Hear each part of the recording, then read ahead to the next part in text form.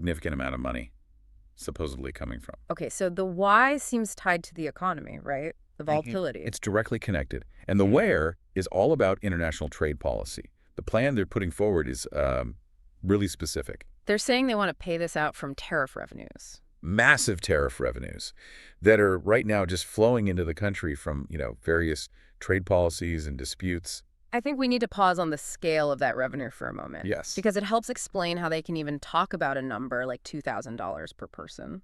The numbers are, frankly, staggering. I mean, the tariffs are bringing in about $1 billion. $1 billion a day. Every single day. So if you project that out, you're looking at something close to $350 billion a year. Wow. And over the next 10 years, the projection is $3 trillion. It's just an enormous, sustained flow of cash. And it's separate from our usual income tax or sales tax revenue. Completely separate. And that's why the administration is using that fact to call this payment something unique. Right. It's not stimulus. No, they're explicitly calling it a dividend or a distribution or even a profit share. That's a really critical political distinction they're making. It is, because by framing it that way, as a dividend from tariff money, they're trying to say, hey, we're just giving you back the money the country earned from trade policy. So it separates it from stimulus, which, a lot of people associate with deficit spending. Exactly. And it separates it from, say, welfare, which can carry a stigma for some people. Yeah.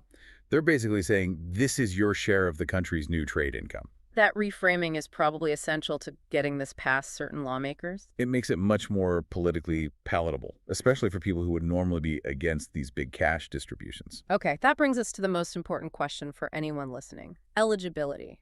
Who actually gets this money? This is it. The president's first announcement was pretty broad. He said everyone, but then he added, not including high-income people. And that one little phrase immediately causes worry, right? For millions of people on a fixed income. Of course. You're sitting there thinking, wait, am I considered high income? Even if I'm just living on my Social Security check. We have to address this head on.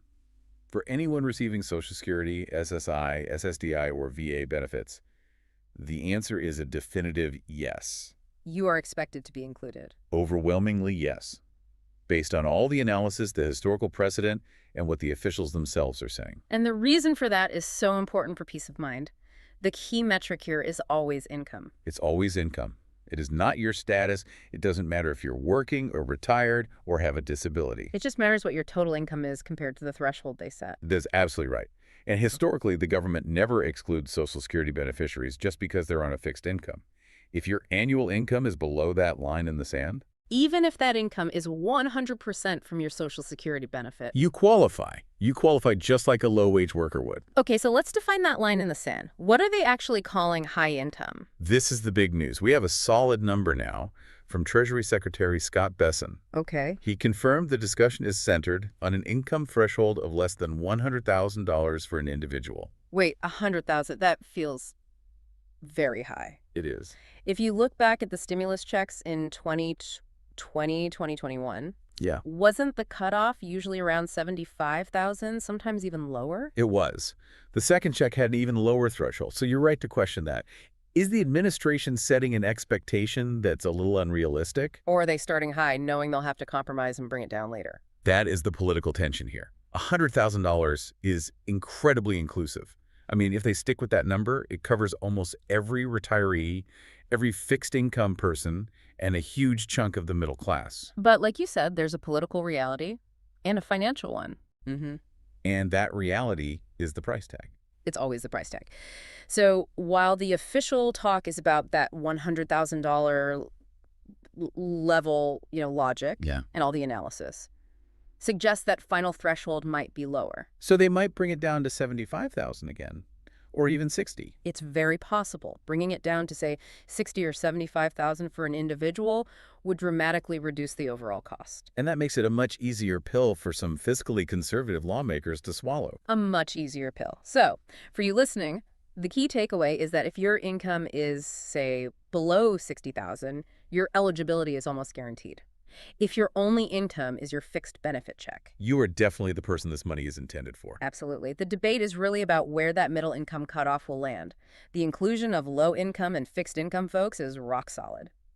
Okay, let's move on to something that I know causes a lot of stress for our audience. The tax return question. The tax return myth. So many retirees, they haven't filed a tax return in years.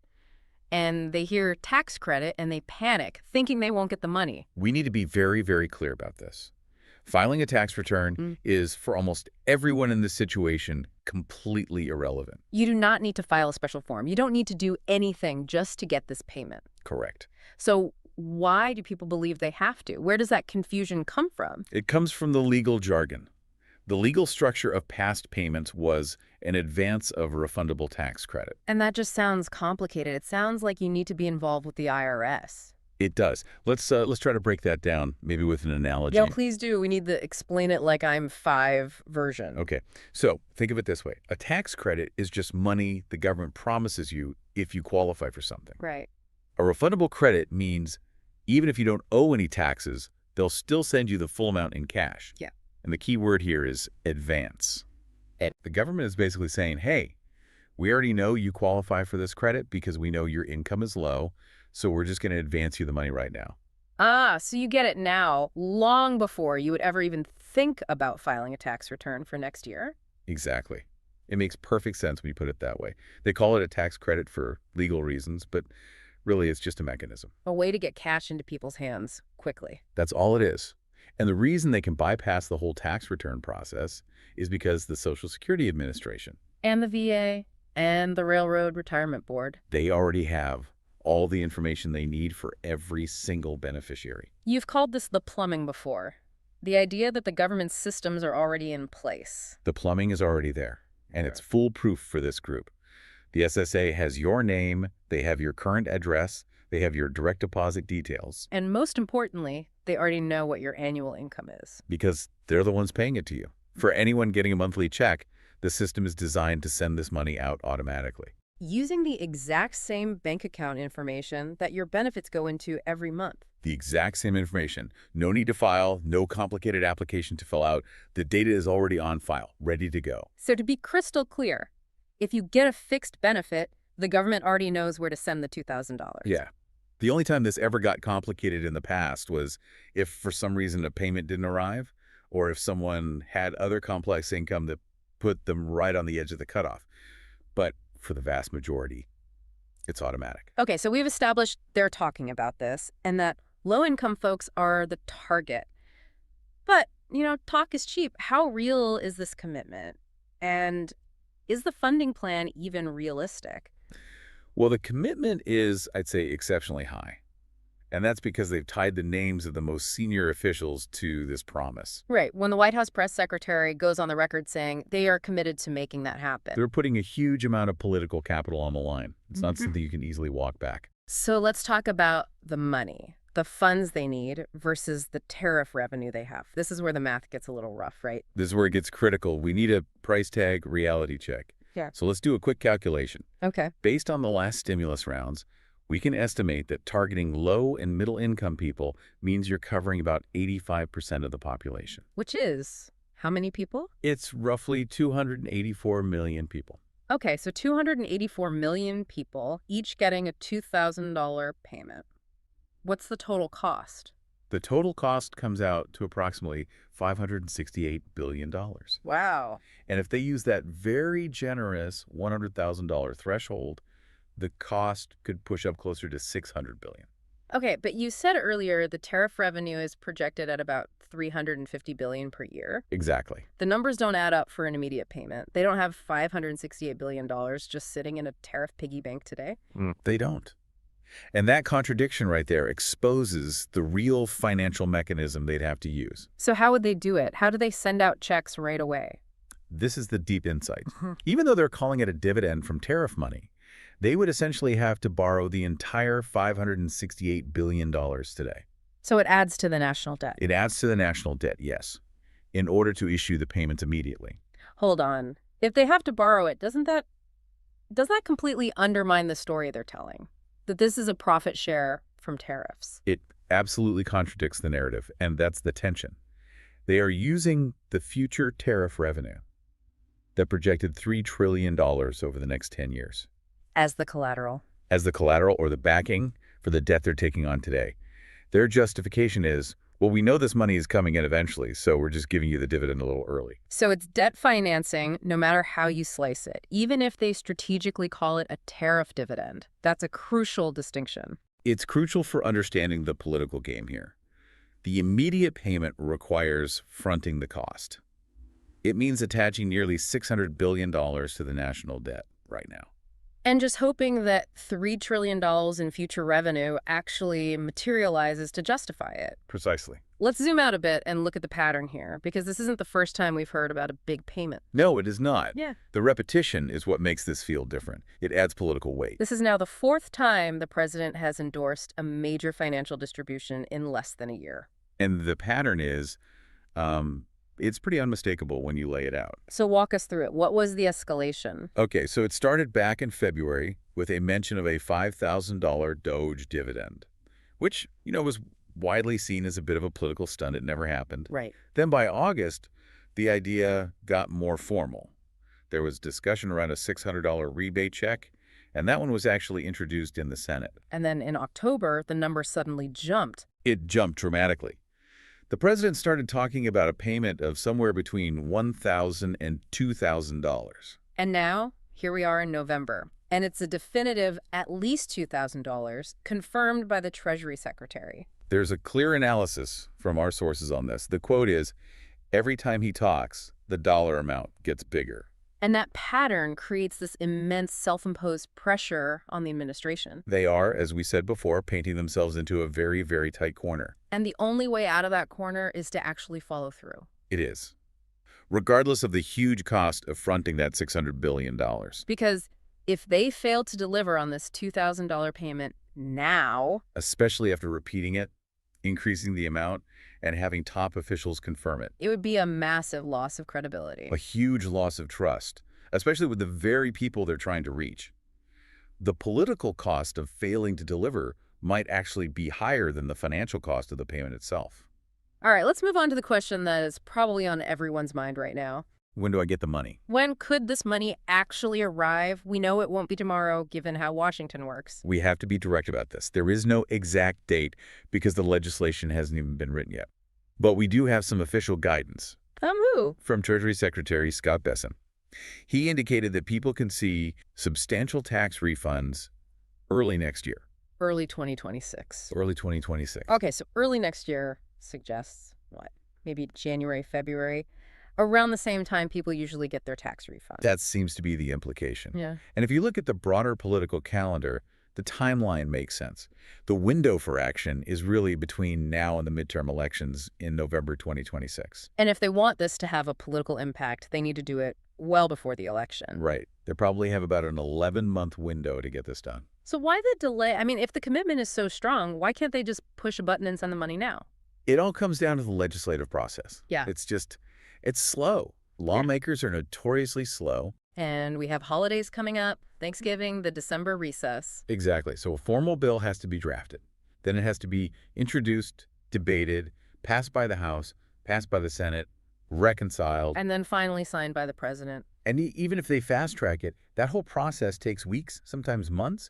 It just naturally pushes any real distribution into the new year. Which makes that early 2026 target seem pretty realistic. It does. So when this money is approved, how does it actually get to people? For the millions of beneficiaries who don't file taxes every year. It goes back to that plumbing we talked about. Oh. Because the systems are already in place, the money would be delivered through the methods already on file with the SSA or the VA. So direct deposit. Direct deposit paper checks or the direct express cards that a lot of beneficiaries use. So no new application, no sign up needed. No, it should be automatic. Okay, this next part is vital. We have to talk about the caveats for our low-income audience, the financial protections, and the potential offsets. This is so important because getting $2,000 could, in theory, mess up your eligibility for other benefits if it's not handled correctly. Right, like SSI or Medicaid. We have to be a little cautious here because the final law hasn't been written. But we can look at what's happened in the past. Okay. The payment is being framed as a tax credit or a dividend. Past stimulus checks with that structure were generally tax-free. So we can expect this will be too. We have every reason to believe so, but you have to wait for the final text of the law for 100% confirmation. let's talk about the two big traps, the situations where the money could be taken away before you even see it. Right. Garnished or offset. This can be devastating for someone on a fixed income. So what are they? The sources identify two main exceptions.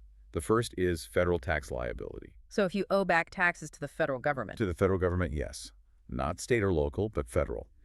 If you owe, say, $3,000 in back taxes, they can keep this $2,000 payment to reduce your debt. And the second one? Past due child support. This happened with past stimulus payments. The money could be intercepted and garnished for outstanding child support obligations. But it's really important to stress that private debt collectors, for credit cards or medical bills, they typically can't touch this money. That's a critical distinction. These payments are usually protected from private debt collection. The garnishment exceptions are almost always for federal debt or legally mandated things like child support. Okay, and finally, the most critical protection for many, the effect on other benefits. SSI, Medicaid, SNAP. This could be the most important part of the conversation for some listeners. How will this payment affect eligibility for those means-tested programs? Again, we have to look at history here since the new law isn't written. With the past 3 stimulus checks, Congress was very careful. They specifically wrote into the law that the payments were excluded from being counted as income or as a resource. For how long? Usually for 12 months. So the expectation is that they will write similar protection into this new law. That is the strong expectation. But until that clause is written and passed, you can't assume it. Because for someone on SSI, having an extra $2,000 in your bank account, it could push you over the asset limit, which is often just $2,000 for an individual. And you could lose your benefits, your health care. It's the single most important caveat. You need to get absolute confirmation that this specific payment will be protected and won't be counted as a resource for at least a year. Before we wrap up, we have to spend some serious time on fraud and scams. Oh, absolutely. This is critical. Our audience, seniors, people with disabilities, they are so vulnerable whenever these big government payments are announced. Scammers just come out of the woodwork. They do, because they know this money is a lifeline. We have to urge extreme caution. Remember the #1 rule. The government, whether it's the SSA, the IRS, or the VA, will never, ever call you, text you, or email you asking for money. They will never ask for your banking details or personal information over the phone. And they will never demand you take immediate action to get your dividend. So let's get specific. What are the common scams we think will pop up around this $2,000 payment? I think we need to watch for 3 main things. First is the verification fee scam. Okay, what's that? You get a call from someone claiming to be from the Treasury. They say that to release your $2,000 check, you first have to pay a $50 processing fee. And they want you to pay with a gift card or Bitcoin or something untraceable. Exactly. It's a total scam. The government will never ask you for a fee to get your own money. Okay, what's the second one? The Direct Express update scam. Scammers know that a lot of people use Direct Express cards. Right. So they'll call or text and say, your card has been locked because of the pending deposit. They'll ask you to confirm your PIN and the 3-digit code on the back to unlock it. And if you give them that, they drain your card. Instantly. The SSA will never ask for your PIN, ever. And the third one is probably the most common, the phishing email. Yeah, the wrong payment email. You'll get something that looks official from the IRS or SSA. It'll say, you received the wrong amount. Click here to correct it and update your bank info. And that link goes to a fake site that just steals all your information. It does. So the bottom line is, if anyone contacts you claiming to be from the government, asking for a fee, asking for your card details, or pressuring you to act now, hang up. It's a scam, period. The only places to trust are official government websites or the physical mail that comes to your address. Or your My Social Security account online. Yeah. It is the only place you should be verifying your information. Let's connect this back to the bigger economic picture. Why are we seeing the president bring this up 4 times in a year? It's a symptom, really. It connects directly to a kind of systemic economic instability, even if the top-line numbers look good. The economy feels very divided right now. People call it a K-shaped recovery. That's a perfect way to describe it. Can you explain that for our listeners? Sure. Imagine the letter K. The top arm is going up. That's high-income folks, large corporations. Asset values are rising. Luxury spending is up. But the bottom arm of the K is going down. That's low-wage workers, fixed-income families, retirees. They are getting crushed by the high cost of essentials. Food, gas, utilities. There's a massive divide. There is.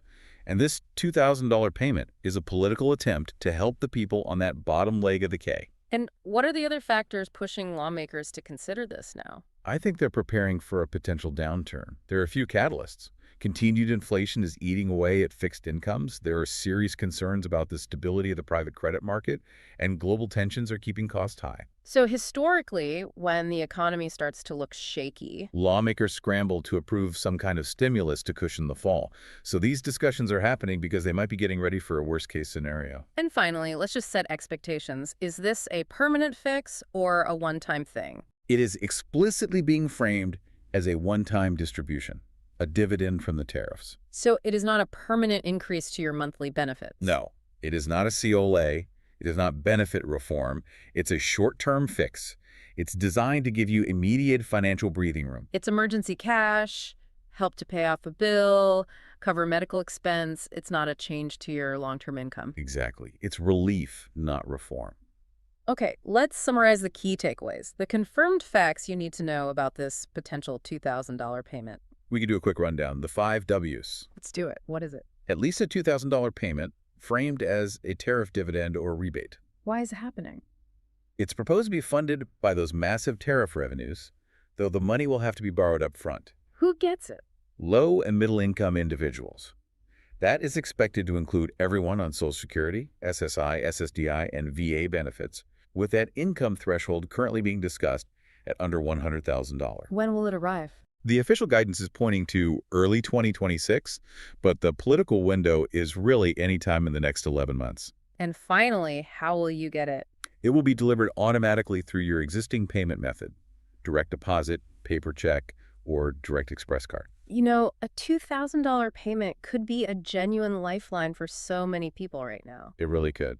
It's money that can offer some relief, some dignity, a way to catch up on bills that have been piling up. It's a significant amount, and the fact that the commitment is coming from such a high level suggests they really do intend to deliver on this. And that brings us to our final provocative thought for you to consider as we watch this unfold. The administration, from the president down to the Treasury Secretary and the press secretary, has now painted itself into an exceptionally tight political corner. They have repeatedly endorsed this payment. They have officially confirmed their commitment to it. So now they face a choice.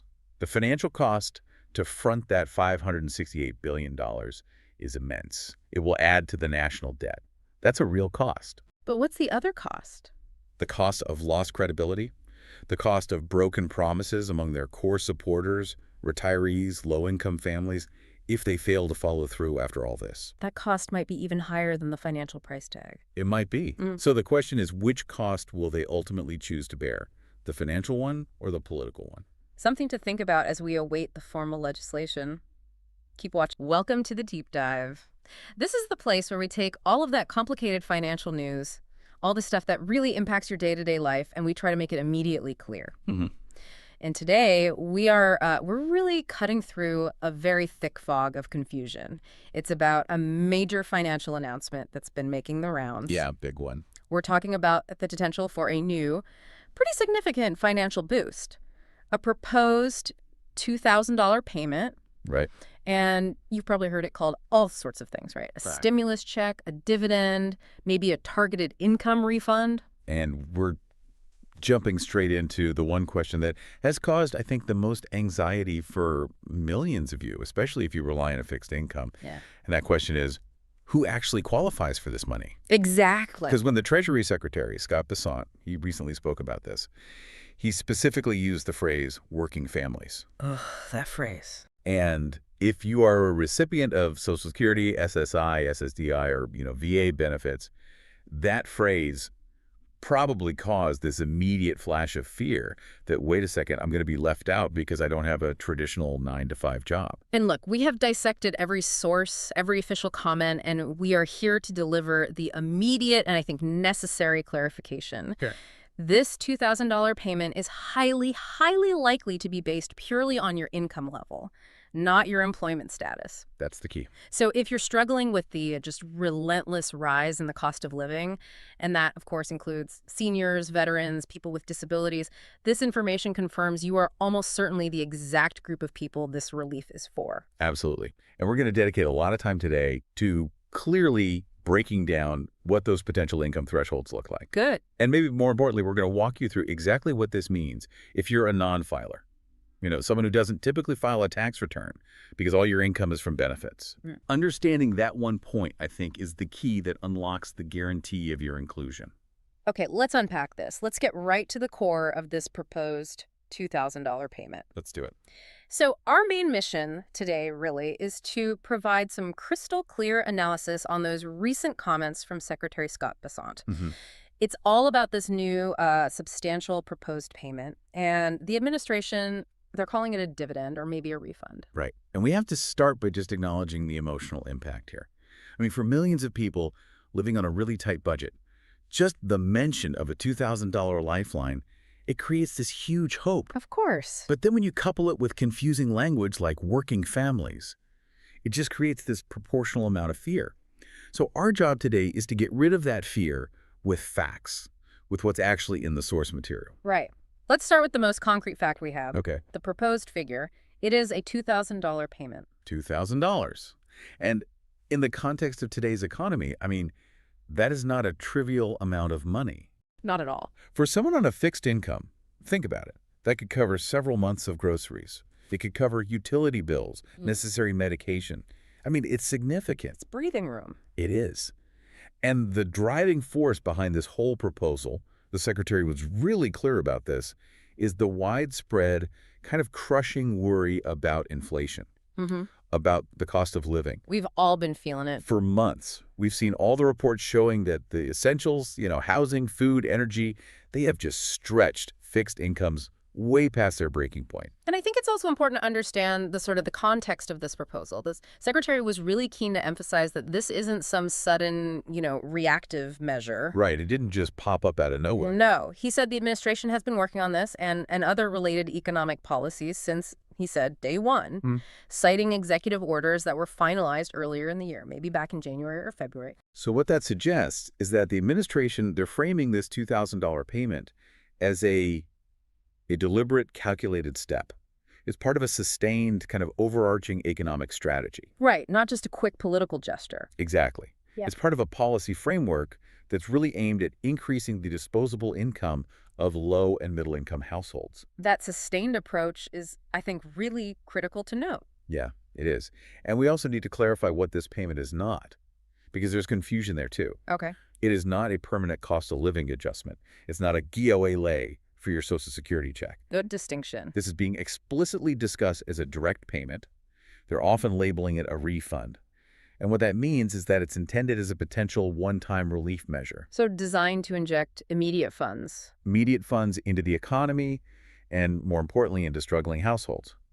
And because it's a form of federal spending, it is 100% dependent on legislative approval before a single dollar can be sent out.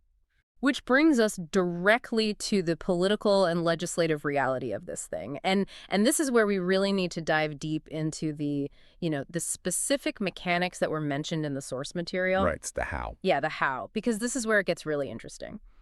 The Secretary confirmed that sending out these direct payments of $2,000, or maybe even more, it's not something the executive branch can just do on its own. Nope. It requires the blessing and, more importantly, the funding mechanism that only Congress can provide. This is the bottleneck. It's always the bottleneck. It always is. And understanding the two possible paths forward here is, I think, essential for trying to predict any kind of timeline. Okay, so path number one is the traditional legislative pathway. This is what most people picture when they think about how a law gets made. Right, the Schoolhouse Rock version. Exactly. It has to get a majority vote in the House, then it has to get a majority vote in the Senate. And crucially, it has to overcome that 60-vote filibuster threshold. Which is the big one. It's the big one. That often means you have to find bipartisan support. And only then can it be sent to the president to be signed into law. And given the, let's say, the current political environment, that traditional path can be extremely slow. Oh, yeah. It's prone to amendments that might water down that $2,000 figure, or it could just fail outright. It's a tough road. But the sources, they also pointed to a second and I think much more viable pathway here. Okay. The reconciliation process. Ah, reconciliation. Yeah. Lawmakers have signaled they expect more reconciliation bills in the near future, which makes this a really strong possibility for this payment. And this is a technical concept, so let's break it down really simply for everyone so we're all on the same page. Please. Reconciliation is a special legislative tool, and it's tied directly to the budget. It allows bills that deal specifically with federal spending, with revenue, or the debt limit to move through the Senate with only a simple majority. So 51 votes. 51 votes, or 50, plus the vice president if you need a tiebreaker.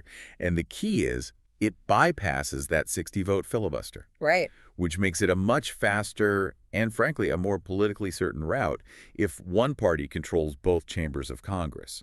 But there is a huge catch here, right? A caveat that helps explain why this payment is so often tied to the concept of a refund or a dividend. Yes, and this is important. Reconciliation is governed by these really strict rules. They're often called the Byrd Rule. Okay. And essentially what that means is the provisions you include in the bill must have a direct and significant effect on federal revenue or spending. So you can't just stick anything in there. No, exactly. If Congress tries to put purely non-fiscal policies into a reconciliation bill, they can be challenged and struck down. I see. So this procedural reality, it just reinforces the idea that the payment has to be structured as, a tax-related measure or some kind of budget expenditure. Which, again, solidifies the idea that eligibility will be determined by financial metrics like income, not some arbitrary job requirement. Right. It has to be tied to the numbers. So if we connect this proposed $2,000 payment to the bigger picture, right, what we see is that it's not an isolated event. Right. The Secretary explicitly tied this relief measure to a much larger, more comprehensive strategy that he called the complete trade policy. Okay, so this reveals the administration's sort of dual strategy for tackling the current cost of living crisis. It's a two-pronged attack, really. Exactly. So one strategy is the immediate injection of cash, right? The $2,000 payment. That's to treat the symptom of, immediate budget shortfalls. Right. It's a short-term fix. The short-term fix. And the other is a structural adjustment, something aimed at long-term price reduction. And the Secretary revealed that they had been actively negotiating and working on these significant trade deals for, I think he said, 6 to 8 months. Yeah, that's what I heard. With several Central and South American nations. And those deals were just signed very recently. And the tangible result of these big trade deals is tariff reductions. And for anyone listening, a tariff it's essentially an import tax. It's a tax paid on goods coming into the country. So when that tariff is removed or it's lowered, the cost to import the product goes down. And ideally, those savings are then passed on to you, the consumer. And the Secretary was specific. He mentioned products that really hit the average American grocery bill hard. What were they? Coffee, cocoa, and bananas. Okay, let's elaborate on why those specific products matter so much. Yeah. Coffee and cocoa are, they're daily staples for millions of people, and price fluctuations in those things have a really noticeable effect on a family's budget. Oh, for sure. You feel it immediately. And bananas, being one of the most popular and affordable fruits, they're crucial for low-income families who are looking for cheap, healthy nutrition. Right. So by targeting these high-volume imported goods, the administration hopes to demonstrate that their big trade policy is directly translating into relief at the supermarket checkout. It's a very strategic, dual approach. Highly strategic. You have the proposed $2,000 payment that's serving as this temporary financial rescue raft. Yeah. And at the same time, you have these structural trade agreements acting as a more permanent measure to start chipping away at that inflationary pressure on essential goods. So both strategies are working together. They're both aiming to increase the purchasing power of the average American household. Exactly. And it helps explain why the administration is pushing so hard for quick legislative movement, probably through that reconciliation channel we talked about. This context it's vital. It really is. But nothing is more important than the eligibility requirements. Nothing. So let's move into the section that addresses the core anxiety of our audience. Let's do it. Okay. We have heard the outrage. We've heard the disappointment. And it's just the anxiety caused by that phrase, working families. Yeah, we've seen the comments. We understand why beneficiaries, people receiving Social Security, survivors benefits, SSI, SSDI, VA compensation, we get why you immediately feared you were being ignored. But we want to be really clear here. This is a classic case where a political generalization conflicts with legislative reality. That phrase, working families, it is a generalized political shorthand. It just is.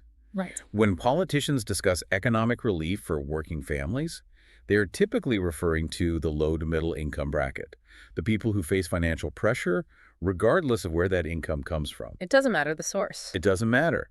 And the source material emphasizes that excluding fixed income recipients, it would be politically disastrous.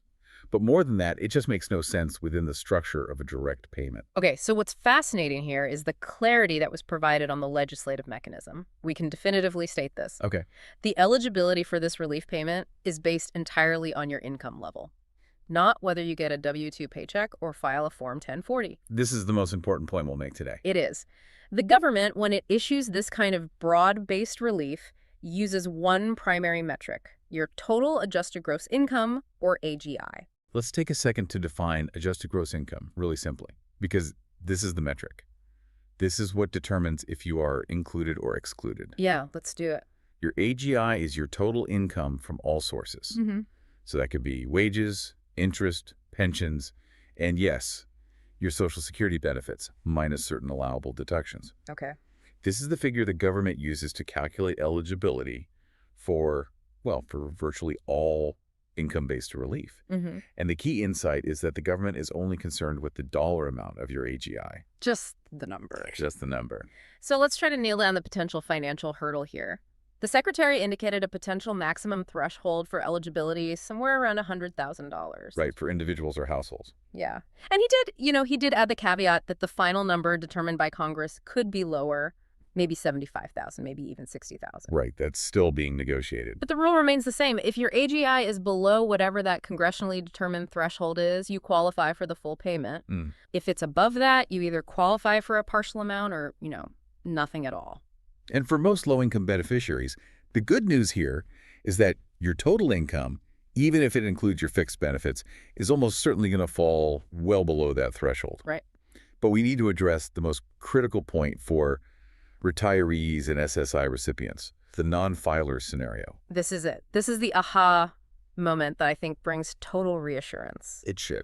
Because millions of Americans rely solely on Social Security or SSI. They're considered non-filers. They don't submit an annual income tax return. Right. So if they don't file, how does the government verify their income is low enough to qualify? Okay, so we have to emphasize, this is not personalized tax advice. Of course not. But it is an explanation of the core tax law concept. Yeah. When you calculate your AGI, you get to subtract the standard deduction. Okay. This is a specific dollar amount set by the IRS that everyone can deduct from their income before any taxes are even calculated. So if your total income for the year is less than the amount of the standard deduction, you generally do not owe any federal taxes. And, critically, you're not required to file a return. Let's put that into perspective for our audience. If you're single and your total income from all of your sources, including your, potentially partially taxable Social Security, if that falls below the standard deduction amount for an elderly person, right, then in the eyes of the government, your income is effectively non-taxable. And often, your calculated adjusted gross income is zero or very, very close to it. And here's the powerful logical conclusion. Go ahead. Since zero or even $15,000 is unequivocally less than the proposed $100,000 eligibility threshold. Right. It's simple math. It's simple math. Right. All beneficiaries who rely primarily on these fixed incomes and do not file taxes are highly, highly likely to be included. So how does the government know? Because the Social Security Administration has your fixed benefit information on file. The IRS can use that data, just like they did with previous stimulus checks, to verify your low-income status instantly. Okay, so this eliminates the need for you to, file a special claim or an application. Exactly. Your information is already in the system. This is the key piece of evidence that just debunks the fear of exclusion.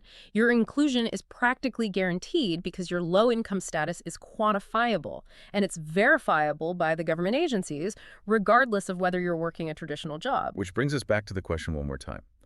Why did Secretary Bessent use the term working families? Right. As we've established, it is political shorthand.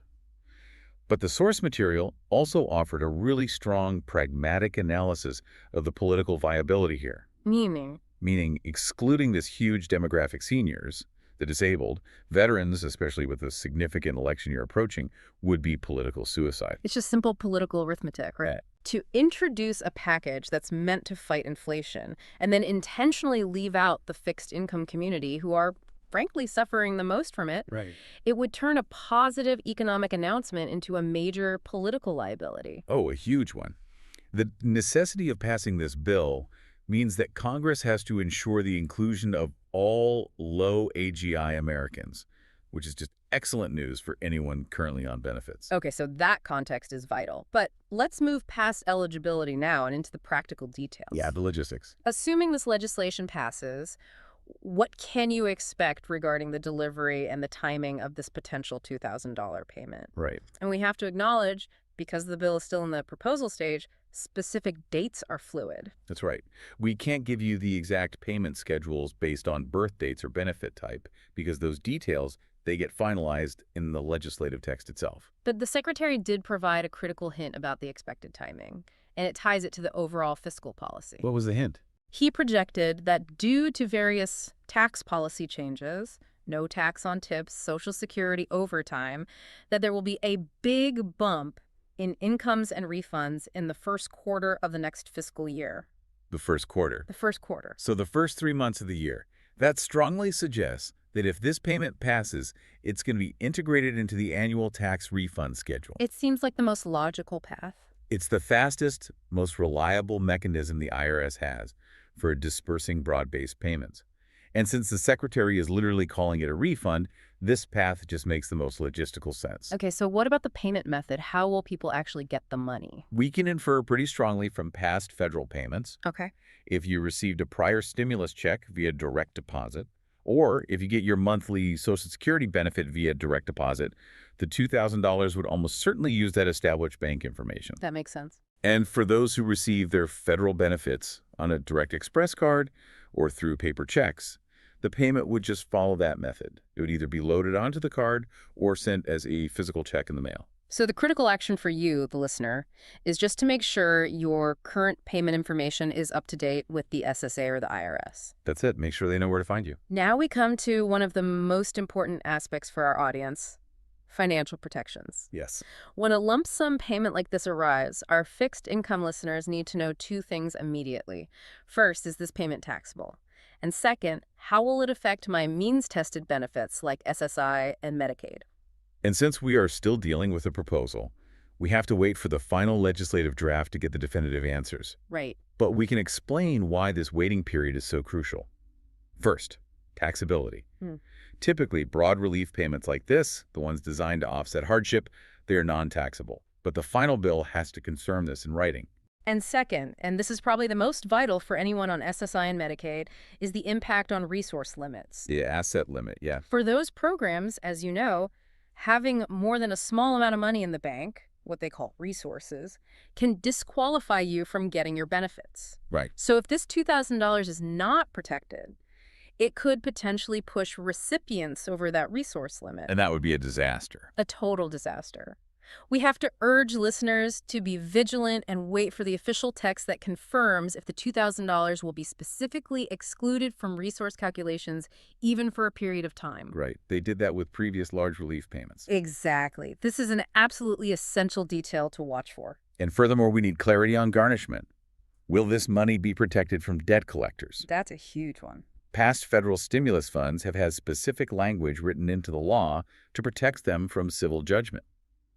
But again, the final text has to confirm those protections are included for this $2,000 payment. For anyone who has outstanding medical debt or other financial obligations, that protection is critical breathing room. So the bottom line here is preparation and vigilance. While you wait for the final draft, be prepared to check official government sources for updates on eligibility and delivery. Do not rely on, unverified emails or social media posts for payment dates. Please don't. And we have to strongly address the inevitable threat that comes with major financial news like this. Scams. Scams.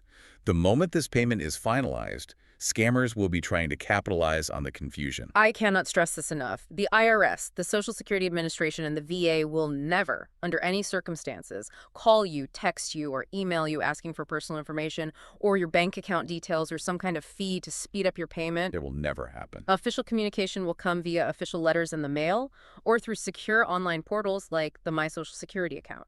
Any suspicious contact should be immediately reported, and you should only trust information from verified government websites, the ones that end in .gov. And if a payment is late or the amount seems wrong, you have to use the official notification letter that you receive as your baseline for contacting the appropriate agency. Okay, let's pivot now to the broader significance of this proposal. This $2,000 payment, it's being presented by the administration as a central piece in fulfilling the president's goal of keeping his campaign promises to working Americans. That framing is really essential to understand. The Secretary specifically linked the payment to these broader policy goals. Like what? Things like removing taxes on tips, removing taxes on Social Security benefits for middle and lower income earners, and removing taxes on overtime pay. I see. So the $2,000 payment is framed as this immediate, tangible financial solution that fits inside that bigger policy framework.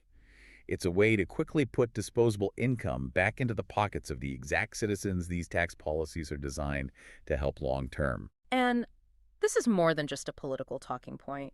For so many of our listeners, these potential payments can truly be life-changing. Absolutely. It offers dignity. It offers help with overdue bills. It offers financial breathing room that current benefit levels, they just aren't providing because of the sustained inflation. Right. And our role here is to represent you, advocate for your inclusion, and make sure you have all the necessary information to claim every single benefit you are entitled to. And finally, I think we have to ask the critical long-term question here.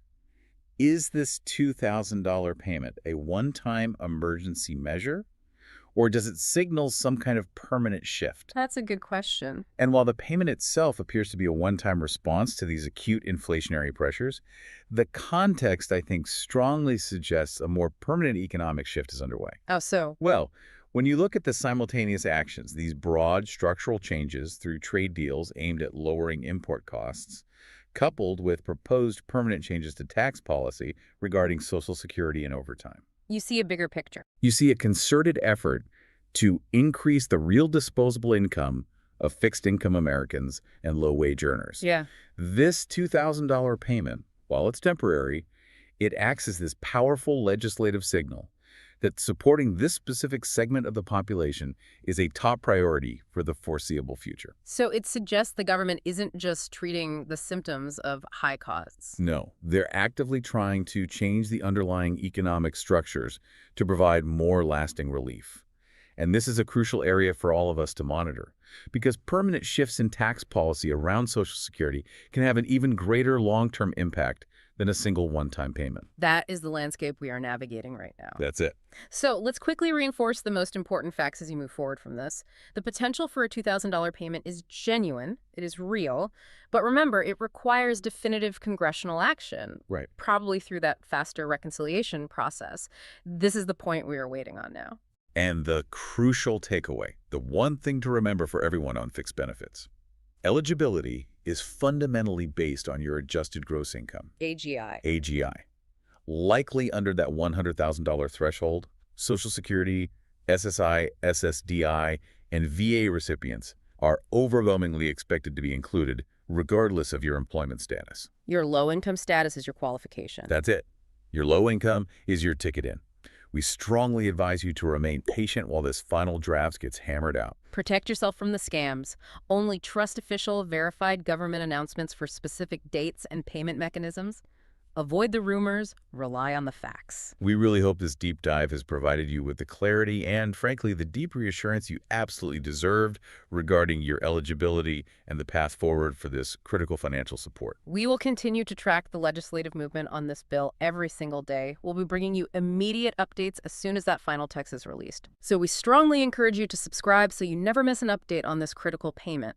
Please share this deep dive with friends or family who are worried, who are being excluded because of that really misleading working families phrase. Yeah, help us clear up the confusion. Drop your comments and your questions down below. We will continue to be right by your side, breaking down every detail every single day. Until next time, Okay, if you are watching your mailbox or, checking your bank account, anxiously tracking any sign of financial relief that could ease the strain of rising costs, well, this is the deep dive you absolutely cannot afford to miss.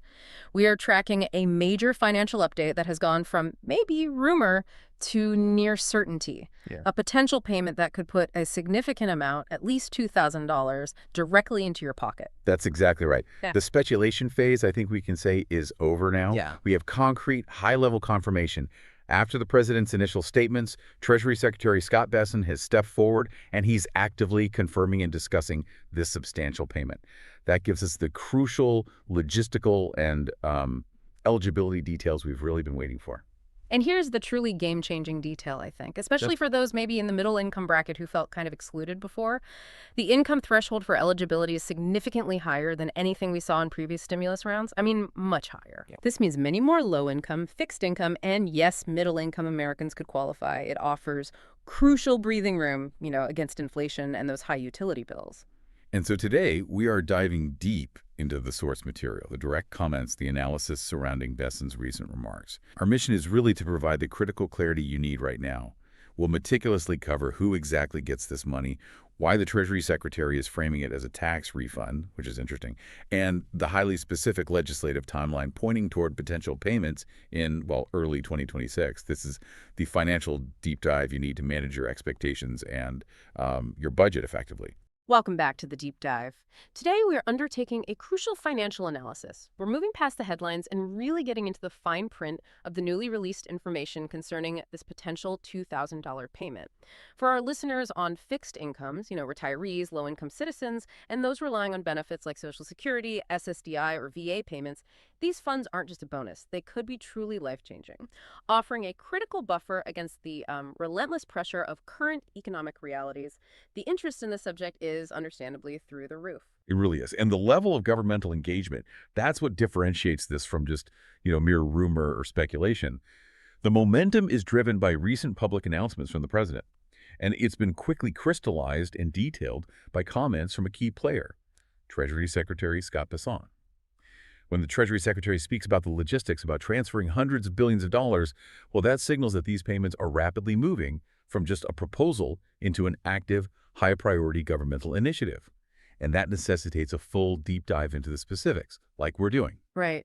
So our mission today is to cut through all the confusion and the jargon. And believe me, there is a lot of jargon swirling around this. We need to clarify exactly what this $2,000 is, who the Treasury Secretary says is eligible, which, again, sounds like a much broader category than we've seen. And crucially, we need to provide a realistic timeline.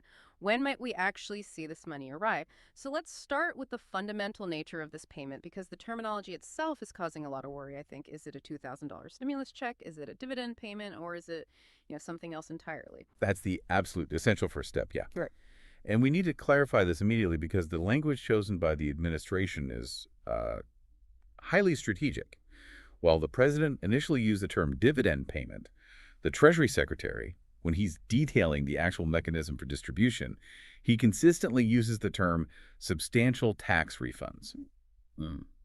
Now, the core technical concept behind this payment is that it's being structured as an advance of a specific type of benefit, a refundable tax credit, something that would typically be claimed when an individual files their annual tax return. Okay, advance of a refundable tax credit.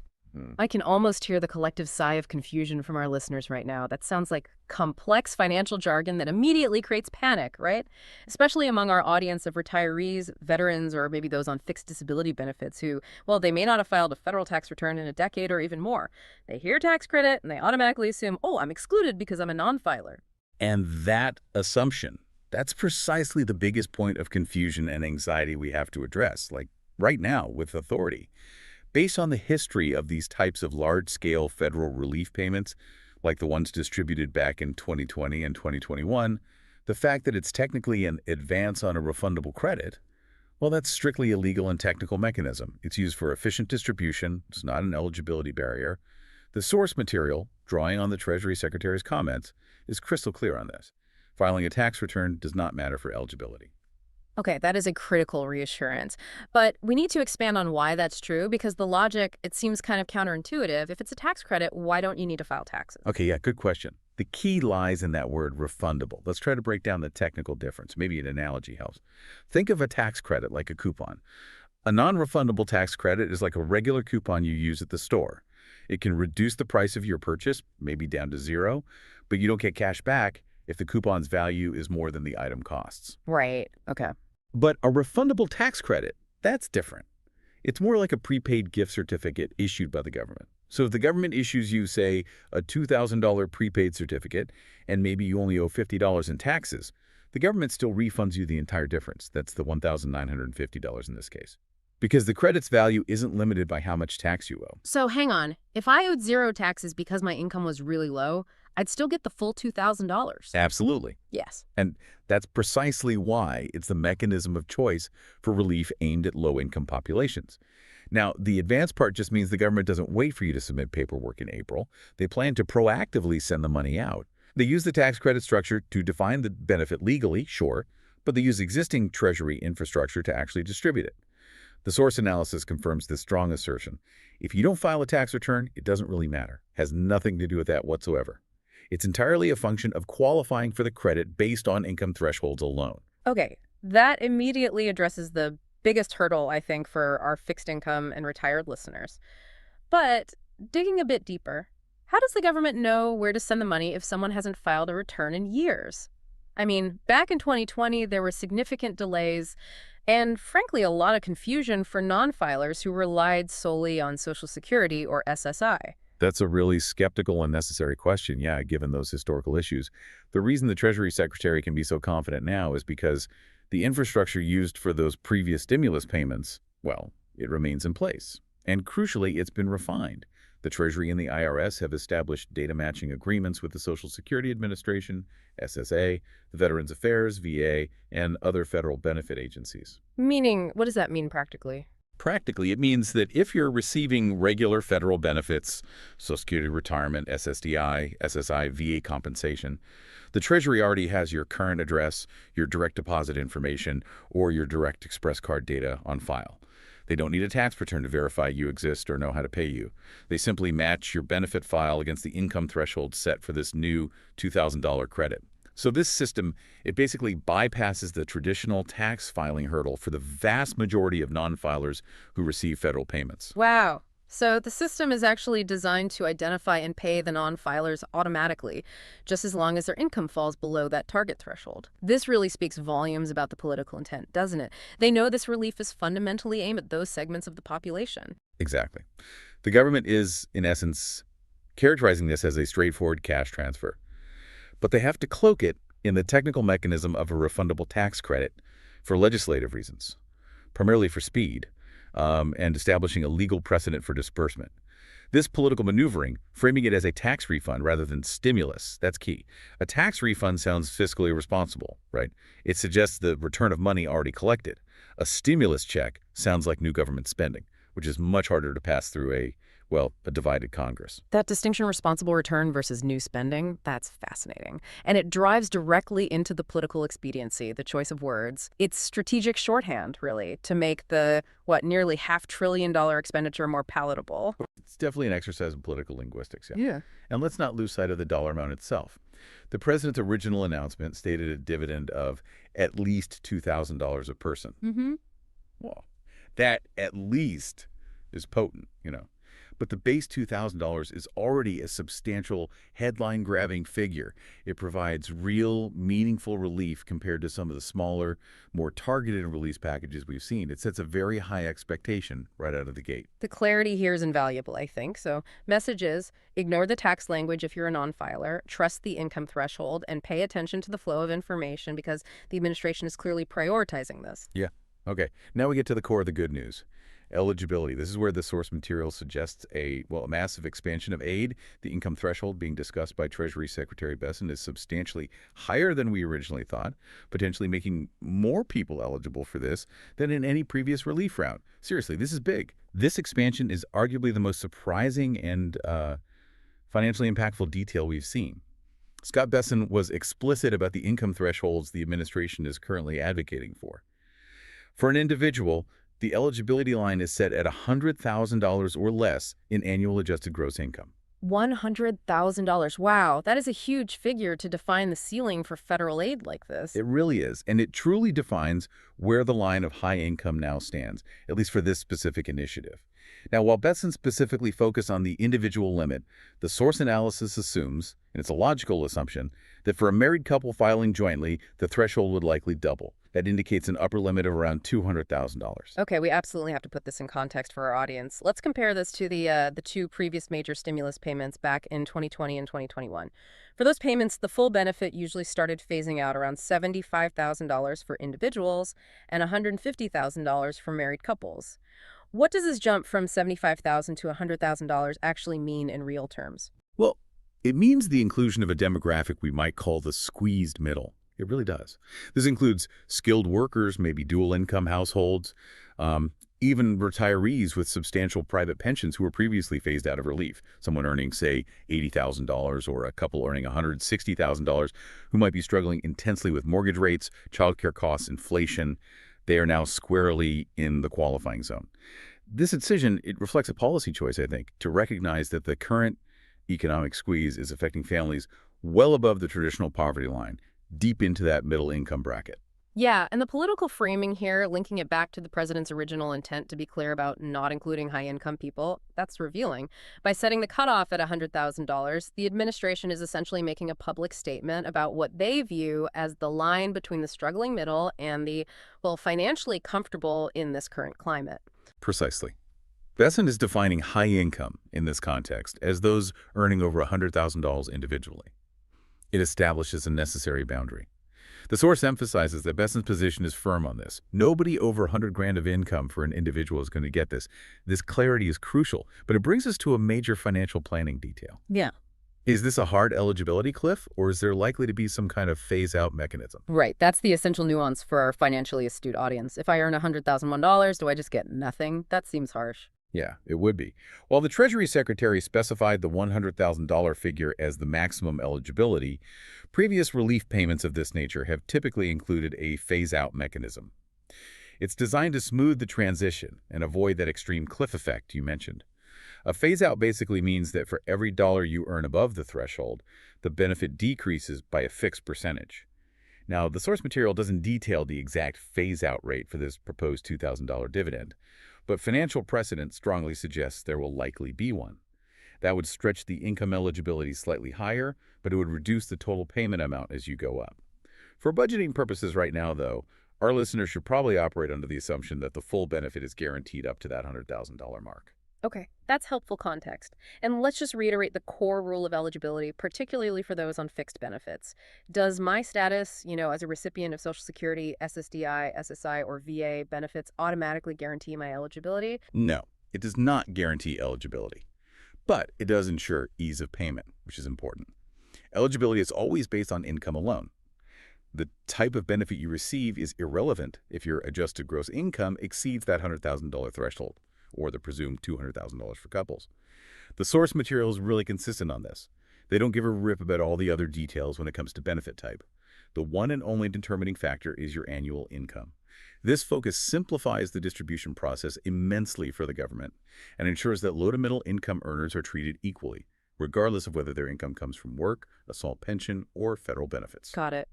So if we have, say, a retired couple who combined, maybe they receive $45,000 from Social Security, maybe $10,000 from a modest investment portfolio, and $25,000 from a private pension.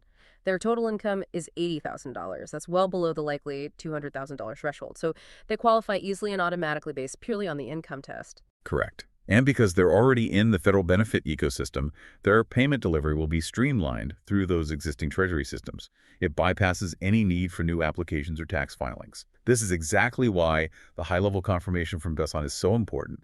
It validates the process for the people who, frankly, need this money most urgently. Okay, let's turn our attention now to probably the most urgent question for anyone watching their budget, the timing. When will this money actually arrive? Scott Besson's statement provided the clearest indication we have so far, he said. Substantial tax refunds coming early next year, explicitly meaning early 2026. Right. Given that we're discussing this in November 2025, early 2026 might sound close, but the reality of the legislative process, well, that can make it seem like an eternity. Yeah. We really need to provide a crucial reality check here and analyze the legislative timeline in detail because Congress, it moves at a geological pace sometimes. That is the necessary tempering factor, absolutely. The enthusiasm over the announcement, it has to be balanced against the mechanical constraints of Congress.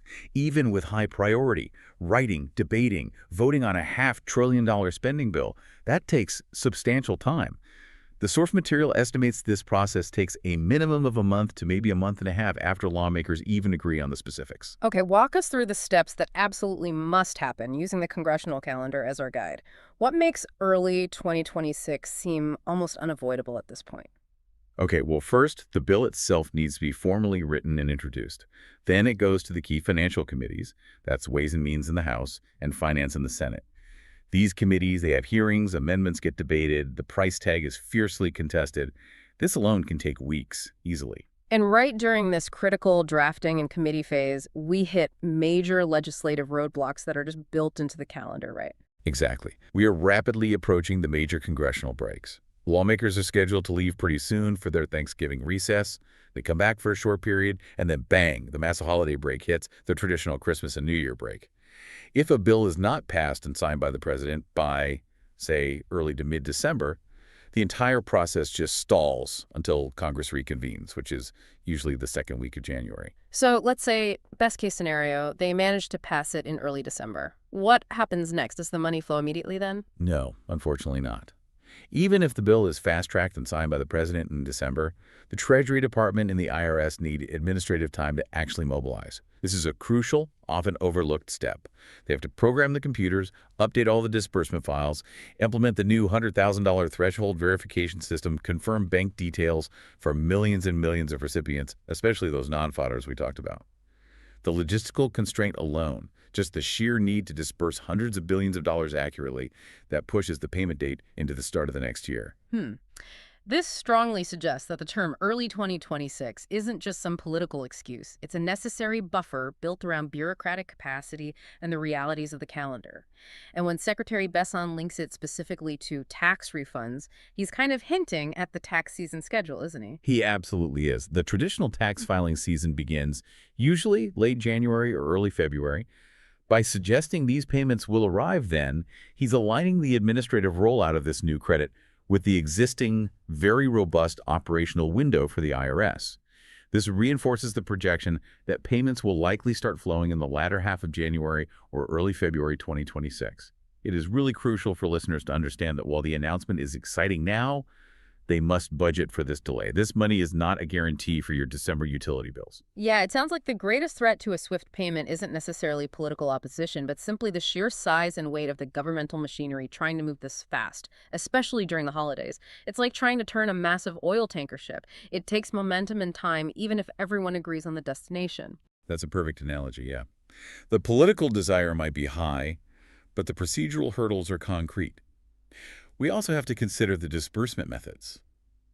While the source details are a bit limited here, given this is framed as a tax refund advance, we can pretty safely assume the standard trio of payment methods will be employed. Which are? Remind us. Direct deposit is always the fastest for those whose bank information is already on file with the IRS, or, importantly, the SSA.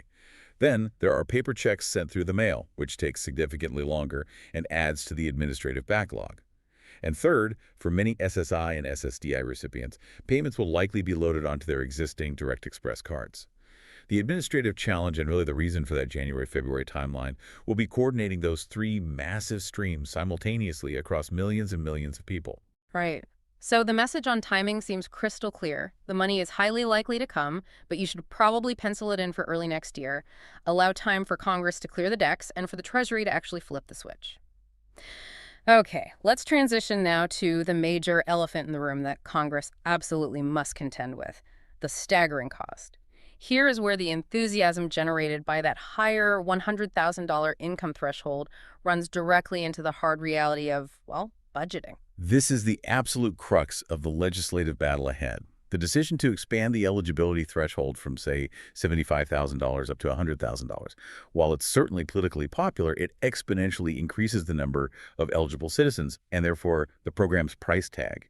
This isn't just an extra few $1,000,000 we're talking about. This is the difference between a large bill and a truly massive one. Let's review the figures detailed in the source material again. Based on calculations for a broad but maybe slightly more targeted distribution, say covering 85% of the population at the old $75,000 level, the cost was already estimated at a pretty daunting $568 billion. What does the jump to the $100,000 threshold mean for the government's ledger? Well, with the $100,000 threshold, which includes a substantially larger swath of the middle class, the total estimated cost skyrockets to approximately $600 billion. The source emphasizes the sheer, almost unthinkable magnitude of this figure. It's more than $500 billion. This level of spending just does not pass through Congress quietly. It will face intense scrutiny, resistance from fiscal conservatives, and almost certainly demands for offsets elsewhere in the budget. Yeah, $500 billion is a number that creates serious political headaches, regardless of the merit of the relief itself. This brings us directly to the legislative strategy we need to anticipate. Given this enormous cost, how do lawmakers and the administration actually expect this bill to pass? This is where we shift from kind of analysis to political calculus. The source raises a really critical strategic observation. While $100,000 is the current high-water mark being discussed by Besson, there's a very strong possibility, maybe even probability, that this threshold may be lowered significantly during the negotiation and legislative process. Okay, so you're suggesting the administration might be using the high $100,000 figure as a form of political leverage, almost like an opening bid, knowing they'll probably have to give some ground later. Exactly. It's a classic legislative maneuver. The explanation is purely economic and political. To make the bill an easier sell to lawmakers and secure the necessary votes, the overall price tag likely needs to drop. Lawmakers who might balk at a $600 billion expenditure will almost certainly pressure the administration to reduce the income limit to something more fiscally conservative, maybe back down to $75,000 or perhaps even a more aggressively targeted $60,000. Well, why not just start at $75,000 then, if that's where they might end up? Well, because the $100,000 figure generates maximum public excitement and puts significant political pressure on Congress now, if the administration starts high, they can afford to compromise down to a still generous $75,000 or maybe $80,000 and still claim a victory for delivering substantial relief. They'd be hailed as heroes for fighting to keep the limit high, even if perhaps they knew the $100,000 figure was potentially unsustainable from the very start. That is a sharp insight into the political theater involved here. They use the enthusiasm of the middle class, who are now included, to push the bill forward. But the final, legislatively feasible version might end up only targeting those who truly need this money, as the source suggests, likely meaning those on fixed or lower incomes. And that strategic reduction, that's the key variable for our listeners to really track. If the income limit were brought down, the cost would be lowered substantially, and the likelihood of the bill passing would become significantly higher. The debate really boils down to this. Is this relief primarily for the most vulnerable SSI, SSDI recipients, the lowest income retirees, or is it a broad economic stimulus meant to include the entire struggling middle class? Right now, the $100,000 figure leans toward the latter, the broad approach, but legislative reality will likely force it somewhat toward the former, the more targeted approach. Okay, so this means our listeners really need to understand that the $100,000 figure is, right now, more of a political statement, a target, not yet a legal guarantee baked into law. Absolutely. We must treat the $100,000 as the current, let's say, optimal scenario being proposed. The ultimate fate of this $2,000 payment hinges entirely on whether Congress decides to prioritize broad political appeal at $600 billion or narrow targeting to manage the national budget. It's a big choice. Okay, let's move to anticipating and maybe soothing some concerns. Focusing once again on our core audience, older adults and fixed benefit recipients who, deal with government bureaucracy daily. Despite all our clarity, I suspect the primary fear will resurface. I don't file a tax return, so I won't get it. We have to address this head on again. We absolutely must put this concern to rest with total authority, drawing directly on the analysis of the payment mechanism. We have to repeat it. Filing a tax return has nothing to do with eligibility. The confusion is understandable, I get it, because the words tax credit are used, but we have to emphasize the process over the language. Right. Let's reinforce the mechanism one last time. Focus on why the non-filer is safe and how the government actually handles the logistics for them. Okay. The government system for distributing these advance payments, it relies on two main pillars. First, the income threshold. That's set by the upcoming law. If you meet that threshold, you are eligible for the refundable credit, period. Second, the government uses its existing federal benefit systems to locate you and pay you. Since 2020, the Treasury has really fine-tuned its ability to pull data from the SSA, the VA, the Railroad Retirement Board. If you receive monthly benefits from any of these agencies, Social Security, SSDI, SSI, VA compensation, your current address and bank information are already verified and secured within the Treasury's disbursement infrastructure. They have it. So a non-filer on Social Security is essentially treated by the government as if they are an active filer who is simply claiming the benefit via an automated proactive system. Is that fair? That's a great way to put it. Precisely. They do not need you to submit a Form 1040. They just need confirmation from the SSA, for example, that your income falls below the legislated limit. The system is designed to identify you automatically, deposit the money through the existing channel, direct deposit or direct express, and notify you afterward. This is a critical distinction that should provide some peace of mind. Your income is the only factor that matters for eligibility. Okay. Beyond the logistical concerns, let's look at the political dynamic for a moment. The source suggests that public support and enthusiasm are actually vital.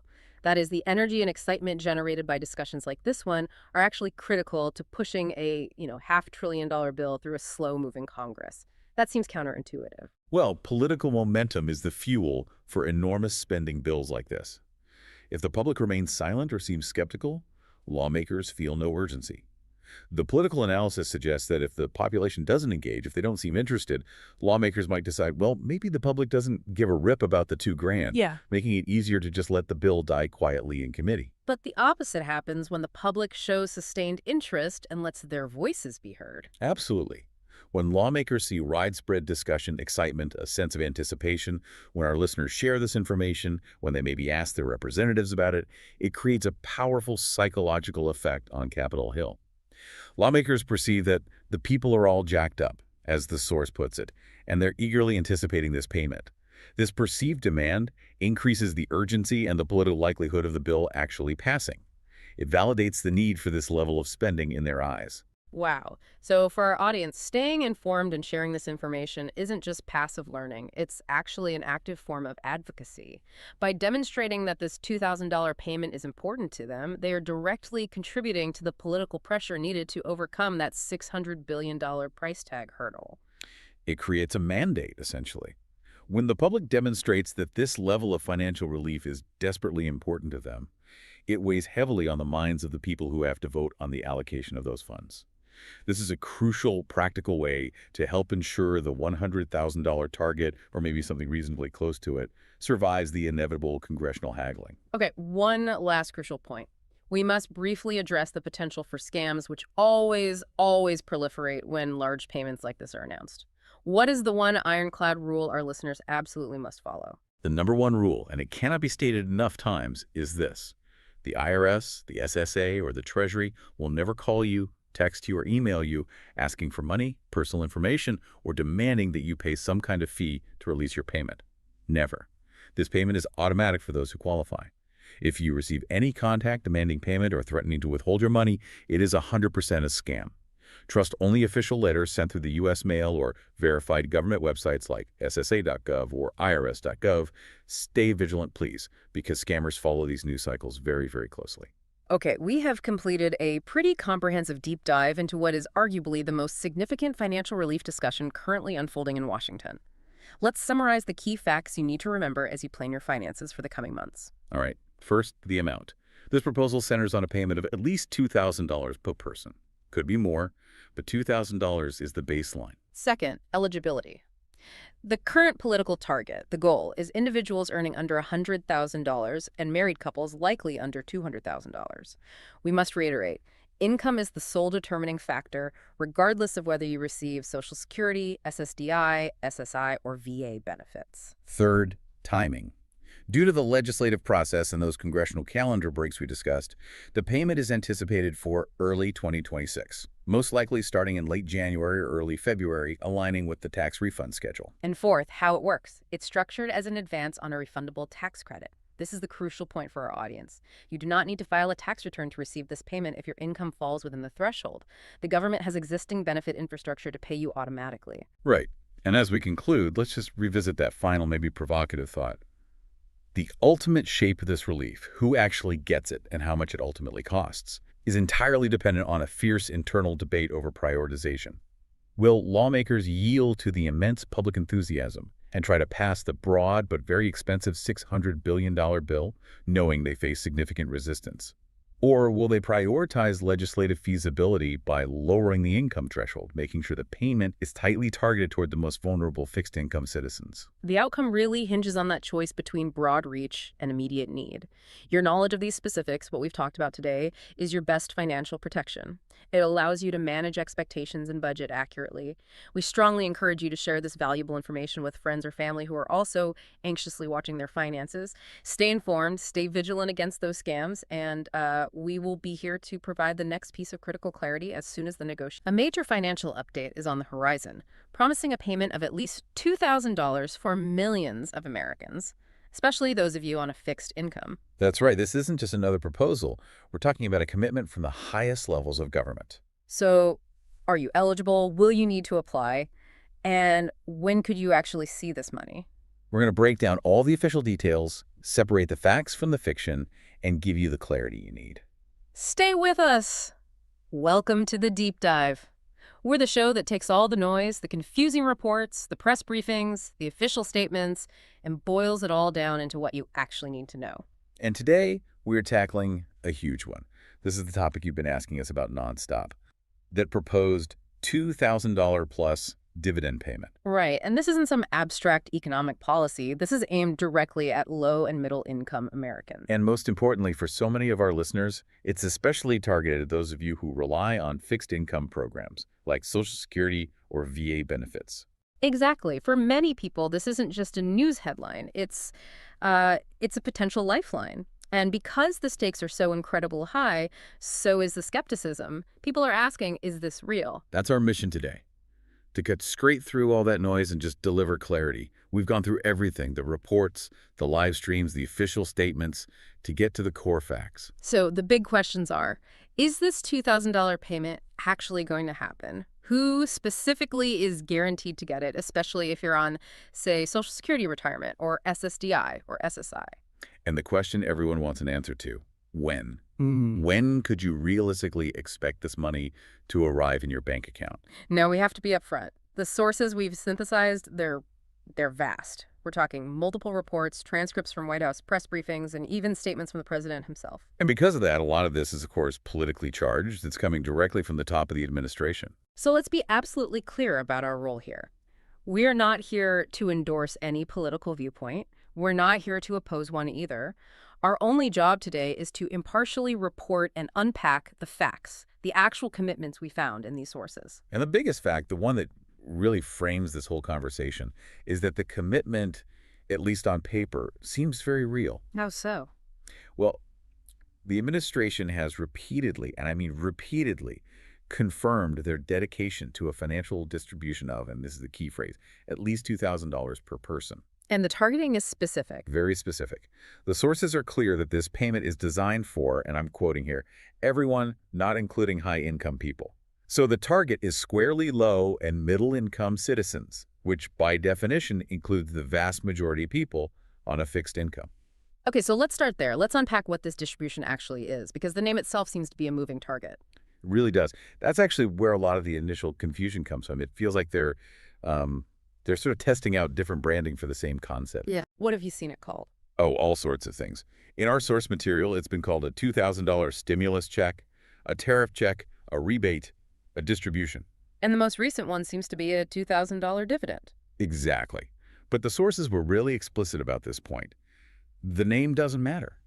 Whether you call it a dividend, a stimulus, a rebate, it doesn't change the fundamental reality. It's the direct distribution of money to people. And there's a reason for that word dividend, isn't there? I saw one source quote, a high-level official. You did. They noted that the president is deliberately using the term dividend because, frankly, it sounds better. It sounds better than stimulus. It sounds more, I don't know, cool or politically attractive.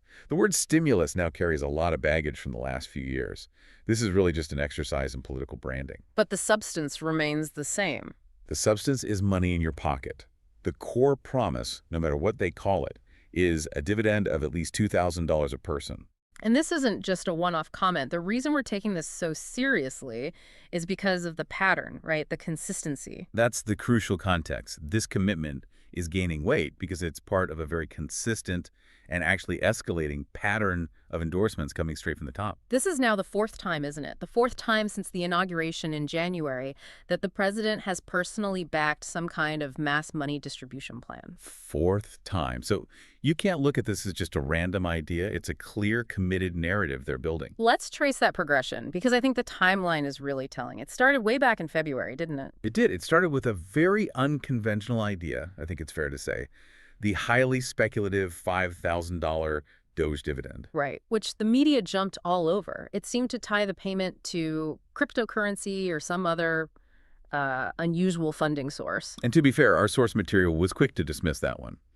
The analysts we read saw it as pretty unlikely to happen, mainly because the funding was so speculative. There was no clear legislative path for it. So that one kind of came and went. But then in August, something more concrete appeared. Much more concrete. That was the proposal for a $600 rebate check.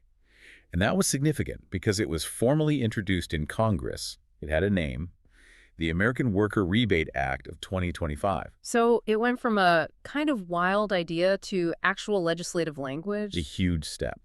But then after that, the dollar amount started to climb. By early October, the conversation shifted again. It did. In a public interview, the president started floating a new range, saying the distribution would likely be between $1,000 and $2,000. So already moving away from that smaller $600 rebate. And now, most recently, the sources all confirm he has settled on this new floor, repeatedly declaring an amount of at least $2,000. That upward trend is really what makes this feel different. One of the analysts in our sources had a great line about it. I think I know the one you mean. Every time he opens his mouth, the dollar amount gets bigger. Exactly. And what that escalation does politically is it effectively boxes the administration into a corner. It makes it much, much harder for them to walk this back. Which brings us to the official confirmation. This isn't just a remark anymore. It's been backed up by high-level officials. And this is what elevates it. It's not just a tweet or an off-the-cuff comment. This has been formally acknowledged by the top non-elected financial people in the administration. The sources cite two key people here. First, the Treasury Secretary, Scott Bessent. Right. When he was asked about it directly, he confirmed that the $2,000 rebate is, quote, in discussion. He didn't dismiss it. He validated it as a serious, active topic inside the Treasury Department. And the second one was even stronger. The statement from the White House Press Secretary, Caroline Leavitt. That was the big one. She gave the most explicit, unambiguous statement of intent you could ask for. She said, and this is a direct quote, "The White House is committed to making that happen." Yes. And we are currently exploring all legal options to get that done. Committed to making that happen. That's incredibly strong language. It's as strong as it gets. Exploring all legal options. That phrase transforms this from, a campaign promise into a major, committed, and imminent policy goal. Okay, so that level of official buy-in really sets the stage for everything else. We've established the White House says they're dedicated to it. But commitment doesn't equal cash in the bank. Exactly. So now we have to get to the part that really matters to everyone listening, who actually qualifies. This is the most crucial point for so many people. Who qualifies? Especially those of you who depend on fixed benefits like Social Security or VA payments. Because historically, these groups, they often feel like an afterthought. They do. Yeah. And that creates this deep-seated anxiety. One expert we read put it perfectly. He said that for fixed-income recipients, it feels like every good financial announcement is followed by that terrible little footnote. Oh, except for Social Security beneficiaries. But our source material suggests that this time is different. We can dispel that fear right now. We can. The fundamental rule, and this was reinforced across every single source we looked at, is this. Income is the only metric. That's it.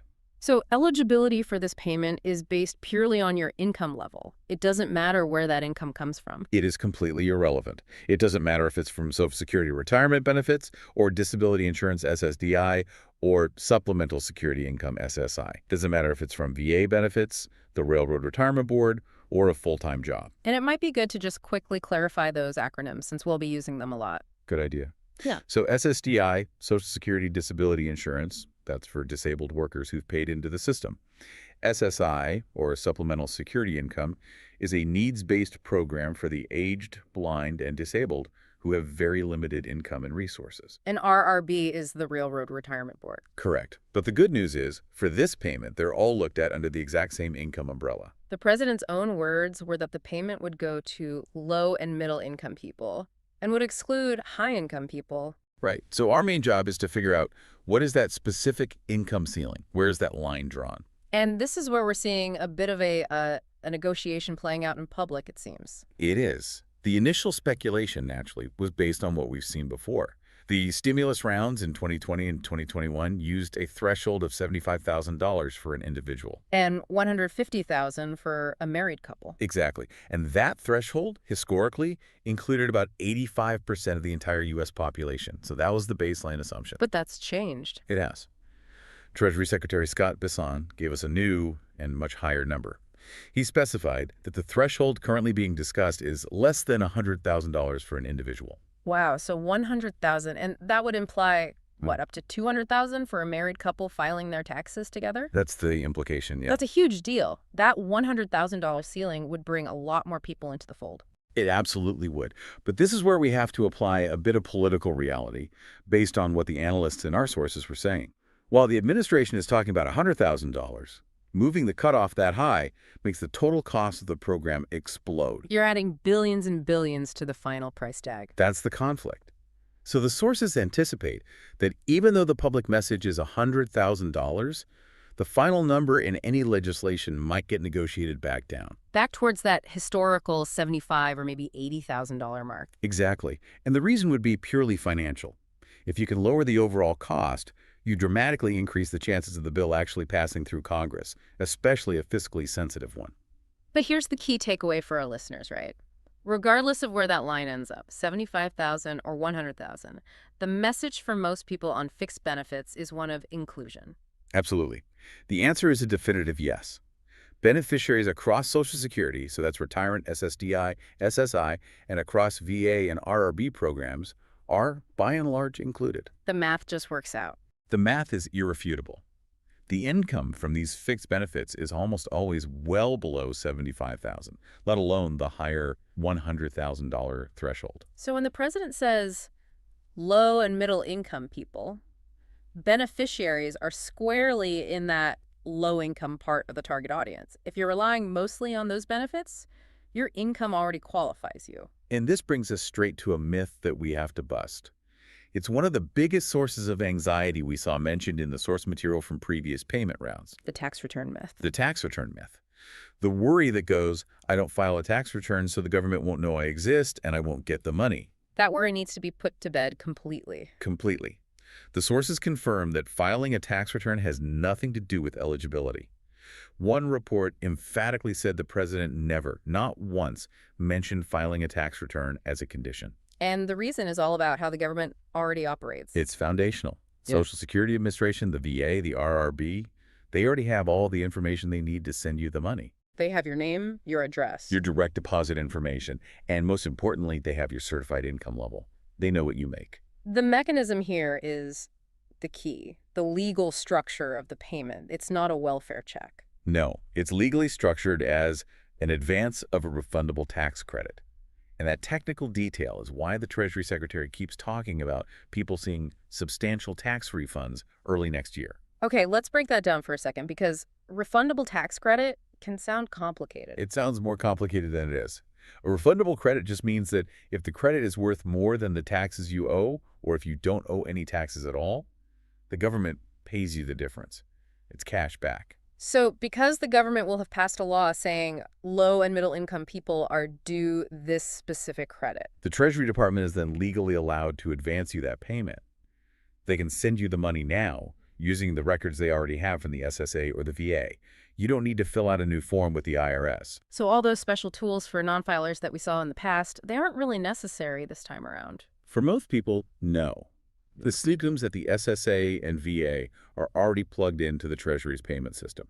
If you got a stimulus check without filing taxes, The government already knows how to find you. You are in the system. You are covered. So to wrap up this section for our listener, forget about the tax filing process. Just focus on the income number.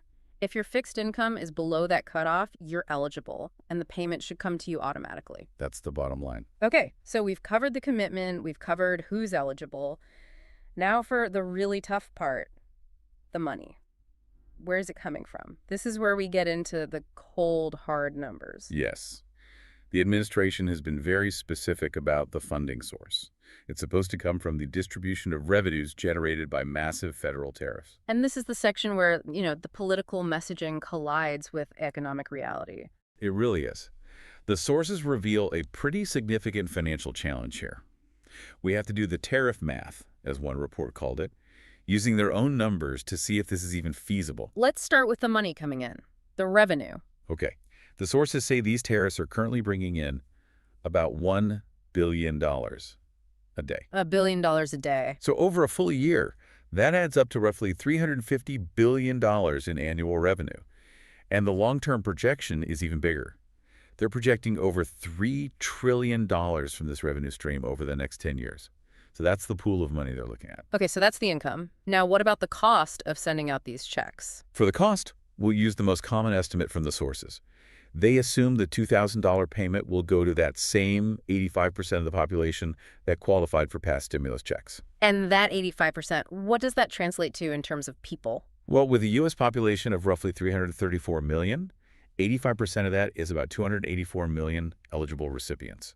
Okay, so 284 million people, each getting $2,000. The multiplication there it's huge. It is staggering. That comes out to a total cost for just one single payment round of $568 billion. $568 billion, more than $500 billion. And right there, that's the gap. That's the problem. The source material flags immediately. The math doesn't work. You need $568 billion now. But your annual income from the tariffs is only $350 billion. You're short by more than $200 billion. One of the analysts did the math on that, didn't they? At $1 billion a day. They did. At that collection rate, it would take 568 days, that's almost a year and 7 months, of collecting tariff revenue just to cover this one payment. So that completely blows up the administration's timeline of early next year. You can't send a payment soon if you have to wait 18 months to collect the money. You can't. And that leads directly to the only realistic way to fund this payment quickly. Borrowing. It has to be connected to the national debt. It's the only way to easily swing it, as one source put it. Instead of waiting for the cash to come in, the government has to use the mechanism of borrowing. So how does that work? How do they justify that? Well, remember that 10-year projection of over $3 trillion in tariff revenue? Right. The government can essentially use that future income stream as collateral. So the Treasury would need to borrow the $568 billion today, send out all the checks, and then simply pay that debt back over the next few years as the tariff money actually comes in. So this is the big contradiction that the sources point out. The payment is marketed to the public as a tariff dividend. We're implying it's money we already have that we collected from trade. But financially, to get it out the door quickly, it has to be debt funded today. Precisely. One report noted, look, the national debt is going up by billions every day anyway. This strategy just lets them front the money for the checks, attach that cost to the debt, but publicly give all the credit to the tariff policy. That's a critical distinction. So when they say it's funded by tariffs, what they really mean is that the repayment of the loan will be funded by tariffs. That's the justification. It's functional and it's political. Functionally, the tariffs are essential to paying for it long term. Politically, dividend just sounds a lot better than we borrowed more money for you. Okay, so because that borrowing amount is so big and adding to the debt is always a tough sell in Congress, the sources expect lawmakers to look for ways to bring the price tag down. And they have two main levers they can pull to do that. What's the first one? The first one is the most obvious. Yeah. You just reduce the dollar amount of the payment. So instead of $2,000, maybe it's $1,000. Exactly. And if you do that, if you cut the payment in half to $1,000, the total cost for that same 85% of the population immediately drops to $284 billion. Which is an amount that is well within the $350 billion they collect in a year. Right. Suddenly, it's financially feasible without having to do massive immediate borrowing. Okay, so that's lever number one. What's the second option? The second lever is to reduce eligibility. So you keep the payment at the full $2,000, but you send it to fewer people. Precisely. Instead of the broad 85% of the population, Congress could tighten the income rules dramatically. For example, what if only the lowest 50% of the population gets the full $2,000? And what does the math on that look like? Interestingly, the math is almost identical. Setting the full $2,000 to only the lowest 50% of the population also costs right around $284 billion.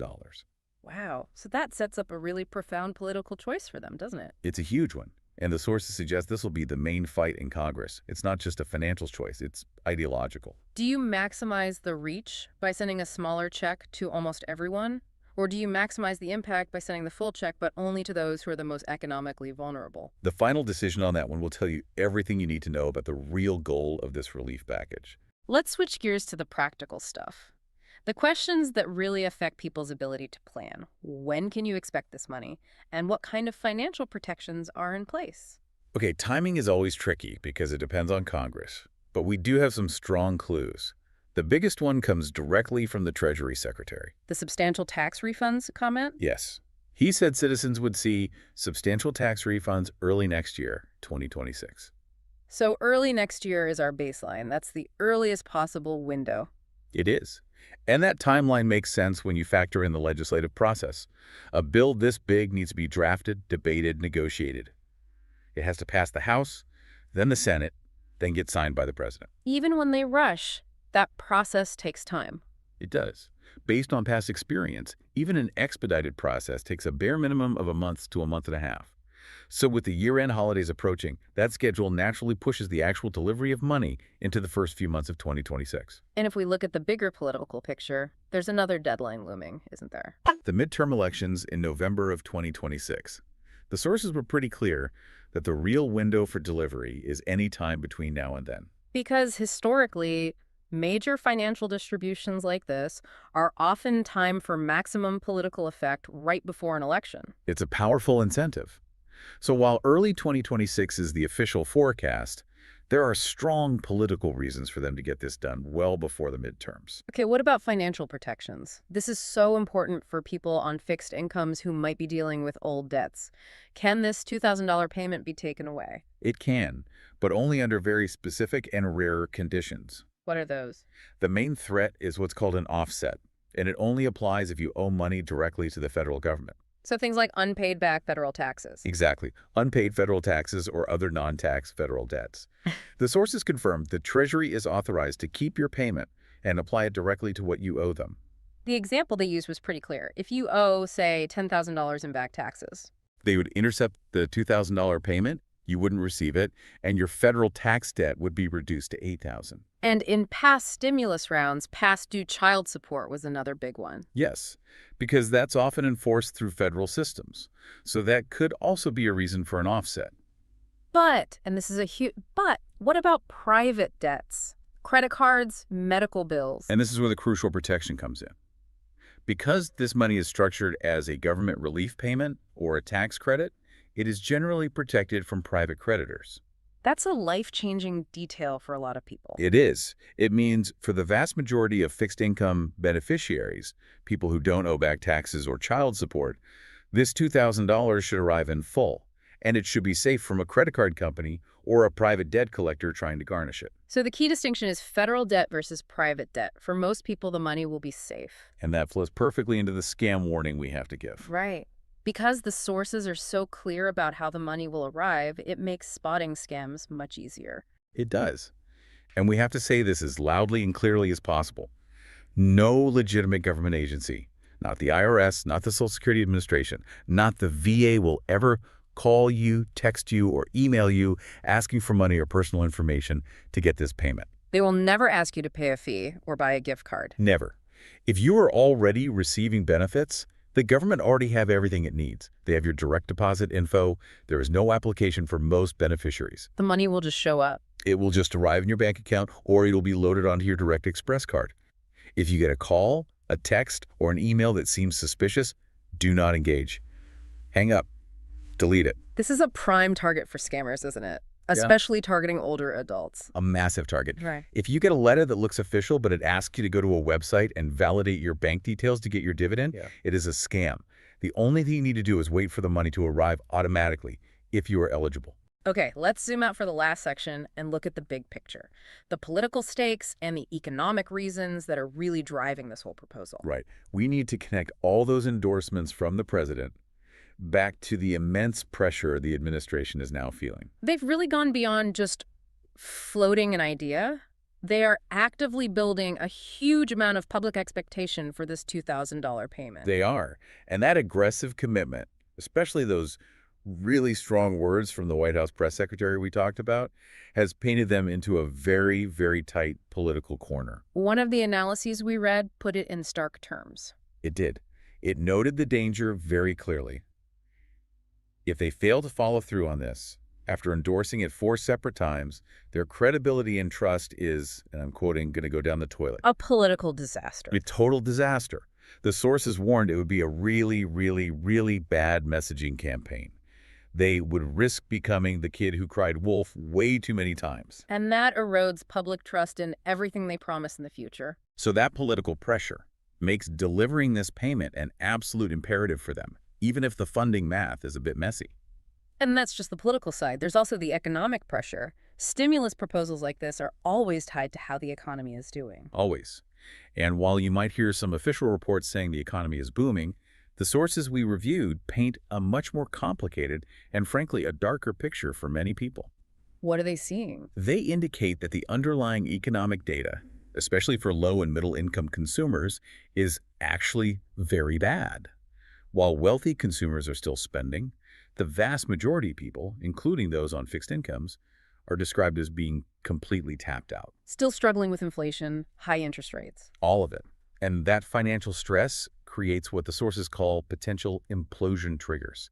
Meaning things that could cause the economy to decline very quickly. Exactly. They pointed to a few risks.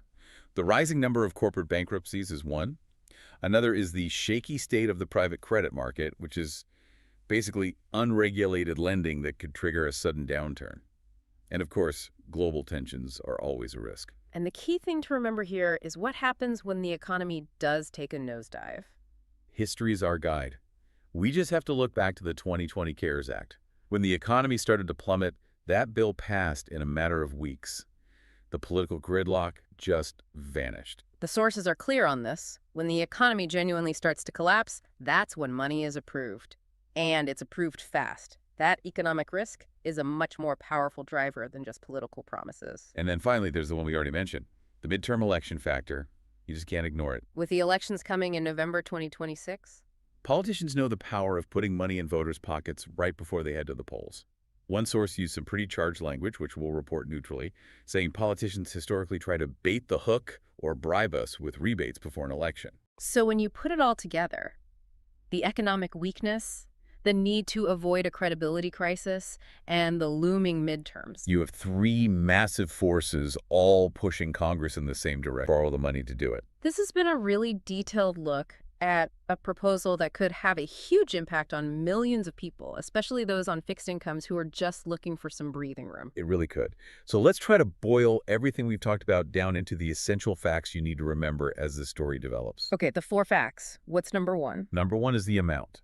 The administration's repeated, stated commitment is for a payment of at least $2,000 per person. Number 2, eligibility. This is for low and middle-income people only.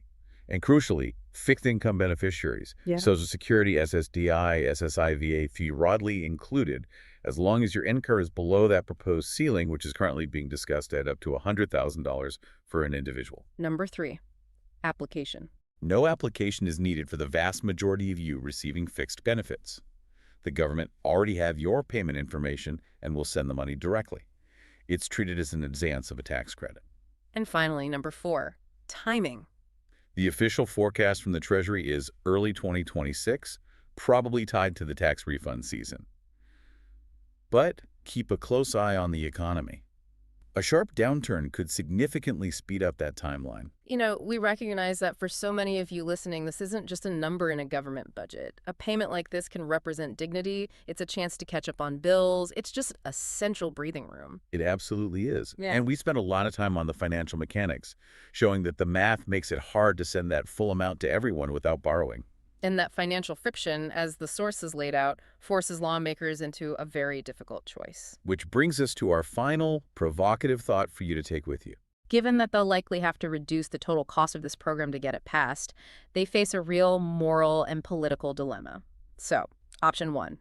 Should they prioritize sending a smaller amount, like $1,000, to almost everyone, that 85% of the population, to ensure broad-based support? Or option 2. Should they prioritize maximizing the impact by sending the full committed $2,000, but only to the lowest 50% of the population, the group that statistically needs it the most just to get by?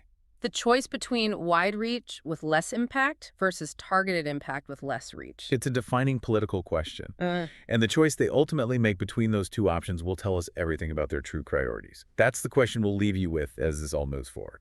We really hope this deep dive has given you the detail and the clarity you need to follow this critical financial story. Thanks for diving. Welcome back to the deep dive. Today we're cutting through all the noise.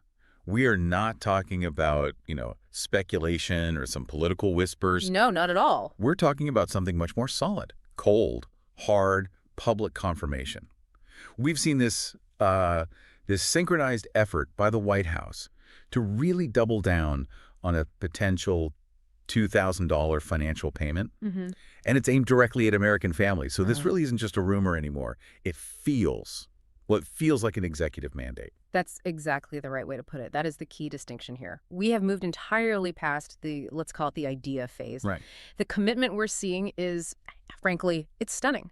And it's coming straight from the top. We're seeing the administration's most influential figures. I mean, you're talking about the economic advisor, the Treasury Secretary, and the chief messenger, the press secretary. All of them. All of them, in just a matter of days, confirming that they are not only, researching this, but they're actively mapping out how to disperse this $2,000. And here's the part that I think makes this whole proposal so politically unique and, frankly, economically fascinating. It's the source of the funds. Yeah, the funding mechanism. Exactly. They are promising to pay for this whole thing entirely using existing tariff revenue. They are framing it as, a cost-neutral measure? That's the term, yeah. Stating explicitly that it won't dig into the rest of the budget. And that, right there, it just reframes the entire discussion we usually have around financial relief. It really does. That funding mechanism, it changes everything. It's an explicit attempt to, neutralize opposition from the deficit hawks. Sure. And it signals a very specific type of political resolve that, honestly, we haven't seen since maybe the initial rounds of pandemic aid. So our mission today in this deep dive is to synthesize and analyze all 5 pieces of evidence that have come out. We've got 3 high-profile video clips and 2 immediate presidential social media posts. We want to show you exactly how real this $2,000 payment has become. And maybe even more importantly, what the critical, non-negotiable next step is that needs to happen for you to actually see it. That's the key. For those of you relying on some financial stability right now, this information is absolutely vital. The evidence trail it's just far stronger than a lot of people might realize. I think so, too. Okay, so let's get started. Let's really try to define the scale of this commitment. Because when the White House commits to a specific dollar amount, $2,000, and a specific funding stream, especially when they do it repeatedly and across different cabinet roles, that signals an intention that is, it's pretty difficult to walk back from. Our sources are confirming that over a really short period, the administration has shown this massive, very public commitment to getting this payment out. And for any measure of this financial magnitude, a $2,000 payment that could potentially reach tens of millions of families, the level of rapid, high-level, and synchronized discussion we've seen is extremely telling. This isn't, some random cabinet secretary floating an idea at a press conference. This is a unified policy front. It's coordinated. And for so many families, $2,000 right now is. It's the difference. It's the difference between keeping up with bills or falling behind. It's not just a political number floating around out there. For a lot of people, it's a critical lifeline. It really is. And that's why we need to unpack just how serious these claims are and the political pressure the administration is now under to deliver. And that pressure, that brings us to what the source material called the urgency of commitment, which I think is a great phrase. It is. By talking about this payment so frequently and so publicly, the administration is effectively painting themselves into an extremely tight corner. That analogy is just. Yeah. It's spot on. They are defining the terms of success for themselves publicly. If they go out and they repeatedly promise a $2,000 dividend. And they have. And they confirm that their top economic team is diligently studying the funding and, who gets it. The public expectation for them to actually follow through becomes immense. Precisely. Because if they fail to deliver on a promise that is now so specifically detailed, we've got the amount, $2,000, the funding, tariffs, the target, sub-$100,000 families, the risk is a really significant erosion of public trust. Yeah, massive disappointment. Massive disappointment. They're actively digging in on this proposal, which suggests to me they genuinely believe they have a viable and, importantly, a legal path to implementation, even if it requires a tricky legislative maneuver to get there. Okay, so for this deep dive, I'm here to guide you through the raw evidence. We're going to look at the specific quotes, the context of these video clips, and the timeline of how these statements came out. And I'm here to provide the synthesis, the deep analysis, and the context you need to understand why these orchestrated, high-profile statements are just fundamentally different from, your typical political rhetoric. So let's look at the sheer weight of these sources. All right, let's unpack this crucial evidence trail. Because this commitment, it isn't just coming from one person, from one source. It's more like a triangulation of high-level administrative power. That's a good way to describe it. We've established these 5 distinct data points that all sort of materialized within just a few days of each other. 3 video clips featuring these critical officials, and then 2 separate presidential social media posts that basically confirm the mandate. And when you have the economic advisor, the treasury secretary, and the press secretary all echoing the exact same specific policy mandate, well, it indicates a singular executive-level priority. This is what a policy rollout looks like, It's not a political leak. No, this is deliberate. We have to start with the man who holds the calculator. Kevin Hassett. Kevin Hassett, the administration's chief economic advisor. His role here is paramount because at the end of the day, he's the one who has to determine the viability and the technical feasibility of paying out billions and billions of dollars. Right. And Hassett's testimony, from the clips we've seen, it provided 2 absolutely pivotal pieces of information that really defined the entire scope of this proposal. Okay, so what's the first one? First, he was very clear that this is, and I'm quoting, something that will require legislation. And that immediately tempers expectations, right? This is not an executive fiat. It's not something the president can do on his own. It necessitates congressional approval. And that, right there, is a crucial insight into the legislative path forward. Okay, that's huge. That sets the stage for everything else. So what was the second piece? The second piece was the budget justification. This is the political core of the entire plan. He directly confirmed that, based on the current volume of tariff revenue coming in, there would be, and again, I'm quoting him, enough money to pay for the $2,000 checks. And he did that by saying they would utilize those specific funds, ensuring they do not go into the rest of the budget. So he's building a firewall around this money. He is. That statement, coming from the foremost numbers cruncher in the White House, is the conceptual foundation for this whole thing. It attempts to shield the $2,000 dividend from criticism by framing it as revenue redistribution. Not as spending. Exactly. It makes it budget neutral in the context of general federal spending. And that's where the political genius of the plan lies, right? It's a direct appeal to lawmakers who would otherwise refuse to support any proposal that adds to the national debt. And his current activity, what he's actually doing right now, that confirms the priority level too. Hassett didn't just speak theoretically. He stated, very plainly, that he is actively studying the matter and getting the numbers straight, so the president has all the choices he needs to decide what to do. Right. That's not a vague goal. That's a description of ongoing, detailed technical research. They're looking at implementation models right now. It means the policy is past the conceptual stage, and it's currently in the, let's call it the engineering phase. I like that.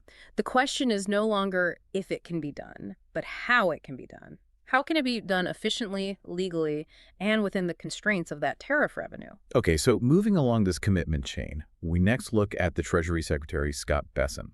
His involvement sort of reinforces the plan from the other side, the implementation and disbursement side. Yes. Bessent's discussion was critical because he was the one who was really challenged on the financial responsibility aspect of it. Whether using tariff revenue specifically for this purpose was really just shuffling debt around. Classic budgetary shell game. Exactly. And while he He navigated that complex budgetary metaphor pretty carefully. His main commitment remained resolute. He didn't make excuses or try to deflect. Besson confirmed the White House is exploring all legal options to get that done, and that they are looking into it intensively. And while he couldn't provide a firm timeline, which, is understandable given that legislative hurdle we just talked about, getting that commitment from their office that's responsible for actually processing the payments, that is a huge sign of momentum. It really is. I mean, the Treasury Secretary's office is the engine of disbursement. When he confirms they are exploring legal options, it implies they are likely looking at the most efficient ways to use existing government infrastructure. So, like previous rebate programs. Probably something very similar to that. They want to minimize delays, minimize bureaucracy. The last thing they want is to have to create a massive new administrative system, because that would just slow down delivery and add to the overall cost. Okay, makes sense. Oh. And then finally, we have the official confirmation from the top, from the White House Press Secretary, Caroline Leavitt. Her voice, it represents the unified policy direction of the entire administration. And Leavitt provided the necessary political capstone all this. She definitively stated that the White House is, quote, committed to making that happen. And what was her reasoning? It was simple. It was driven by the fact that the president made it clear he wants to make it happen. This is the messenger confirming the mandate directly to the public. There's no ambiguity there. So when you stack those three officials up, you have Hassett confirming the math and the need for legislation. Mm-hmm. You have Besson confirming the financial mechanism and the legal exploration. Right. And then Leavitt confirming the executive mandate. And this all happens within a few days. It's just an extraordinary show of coordination. It transcends mere political talk. It suggests a highly motivated, high-priority project is underway. Absolutely. It's a full-court press. So now that we've established this deep commitment and the unified executive intent behind the $2,000 payment, we need to pivot to the two most critical details for you, the listener. Right. Who gets it and how is it paid for? Exactly. Who actually qualifies and how exactly does this tariff revenue system work? And the eligibility question is, it's often the most confusing part of any aid proposal, isn't it? The initial announcement used very broad, very sweeping language. But the subsequent high-level discussions, they provided the critical specificity we needed to understand the policy's real target audience. Okay, so let's break that down. The president's original announcement spoke of a $2,000 dividend to everybody except high-income people. Mm-hmm. Classic political language. It is. It sounds universal, while at the same time promising to exclude those who, presumably don't need it. But what does high income actually mean in a policy context? It can mean anything. And this is where the clarification provided by the officials is so invaluable. During the discussions, Treasury Secretary Besson, he provided a crucial data point. He mentioned that the rebate would be aimed at families making less than, say, $100,000. Okay, say $100,000. The difference between the general promise of everybody and that specific figure is monumental. It's huge. A $100,000 family income threshold, while it's still certainly more targeted than a truly universal check, it makes the policy much clearer. It focuses the relief squarely on the middle and upper middle class, in addition to lower income households. And we have to stop and scrutinize that one word, say. Right. I was going to ask about that. The source mentioned Besson used the phrase, say $100,000. In policy discussions, that word is often a very strategic qualifier. It gives them wiggle room. A lot of wiggle room. It means they have identified $100,000 as the preferred internal benchmark for eligibility, but they are giving themselves flexibility. It suggests this is the current starting point for negotiations. So the administration is internally focused on that $100,000 number, but by using say, it prevents them from being locked in if, for example, they need to lower the threshold to maybe $80,000 to save on costs. Or raise it. Or raise it slightly, yeah. To maybe $120 to win some key congressional votes in those high cost of living areas. It's a calculated ambiguity that allows for legislative maneuvering down the line. That's it, exactly. It suggests the scope is intended to be generous, but the final legally binding number might shift based on final tariff revenue calculations or, just raw political necessity. So it's crucial for you to understand that the $100,000 figure, it represents the administration's stated intent, but it's not yet etched into law. Not at all. It's the target. Okay. Let's move on to the tariff revenue strategy. This is the most distinguishing element of this whole plan. Why are they choosing tariffs specifically, and what's the political strategy behind that choice? Well, the core proposal is, as you said, brilliant in its simplicity and its political framing. The idea is to use tariff revenues, which are essentially just taxes collected on imports, to fund the dividend. And Kevin Hassett's reasoning confirms the political motivation here. Using this specific revenue stream ensures the cost is covered without affecting the existing general federal budget. This strategy basically transforms the payment from being stimulus or aid, which is typically funded by future debt, Right. into a dividend or a rebate funded by existing incoming revenue. This is a critical rebranding exercise. It is extremely appealing to budget hawks, regardless of their political affiliation. They're making the argument that money that came into the government coffers is simply being redistributed out to the people who paid the cost of those tariffs, either directly or indirectly through higher consumer prices. So it's like a refund. In a way, yes. By walling off the tariff money, they position this as fiscally responsible redistribution rather than new deficit spending. Now, this is where we had to introduce some intellectual friction, as the critique suggested. The person who originally vetted these sources and compiled all this information, they made a very interesting observation. They noted that when they tried to calculate the year-over-year tariff numbers against the cost of this payout, they found that, and I'm quoting, it doesn't really add up, and that it doesn't make sense to fully fund the proposal this way. This is the single most important conflict embedded within all the source material, and we absolutely must analyze it. It's a huge discrepancy. It is. On one side, you have this external calculation suggesting the math is insufficient, that maybe the current tariff receipts just aren't enough to cover $2,000 for millions and millions of families below $100,000. Okay. But on the other side, you have Kevin Hassett, the White House economic advisor, stating unequivocally, based on his internal numbers, that it works. So who do you believe? We can't just dismiss the external skepticism, but we also can't just dismiss Hassett's claim. If the numbers don't add up externally, what are the possible explanations for Hassett's confidence? Well, there are a few possibilities. One, Hassett might be relying on projected tariff revenue growth. Future money. Exactly. He might be anticipating much higher collections over the next 12 to 18 months that just haven't materialized yet in the public data. That's one possibility. Okay, what's another one? Two, the eligibility threshold might end up being much narrower than the, say, 100,000 that Besson mentioned. So fewer people would qualify. Right, meaning Hassett's calculation might assume a lower number of total recipients, which would make the per-person math work out. Yeah. Maybe the final number is 75,000, not 100. Or 3. And this is maybe the most cynical interpretation. Hassett is defining budget neutral very, very narrowly. How so? Perhaps meaning it's neutral only within that dedicated tariff fund. But that fund might still need a transfer or a boost from another government account that isn't being publicly acknowledged yet. That's a very real possibility. And that third point is exactly why we have to maintain neutrality here. For the purpose of policy tracking, we report the administration's claim. The official stance is that the tariff revenue is sufficient and it will serve as the sole funding mechanism. Right. However, you have to understand that the viability of the entire proposal hinges on that specific mathematical claim holding true under congressional scrutiny.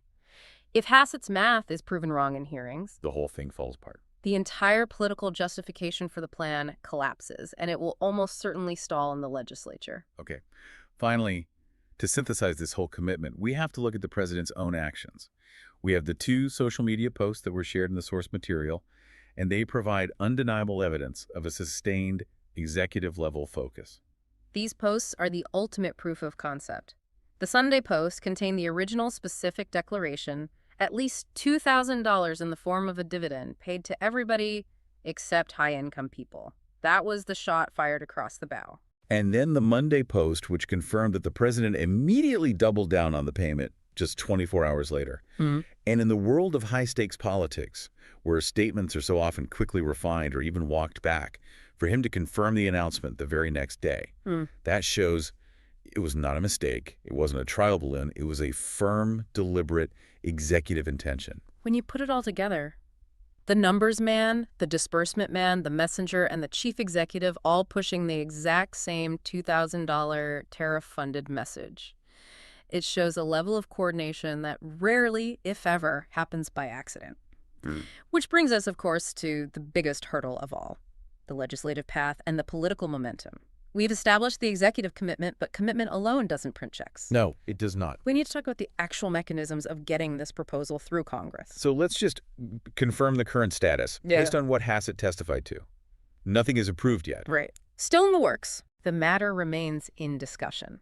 That means the internal research on the viability and the legal options is ongoing, but the legislative clock hasn't fully started ticking yet.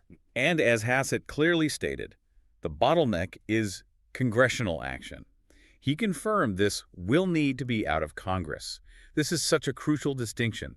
The White House is providing the mandate and the funding blueprint, but Congress, and only Congress, holds the key to implementation.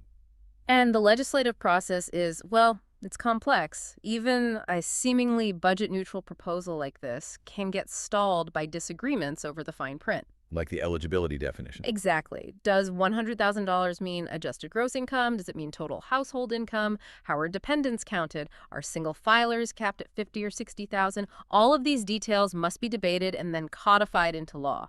But what's fascinating here is the potential political softening that the source material seems to point toward. They mentioned seeing information that lawmakers are warming up to the idea of these $2,000 payments. And this suggests that the budget-neutral framing is having the desired effect. It's working. It's working. Lawmakers who might otherwise oppose large relief packages on fiscal grounds now have a politically palatable way to vote yes.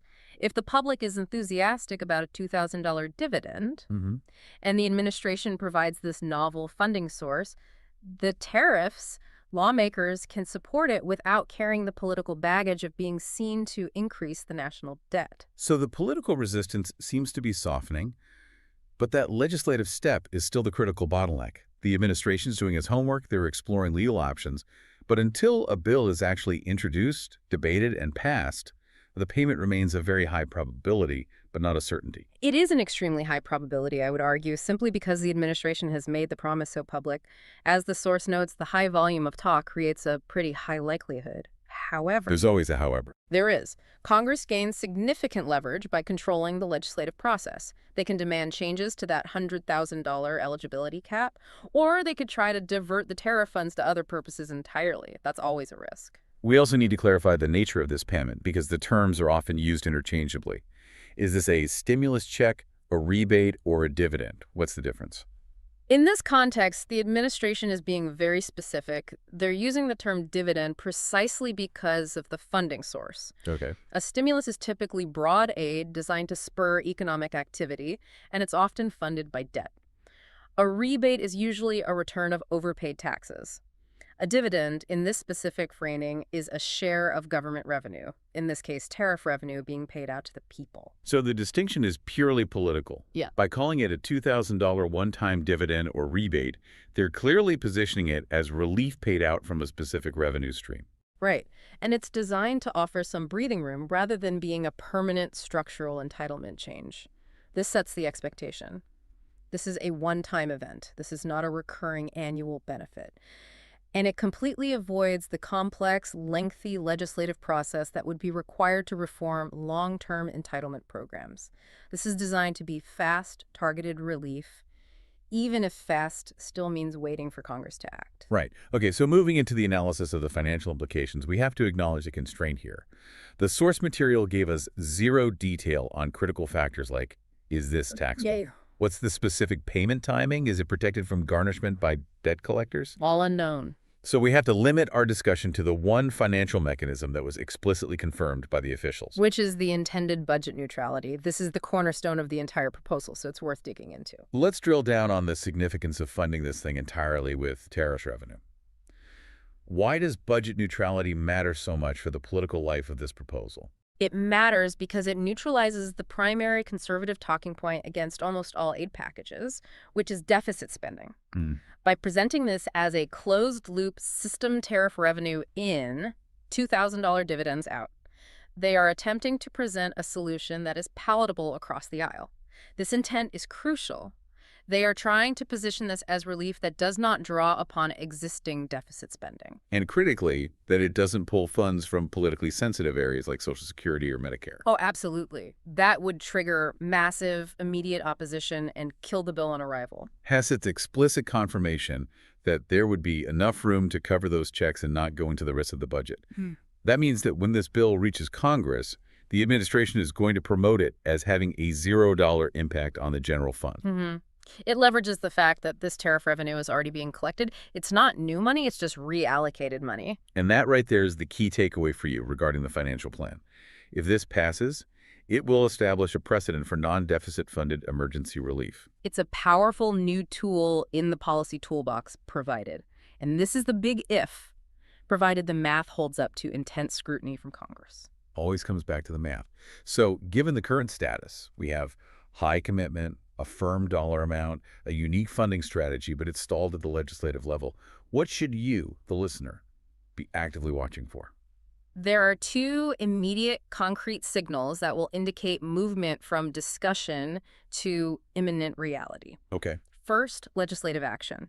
You need to watch for a specific bill number, something introduced in either the House or the Senate that explicitly mandates the $2,000 dividend and specifically names the tariff revenue as the required funding mechanism. That legislative language will be so critical. It's going to contain the final codified eligibility requirements, the official income number, not the, say, 100,000 estimate. That is the necessary hurdle that has to be cleared. And second, you need to look for a specific timeline or concrete disbursement details from the administration. Right.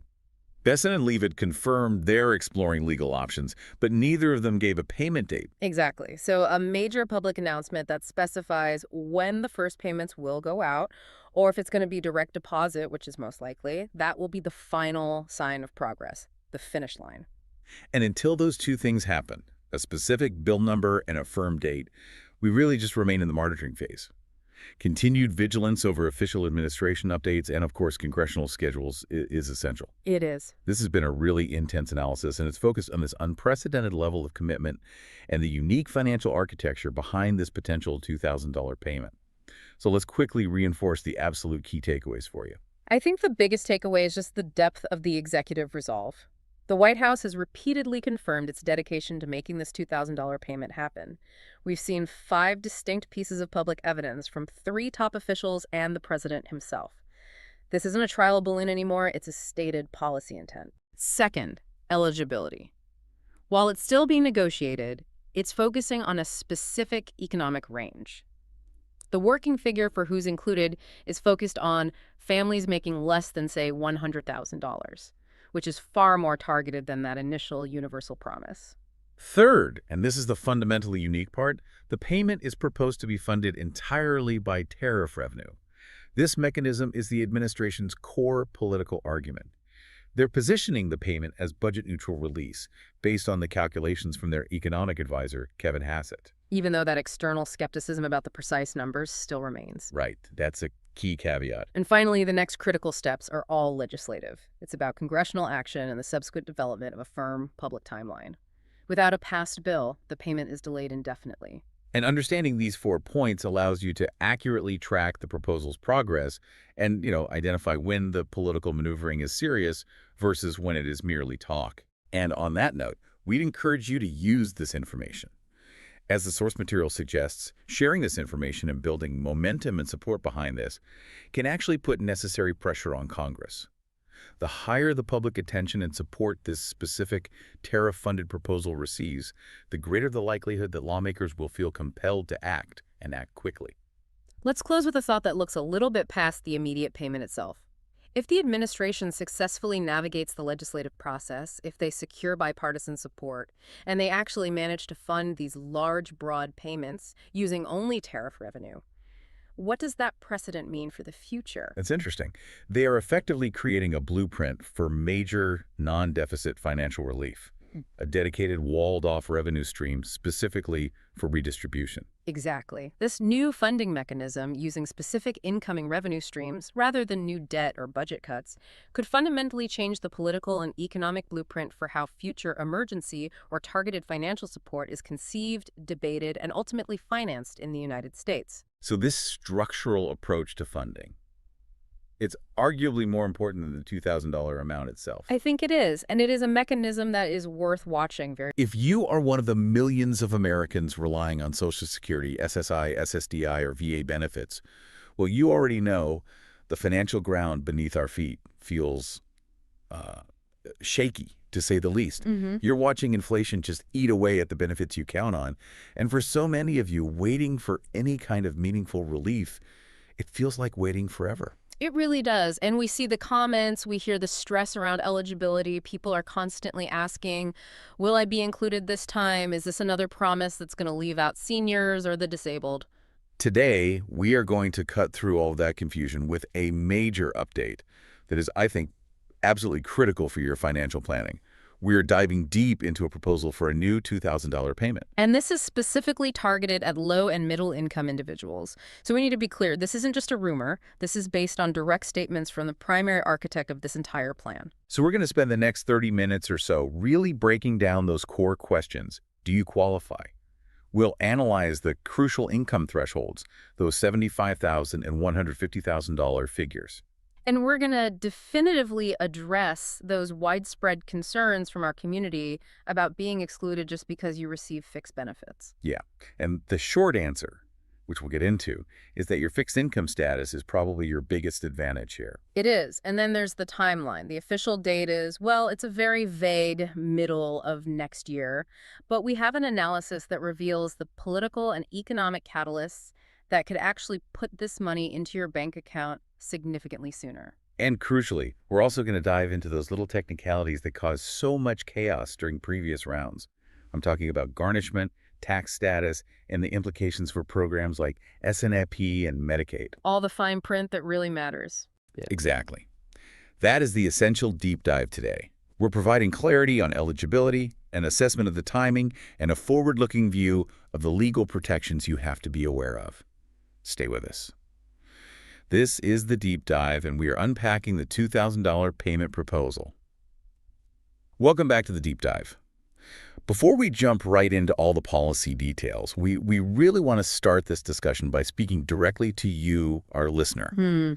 Your messages have been pouring in, especially over the last several weeks, requesting, absolute clarity on this proposed $2,000 payment. And we read those comments. The overwhelming sentiment is one of urgency. It's, we need this money like a long time ago. We hear that loud and clear. We hear you, and we recognize that for so many people, this payment isn't some theoretical thing. It's a potential lifeline. It's for food, for rent, for medication. That urgency is absolutely warranted. I mean, especially in the current climate of just stubbornly high costs of living. We know many of you are deeply concerned about three specific things. Okay, what are they? First, confirming eligibility. Will I, as a fixed income recipient, be included? Second, the critical question of timing. When can I actually expect to see this money?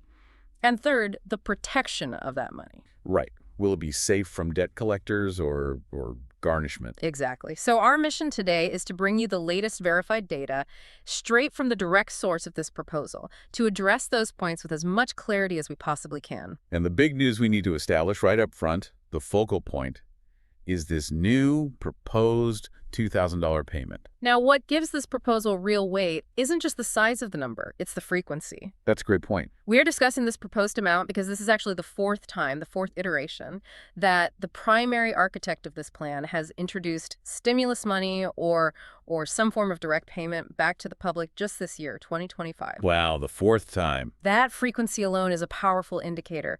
The fact that this idea keeps resurfacing and sort of moving forward, it suggests a very high institutional commitment to getting this relief out the door. So this isn't just a passing political promise. It seems to be a core strategy. It appears to be. Therefore, the likelihood that this specific payment will materialize, in some form is extremely high. And what's critical for you, for the listener to understand, is the multitude of terminology being used here. It's all being used interchangeably across the sources. Right. You hear words like stimulus check, dividend, rebate, or even that very specific phrase, tariff revenue profit share.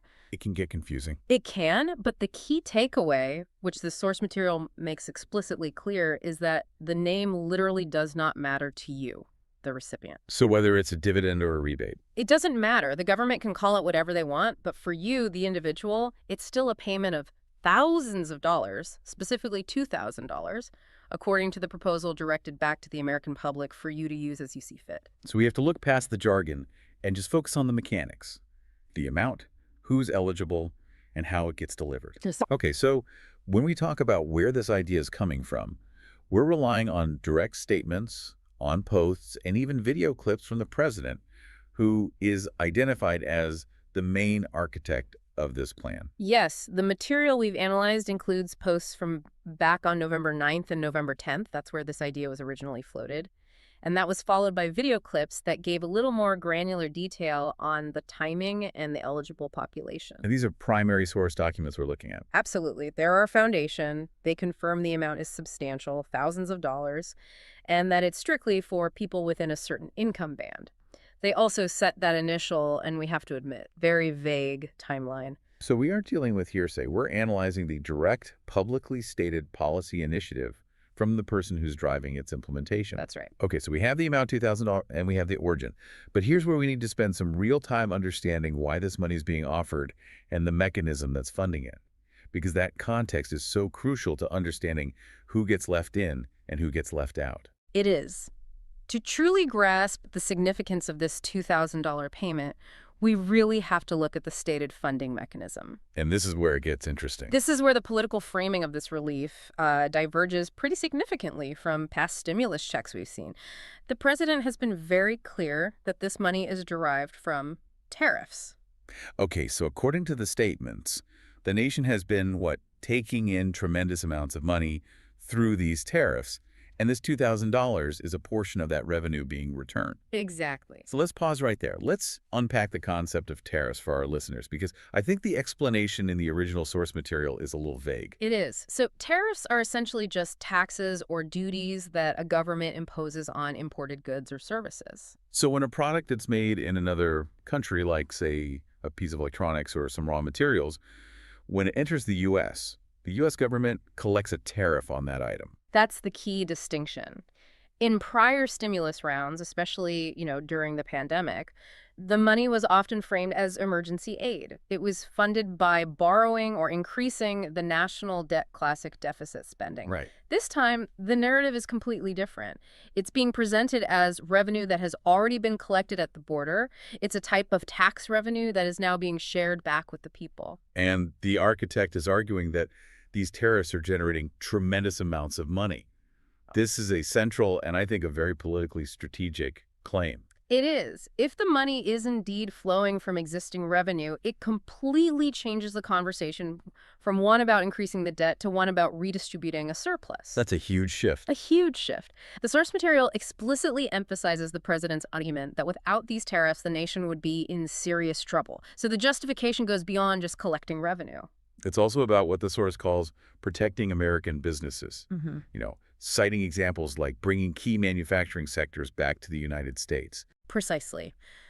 The revenue generated from this protective economic measure is what is now supposedly being distributed to the American public. So if we follow the policy architect's logic here, this isn't simply a government handout in the traditional sense. It's being pitched as a dividend.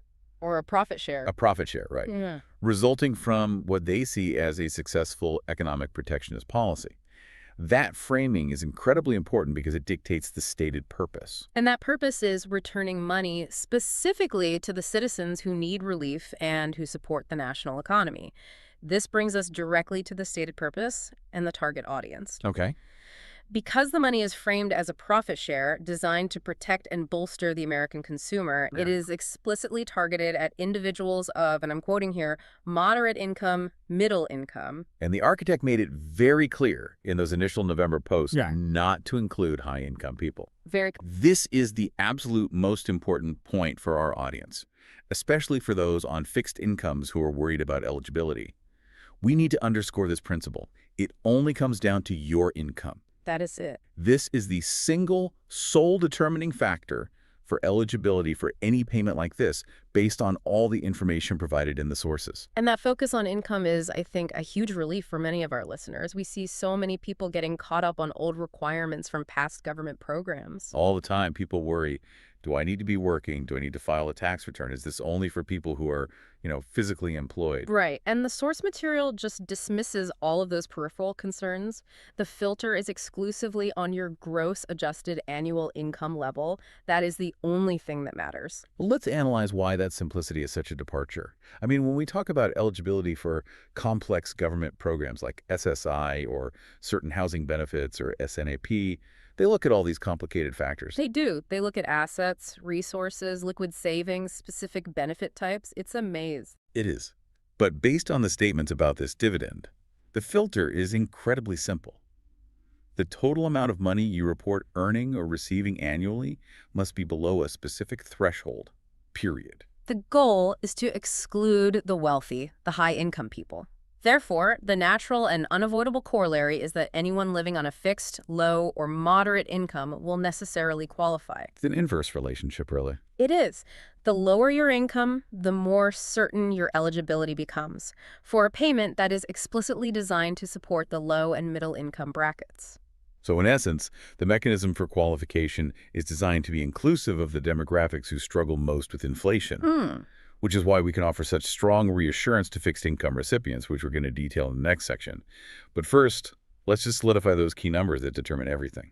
All right, let's break down the estimated income thresholds that were provided in the source material. These numbers serve as that clear dividing line between the eligible and the excluded high-income people. Give us the numbers clearly, because this is the information everyone needs for their planning. Okay. For an individual, if your income is over $75,000 a year, you may not be eligible. Okay, $75,000 for an individual. Right. Conversely, if you are a married couple filing jointly and your income is over $150,000 a year, you may not be eligible. $150,000 for a couple. Now, we did note a slight complexity in the source material. While the $75,000 and $150,000 figures give us the most specific threshold cited, the president also mentioned the idea of payments for those under $100,000 at one point. He did, and that discrepancy is something we absolutely need to watch. However, for planning purposes, I think using the more conservative $75,000 and $150,000 figures gives us the safest, firmest benchmark to work with. Okay, so stick with the lower numbers for now. For now. And the reverse of that is the powerful good news.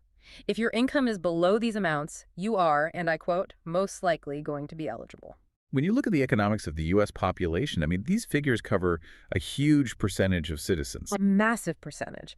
The source estimates this threshold applies to a huge percentage of the population, potentially 80+%, based on recent national statistics regarding household income distribution. So this is not a targeted relief effort for just a small group. It's a broad measure designed to sweep in the vast majority of moderate and low-income citizens. Exactly. That 80% figure reinforces the architect's stated goal, returning this tariff revenue broadly to the middle class and below, while selectively excluding only the highest earners. So if you're worried about meeting the qualification, just look at your total annual income. If it's $50,000, $30,000, or $15,000, you are comfortably within that eligible bracket. Very comfortably. Now, let's get right to the core of the community's concern. We know that within the fixed income audience, there is this intense anxiety about specific benefit categories being left out, a fear that's based on past legislative complications. Oh, absolutely. We need to specifically name these groups and confirm their status. We're talking about Social Security retirees, which is the largest group. Right. SSDI recipients, so disabled workers. Survivors benefits recipients. SSI recipients, which is the supplemental security income, the lowest income bracket. VA benefits recipients, so veterans receiving disability or pension, and also RRB, the Railroad Retirement Board recipients. And just generally, low-income and no-income individuals, seniors, and people with disabilities. Yes, those groups are the core concern, and the source material offers a definitive answer. People receiving those benefits are highly concerned about administrative exclusion, but the definitive takeaway is absolute. There's no reason that you wouldn't be included. Let's elaborate on the reasoning behind that certainty, because I think this is the relief that so many people tuned in for. Why is the inclusion of these groups so certain, even though we are still waiting for the final bill text? It's a mathematical certainty, really, based on the stated income threshold. A person receiving fixed benefits, whether it's the current average Social Security retirement benefit of around $1,900 a month or the maximum SSI amount of just under $1,000 a month, is almost guaranteed to fall vastly below that $75,000 individual threshold. Right. If the average senior is living on far less than $30,000 a year, and the eligibility cutoff is $75,000, then your status as a fixed income recipient actually ensures your qualification.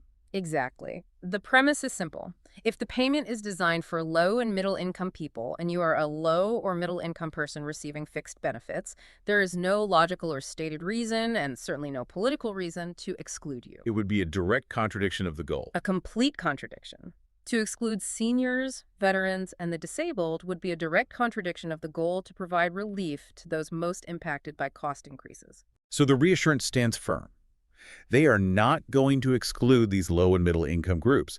If your income is below $75,000, you would absolutely be included for this payment. Your benefit status, whether you're receiving Social Security, retirement, or disability, it does not exclude you. Your income is the only test, and if you're living primarily on those benefits, you pass that test with flying colors. Easy. And furthermore, by focusing solely on the income level, this proposal appears designed to bypass some of the administrative hurdles that complicated things for non-filers back in 2020. Ah, that's a good point. Since many seniors and SSI recipients aren't required to file tax returns, past stimulus checks often required extra steps or caused really frustrating delays. This new focus should, in theory, streamline qualification for that entire non-filer demographic. So eligibility is confirmed for the vast majority of our community. That's a huge piece of news. Now, we have to tackle the second biggest question that brings us all anxiety, the timing. The timing is where the official information becomes the most vague, which naturally causes the greatest deal of anxiety among the listening public. It does. The president's official guidance, quoted in the source, is that the payments will be issued, and I'm quoting, somewhere prior to, probably in the middle of next year, a little bit later than that. That quote is so frustratingly imprecise. If it's late 2025 now, middle of next year, feels like an eternity. It does. Especially for listeners who need the money today. We know the immediate reaction is, that's a long time from right now. How can I possibly plan for that? And we have to acknowledge that frustration, but we also have to dissect that statement within the context of the whole legislative process. I mean, even once a bill is passed, there is a necessary bureaucratic delay. For the Treasury Department and the SSA and VA to actually implement it, right? Exactly. To implement the payment mechanism, writing the regulations, coding the payments, establishing the exact distribution timeline. That timeline alone can easily stretch 4 to 6 months. So the middle of next year estimate might just be the most conservative bureaucratic estimate, allowing for all that legislative debate and implementation time. That's very likely. However, we also have to introduce the concept of catalysts. The sources suggest there are external factors that could make this payment roll in significantly sooner than that official estimate. Okay, so what are these catalysts? There are two primary catalysts discussed. The first, and I think the most likely, is the political window. Ah, the classic political timing. We're looking toward the midterm elections coming up in November of next year. Precisely. If a major financial measure is intended to benefit 80% of the population, rolling it out strategically ahead of a critical election, well, that seems like standard political operating procedure. Yeah, that makes sense. The source points out that any time between now and November of next year is by far the best chance to get this money. Let's analyze the political incentive there. A payment of $2,000, which provides immediate, tangible financial relief, is an incredibly powerful tool if you deploy it just as campaigning is heating up. Absolutely. If the goal is to win the trust and the votes of the middle and low-income electorate, waiting until after the election to deliver the money would be, well, politically counterproductive. The analysis provided by the source is very direct on this point. If the architect is committed to this policy, the political incentive to distribute this dividend before the midterm elections is enormous. Yeah. And that would accelerate the process past the slow bureaucratic track. So the source even suggests that if the payment doesn't happen between now and November of next year, it's probably not going to happen unless the second major alternative trigger occurs. And what is that alternative trigger, that economic backstop? The potential for a major economic recession. If the economy drastically worsens, if unemployment spikes, or if we see a severe market downturn, regardless of political timing or the stated tariff dividend plan, the precedent is clear. The source notes that if a major recession hits, they will absolutely send out stimulus at that point. That's a powerful, if a little sobering piece of historical context. It is. We're essentially looking at two major acceleration scenarios: the politically optimal window before the midterms, or the economic emergency trigger that forces an immediate, broad response to stabilize consumption. And in both cases, the money is highly likely to arrive within the next 12 to 18 months. And that high likelihood is tied directly to the commitment we talked about earlier, the fact that this is already the fourth proposal iteration this year. Right. The architect's commitment to providing the specific form of relief seems firm, which makes the timing variable, but the payment itself probable. So for listeners who are worried about waiting until July of next year, well, that is the official guidance, keep an eye on the political calendar and the overall economic indicators. Those catalysts might move the needle significantly faster. But a critical caveat remains. Until the final legislative framework is adopted, that middle of next year estimate remains the only official timing we have. Planning for that later date is fiscally responsible. Use that knowledge as a buffer. Exactly. Hope for the earlier delivery due to political incentive, but plan for the official timeline. Now, we have to move into the area that caused the most devastation and confusion during the previous stimulus checks: the intricate, unanswered details that could affect the money once it's in your account. Yes. While the big picture is promising, $2,000 for low and middle-income individuals, the source material is very honest that we don't know the details fully as of right now. And we need to address these points of vague information because they are what stand between the promise of $2,000 and the actual safe delivery of that money into your bank account. We are talking about the intricate legal and logistical details that have to be resolved before payment begins.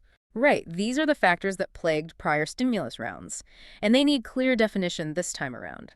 Let's focus on the three crucial missing details, drawing on legal and administrative precedent to understand the risks. Okay, so first, let's revisit the exact income threshold, where we saw that slight contradiction between $75,000 and $100,000. Yes, the source notes the conflicting numbers. The question is, what is the final intricate detail?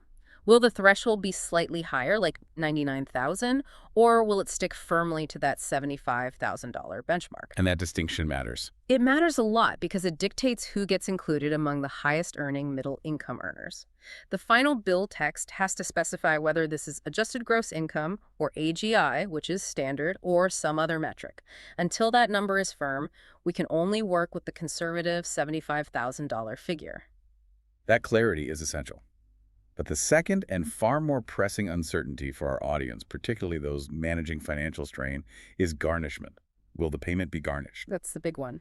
The source specifically mentions the concern regarding back child support, which was a frequent issue in 2020 and 2021. This requires a deep technical dive into legal precedent. Back in 2020, previous stimulus payments were not protected from being seized for past due child support. Why not? Because Congress failed to include specific language that would shield them under the Social Security Act. Generally, federal benefits like Social Security or VA disability are protected from most garnishment. But if this $2,000 is classified as a tax rebate or a dividend as opposed to a core federal benefit, it often requires explicit statutory language to protect it. So we need clarification. Will this new $2,000 dividend be legally shielded from federal or state offsets like back child support, tax debts, or administrative costs? Absolutely. And this extends beyond just federal offsets. We need to know if the payment is protected from private debt collectors. Oh, that's a huge point. It's critical. If Congress fails to shield this payment, the moment that $2,000 hits your bank account, private debt collectors, those holding judgments for credit card debt or medical bills, can theoretically seize those funds. The lack of clear, explicit protection in the final bill text is a major vulnerability we are currently tracking. That is a critical vulnerability for millions of listeners. If you have outstanding debts or back child support, you need to know if this $2,000 is going to land safely in your account or if it will be instantly offset to zero. We have to wait for the final legislative language, but based on past experience, we really encourage listeners to be vigilant if they anticipate garnishment. The third major uncertainty mentioned in the source involves dependents. Specifically, what about adult dependents? Right. In prior rounds, the rules regarding adult dependents, often elderly parents, disabled adult children who rely on the primary filer, or college students, were incredibly complex. Many were excluded from receiving their own payments, or they complicated the eligibility of the primary recipient who claimed them. Since this is defined as a payment to individuals of moderate income, clarity on how a dependent status affects the $2,000 amount is essential. Will a filer get an extra amount for an adult dependent, or will the dependent have to file separately to try and qualify, which can be legally complicated? Furthermore, and this relates directly to our fixed income audience who rely on means-tested programs, we desperately need clarity on the tax and resource status of this payment. Because these basic details are missing, specific financial protections cannot be confirmed yet. Let's elaborate on the biggest concern there. Will the $2,000 payment be tax-free, and how will it affect eligibility for other low-income benefits? That's the nightmare scenario. If the $2,000 is treated as taxable income, it could, for certain lower-income workers, push them into a higher tax bracket or increase their tax liability, which completely defeats the purpose of the relief. And even more critically, For SSI, SNAP, Medicaid, or subsidized housing recipients, if the payment is counted as a countable resource or income, it could temporarily push a recipient over the strict resource limit for those essential benefits. that is the fear. If receiving the $2,000 means losing my Medicaid coverage for 6 months, that $2,000 payment suddenly becomes a huge financial burden. Exactly. When stimulus payments were issued in 2021, the SSA had to issue specific guidance ensuring those checks would not count as income or resources for SSI purposes for a period of 12 months. So without that explicit upfront protection, Without it, the potential $2,000 could lead to an administrative nightmare for the lowest income individuals. Until the primary architect releases the final plan details and the Treasury Department provides implementation rules, all these critical safety mechanisms are, well, they're just theoretical. so the guidance here is to proceed with the utmost caution. We have the amount and we have the intent, but the legal framework governing its safety in your hands is still under construction. We urge you to stay informed, particularly regarding these legal protections. Let's step back and frame this proposed $2,000 payment within the bigger economic and political landscape. We mentioned this is the fourth iteration of a similar payment just this year, 2025. Yep. This pattern suggests that providing temporary direct relief payments is becoming a standard fiscal tool used to address economic pain points without enacting long-term structural reform. It is absolutely crucial to clarify that context. Yeah. The president is framing this as a dividend from tariff revenue, a share of collected duties. Right. This is entirely separate from long-term Social Security reform, and it is distinct from the regular COLA, the cost of living adjustment update, that benefit recipients already receive. That is vital for listeners planning their long-term security. This $2,000, as it's currently proposed, appears to be a one-time payment or temporary relief based on current information regarding tariff collections. So it should not be viewed as a permanent boost to monthly benefits or a structural fix to solvency issues within Social Security or Medicare. Not at all. It's fiscal relief tied to a specific revenue stream, not entitlement reform. Now, as soon as news of a large payment, especially one of $2,000, hits the airwaves, the scammers follow.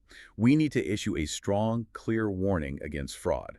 This is essential financial protection for our audience, especially seniors and those who may be less familiar with online security. This warning is non-negotiable. Please internalize this fact. The IRS, the Social Security Administration, or the SSA, or the Veterans Affairs, the VA, they will never call, text, or email you asking for money, your bank information, or your Social Security number regarding this $2,000 payment. They simply do not operate that way for official federal payments. Any communication about this dividend payment will come via an official mailed letter or through verifiable, secure government websites like the My Social Security portal or official Treasury resources. We want to empower you. If you receive a text message, an email, or a phone call demanding a fee, an upfront payment, or personal identifying information to speed up your $2,000 dividend, assume it is a malicious scam and hang up immediately. Immediately. If you get an email or a text, do not click any links. If you are ever unsure, do not give out information. Contact the official government agency directly through their verified public phone numbers, which you can easily find on their .gov websites. That vigilance is our first line of defense against financial exploitation. So what are the actionable next steps for our listeners who are now confirmed as eligible but are still waiting on those intricate legal details? The guidance is twofold. Stay informed and utilize official channels for preparation.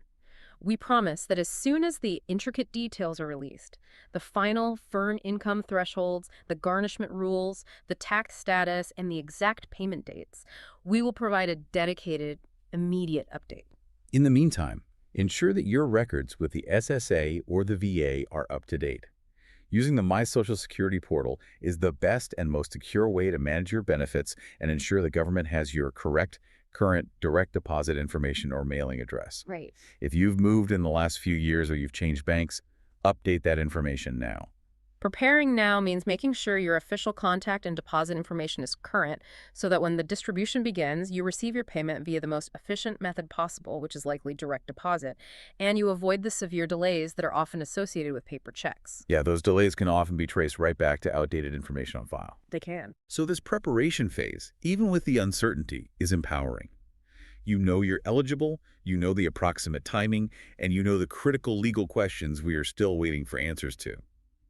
This knowledge is your best shield against anxiety and fraud. And that knowledge is exactly why this deep dive is crucial. It turns vague headlines into actionable, protected information for your financial well-being. Let's collaboratively summarize the most crucial, confirmed facts about this proposed $2,000 payment before we wrap up. We want these points to be absolutely crystal clear. Okay, the core facts remain. The proposed payment is $2,000. It's funded by tariff revenues, and it's intended as a dividend for low and middle income Americans. And it's the fourth proposal this year, which suggests a high probability of delivery. Right. Qualification hinges almost entirely on income. You need to look at the $75,000 for an individual, $150,000 for a married couple thresholds. If your income is below those, you are most likely included. And your benefit status does not exclude you. It does not. And critically, Social Security, SSI, SSDI, VA, and seniors are expected to be included. If you are on fixed benefits, your income level automatically qualifies you. There is no stated or logical reason for exclusion. The timing is still pending, officially middle of next year, but we've identified political incentive and economic emergency as catalysts that could bring the payment much sooner, potentially before November of next year. And we are still waiting on those crucial intricacies. The final, exact income threshold, whether the payment will be protected from garnishment for back child support and private debt, and the tax status, which impacts eligibility for means-tested programs like SNAP and Medicaid. This payment, whenever it arrives, could be genuinely life-changing for millions of our listeners. It offers more than just a temporary financial boost. It provides breathing room, it helps with unexpected medical bills, and it offers dignity to those who have been struggling under the unrelenting weight of inflation. We reaffirm our commitment to being a helpful, trusted guide through this process, updating you the moment those intricate details are solidified in law. Your financial security is our priority, and navigating these benefit updates is complex. We encourage you to use the information shared today to plan, but maintain extreme caution against scams and wait for the official verified rules on garnishment and tax implications before relying on the funds. We hope this deep dive brought you clarity and maybe a little peace of mind. If it did, please strongly encourage your friends or family who rely on these benefits to share this update. Hit that subscribe button and turn on notifications so you never miss an important update as soon as the final plan details are released. And drop your remaining questions in the comments below. We read them all, and they really help us guide our next deep dive into this evolving financial situation. Thank you for trusting us with this critical information. We appreciate you, and we'll catch you very soon with the next. We have a major update on potential $2,000 payment coming directly to you. And this really isn't just speculation. No, not at all. This isn't just some rumor circulating on the internet. We have a stack of sources here confirming that high-profile leaders, we're talking the president, the Treasury Secretary, key lawmakers, are all publicly confirming their commitment to getting this money distributed. That's right. And for those of you relying on fixed incomes, the most crucial element here isn't the political posturing. It's the clarity around eligibility. Yes. We are going to break down exactly who qualifies and why you don't need a job or even to file taxes to get it. If you're on Social Security, SSI, SSDI, or our moderate income earner, you really need to hear the real facts behind this proposed dividend. We'll also clarify the confusing timeline when the president himself says the money could arrive, and we're going to cut through all the jargon so you know exactly what to expect and, more importantly, what questions to ask. Oh, don't touch that dial. Okay, let's unpack this. For months now, inflation has just felt relentless. It really has. The cost of groceries, utilities, essential medications, it's put immense pressure on household budgets. And that's especially true for anyone relying on a fixed income where, benefit increases just seem to lag so far behind the reality of prices at the store. And we know you're looking for clarity. There are so many confusing signals out there about financial relief. Exactly. So we've received detailed sources regarding a significant financial update, a proposed $2,000 stimulus check, or, as the president has often referred to it, a dividend payment. Our mission today is really laser-focused on providing some certainty in what feels like a very ambiguous political environment. Right. We have to cut through the confusion that's been spreading, directly address the common anxieties we've heard from seniors and beneficiaries, and just distill the key verifiable facts coming directly from the administration on this payment. We're sticking strictly to what the sources confirm. And what gives this discussion real weight as we dive into this stack of sources is the commitment level. This isn't one junior lawmaker floating an idea. No, not at all. We're talking about the Treasury Secretary, the Press Secretary, the President's Economic Advisor, and the President himself. All of them are on the record, publicly stating their support for distributing this $2,000. That is an enormous amount of political capital to invest in one specific outcome. It's pretty extraordinary, especially when you consider the most crucial step, a written official bill, hasn't even materialized yet. So they're all in on the promise, but not on the plan. Exactly. Our sources indicate that this constant high-level repetition of the $2,000 figure and how they're targeting it toward thousands and thousands of dollars for moderate and middle-income individuals. It strongly suggests the administration is preparing to deliver a really significant one-time financial boost. Okay, but is it genuine inflation relief, or is there another angle here? Well, that's the big question, isn't it? Whether they genuinely view this as relief, or if the primary motivation is, as some of our sources suggest, purely for political benefit. The financial commitment itself appears to be very serious. Let's get to the core fact then, the thing that is consistent across all these different discussions, regardless of the spin. Right. Despite the different names, stimulus check, economic boost, dividend payment, the consistent figure being promised is $2,000. That amount is really the anchor point for this whole initiative. Yeah, so the $2,000 figure is consistent, but here's where we need to introduce some really vital context from our source material. Okay. While the number is solid, the sources repeatedly emphasize that this is not a finalized, written legislative proposal yet. They're still working it out. They are literally winging it. That's the quote. The candid statements from officials indicate they are just winging it when they speak publicly. There's no solid, cohesive plan that the Treasury, the economic advisors, and the White House are all following in lockstep. And that's why it's so confusing for people. It is. It's why you hear answers that are so varied and contradictory. It's leading to deep public anxiety because one day, one official says one thing, and the next day, another says something completely different. That's the core absurdity we have to address here. You have the highest levels of government committing to spend billions of dollars on a $2,000 payment, but the sources confirm the planning is happening in real time. If they are winging it, as the sources say, should we even believe the $2,000 figure is accurate? Or is that just the easiest, most marketable number to rally public support? That's a fundamentally critical question. And based on past legislative actions of this nature, once a specific number is publicly committed to by the president, especially one that's so easy to digest like $2,000, it becomes incredibly difficult, if not politically impossible, to walk that back or reduce it. So they're locked in. Politically, yes. So while the legislative mechanism is chaotic, the political commitment to that specific amount has pretty much solidified it as the expected outcome. It acts as the minimum necessary injection they believe will effectively counter inflation pain or, achieve their political aims. And let's quickly talk about that distinction the president keeps making. He keeps calling it a dividend payment and citing tariff money as a source rather than a stimulus check from general deficit spending.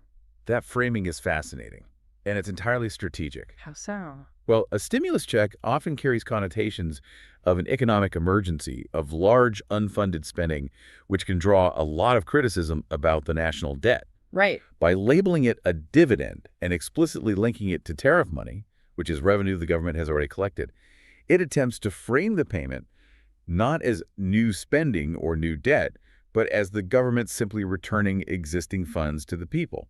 So it sounds more responsible. It's a subtle but very powerful political shift. It's aimed at reducing the impression of financial recklessness, even if the actual mechanism of distribution ends up being identical to a traditional stimulus. Our sources really highlight this linguistic maneuvering as part of the overall strategy. So this political commitment, messy as it is, confirms the goal, a substantial financial injection.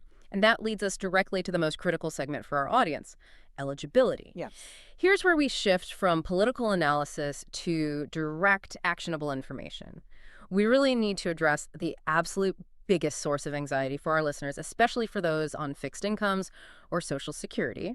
If you are a retiree, if you're on SSDI, or if you don't file taxes, do you qualify for this proposed $2,000 payment?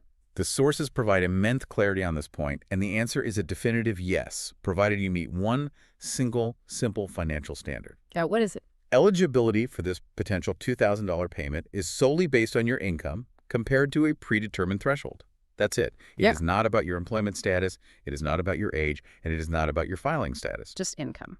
So let's nail down that threshold. Based on what the sources are confirming from previous related actions and the general rhetoric about targeting middle and moderate income earners. The consistent threshold that's being used in these discussions is $75,000 a year for an individual. $75,000. And $150,000 a year for a married couple filing jointly. Okay, so that's the magic number. That is the one figure you have to focus on. If your total annual income is below $75,000 as an individual or $150,000 as a couple, the sources strongly indicate you are most likely eligible for this payment. It's an income test, pure and simple, and it applies broadly across the tax and benefit spectrum. We hear so many stories from our listeners rooted in fear. Fear that because they're not working or because their income primarily comes from Social Security, they'll be penalized or just overlooked. And we need to dispel those myths. We absolutely do. Let's use the evidence from our sources to completely dispel those deeply held misconceptions. Let's tackle them one by one, using firm language that really conveys what the sources are insisting on. Perfect. Okay, the first major myth we hear all the time. Myth 1. You must have a job or be actively employed. Right, that you have to be earning it. The source material explicitly confirms that the government's concern here is economic stability and relief, not employment metrics. The official stance is that your employment status is entirely irrelevant. So this is not a work bonus? Not at all. It's not an employment subsidy. It is an economic relief payment intended to shore up budgets regardless of how that income is generated. For the millions of retirees and those on disability who are no longer in the workforce, this is the most critical confirmation. That completely eliminates the anxiety that you have to be an active wage earner. But what about the millions who get federal benefits but don't traditionally file an annual tax return? Myth 2. You must file a tax return to get the payment. Our sources confirm this is also entirely false. The standard for qualification is income, not filing compliance. Why is that? Because the government already has the necessary income information for every single federal beneficiary. Of course. If you receive Social Security, SSDI, SSI, or VA benefits, the SSA and the IRS have established mechanisms for determining your annual income relative to that $75,000 cap. They can do it regardless of whether you submit a Form 1040. They just use the data they already have from your annual benefit statements. It makes a tax filing requirement totally unnecessary for this kind of payment. Okay, and finally, the most painful myth, the one we hear most often. Myth 3. Social Security, SSDI, or SSI recipients are excluded. This myth is just. It's completely counterproductive to the stated goals of this whole relief effort. It makes no sense. It doesn't. Think about the political reality and the sources assessment. Excluding the massive population of seniors and beneficiaries, the very group most vulnerable to sustained inflation, would be an act of political self-destruction. It would be a disaster for them. The source material is emphatic. It states it would be a very, very, very bad political move not to include individuals receiving Social Security or similar benefits. These individuals are the core demographic of moderate to low-income earners, whom the payment is explicitly designed to help. As long as their benefit income, plus any supplemental earnings, keeps them under that $75,000 individual limit, they are absolutely the intended recipients. So to summarize this critical eligibility segment, the message is really clear.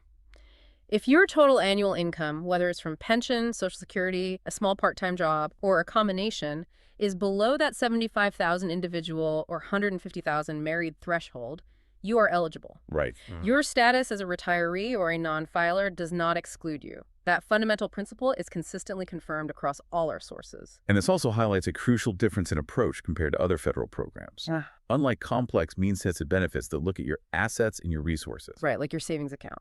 Exactly. This $2,000 payment focuses purely on an annual income threshold. It simplifies the distribution process immensely for the government, and it clarifies eligibility for the person receiving it. Okay, so with eligibility firmly established, we have to move to the next huge hurdle, the clock. When can we actually expect this money? This is where the lack of a formalized written plan, which our sources confirm is a mess, creates deep, deep uncertainty. Yeah, we had to analyze the president's own public statement about the distribution of these so-called dividends. He stated that the payments would be issued somewhere prior to, probably the middle of next year, a little bit later than that. That is a deliberately vague timeline. It could be pushing the payment back almost a year from when they're making these high-profile promises. It is vague, but the time frame itself is highly significant. We have to view this through the lens of political strategy, which our sources analyze extensively. By placing the potential payment date right before or around the time of the midterm election, it introduces an element of high-stakes political maneuvering. It ensures that the financial relief, the $2,000 rise at a moment when its perceived benefit might carry the maximum possible weight for voters. So the sources are suggesting this might be sent out as a political mechanism. A political mechanism. Yeah. And they remind us this is a strategy that's been used before in election cycles. So the official stated expectation from the highest office is middle of next year or a little later. But is there any chance it could be expedited? Any chance it could come sooner? The sources do acknowledge the existence of alternative legislative avenues. For example, they could embed the payment into a larger must-pass bill. Like a budget bill or something. Exactly. That could potentially accelerate the timeline, allowing the payment to get significantly sooner than the president mentioned. However, since the official plan hasn't been formalized, that possibility just remains speculative. For now, the expectation set by the administration is that politically advantageous timeframe, middle of next year or a little later. You have to anchor your expectations to that official later date. Okay, let's talk delivery mechanism. This is another area that's suffering from the chaos of this non-planning. Since they're winging it, as you said, we don't have definitive delivery specifics, direct deposit, paper checks, direct express cards. This is where we have to look to historical precedent, because the government always favors efficiency. Sure. Based on how previous similar payments have been handled, those already receiving federal benefits, Social Security, SSDI, VA, SSI, through established channels, are typically the first in line. That makes sense. Recipients using direct deposit or the direct express card are already vetted. They're integrated into the Treasury's payment network. This allows for immediate automated distribution. It's highly, highly likely that this group will receive their funds significantly faster than those who get paper checks or those who might have to manually register their banking details. But the lack of specifics about who goes first is a direct consequence of this administrative chaos. Absolutely. The confusion about who will get the payment first and by what method is fueled directly by these varying messages. You have the president setting a long, politically advantageous timeline, while some Treasury officials might be hinting at quicker possibilities using the existing infrastructure. Until the legislative language is released, detailing the appropriation and execution instructions. We just don't know. We can't confirm exact schedules, which payment group goes first, or the detailed process for those who might need to provide updated banking information. Okay, moving on, we really need to address the deep political motivation behind this push. Why commit to such a massive payment now, especially without a written plan? The source material is quite explicit in its analysis of the underlying motivations here. While addressing inflation is the public reason. The reason they give on TV. Exactly. The political timing is just impossible to ignore. The source suggests the mechanism of the payment may be sent out as a bribe next year, right before the midterm election. That's a strong word, bribe. It is, but the source isn't just being cynical. It's an acknowledgement of a political strategy tying financial relief directly to an election cycle that has demonstrably worked before to influence public sentiment. The optics are clear, particularly with the president himself citing tariff money as a funding source, trying to signal fiscal prudence while delivering a massive payout. It's a high-stakes strategy. They are leveraging a significant financial commitment, that $2,000, to influence public perception ahead of a critical election. The relief for moderate income earners becomes intrinsically linked to the current administration's political success. And this leads to the next crucial question. What happens if they fail to deliver? Right. Lawmakers and administration figures are described in our sources as really committing to this. What is the political risk of failure if that $2,000 never materializes? The political capital invested here is truly immense. They have created an expectation among a massive voting bloc seniors, beneficiaries, middle-income families that $2,000 is coming. They've made a promise. A very public one. The source warns that if the administration fails to deliver on this widely publicized promise, the backlash will be catastrophic. There will be, and I quote, a lot of really, really mad people. The consequences is just not going to look pretty at all, potentially costing them significant political ground in those upcoming elections. So they've raised the expectation bar so high that delivering the $2,000 is now an absolute political necessity for them, regardless of the legislative challenges. They're locked into this promise. Exactly. This creates tremendous internal pressure on Congress and the administration to eventually produce a written plan and push it through. They have moved beyond just suggesting relief to publicly committing to a specific, marketable figure. The public now holds them entirely accountable for that $2,000 promise. Okay, we must now pivot from the certainty of the promise to the terrifying uncertainty of the details, particularly those details that affect the financial safety of our lowest-income listeners.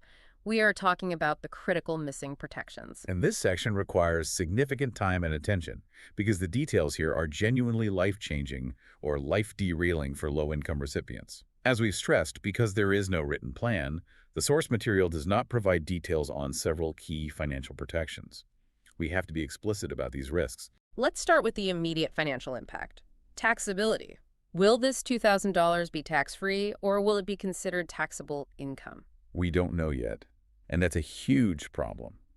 Historically, previous stimulus payments were designed to be non-taxable. They were essentially treated as a tax rebate or a credit that didn't affect your adjusted gross income, or AGI. Okay, so that's the precedent. It is, but without official legislative language, we must caution you that the $2,000 could be deemed taxable income. For most low-income beneficiaries, a $2,000 addition might not push them into a taxable bracket, but for those who are marginally above certain income lines, adding $2,000 to their taxable income could unexpectedly trigger a tax liability they were not planning for. So you have to proceed with caution. You must, until this is clarified in writing. Now let's tackle the issue that causes the greatest potential harm for those struggling with debt: garnishment protections. Will these funds be safe from debt collectors, private creditors, or child support leagues? This is a matter of paramount concern. Many low-income individuals rely on benefits precisely because they're facing overwhelming medical debt, consumer loans, or judgments. If this $2,000 is treated like regular income or an ordinary tax refund without specific protective language, it is highly vulnerable. So let's be specific about what that means. Right. For stimulus money to be safe, the legislation has to explicitly grant it the same legal protections afforded to federal benefits. This is often referred to as exemption from levy. Without this explicit protection written into the final bill, creditors, we're talking collection agencies, banks claiming overdrafts, those holding judgments, can seize the funds immediately upon deposit. And the stakes here are enormous. They are. For someone with, say, $1,500 in medical debt collections, receiving a $2,000 payment that is then immediately seized means they've done all the emotional work of waiting for relief, only to have their debt reduced and their financial situation unchanged. Or potentially worse, if banking fees are incurred. The administration must ensure this protection is included. Even if the payment is generally protected, are there any types of debt that can still legally seize funds? Yes. Even when typical garnishment protections are in place, certain government debts often maintain priority. Like back taxes. Federal debts, like back taxes, federal student loans, or legally owed child support, often have different rules. If the language of the bill isn't extremely specific, the Treasury Department could potentially offset the $2,000 payment against existing federal debts. Again, this critical detail is absent because the plan is still being winged. You need to know that protection against private debt is the absolute baseline requirement for this money to be effective relief. let's move to the third, often overlooked but equally catastrophic risk for our lowest income audience: the impact on other means-tested benefits. How will receiving $2,000 affect eligibility for programs like SNP, food stamps, Medicaid, or housing assistance? This is a complex area, and the risk is enormous. These programs are means-tested, which means eligibility often relies on two factors: income limits and asset or resource limits. Okay, break that down for us. First, the income test. If the $2,000 is treated as income in the month it's received, it could temporarily push a recipient over the monthly income limit for SNAP or specific Medicaid programs. That could lead to a temporary disqualification. And the asset test. This is the critical one. If you hold on to that $2,000 for more than 1 or 2 months, the money might then be counted toward your resource limit for SSI or certain housing assistance programs. For instance, the resource limit for SSI is notoriously low, just $2,000 for an individual. Wait, so the payment itself is the same as the limit? Exactly. Holding on to this $2,000 payment for longer than 60 days could push you over that limit, resulting in a full termination of your SSI benefit, and that recurring monthly benefit is far more valuable than the one-time $2,000. So a payment intended as relief could force a person to lose their essential recurring benefits like SSI or Medicaid coverage, which are vital for survival. That's unbelievable. Precisely. To mitigate this, the final legislation must explicitly exclude the $2,000 payment from being counted as both income and a resource for means-tested federal programs for a specified period, usually 12 months. So there's a safe harbor period. There has to be. Without that specific exclusion, you may face a cruel choice. Spend the $2,000 immediately on necessities just to stay below the resource limits, or risk losing your long-term benefits. This is why the financial protection section is not just an add-on. It is the core of responsible reporting on this payment. We cannot stress this risk enough. And since we're talking financial protections, we should also address Medicare premiums. Will the $2,000 impact the calculation for income-related monthly adjustment amounts, the RMA cliffs for higher income beneficiaries? For the core audience we're discussing, those under the $75,000 or $150,000 threshold, RMA is generally not a concern. However, for those at the top end of that eligibility band, the official status of the $2,000 matters. If it's treated as non-taxable, non-income relief, it shouldn't impact the AGI calculations used for IRMAA. If, however, it's structured differently and it boosts your AGI, it could potentially push someone over the edge and into a higher premium bracket for future Medicare coverage. This just reinforces the need for clear, written, legislative text. Given all this uncertainty, the chaos, the political timing, the missing protections, how should you proceed? What should you trust? The current situation demands extreme caution. You should only trust official letters mailed directly to your address from the SSA, the IRS, or the VA. Or official websites. Or verified information on official government websites, but only once the plan is formally approved and announced. Do not rely on emails, texts, or phone calls. The current statements from high-profile figures confirm the intent and the amount, but only official government communication will confirm the when, the how, and the critical protections that make this payment safe to accept. And as always, a strong warning against scams is necessary. Criminals thrive on this kind of financial uncertainty. Absolutely. The IRS, the SSA, or the VA will never call, text, or email asking for money or personal information, especially not your banking details, to receive this $2,000 payment.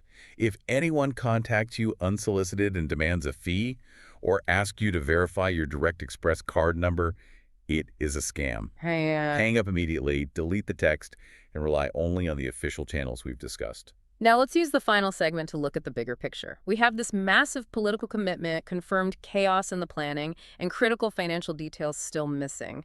How does this payment connect to broader, long-term efforts? This specific $2,000 payment is clearly structured as a one-time relief effort. It's designed to counteract the short-term pain of high inflation, and it's timed to achieve political aims. It is a temporary financial boost, not a permanent structural change to benefits like a cost of living adjustment or QLA. Right, which is automatic. Exactly. While COLAs are automatic and designed to keep pace with inflation, they often lag behind the consumer reality, especially for food and housing. This $2,000 payment is an attempt to inject immediate liquidity where the QLA adjustment may have fallen short. So it's a financial band-aid, but a significant one. That's the correct assessment. The economic reasoning is to prevent severe financial retrenchment among moderate income groups. It's to ensure they can maintain spending on necessities, which in turn supports broader economic activity. It's an acknowledged injection of funds into communities that rely heavily on federal benefits, recognizing the acute strain inflation has placed on non-discretionary spending. This political strategy, this commitment to a figure without a finalized plan, it really puts the administration in a serious bind. It does. They have to transition from rhetoric to legislative action while navigating all these financial risks we just detailed. That's the crux of the issue. They have made the $2,000 promise public. Now, the necessary political maneuver is to ensure the written plan protects the vulnerable population they are trying to help. If they deliver the $2,000 but fail to include protection against garnishment and that resource test for SSI, the overall political benefit could be erased by the financial harm they inflict on their most vulnerable constituency. The pressure on lawmakers is intense to get the details right this time. Before we wrap up, let's summarize the most important facts you need to walk away with today regarding this proposed $2,000 payment. Let's focus on what is confirmed and what remains a critical question mark. First, the consistent, confirmed amount that lawmakers and the president are committed to delivering is $2,000. This is currently anchored as the minimum expectation. Second, eligibility. It hinges purely on income. The standard is generally below $75,000 for individuals and $150,000 for married couples. Third, and this is crucially important, you qualify even if you are a retiree, receive Social Security, SSI, or SSDI, or do not file a tax return. Your status as a federal beneficiary does not disqualify you, provided your income is below that established threshold. Fourth, the timeline. The earliest official timeline suggested by the president puts the distribution in the middle of next year or later, a timeline that conveniently aligns with the midterm election cycle. And Direct Express and direct deposit users will likely be first in line once the legislation is actually passed. And fifth, and most critically, there are currently no confirmed protections against taxation, garnishment by private creditors, or resource counting for means-tested programs like SSI and SNAP. You must proceed with extreme caution and wait for the official legislative language that guarantees these essential financial safeguards. This potential $2,000 payment represents breathing room. It represents dignity for those struggling against rising costs. But the path to delivery is fraught with political and technical risk. We are dedicated to bringing you the facts as soon as that official written plan is released. And this leads us to our final provocative question. Given the strong political commitment, the highly publicized $2,000 amount, and the suggested timeline being explicitly tied to the midterm elections, the ultimate question for you is this. Will the immense political pressure to deliver on this high-stakes promise force lawmakers to finally iron out the administrative mess and provide the critical financial protections necessary to ensure the $2,000 payment is truly a benefit and not a liability for our most vulnerable citizens? That pressure to deliver is massive, and the details of the final bill will reveal whether this was purely political theater or if it was genuine economic relief. We strongly encourage you to subscribe and turn on notifications so you never miss an update as this situation evolves and the official bill language becomes public. Please share this crucial information with friends and family, especially those on fixed incomes who need to understand their eligibility and, more importantly, their risks. We appreciate your trust in us to provide these facts. We'll catch you on the... We have a major financial update to talk about today. It's coming directly from discussions, right inside the Oval Office. Well, we're talking about a potential large-scale payment. Some are saying $2,000, others are just saying thousands of dollars. Yeah. And this isn't just another rumor. The level of public commitment we're seeing from the president, from the Treasury Secretary, it's unusually high. It really is. And for you, for everyone listening, especially if you're on a fixed income retirees, people receiving SSI, SSDI, the question really splits in two, doesn't it? Okay. First, is this money real? Is it concrete? And second, if it is it coming soon, or is it just, being dangled out there on a political calendar way off in the future? Right. The immediate need versus the political game. That tension is the single biggest thing we need to clear up today. And we have to get this point across right from the very start. The conversations they're having explicitly cover a huge, huge percentage of the population. So if you get Social Security, if you get SSI, SSDI, or VA benefits, and you've been hearing this confusing government speak about working families and getting worried. Yes, a lot of people are. Exactly. We're going to spend a good amount of time today taking those fears apart piece by piece with facts and history and just basic political logic. You are not being left out of this conversation. And we're also going to dive deep into the mechanics of this thing. I mean, how they plan to pay for it. A $2,000 payment? That's nearly $600 billion. $600 billion. The plan is to fund it all through tariff revenue, which, well, it creates a huge logistical puzzle. It's a massive reprioritization of how the government spends its money. And that's why the timeline is so uncertain, even though, as you said, the commitment from lawmakers feels overwhelming right now. So that's our mission for this deep dive. We're going to unpack these brand new statements. We'll clarify the sheer size of this plan, analyze the two very different timelines, the political one and the economic one, and most importantly, we're going to give you the straight facts you need about whether you're eligible for this money. So let's get into it. Welcome. Welcome to the deep dive. Today we are jumping right into the latest official statements on this proposed financial distribution. It's being called a few different things, right? A dividend payment, a rebate. Right, but functionally, it's a stimulus check. The goal is to put cash directly into people's hands. And our source material is as fresh as it gets. We're talking about statements made by the president just today, plus comments that Treasury Secretary Scott Bessent made over the weekend. So we're getting a really complete picture of where the administration stands right now. And that combination is so important. You have the president's direct remarks, the big picture, and then the Treasury Secretary's perspective, which gives you the financial nuts and bolts. But what's really fascinating to me is the speed and the intensity of it all. It's not just one or two officials anymore. We're hearing from high-profile lawmakers. We're hearing from senators, the economic advisor, the Treasury Secretary himself. They're all giving updates almost every single day on this $2,000 idea. It feels like they're all singing from the same song sheet, which is rare. It is. And that intensity, it suggests that the political price for not doing it is already huge. After this much public talk, after all these promises, I mean, politically, logistically, it almost has to be a certain thing at this point. The train has left the station. Okay, so let's unpack the heart of the plan. This potential $2,000 payment and, as you said, the surprisingly tricky way they plan to fund it. Let's do it. First, the benefit itself. A $2,000 lump sum payment for an individual. For families, we're talking thousands of dollars. For so many people right now, especially on fixed incomes, where the COLA increases just aren't keeping up with inflation, this isn't pocket change. Not at all. It's breathing room. It's help with groceries that cost a fortune or prescription copays. It's real life-stabilizing relief. And the administration is being very careful with their language, calling it a dividend or a rebate. They are. The idea is to frame it as returning money to the public, not just printing it out of nowhere. But it's the sheer scale of it that makes the financing so difficult. Yeah. To really get why this has been such a challenge, you have to look at their funding source. Tariff revenue. The plan is to take a huge chunk of that money, about $600 billion, and send it straight out as these payments. That's a huge shift. So if they're only using tariffs, we need to understand what that $600 billion means compared to what they normally collect. What does that actually look like? Well, this is what puts the whole challenge into perspective. Let's do the math from the sources.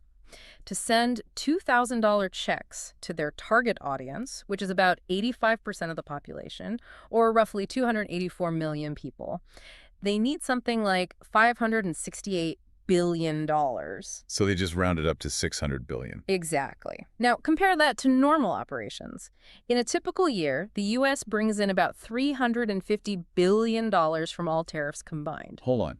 If they need $600 billion, but they only collect $350 billion a year, that's almost 2 full years of tariff money. That's it exactly. They would have to dedicate nearly 2 full years' worth of incoming trade revenue just for this one single program. And you have to remember, that's not money that's just sitting in a spare stimulus fund. Right, it's already spoken for. It's critical for the rest of the federal budget. It pays for everything from infrastructure projects to defense spending to, just paying interest on the national debt. So when you reallocate $600 billion, you create this massive immediate hole in the general budget. Which then has to be filled somehow. Right. Either by moving money from other departments, which is politically very difficult, or, and this is more likely, just by increasing the deficit. This whole logistical mess is why the sources are saying the administration is still, quote, winning it.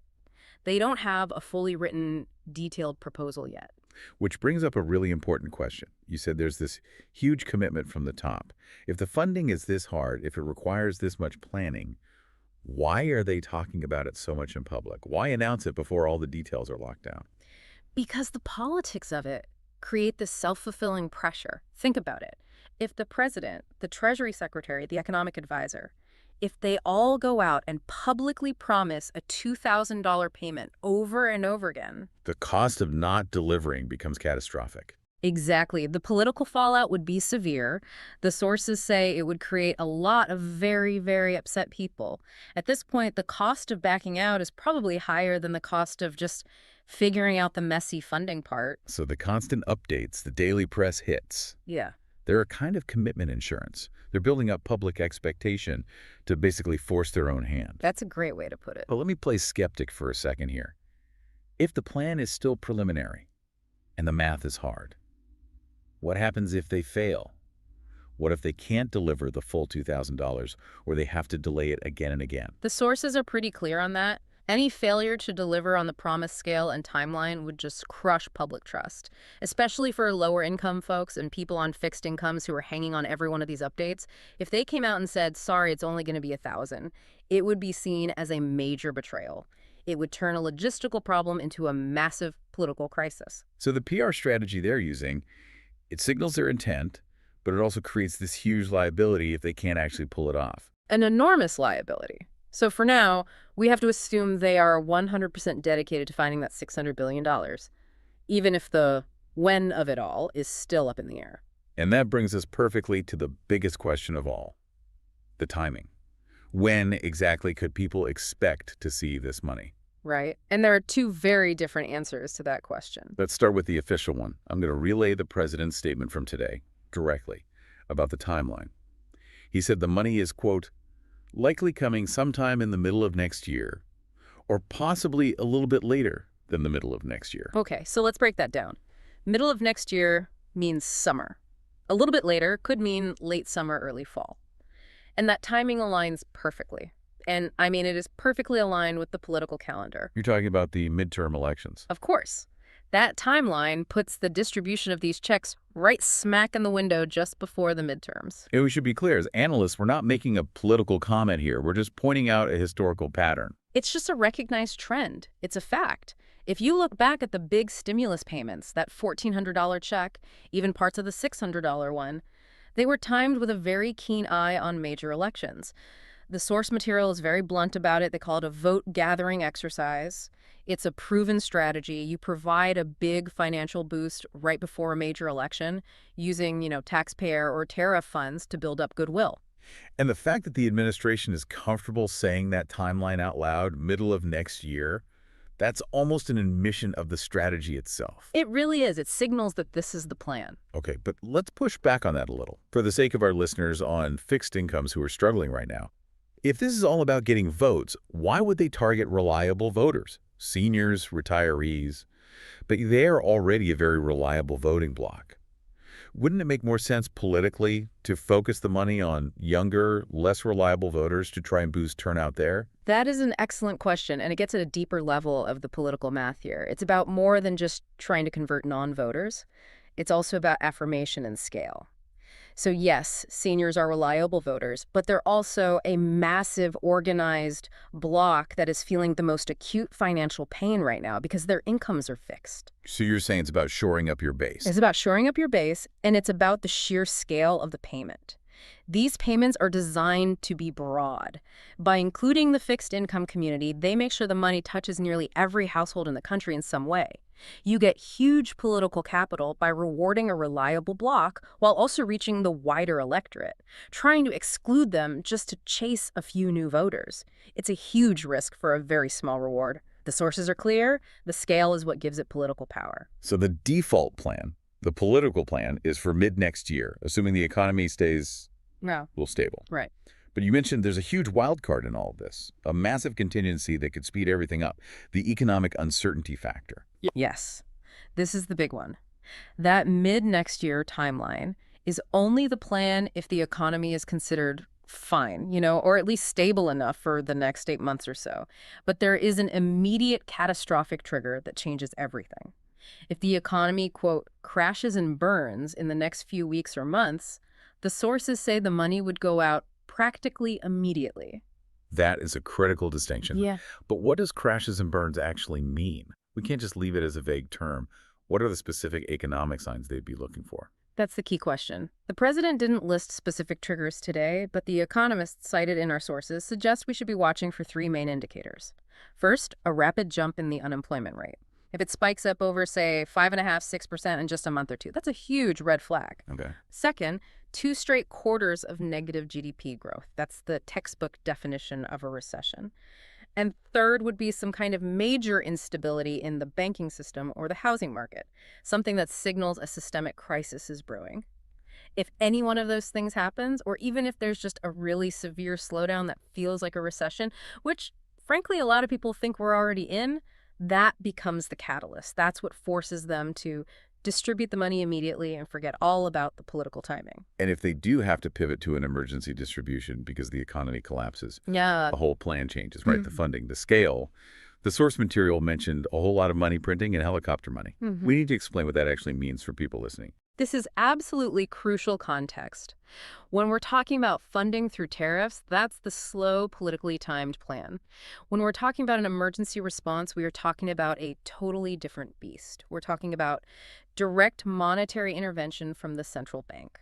Helicopter money might sound a little silly, but it's a real term economists use. It was popularized by Milton Friedman, and it describes an emergency action where newly created money is injected directly into the economy, into the hands of the public. It's like it's literally being dropped from a helicopter. Exactly. It's a last resort measure to fight off deflation and spark demand when just cutting interest rates isn't enough. So how would this emergency approach compare to what we saw during the pandemic? The language in the sources is very, very strong on this point.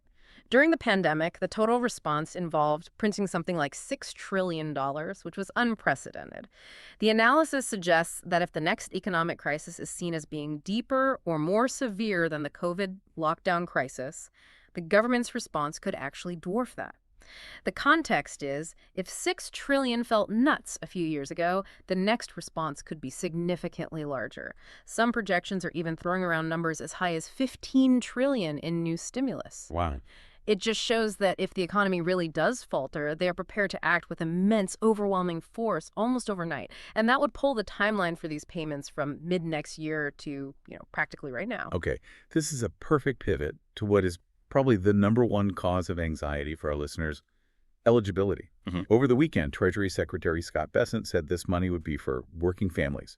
And that one phrase, it caused immediate panic among fixed income recipients. Retirees, people on Social Security, SSI, SSDI, they heard that and thought, well, that's not me. I'm not working. I'm out. And we have to address that fear directly, with absolute clarity.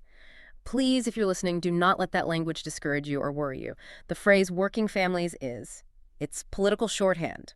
It's government jargon. It has, and I want to be very clear, nothing to do with whether you are currently employed and drawing a paycheck. It's a broad catch-all term. It's a term designed to signal that the money is going to productive members of society. And receiving Social Security is an earned benefit. You worked for it. You are absolutely part of that demographic. So if I'm a retiree listening to this, or I'm on SSI, I should just mentally translate working families to families who are under a certain income level. Precisely. That is exactly right. The true and the only determining factor for your eligibility will be your income, not your work status. The government has no system, and certainly no desire, to try and audit your current employment for a broad payment like this. If you are retired, if you are disabled, if you're a survivor, your eligibility is all about your adjusted gross income, or AGI. So let's get into those income numbers based on the sources. The administration has thrown around the figure under $100,000, but history tells us it will probably be a bit lower than that. That's right. The general consensus is that 100,000 is more of a political talking point, to signal that millionaires aren't getting checks. But the final practical income cap will almost certainly be lower, just so the money is more targeted to the people who will actually spend it and stimulate the economy. The expectation is that the final limits will look a lot like the last stimulus rounds, which were roughly $75,000 for a single person. And $150,000 for a married couple filing their taxes together. So for the vast, vast majority of our listeners on fixed incomes, it boils down to one simple question. Is your total annual income, including your Social Security and any other money, below that $75,000 or $150,000 line. And if the answer to that is yes, then all the other language from the Treasury Secretary doesn't matter. You are eligible. Retirees, SSI recipients, SSDI recipients, VA beneficiaries, you are all included if you meet that income test.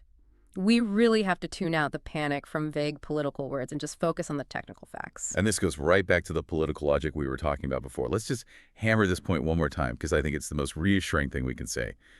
If this payment is timed to influence an election, what would be the political reality of excluding fixed income recipients? It would be political suicide. I mean, it would be completely destructive when you look at who votes in this country. Seniors, retirees, Social Security beneficiaries, they are one of the largest, most engaged, and most reliable voting blocs there is, period. They show up. They always show up. So to design this massive, expensive handout to generate goodwill right before an election and then deliberately exclude that huge, powerful group, the sources say that's just not a realistic scenario. It's politically impossible. Any politician who proposed that would face an immediate and severe backlash. And this isn't just a theory, right? We have three very clear, very recent examples to back this up. Exactly. This isn't guesswork. The three big stimulus checks in 2020 and 2021, the $1,200, the $600, and the $1,300 payments, every single one of them included every major fixed income group: Social Security retirees, people on disability, SSDI and SSI survivors, VA beneficiaries. They were all included as long as they were under the income limit. And since they were included all three times before using the same basic system, the expectation has to be that they'll be included again. Okay, now let's get into some of the technical details. I know tax rules can sound a little dry, but understanding the actual mechanism they use to send this money is the key. It's the reason why people on fixed incomes, even people who don't file taxes, are included automatically. This technical definition is really the core protection for our audience. A stimulus check isn't legally defined as some kind of, random government handout. It is officially structured as an advance of a refundable tax credit that is tied to your federal tax return. Okay, let's spend a minute on that because the difference between refundable and non-refundable is everything. That one word is the firewall that protects fixed income recipients. It is. Let's start with a normal tax credit, a non-refundable one. That kind of credit can only lower the amount of tax you owe down to zero. So if you owe $1,000 in taxes, a $1,000 credit is great. It wipes out your bill. But if your income is so low you owe zero in taxes, you get nothing. The credit is worthless to you. Right. Now, what about the stimulus mechanism? The stimulus uses a refundable tax credit. And this is the magic key. A refundable credit means it can reduce your tax bill below zero. Even if your total income is so low that you owe $0 in federal taxes, which is the case for many people living only on Social Security or SSI, you still get the full amount of the credit as a cash refund check. The government is, in effect, fronting you the cash no matter what your tax bill is. And that's the legal structure that ensures low-income people who aren't working, in the traditional sense, still get paid. That's it. And it directly answers that other huge question we always get. I don't file a tax return because my income is too low. Will I still get the money? And the answer, based on the last three rounds, is a clear yes. Yes. Receiving the payment is tied to your income being below the line, not to the physical act of filing a tax form. What happened in 2020 and 2021 is that the Social Security Administration, the VA, and other agencies shared their payment data directly with the IRS. That allowed the IRS to just automatically process and send out direct deposits or paper checks to beneficiaries, even if they hadn't filed a tax return in years. The system is built to find and pay people who are outside the normal tax filing system. Now, it's worth noting that while this refundable tax credit is the standard way to do a big, broad stimulus, the government has used other, more targeted methods in the past. They have, yes. The sources point to one example back in May of 2009. There was a dedicated $250 economic recovery payment that was sent specifically and only to Social Security beneficiaries. So it shows they have the ability to do these very targeted payments. But because this current plan involves the whole population and this whole tariff revenue idea, the refundable tax credit is almost certainly the path they'll take. The infrastructure is already there. Okay, finally on the mechanics, we have to talk about garnishment. This is a big deal. Normally, fixed income benefits are very protected from debt collectors. But the stimulus checks were sometimes a different story. What should people be watching for? This is a really vital point. You're right, Social Security benefits are generally protected from being garnished by private debt collectors. But with the last stimulus payments, Congress didn't pass specific laws to protect those particular checks, so they were sometimes treated differently. There were a few rare but very important exceptions where the money could be seized. Who were they? The two main vulnerabilities were, first, garnishment for back taxes that you owed directly to the IRS itself. If you owe the IRS, they can take it. And second, garnishment for back child support payments. And we should also just quickly mention the other non-garnishment issues. If you were claimed as an adult dependent on someone else's tax return, you wouldn't get a check. Or if your funds are managed by a representative payee who, mismanages the money, those are other ways the payment could be missed. So the big takeaway here is that while most people got the money with no problem, there were these loopholes for things like back taxes and child support. And we'll have to see if Congress adds specific protections this time. Exactly. Until a law is passed to explicitly protect this specific payment, that risk is still there. But the overall message for the vast majority of fixed income beneficiaries is clear. You are included, and the system is designed to get the money to you. We have gone through a ton of detail today. So before we wrap up, let's do a quick high-level summary. Let's reinforce the core facts from the administration's latest statements and our analysis. Okay, let's boil it down to the certainties and the variables. The certain part. The payment is likely $2,000, maybe more for families. The political commitment to do something is overwhelming, and the funding plan is ambitious, right? Nearly $600 billion from tariffs. And the variable part is the timeline, which is split into two very different possibilities. Possibility one is the political timeline. Right. That's the default plan. Assuming the economy holds steady, the money comes in the middle of next year, timed for the midterms. And then there's possibility two, the economic timeline. The wild card. If the economy takes a nosedive in the coming months, that distribution speeds up dramatically. It becomes an emergency stimulus, and it happens practically immediately, likely with a lot of newly created money. And let's restate the most important reassurance for everyone listening who is on Social Security, SSI, SSDI, or VA benefits. Your eligibility is based on your income. That's it. It will likely be around $75,000 for an individual, $150,000 for a married couple. It is not based on your employment status. The legal structure, the historical precedent, and the political reality all point in the same direction. Fixed income recipients are expected to be fully included. So please, do not let vague terms like working families cause you any stress. If your income is below the line, you are included. Let's also talk about scams for a moment. While we're all waiting for this to play out, this is when the scammers come out of the woodwork. What should our listeners be watching out for? This is so important. Every time a payment like this is discussed, the scams explode. So let us be extremely blunt. The IRS, the Social Security Administration, the VA, they will never call you. They will never text you. They will never email you asking for your personal information or your bank account details for this payment. Never. It will not happen. These agencies only communicate through official letters mailed to your address on file or through the secure government websites like the My Social Security portal. If you get a call, a text, or an email, it's a scam. Do not engage. Do not click any links. And please tell your friends and family the same thing. Okay, so final thoughts on all this. Yeah. We have this really frustrating situation, right? This high level of commitment, but this deep uncertainty about the timeline. It is frustrating. The waiting is stressful. But I think the forces pushing this payment forward are just immense. You have the overwhelming political pressure on one side, and on the other, you have the very real possibility of an economic downturn that would force their hand. When you combine those two things, it strongly suggests that some kind of significant payment is going to happen within the next 12 months. We just need to watch the economic news very closely because that's the wild card that could change the timeline overnight. And that's really the essential message we want to leave you with today. For so many of you, these potential payments aren't just a number.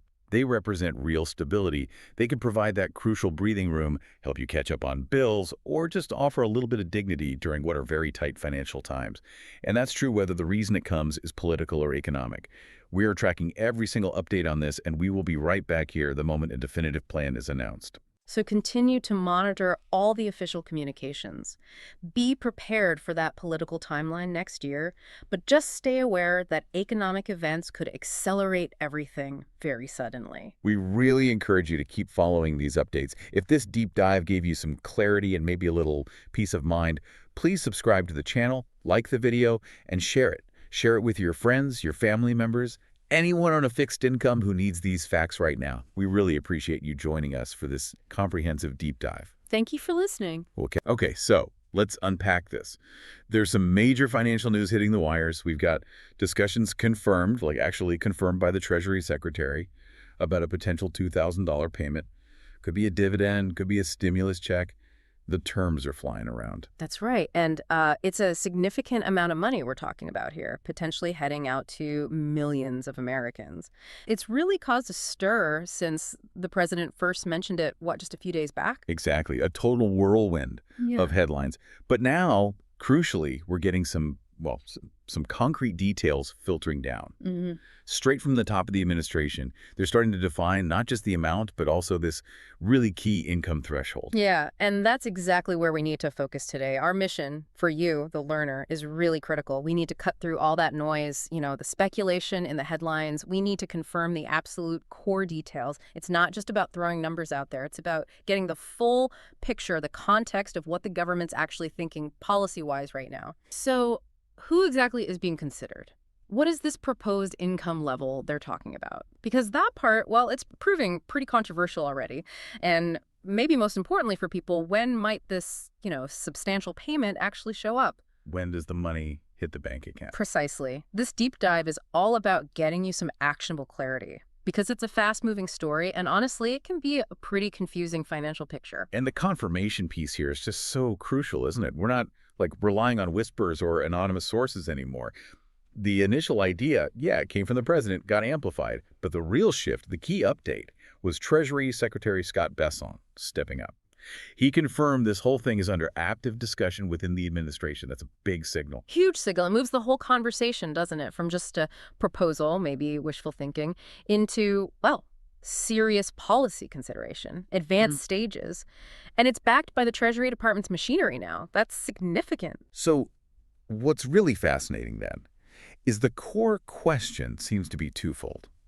First, what exactly is this payment? Because like you said, the terms are all over the place, maybe deliberately confusing. And second, who precisely qualifies? And that second part, that's where the real tension seems to be. Absolutely. Especially because the income levels they're floating right now, they seem quite a bit higher than what we saw in previous relief efforts, stimulus rounds. Right. And if that higher ceiling actually holds, that implies a much, much broader group of people getting this money, which, has seismic implications for the budget, for whether it can even get through Congress. Big stuff. Okay, let's jump right into that confusing terminology then. Because you hear stimulus check, you hear dividend payment, sometimes even substantial tax refund. Why is the language so muddy? What's going on there? And what does it actually mean for, the process of getting the money? Well, the confusion is partly intentional, I'd say. But it also stems from the specific legal hoops the government has to jump through. To deliver large amounts of cash quickly, outside the normal budget process, they need a mechanism. The administration seems keen on dividend payment. Sounds nice, right? Like they're returning surplus money or profits. Yeah, it sounds positive. But really, regardless of the political label, stimulus, dividend, whatever the technical structure, is almost certainly an advance of a refundable tax credit. Okay, advance of a refundable tax credit. Let's break that down. That sounds exactly like the kind of government jargon that just makes people's eyes glaze over. What does it actually mean for, the average person just trying to figure out if they're getting help with their bills? It definitely sounds like jargon, but it's actually pretty important to grasp because it dictates how eligibility works and the timing. Yeah. So think about a tax credit generally. It just reduces the amount of tax you owe, right? But a refundable tax credit is special. It doesn't just zero out your tax bill. If the credit is worth more than the taxes you owe, the government actually sends you the difference as cash. Oh. It's basically designed using the tax code as a way to give direct cash assistance, even to people who maybe don't earn enough to pay income taxes at all. So let's say the government decides you're eligible for the full $2,000, but maybe you only owed, say, $500 in taxes that year. You'd get that $500 covered, and then they'd send you a check or direct deposit for the remaining $1,500. Exactly. That's how a traditional refundable credit works when you file your taxes. But now here's the key word, advance. By calling this payment in advance, what the administration is signaling is they intend to deliver that whole amount. The full $2,000 the source confirms is on the table up front, right now or as soon as possible. So skipping the usual tax filing wait. totally skipping it. They're bypassing the standard yearly tax filing process, delivering the funds immediately, basically. Long before you normally file taxes for the year the credit technically applies to. The source we looked at explicitly called it delivering just a lot of cash, using a sort of fast-track method built into the tax code. Okay, that makes sense. But this mechanism, structuring it through the tax system, immediately brings up a huge concern. We hear this all the time, especially from older folks, people on fixed incomes, maybe receiving disability, Social Security, SSI, VA benefits, people who aren't always required to file a tax return. If it's a tax credit, does that mean you absolutely have to file tax paperwork to get this $2,000? This is so critical, and yeah, we have to tackle that misconception head on. It pops up every single time these payments are discussed. Yeah. The core fact, and this is confirmed by what Treasury Secretary Besson has said, and just the nature of it being an advance payment, is that filing a traditional tax return does not matter for your eligibility. Let me repeat that. Filing a tax return is not the requirement. But how does the Treasury know who to send the money to then? If they're not looking at a recent 1040 form for everyone, that's the logistical gap people worry about. They think, they don't know I exist if I don't file. Yeah, that's the million-dollar question, isn't it? And it highlights how complex the logistics really are behind the scenes. The Treasury relies on existing, pretty comprehensive federal databases. So for people receiving Social Security, retirement, SSDI, SSI, or VA benefits, the Social Security Administration and the VA share that recipient data directly with the Treasury. They already have that info. Okay, so those groups are largely covered automatically. Largely, yes. For low-income folks who don't file and don't receive those specific federal benefits, it's a bit trickier. In past rounds, the Treasury set up special online portals, simple non-filer tools, to collect just the minimum info needed: name, address, bank details. The administration's goal this time, though, seems to be automating it as much as humanly possible, relying purely on income information they likely already have from federal records. Things like W-2s or 1099s submitted by employers or banks, even if you didn't have to file a return based on that income. Gotcha. So the bottom line is, just as the administration's discussion suggests, the focus is only on your income compared to whatever threshold they finally set, not on whether you physically mailed paperwork to the IRS. Okay, let me just hammer this home for clarity, because it's so important for so many listeners. If you're retired, if you're on disability, if your income just falls below the level where you're required to file taxes, the Treasury Secretary's confirmation strongly suggests you should still be eligible for this cash payment, provided your income is below the line. That's exactly right. The tax credit advance thing is really just a technical label for how the government accounts for it and gets the money appropriated. It's not meant to be a barrier for you, the recipient. Precisely. The system, based on past experience, is designed specifically to catch and include non-filers in these situations. And let's lock in that amount again. The president's initial announcement was quite specific. A dividend of at least $2,000 per person. At least $2,000. Right. So this isn't some small partial payment being discussed. It's a significant lump sum amount that's being actively shaped right now at the highest levels. Okay, so we understand the mechanism. We understand the amount is substantial. The next huge question is, who actually gets it? Who qualifies? And this is where it gets really, really interesting and where this proposal really starts to look different from what we've seen before. The income threshold being floated is way higher than in previous rounds, which means potentially millions more people could be eligible for this $2,000. Yes. This is, without a doubt, the biggest policy shift here. If you look back at the president's first statement, remember he said it would go to everyone, but then added the qualifier, not including high-income people. Right, which left everyone asking, okay, what's high income? Very vague. Exactly. Totally ambiguous until Treasury Secretary Besson stepped in and provided that, well, that definitive clarification. Okay, so what definition did Scott Besson give us? What's the magic number? Where does high income start, according to the Treasury right now? The specific clarification from Secretary Besson indicates that high income begins at $100,000. So therefore, individuals with an adjusted gross income, or AGI, of $100,000 or less are being signaled as eligible for this payment. Wow. He explicitly laid out that $100,000 threshold, confirming the administration's current thinking on the scope. $100,000 for an individual. Yeah. That feels like a really high ceiling compared to what we're used to, doesn't it? It's enormous. We should definitely put that in context because previous stimulus checks, thinking back to 2020, 2021, during the pandemic, they generally used a threshold around $75,000 for individuals, right? Yeah. And then the payment would start phasing out pretty quickly above that. That's exactly right. And that jump from $75,000 up to $100,000, I mean, that is the story here. It's a substantial, very deliberate increase in who qualifies. It immediately pulls in a pretty big chunk of the upper middle class, maybe higher earners, who were either excluded entirely or got much smaller payments in prior rounds. Right. This $100,000 mark, it feels like the administration is planting a flag, defining the boundary of the middle class for the purpose of this specific payment, at least. So why the jump? I mean, what's the thinking behind picking $100,000? Why not stick with the $75,000 limit that Congress has, approved before? Seems like an easier path.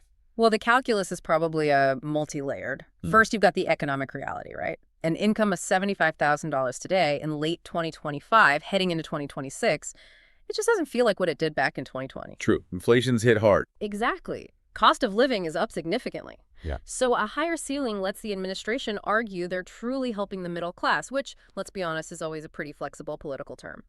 Second, there's the pure political reach. By pushing eligibility up to $100,000, they include this massive group of potential voters, people who might have felt kind of ignored by relief efforts that were more targeted towards lower incomes. Makes sense. It shifts the narrative, doesn't it? Away from just targeted poverty relief towards something closer to broad, almost universal economic support. Appeals to a much wider demographic. It's like saying, look, we know maybe you're earning a decent salary, but costs are up for you too, so here's some help. It definitely broadens the tent politically. Precisely. Changes the whole framing. But, okay, we have to look at the household picture. What about married couples? We know previous payments usually doubled the individual limit for joint filers. Does the source material, does Besson's commentary give us any direct confirmation on what the joint income limit might be this time? The discussion from the administration hasn't explicitly nailed down the joint figure yet, no. But the analysis seems pretty strong on this point. Yeah, the analysis strongly suggests, just based on historical patterns, how the IRS and Treasury usually structure these things, especially using adjusted gross income, that this $100,000 individual threshold would almost certainly be doubled for a married couple filing jointly. So potentially up to $200,000 for a married couple. That's the indication. A married couple could potentially have a combined income up to about $200,000 and still qualify for the $2,000 payment each. So $4,000 total for that household. Potentially, yes. Those are the general income parameters that Secretary Besson's comments are pointing towards right now. $100 K individual, $200 married. That's a staggering potential reach. I mean, for a lot of households, the immediate thought is, wow, I might actually qualify this time when I didn't before. Yeah. Much wider net. But okay, let's pivot from the benefit side and dive into the expert analysis of this high threshold. Because there's always a trade-off, right? What's the immediate downside, and why does this generous ceiling create, potentially, a major political headache? Right. If we connect this to the bigger picture, that higher income threshold is directly inevitably linked to the overall price tag of the program. And that price tag, that's probably the single biggest factor determining if this thing ever actually gets passed by Congress. It always comes down to cost. Always. The financial math is brutally simple. The higher you set that income ceiling, the more households qualify. The more households qualify, the greater the total cost the government has to authorize and, crucially, fund the money for. Okay, let's try to put some hard numbers on that increase. Because even with the lower thresholds last time around, that $75K individual, $150K or married mark, the estimated cost was already huge, wasn't it? Astronomical. If we ballparked it back then, assuming maybe 85% of the population qualified, which is roughly 284 million people, you multiply that by $2,000, you were already looking at a cost of approximately $568 billion. And that figure alone caused a lot of debate and resistance last time. $500 billion plus. Yeah. So now you factor in the revised cost projection, the one driven by Secretary Besson's $100,000, $200,000 figures. With that new, much wider eligibility net, the total spending is projected to jump substantially, potentially reaching, maybe even exceeding, $600 billion. $600 billion. Yeah. That is just an astronomical number. That's definitely going to make a lot of lawmakers sit up and take notice. Yeah. Especially anyone focused on fiscal discipline or the national debt. Absolutely. It's the kind of number that stops conversations. So this brings us right to the massive legislative hurdle. What does the analysis suggest is the likely fate of a $600 billion proposal like this, especially given how politically divided Congress often is? Well, the analysis suggests this is where the proposal hits its biggest point of friction. It's Achilles' heel, maybe. Lawmakers, especially those already hesitant about big spending packages, and there are plenty of them, are very likely to see a $600 billion price tag as just too high, too much to approve quickly or easily. So while $100,000 might be the line the administration wants to draw for their public message about helping the middle class, Right. it is absolutely not the line that defines political feasibility inside the Capitol building. Exactly. You've nailed it. We're looking at a policy that's, financially very ambitious, maybe even generous, but that makes it legislatively very vulnerable. Let's dig into that vulnerability a bit more. Which groups in Congress would likely push back hard against a bill this expensive? Well, you'd probably see opposition from different parts of the spectrum, but for different reasons. On the fiscal conservative side, the argument is straightforward. Debt and deficit. They'll see a $600 billion relatively untargeted cash transfer as fiscally irresponsible, maybe even inflationary. They'd argue it should be much more targeted. Precisely. Money should only go to those in demonstrable dire economic need, not someone making $95,000 a year. Then, maybe counterintuitively, you might even get some pushback from the progressive side. While they generally support direct payments, some might argue that if you were going to spend $600 billion, maybe it should be invested in longer-term solutions. Things like permanent social program expansions, infrastructure, climate initiatives, not just a one-time cash infusion that doesn't fix underlying problems. So the sheer size makes it hard to build a coalition. Too expensive for some, maybe not the right kind of spending for others. Exactly. It's just too large to make everyone happy. Which leads directly to the most crucial point about compromise. The administration wants this policy. Congress holds the purse strings. So what's the active discussion, the buzz around potentially lowering that threshold to make it more palatable? Is that already happening? People anticipating the sticker shock. Oh, absolutely. There's intense discussion, speculation at least, already bubbling up behind the scenes about needing to bring that income threshold down, maybe significantly. Why? Yeah. Purely to lower the total price tag and therefore increase the odds of it actually passing. We're hearing talk about maybe going back to the previous $75,000 level for individuals, or possibly even lower, down to maybe $60,000. Okay, let's think about the impact of that. Dropping the limit from $100,000 all the way down to $60,000 for an individual. That's a huge cut in who qualifies. Massive cut. What does that do to the percentage of Americans eligible, and more importantly for the politics, the overall cost? If that line drops to $60,000, I mean, you're instantly excluding millions of middle-income workers. Everyone making between, say, $60,001 and $100,000 is suddenly out. It dramatically shrinks the scope. Based on, rough census data and income distributions, moving from a $100 case ceiling down to a $60 case ceiling could easily reduce the eligible population by, say, 15% to 20%, maybe more. Which means that $600 billion price tag, it could drop much closer to maybe $480 billion, perhaps even a bit lower. Still huge, but maybe not as terrifying to budget hawks. And for you, the learner, what's the fundamental why behind this potential political maneuver? Why would they deliberately walk back that generous $100,000 limit the president seemed to propose? The why comes down to one thing: probability of success, getting the bill passed. Lowering the threshold makes it an easier sell to lawmakers, as the source put it, simply because the cost is less shocking, less politically risky. A more palatable number. Exactly. A lower cost is essential for trying to get any kind of bipartisan support or even just keeping your own party fully united. Plus, there's another angle. Lowering the threshold allows lawmakers to frame it differently. It concentrates the money more heavily on people who, from a purely economic standpoint, really, really, truly need this money. So lower wage workers, retirees solely on Social Security, people closer to the poverty line. Right. It lets legislators frame the bill as targeted emergency relief again, rather than a broad, near-universal stimulus.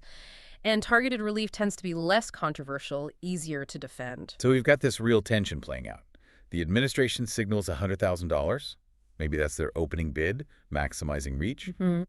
But the legislative reality, the sticker shock, suggests that to actually get any money out the door to secure the votes needed in Congress, that number might have to drop substantially, maybe back towards $75K or even $60K. That's the core dynamic. It's a high-stakes trade-off, isn't it, between maximizing the scope of the payment versus maximizing its actual feasibility. Getting something done versus getting the ideal thing done. Precisely. Secretary Besson's comments gave us the administration's ideal target, their starting point, perhaps. But the context, the cost analysis, reminds us that this figure is absolutely subject to negotiation, subject to potentially radical change as a bill gets drafted and debated. So we all need to be prepared for that $100,000 ceiling to possibly shrink quite a bit in the coming weeks or months, depending on the mood in Congress. Definitely. It's the number to watch. Okay, let's assume, for the sake of argument, they do manage to find a compromise. They agree on a price tag, the legislation passes. Let's turn to the second most burning question for everyone listening, timing and logistics. People need to know, when might they actually see this money? What's the timeline look like? Right, crucial question. The official indication we have comes straight from Treasury Secretary Scott Bessent. He gave us a window. He indicated that U.S. citizens could potentially be seeing substantial tax refunds, his words, early next year. Early next year. Okay. Yeah. Context is key here. The sources placed this discussion in mid-November 2025. So early next year clearly means early 2026. That's the time frame he signaled, early 2026. Now, early 2026, while that might feel a long way off, especially if you're feeling financial pressure right now, we need to inject a dose of reality about how Congress works, or doesn't work, sometimes. Yeah. You mentioned earlier how slow the legislative process can be. Can you maybe use an analogy? Help illustrate just how difficult it is to pass a, let's say, $500 billion plus bill quickly. Sure. Think about trying to launch a massive, incredibly complex new IT system across a giant global corporation. It involves tons of different departments, legal, finance, tech, operations. They all have their own priorities, their own concerns, and they all need to review it, tweak it, and sign off before it goes live. It sounds like a nightmare. It doesn't happen overnight, right? Same with Congress and a bill like this. Even if lawmakers came together today, mid-November, put everything else aside and started writing the legislation, the analysis estimates it would still take, realistically, about a month and a half minimum, just to get the bill written properly, debated in committees, argued on the floor, passed in both the House and the Senate. Okay, so a month and a half, best case, from mid-November. That puts us right into early January 2026, assuming everything goes perfectly smoothly, zero interruptions. Exactly, best case scenario. But now we have to factor in the political calendar, which always acts like a giant brake pedal on everything. Ah, yes, the holidays. You got it. We have to consider the upcoming political breaks. They slow the process down dramatically. Lawmakers are about to leave for their Thanksgiving recess. Then, inevitably, Congress adjourns for that long holiday vacation period, usually from mid-December through the new year. The source was pretty blunt, saying Congress is just very, very, very slow at processing huge, complicated financial bills like this. Bills that require intense, high-level negotiation. Which means that timeline Secretary Bessent gave, early 2026, it actually sounds pretty realistic, doesn't it? Maybe even a little optimistic considering all those hurdles. It does seem realistic. You need time for drafting the bill, then the intense back-and-forth negotiation over things like that income threshold, then floor votes in both chambers, then potentially a conference committee to reconcile differences between the House and Senate versions. And then it goes to the president for his signature. Right. And even then, the work isn't done. That's when the Treasury Department's real heavy lifting begins. Getting the money out the door. Exactly. The money doesn't just magically appear the day the bill is signed. The Treasury needs time to actually organize the disbursement. That means updating their computer systems, cross-referencing all those eligibility databases we talked about, especially making sure they capture the non-filers correctly, and then initiating the actual payment process, whether that's sending instructions for millions of direct deposits or printing and mailing hundreds of millions of paper checks or loading funds onto direct express cards. It's a massive logistical operation. Huge. So that early 2026 timeline, it feels like a sober reflection of the combined time needed for legislation plus the time needed for logistical processing. So, key takeaway on timing. Probably don't expect this payment before January 2026 at the earliest. Okay, that timing discussion brings us back nicely to eligibility, actually. Because the logistics, getting the money out efficiently, hinges completely on being able to identify who qualifies accurately. Let's use this moment to circle back and really hammer home the core foundation for who gets this money, especially since the Secretary used that phrase, substantial tax refunds, which could still confuse people. Yes, absolutely. This point needs repeating because it is genuinely the most common misunderstanding we see. People get eligibility for the payment tangled up with eligibility for filing taxes. The source material is really adamant about this. What actually predicates eligibility? What makes you qualify for a stimulus or dividend check like this? Is it because you're retired? Is it because you receive Social Security or SSI or SSDI? No. The only factor that matters every single time, according to the analysis, is your income relative to whatever threshold Congress finally sets. So just to be crystal clear for everyone listening, Your eligibility is based only on that income number compared to the proposed $100,000 ceiling or whatever it ends up being. The type of benefit you might receive, Social Security, retirement, disability, veterans benefits, or your employment status, working, not working, retired, all of that is secondary. It comes down to the income figure. That is the absolute key detail recap. The government, when processing these advanced tax credits, is primarily focused on one thing: confirming that your income falls below the defined line, currently proposed at $100. As the source put it, they don't give a rip about all the other details like benefit type. Only the dollar figure of your total income matters for getting through that first eligibility gate. Okay, let's delve just a little deeper into the structure, this advance of a refundable tax credit thing. Are there any, potential catches or reconciliation issues later on? Say you get the $2,000 early in 2026 based on your 2024 income, but then later in 2026, maybe you get a new job, your income suddenly jumps above the threshold. Do you end up having to pay the money back when you file your 2026 taxes? That is an excellent, really practical question an informed listener should be asking. And based on how previous stimulus payments were structured, the answer is generally no. Typically, the Treasury includes what's called a hold harmless provision in the rules for these advance payments. Hold harmless. Yeah. It basically means the advance payment you receive is based on your income from the most recent tax data they have, which, if this passes in early 2026, would likely be your 2024 income data. If your income then increases later in 2026, the administration typically does not try to claw back that payment. They don't make you repay it. Ah, okay. That's good to know. It ensures stability for recipients. The idea is to provide help now when it's needed, not create some complicated repayment situation down the road that might discourage people from using the money. That distinction is really crucial. It means people can hopefully use the money with some confidence, knowing a positive change later in the year, like finding a better job, won't suddenly result in a surprise bill from the IRS. Precisely. And this mechanism, using prior year data, also helps address that logistical concern about non-filers again. The Treasury will be using the same basic systems and databases that process the previous relief payments, which means they have established ways to identify people receiving non-taxable benefits like Social Security, even if they didn't file, and issue payments based on that information from SSA or VA. So the plumbing is already there, essentially. The plumbing is largely there. The source was really emphatic on this point, stating directly, "I would not worry about that at all. They don't care if you file a tax return. It has nothing to do with your tax return or not." It all comes back to that income threshold, not the act of filing. Okay, so we've covered the likely timing, early 2026. We've covered the ambitious income threshold, $100K individual, $200 married, but likely subject to change.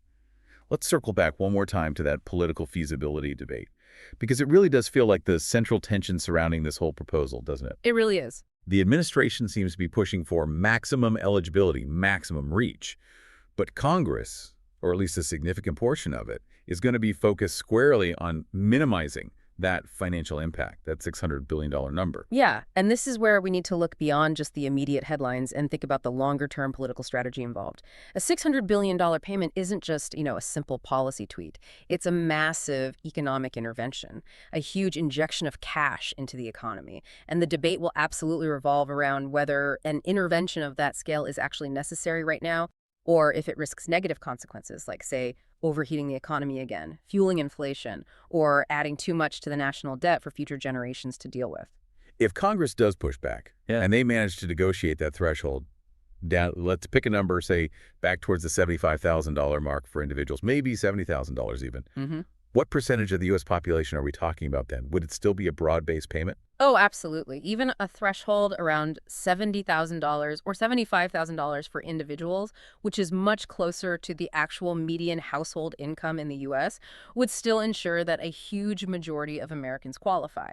You're likely still talking about somewhere in the range of 80% to 82% of the population being eligible. So still most people. Still most people, yes.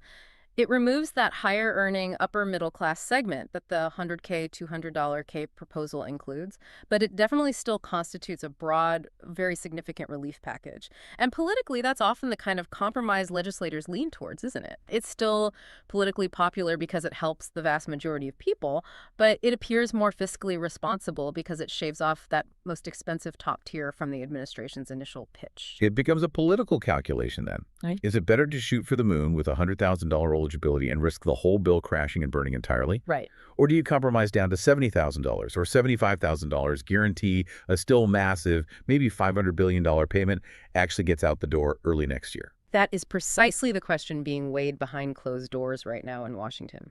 The source material confirms that the internal thinking among many legislators revolves around maximizing the likelihood of passage. If they can get that overall price tag down, closer to the $500 billion mark rather than $600 billion plus, the odds of the bill actually happening go up significantly. Why? Just because the number looks less scary? Partly, yes. It addresses that core concern about fiscal responsibility that resonates with a substantial number of lawmakers, maybe even some moderate Democrats, not just Republicans. The political environment just seems far more receptive to, say, $500 billion of what can be framed as targeted relief compared to over $600 billion of very broad relief. Let's also think about the justification. When the government issued those big payments back in 2020 and 2021, it was clearly tied to an immediate, visible crisis. The pandemic lockdowns, mass unemployment, was a stated reason, the justification being used for this potential dividend payment now, in late 2025, early 2026. The immediate crisis seems to have passed. Yeah, the justification is framed a bit differently this time. It revolves more around the persistent high cost of living, the ongoing effects of inflation. The argument is basically that even though the economy might have stabilized in some ways, many middle and lower income households haven't really recovered the purchasing power they lost over the last few years. So it's about catching up from inflation's bite. Exactly. And that dividend terminology is quite strategic, isn't it? It tries to suggest this is maybe sharing the nation's economic output or perhaps addressing budget surpluses, even if those are debatable, rather than framing it solely as an emergency intervention needed because the sky is falling. It's an argument that the economic strain is still very real and ongoing for many families, even if the headline crisis has faded. That framing dividend versus emergency stimulus, that's actually quite important for the political maneuvering, isn't it? Absolutely. The administration seems to be positioning this more as a corrective measure, a way to help people deal with inflation's erosion of their budgets, not just another desperate injection of funds into a failing economy. It's perhaps a subtler framing, but politically, it might be a safer way to propose such a massive cash transfer in the current environment. Okay, let's quickly recap the logistical steps the Treasury has to take once if a bill is passed, beyond just hitting send on the payments. What else do they need to confirm about recipients? Well, they need to confirm a couple of key things for each potential recipient. First, generally, residency status. These payments are typically restricted to U.S. citizens and certain categories of resident aliens. Second, and most importantly, that income level we keep coming back to. They have to verify, using the data they get from the IRS, SSA, VA, etc., that the individual's or couple's income falls beneath whatever final ceiling Congress legislates. Right. And since this is designed as an advance, the speed and accuracy of the whole operation depend heavily on how good, how current, and how accessible those government databases are. Yeah. And what happens if, come January or February 2026, the systems aren't perfectly cinched up? Or there are glitches. We saw some delays last time. What are the processing times people should realistically brace for? Yeah, based on past experience, delays are almost inevitable with something this huge. When a bill is signed, the Treasury typically needs at least 2 to 3 weeks just to get the first wave of payments flowing.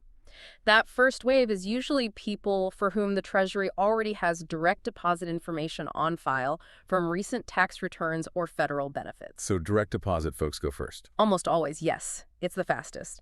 Recipients who rely on paper checks mailed through the Postal Service or funds loaded onto Direct Express prepaid cards, they often experience longer processing times. It could potentially stretch into February, maybe even March 2026 for some people to see their money.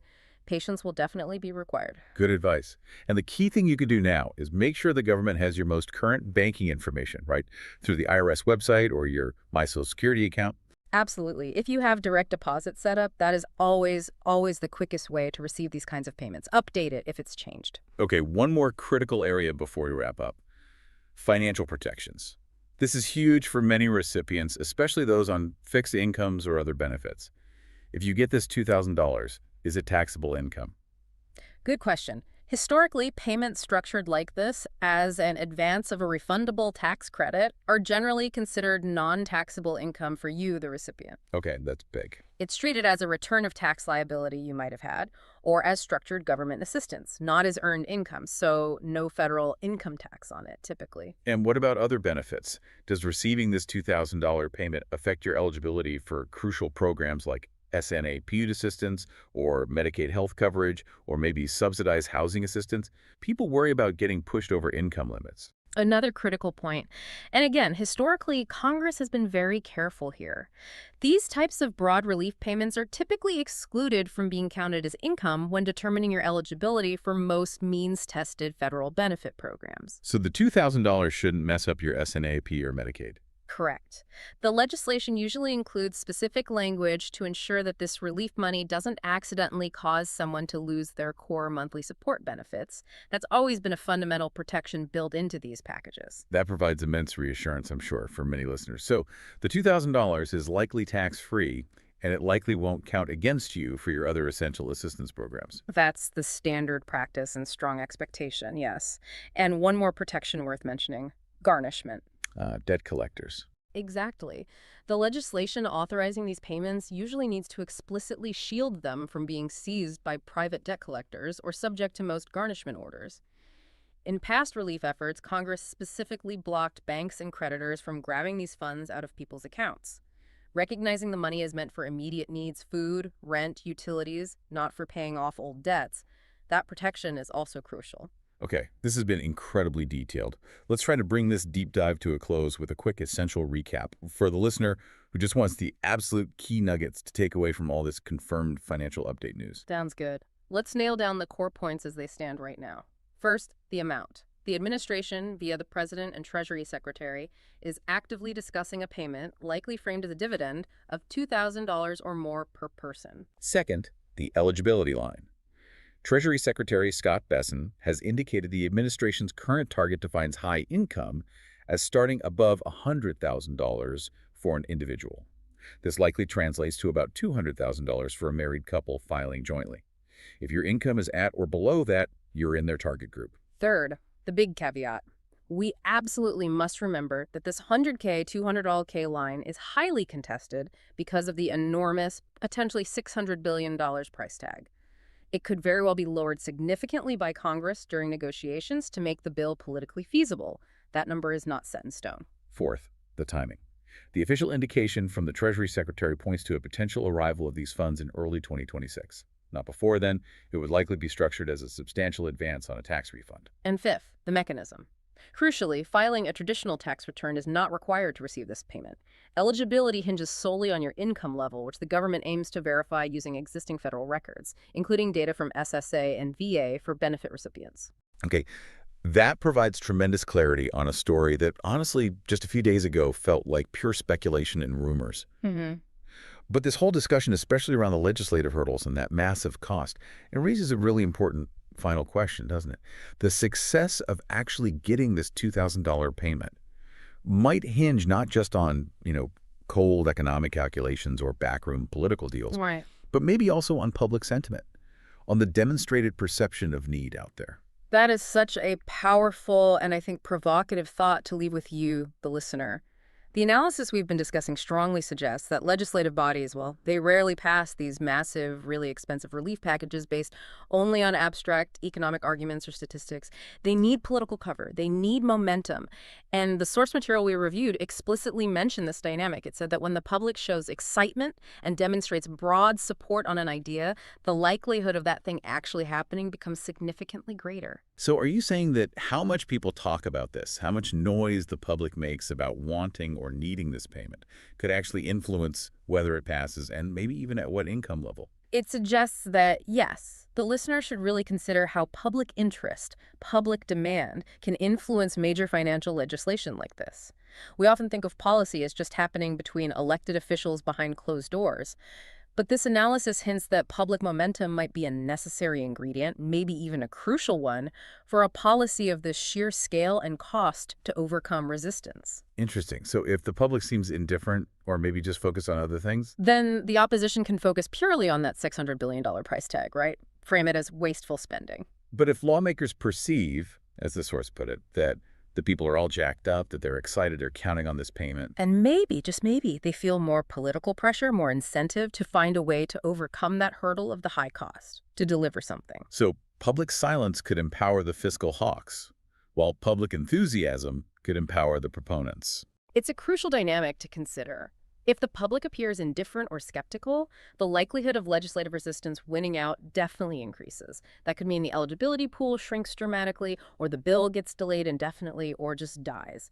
So your engagement, your interest, following this story, talking about it, it's not just passively watching the news. In a way, it potentially becomes a genuine factor in whether that $2,000 ever actually arrives in your bank account. That is a fascinating insight into the real-world interplay between policy, the budget, Congress, and ultimately public will. This has been a really critical deep dive into this proposed $2,000 dividend payment. We've clarified the amount, the mechanism, the potential timing, and crucially, that contested $100,000 income threshold. We will absolutely keep tracking this story, watching closely to see if that ambitious $100,000 line holds, or if Congress, facing that huge price tag, forces it down closer to the more traditional $75,000 or maybe even $60,000 mark to make the bill happen. Definitely stay tuned. We'll be monitoring every update coming out of the Treasury and Congress, especially as we head towards the end of the year and into early 2026.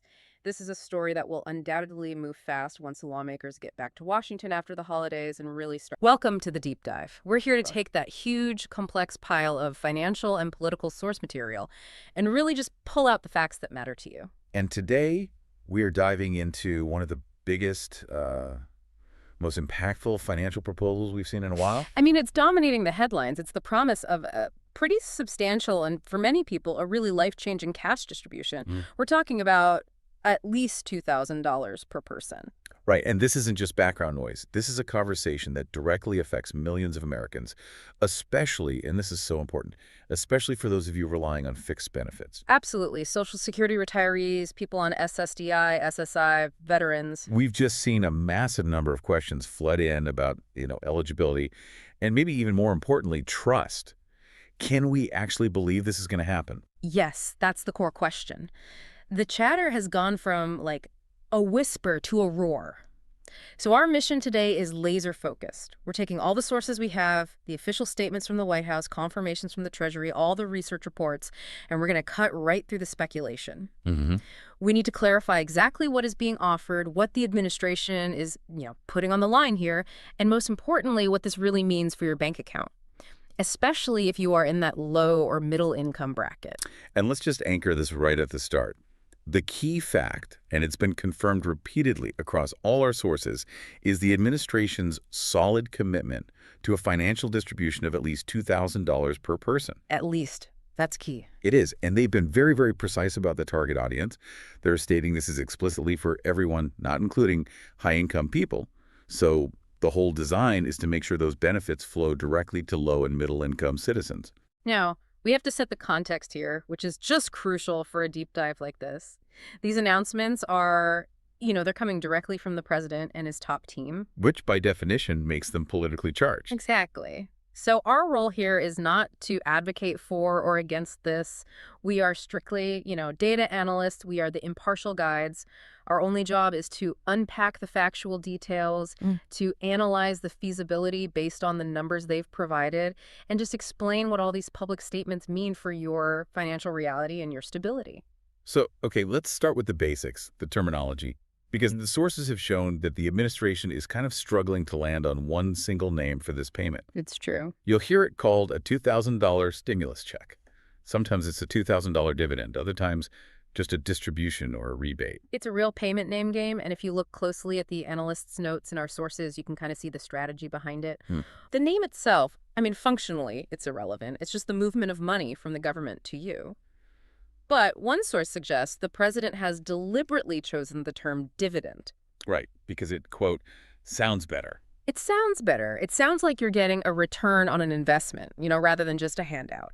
And that little rhetorical shift is really meant to make the payment more palatable to broader political groups. But regardless of what you call it, a check, a dividend, whatever, the core promise, which is what matters to every single person on a fixed income, it remains the same.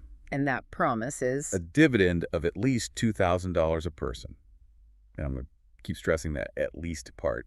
It's a really critical linguistic marker. It signals an intention not to disappoint, or maybe, just maybe, to even increase the amount later on, depending on political pressures. And what's genuinely startling here, what really gives this proposal real weight, is the frequency, how often they've made this commitment. Yeah, this isn't a one-off comment.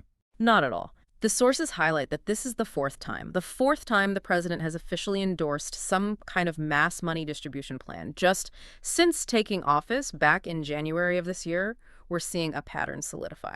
And we really have to trace that progression because it tells a story. It's a story of, frankly, escalating political necessity. Yeah. You mentioned the first attempt way back in February. Yeah. That was the quickly dismissed $5,000 Doge dividend proposal. Yeah. Now, for anyone who missed that, it was a highly unusual suggestion. Unusual is one word for it. For a deep dive, we really have to pause and look at that. The sources described it as like bordering on performance art. Right. But it was a serious proposal to use cryptocurrency, specifically Dogecoin, as the way to get money to people. The analysts they dismissed it almost instantly. Well, of course. I mean, the logistical and legal barriers to sending $5,000 through a volatile, non-federally managed asset like Dogecoin to millions of retirees and low-income citizens were just, they were astronomical. It died very quickly.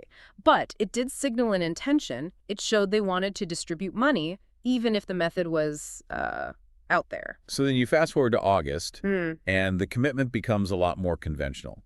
We see the introduction of the American Worker Rebate Act of 2025. That proposed a $600 rebate check. Okay, so a concrete legislative attempt. Exactly. Then, in early October, the president started talking about a distribution range, somewhere between $1,000 and $2,000. And now, just a few weeks later, here we are. We're firmly anchored at least $2,000.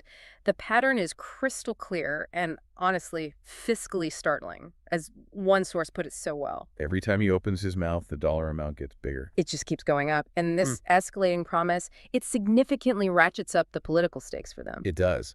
And what increases the seriousness even further is that this isn't just, rhetoric from the top. Right. We now have formal, high-level cabinet endorsements. That's a huge point. We saw the Treasury Secretary, Scott Bessent. He came out and confirmed that the $2,000 rebate is, quote, in discussion. He didn't wave it off as some hypothetical idea. No, not at all. He framed it as an active policy consideration. But the most definitive statement, the one that really locks them in, came from the White House press secretary, Caroline Leavitt. She stated, and this is a direct quote from the official transcript. What did she say? She said, "The White House is committed to making that happen. Yes." And then she went on to elaborate, saying they are currently exploring all legal options to get that done. Okay, hold on a moment. That is a very, very strong commitment. But let's pause and apply a critical lens, which is what we do here. When a top official says they're exploring all legal options, how much weight should our listeners, especially those of you on a tight budget, really put on that kind of political optimism? Is that a commitment or is that a goal? That is a crucial distinction. In the political world, committed means they're intellectually and, publicly dedicated to the outcome. But in the practical legislative world, exploring all legal options means they haven't figured out the logistics yet. Or secured the votes in Congress. Or secured the votes. The sources all confirm that this statement really puts the White House out on a limb. Right. They have now committed to the outcome, that $2,000, which forces them to now figure out the nearly impossible mechanism, how to fund it and how to pass it. Right. So it signals that for the administration, their policy position is fixed. It's non-negotiable, even if the pathway through Congress is going to be turbulent, to say the least. Exactly. And that strong multi-level confirmation from the president, from the Treasury, from the press secretary, that's what makes this a real proposal and not just a rumor. Okay, so let's move directly to the section that I think matters most to the vast majority of our audience. Eligibility. Who actually qualifies for this proposed $2,000 dividend? And what is the guarantee for those of you relying on Social Security, SSDI, SSI, or VA benefits? Well, the excellent news here, really, is that the core principle has remained consistent through all of this. Income. Income is the only metric that matters. That's the key takeaway. It's so important for everyone listening to hear that. Eligibility is always income-based. It doesn't matter what specific benefit you receive, whether it's Social Security retirement, SSDI, SSI, VA benefits, railroad retirement, it doesn't matter. Your employment status, too. Whether you're currently working or not, that's secondary to your adjusted gross income. So let's detail this evolving income threshold debate. In past stimulus rounds, they typically used, what was it, $75,000 for an individual? Yeah. $75,000 for an individual, $150,000 for a married couple. And that captured around 85% of the American population. That was kind of the benchmark analysts were using. But the administration seems to be aiming higher this time. Maybe they're seeking broader middle-class support.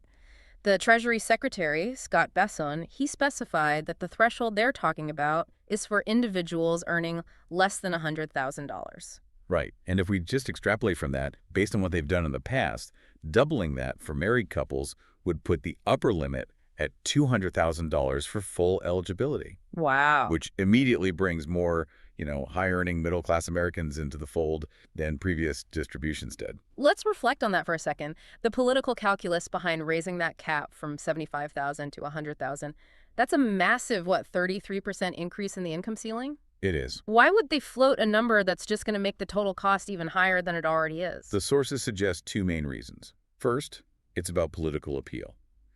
$100,000 threshold, it broadens the base of support for the policy.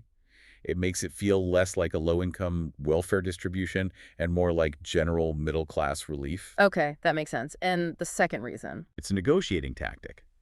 If you start the bidding at $100,000, Congress can then negotiate it down to, say, $85,000 or $80,000. Right. And the administration can claim a legislative win by meeting them in the middle. While still making sure that the core fixed income population is absolutely covered. Precisely. Which brings us to the absolutely crucial point for our listeners, the inclusion of fixed income recipients. This directly addresses that constant anxiety, that fear that every time a payment is announced, those on federal benefits will somehow be excluded because of some technicality. We get so many questions about this. And the sources are unequivocal on this point. Fixed income beneficiaries are broadly and explicitly included. This covers Social Security, that's Title II, so retirement, SSDI, spousal survivor benefits. It covers SSI, which is Title X6, and it covers VA beneficiaries. And why? What's the simple reason? The simple reason is the very nature of these benefits means their income is inherently well below that $100,000 ceiling. For the vast majority, it's far below even the historical $75,000 mark. So the payment is targeted at low and middle income people. And that is exactly where these beneficiaries sit. So the simple sanity check for you listening is this. Is your annual income below $75,000? If the answer is yes, you meet the primary requirement. This is about your income level, not your benefit type.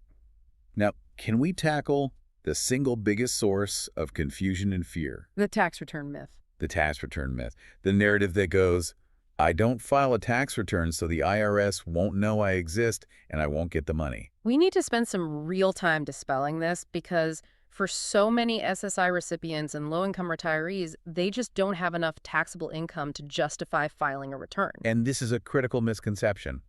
It's rooted in how the system might have worked decades ago, but it's not how it works now. Filing a tax return has nothing to do with your eligibility when you receive benefits through the SSA or the VA. The government does not need the IRS to be the middleman for data collection. Yeah. Let's just break down the technical process.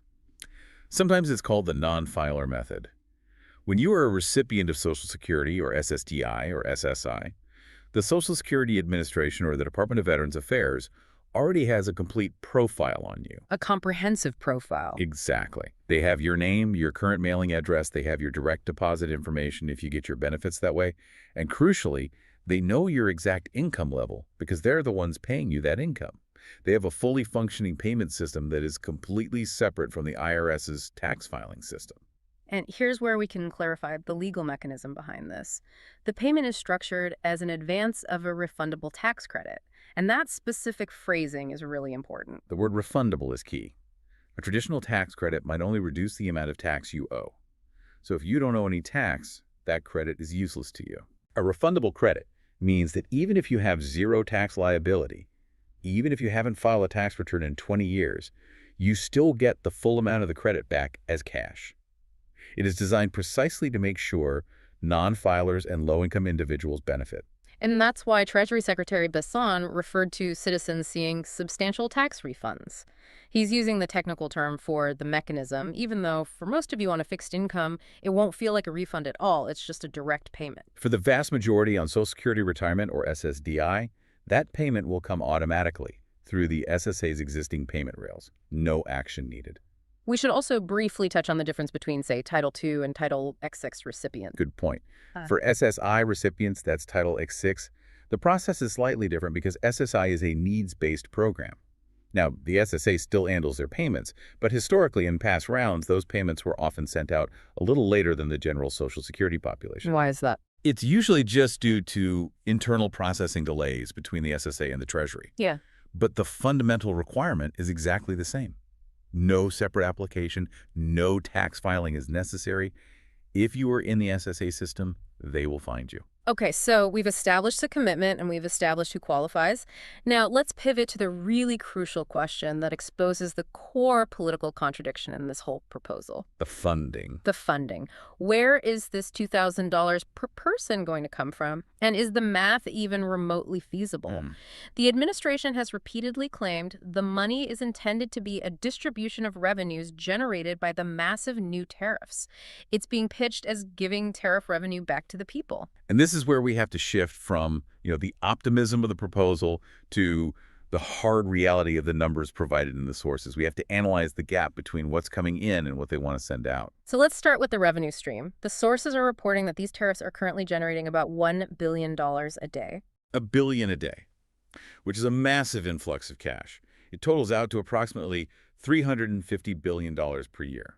Okay. $350 billion a year. That sounds like a gargantuan sum. It is a gargantuan sum, but now let's compare that to the expense. We established that the estimated cost of this proposed $2,000 payment, if it's sent to 85% of the population, that's roughly 284 million qualifying Americans. The cost is a staggering $568 billion, more than $500 billion. So wait, let me get this straight. We need $568 billion for this one-time payment. Right. But the annual tariff income is only $350 billion. Which leaves a gap of $218 billion. So the math instantly confirms that the administration's current story, it's incomplete. It is. Funding one single $2,000 payment for most eligible Americans would eat up nearly a year and a half of all current tariff revenue. And that's assuming they halt every other government spending project that uses that revenue.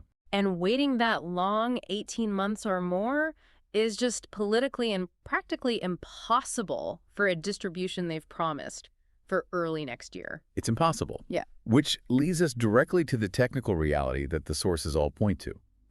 The government cannot fund this payment based on current annual revenue alone. The only way to do it is by leveraging future income. And that means borrowing. Borrowing. The sources confirm the tariffs are projected to bring in over $3 trillion over the next 10 years. So the revenue is guaranteed to be collected over time, but the money hasn't been collected today. Right. Therefore, to deliver the payment quickly, the government would have to borrow the required $568 billion today, send it out to all of you, and then pay that debt back over the coming decade using those future tariff revenues as collateral. Okay, let's use an analogy here because these numbers are just huge. Think of the government like a big company that just signed a massive guaranteed 10-year contract worth $3 trillion. Okay, they know the money's coming. They know the revenue is coming. But they decide they need to give a $568 billion bonus to their employees today. They don't have the cash on hand. So what do? They go to the bank. They take out a massive short-term business loan based on that guaranteed 10-year contract. They send the bonus out immediately. But they've just attached the cost of that immediate payout to their national credit card. They're adding $568 billion to the national debt right now. And this borrowing mechanism is the only way for them to easily swing a large distribution quickly, rather than waiting a year and a half to collect the full amount. And it exposes the political contradiction. Publicly, they're saying the money is from tariffs. Technically, they have to use debt to front the cost. And that reliance on borrowing, that underscores the whole policy risk here. The administration is asking Congress to knowingly increase the national debt by over $500 billion today to fund a dividend that's being marketed as being paid for. This will be the central point of contention. When this bill inevitably reaches the highly partisan chambers of Congress, This is what they will fight about. So let's look at the alternatives discussed in the sources. The two levers Congress could pull to reduce the cost if they just absolutely refuse to increase the national debt by that much? The first lever is simple. You reduce the dollar amount. If they were forced by fiscal conservatives to cut the payment from $2,000 down to $1,000, That cuts the cost in half. it immediately cuts the total cost to $284 billion. Yeah. That amount is easily feasible within 1 year of current tariff revenue, which eliminates the immediate need for major borrowing. Okay, so that's option one. What's the second lever? The second lever is to tighten eligibility. Yeah. You could keep the full promised $2,000 amount, but drastically reduce the number of people who get it if you only sent it to, say, the lowest 50% of the population who are struggling the most, instead of 85%. That cost also lands near that $284 billion mark. Right. And this creates a really critical policy choice that we need to spend a moment on. Yeah, let's unpack that. Do lawmakers prioritize sending a smaller amount, say $1,000, to a much broader group of people, 85%, which includes the fixed income core, but also a lot of middle income families who are, doing okay? Or do they honor the full $2,000 commitment, but limit it only to the subset of the population, maybe the lowest 50%, who demonstrably need that full amount the most? That decision will be the true test of their priorities, because for our listeners who are on SSI or only Social Security, that $2,000 can be the difference between just struggling and actually having some dignity. Absolutely. Cutting that to $1,000, even if it goes to more people, is a huge reduction in the actual impact for those with the deepest need. Okay, so let's transition now to the practical details, the timeline and logistics. When is this money actually expected to arrive? Well, the simple truth is that no exact calendar date or month is known, but we can frame the timing within the political and legislative process to give you a realistic window. And the key anchor point, as we mentioned earlier, came from the Treasury Secretary, Scott Bessent. He indicated that citizens will see substantial tax refunds early next year. Right. And given that this announcement is happening in late 2025, early next year, means the first few months of 2026. And this whole timeline is dictated by the legislative pace. Completely. Even if a bill were introduced tomorrow, getting it passed through the House, then reconciled with the Senate version, and finally signed by the president. Yeah. That takes, at a minimum, a month to a month and a half. And that's if everything goes smoothly. That's if everything goes smoothly. Then the Treasury Department needs another 4 to 6 weeks to reprogram their payment systems and actually start the distribution. So that whole process just inherently pushes the earliest possible delivery into late Q1 of 2026. So we're talking March, maybe April in a best-case scenario. That's the best-case scenario. Now, if we look at the broader political drivers, the sources suggest the most likely window for distribution actually stretches all the way until the midterm elections in November of 2026. Why so late? Because historically, politicians on both sides of the aisle tend to use these kinds of distributions or rebates, what some of the sources bluntly call a bribe, to boost voter sentiment right before a major election. So that provides a solid maximum deadline for them to act. Exactly. So for you listening, you should view early 2026 as the optimistic target, with the period leading up to the November 2026 midterms being the high probability window for the money to actually hit your account. Okay, let's talk about a crucial protection: financial offsets and garnishment. So many people on fixed incomes worry that this money will be announced and then immediately seized by creditors or deducted because of old debts. We need to detail the very rare conditions where a payment might be reduced or withheld. The primary condition for an offset is if you owe a liability directly to the federal government. We have to be really clear about that. This specifically includes things like past due federal income taxes, or in some past distributions, delinquent student loan payments that are owed to the federal government. And let's be blunt about how that works. If you owe the federal government $10,000 in back taxes, they are not going to cut you a full $2,000 check. No. They will keep the $2,000 payment, and that will reduce your liability down to $8,000. It's an offset. It's not a seizure for general debt. We should also remember the specific criteria from past stimulus rounds. Past due child support was also a reason for offset. Yes, and that is a major liability that could definitely apply again, but it all depends on the final legislative text. But here is the critical reassurance for the vast majority of our listeners on a fixed income. If you are on Social Security, SSDI, or VA benefits, and you do not have significant outstanding federal liabilities, which is the case for most of you, the payment should be received without any offset. And critically, these payments are typically protected from general debt collectors, unlike your regular income. So a credit card company can't touch it. A credit card company or a hospital debt collector, they cannot garnish these funds once they hit your bank account. And that protection offers immense relief. It provides that much-needed breathing room and, frankly, the dignity to pay your essential bills without the fear of immediate seizure. Finally, in this section, we have to address financial security and scams. The sources are very clear about how these payments would arrive through existing SSA, VA, and Treasury records. And that confirmation is the perfect foundation for a very strong warning. Scammers will inevitably try to exploit the confusion around this proposal. So let's be absolutely 100% clear. This is non-negotiable advice. The SSA, the VA, and the Treasury Department already have your information. They have your direct deposit details. They have your address. Yeah. You do not need to do anything to receive this money if you are already a federal beneficiary. Therefore, if anyone calls you or texts you or emails you or sends you a direct message asking for money or for your bank account verification or personal information like your Social Security number to process your $2,000 dividend, That is a scam. It is 100% fraud. the government does not initiate contact this way for unsolicited payments. Ever. Trust only official letters sent through the mail or verified government websites. If a payment is coming, you will see it show up in your existing Direct Express account or your bank account. Do not engage with anyone claiming to be from the IRS or the SSA asking for a processing fee for this dividend. And you should report any suspicious contact immediately to the Inspector General's office. Okay, let's turn our attention now to the underlying political and economic forces at play here. This is where the deep dive really earns its name. Yeah, why is the administration pushing this so aggressively? They've made 4 separate commitments when the funding math is so obviously difficult. The sources suggest they've really boxed themselves into a corner. They have. The commitment is now so deep that the potential damage from failing to deliver is immense. One source explicitly noted the intense political danger here. What did it say? It said that if they do not follow through with this payment, and specifically with the promised $2,000 amount, their credibility, particularly with that crucial low and middle-income electorate, is, quote, going to go down the toilet. Wow. They called the failure to deliver a really bad messaging campaign. And the analogy used in the source material is potent. It says the administration is dangerously close to becoming the kid who cried wolf way too many times. They've set the expectation now.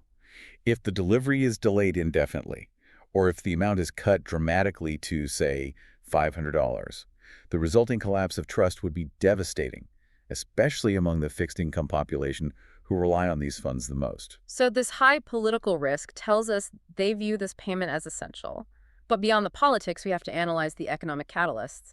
Stimulus is rarely just political. It's almost always pegged to underlying economic anxieties. And the sources reveal a really stark contrast. You have the official government reports claiming the economy is booming. And then you have the underlying data, which is described as actually very bad. There's a major bifurcation. High-income earners are doing well, and they're driving certain spending indicators up. But the vast majority of low- and middle-income Americans are really struggling. They're tapped out, and they're dealing with persistent inflation that's not going away. So what are the triggers? What could make this happen faster? The sources cited several specific implosion triggers as potential reasons for rapid stimulus action. One key concern is the risk of a crash and burn in the economy due to factors that are largely invisible to the public. Like what? Things like massive corporate bankruptcies that are currently brewing, the unstable private credit market, and escalating global tensions that are threatening our supply chains. So the analysis is pretty straightforward. The public message is about tariffs, but the real trigger for Congress to act swiftly, to bypass all that partisan gridlock, will be an economic collapse. Exactly. If the economy spirals downward, this payment suddenly becomes an emergency necessity, not just a political promise. And we have historical precedent for this kind of rapid response, which should, reassure our listeners that the government can act quickly when it really needs to. Absolutely. Just remember the 2020 CARES Act. When the economy spiraled quickly into lockdown, Congress scrambled and passed a multi-trillion-dollar package, including stimulus checks, in just a matter of weeks. The consensus in the sources is clear. If the economy starts showing undeniable weakness, that's when money is approved. So you have this confluence of factors creating massive momentum. You have the administration's public commitment driving the political expectation. And you have this significant underlying economic weakness that could necessitate stimulus action anyway. Yeah. Both pathways point strongly toward a distribution within that target window of early 2026, leading up to the November midterms. Okay. This has been a necessary and I think a very deep dive into a proposal that could provide really significant financial stability for millions of you, especially those of you who depend entirely on fixed benefits. Let's just reinforce the 4 essential facts you need to walk away with right now. Okay, first, the amount. The administration stated 4-time commitment is for a dividend of at least $2,000 per person. That is the number they are publicly on the hook for. Second, eligibility. The target is explicitly low and middle income. So if you're a fixed income beneficiary on SSDI, SSI, or VA, you are overwhelmingly included, as long as your income is below that proposed ceiling of $100,000 for an individual. Third, application and protection.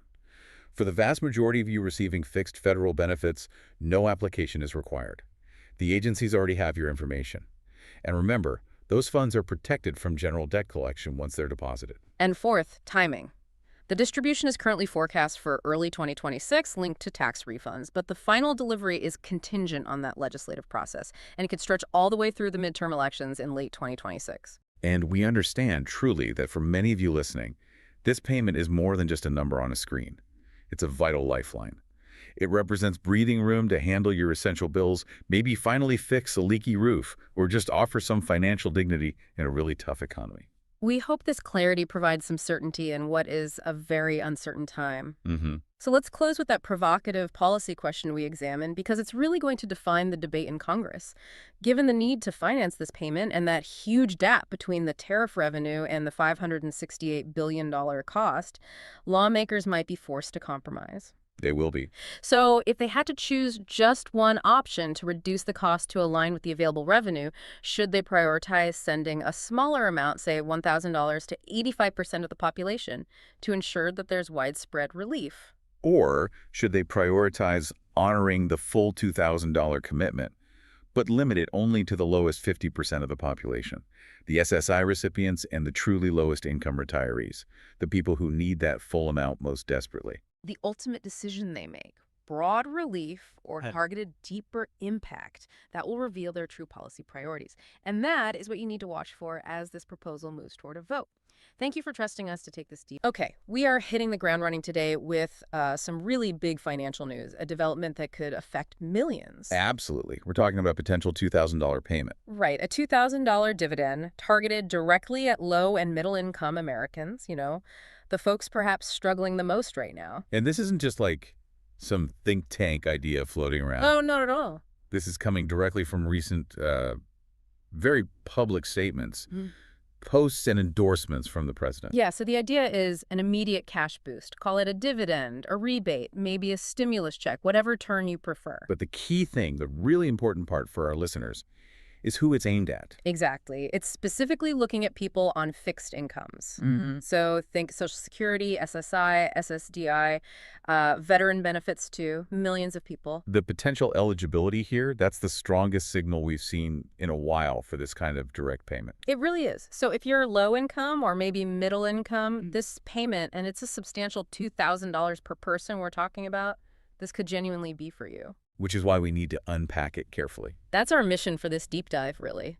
To guide you through all the layers, we need to look at exactly who they mean by low and middle income. Yeah. We need to understand the funding. How are they going to pay for it?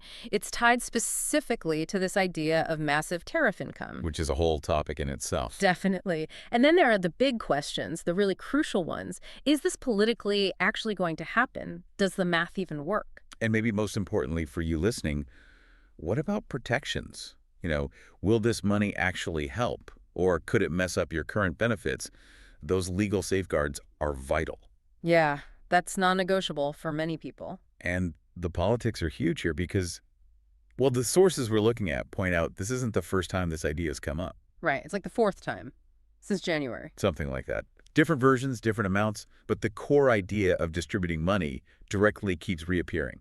So we have to look hard at the funding math. This tariff idea, is it really going to cover it without adding to the debt like they claim? And we need to analyze the specific words they use. That phrase, low and middle income USA citizens, that's what gives hope, right? It does. But then there's this complete silence on the legal protections, the things people on fixed incomes absolutely need clarity on. It's a real contrast. Okay, let's unpack this properly then. We're diving into this this massive update about a $2,000 payment. It's been put forward and then, really emphasized again very recently by the president. Well, double down on it. Exactly. And for our community, for listeners who rely on fixed income, this might be the single biggest piece of financial news this whole year, just because the language seems so, well, targeted this time. And we absolutely get that anticipation. I mean, when you're living on a fixed budget, right, and inflation is just eating away at everything. Yeah, outpacing COLA adjustments easily. Right. A sudden $2,000 isn't just like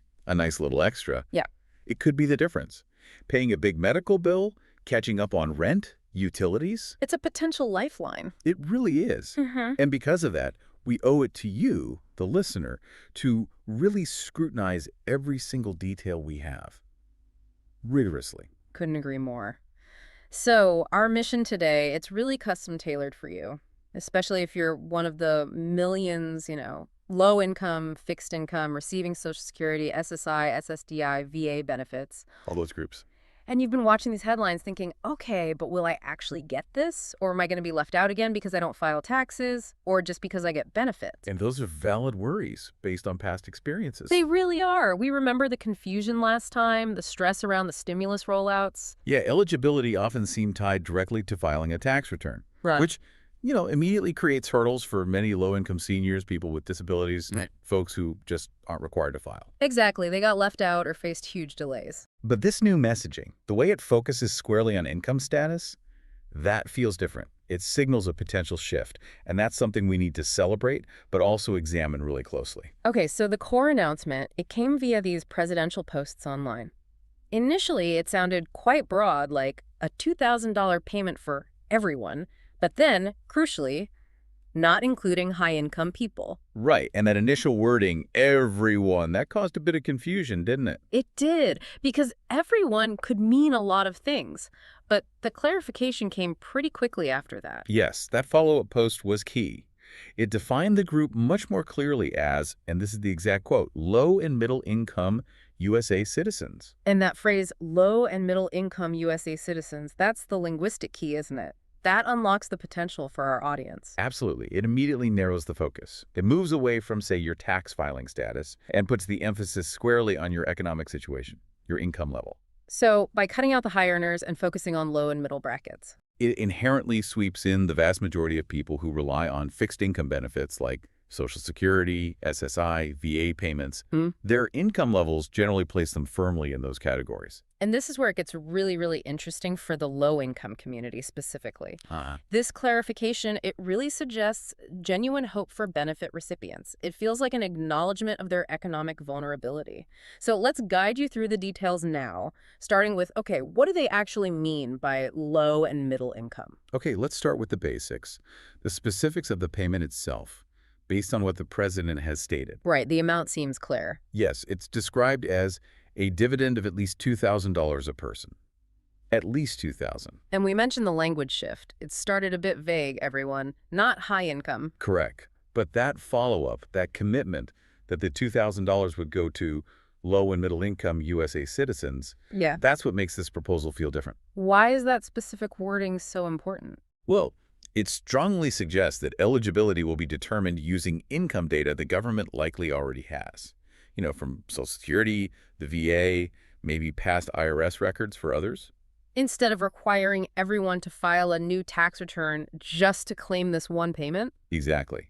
Which, as we discussed, was a major hurdle for the fixed income community in the past. Yeah, absolutely. For years, seniors, people with disabilities living solely on benefits, often falling below that income level where you even need to file taxes. Which is a pretty low threshold for most seniors. Right. They face these complicated delays. Sometimes they were just excluded entirely from payments distributed mainly through the IRS tax system. So the significance of explicitly saying low and middle income, it's potentially profound for this community. It feels like it. It strongly suggests these groups are the intended recipients. Yeah.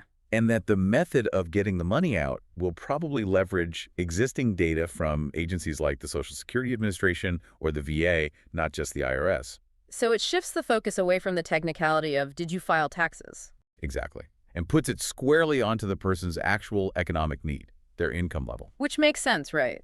If the real goal is effective economic relief for people being squeezed by rising costs, utilities, food, housing, what we call the fixed income squeeze. Then targeting low and middle income is the most direct, logical way to do it. Yeah, it seems obvious when you put it like that. And we really need to emphasize this. Historically, the main way stimulus has been distributed is based on income. Okay. What's really noticeable here is what wasn't said. The source material, the posts, they don't mention anything about needing to file a tax return. Not a word. That's a significant omission. It is. Based on the last couple of big stimulus rounds, the core factor seems to be your income level. And for anyone getting SSI or maybe lower Social Security payments, their income automatically puts them in that low-income bracket. Okay, so that brings us to the big unknown, but we have to talk about it. Defining high income. Where's the cutoff? Correct. We're definitely speculating a bit here on the high-income threshold because the official line in the sand, that specific dollar amount defining who's high income and thus excluded, that's missing. We don't have the legislative language yet. Exactly. So we have to look back, use historical precedent to give you, the listener, the most likely scenario. And what does history suggest? What were the cutoffs like for the stimulus packages a few years back? Based on those, the speculation centers around roughly $75,000 for an individual. Okay, $75K for a single person. And probably around $150,000 for a married couple filing their taxes together. Let's pause on that $75,000 figure for an individual. Why is that number so critical for our listeners, particularly those on fixed incomes? Well, because the vast majority of people receiving fixed benefits fall dramatically below that level. Dramatically. Even someone getting the absolute maximum Social Security retirement benefit possible is still well under $50,000 a year. Right. And SSI recipients, by definition, have almost no other income to even qualify for SSI in the first place. So that $75,000 threshold, it acts like a really big reassuring buffer. Right. If they set the cutoff much lower, say, I don't know, $35,000 or $40,000. It would start cutting into the middle class, maybe even some higher Social Security earners. Exactly. But setting it up there, $75,000 or maybe even a bit higher, it confidently includes pretty much everyone listening who is retired, has a disability, or relies on fixed benefits. And we can kind of ground that speculation in wider statistics too, right? The average household income last year was around $83,000. Approximately, yes. So if the stated goal is to reach middle-income Americans, they really can't set the exclusion threshold below the national average household income. It wouldn't make sense politically or economically. Yeah, that tracks. So setting that cutoff somewhere in the $75,000 to maybe $100,000 range for individuals, that reinforces the idea that the plan is likely to include the vast majority of middle-income earners, while maybe excluding the top 10, perhaps 15% of earners. Which lines up perfectly with saying it's for low and middle-income USA citizens. Precisely. So wrapping up this first part, the who seems pretty clear and frankly quite promising for our audience right now. Okay, so part one gives us strong clarity on the who. Explicitly low and middle income, which effectively means the fixed income community is almost certainly included. Great. Now we have to shift gears, big time, to part two. The complex, maybe messy financial reality. How do they plan to pay for what could be $500 billion? Right. This is where it gets maybe less straightforward. Yeah. We move from social policy, who gets the money, into the weeds of political economics. The big question, where does $500 billion or something close to it suddenly appear from, especially without sparking a huge political fight about adding to the national debt? The proposed answer, the mechanism they're pointing to, is the source of the funds, tariff revenue. Okay, tariffs. The proposal specifically says the money comes directly from massive tariff income.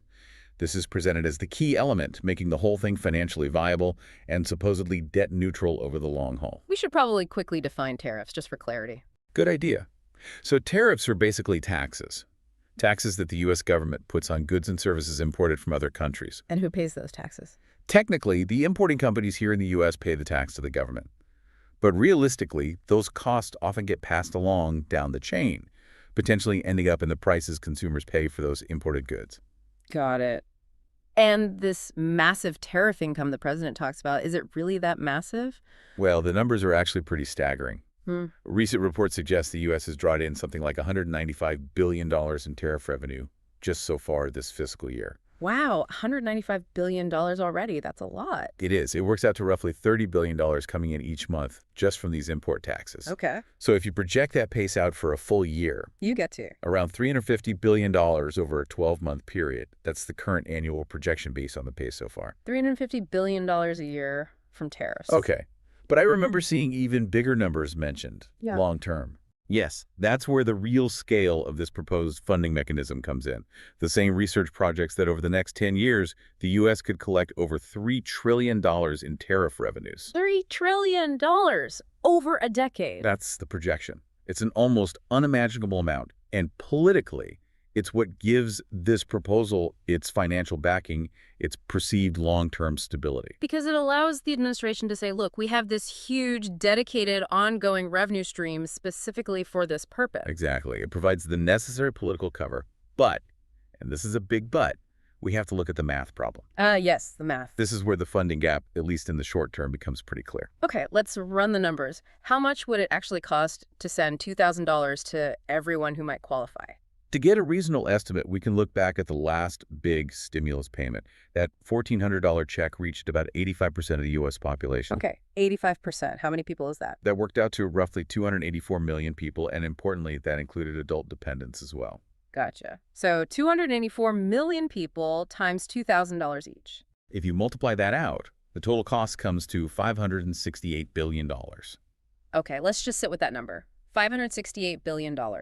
More than $500 billion. It's a colossal figure. No way around it. And that immediately highlights the short-term issue, right? We just said the annual tariff projection is maybe $350 billion? Correct. So you compare the $350 billion projected annual revenue against the $568 billion needed. Even using the most optimistic annual revenue number, there's a huge shortfall.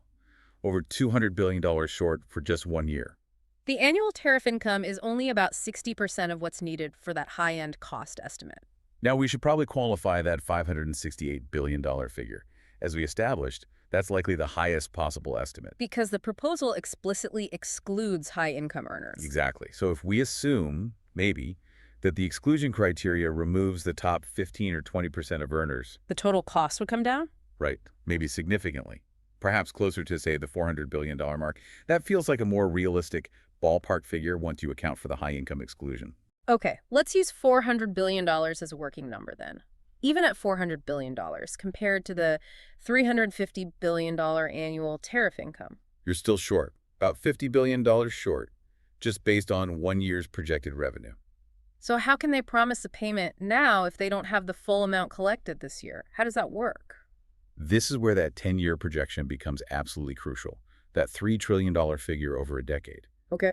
If that projection holds true, then $400 billion, while huge, becomes a relatively small fraction of the total revenue expected over 10 years. Spread out over a decade, that money is definitely there, backed by a very large projected income stream. Right, but that leads directly back to the listener's most urgent question. Does this mean we have to wait 10 years to get the money? And the answer has to be no, right? The whole point is immediate economic relief. Exactly. So how would the government actually structure this? How would the payment be financed to get cash into people's hands, say, within the next 6 to 12 months? Well, the timing pretty much dictates the method.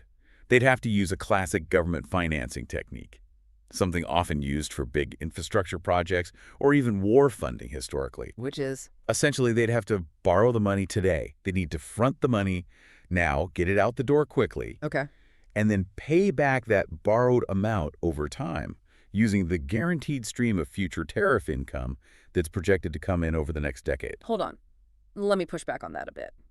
If they're borrowing the money now, even if they plan to pay it back later with tariffs, aren't they still technically adding $400 billion or whatever the final number is to the national debt right now? That's an excellent point and a necessary clarification. Is calling it debt neutral just political spin for we'll pay the debt back later? Okay, fiscally speaking, in the immediate moment, yes, you are absolutely correct. Borrowing $400 billion today adds $400 billion to the national debt figure today. However, from an accounting perspective, And definitely from a political messaging perspective, the term debt neutral gets used in situations like this. When a new spending liability, the $400 billion payment, is directly linked to and backed by a brand new, dedicated, and sustained revenue stream, the $3 trillion in tariffs that wasn't previously earmarked for something else. So it's like taking out a loan, you have the income to repay. Exactly. It's viewed differently than just adding spending without identifying a way to pay for it. It's more akin to securing a short-term loan that is guaranteed to be repaid by this massive ongoing revenue source. Think of it like maybe issuing revenue bonds to build a new toll road where the future tolls pay off the bonds. Okay, that context helps make sense of the debt neutral claim, even if the debt number goes up temporarily. Right. It temporarily increases the debt figure, Right. but the government views it as essentially self-liquidating debt because the repayment mechanism is built in. Got it. And we also need to put that $400 billion figure into perspective. As the source material we looked at points out, the government is already adding billions to the national debt every single day through its regular operations. That's true. So adding another $400 billion now, specifically to get $2,000 into the hands of millions of low and middle-income people, especially when that borrowing is backed by the huge $3 trillion tariff projection. Well, from a government borrowing standpoint, it's financially feasible.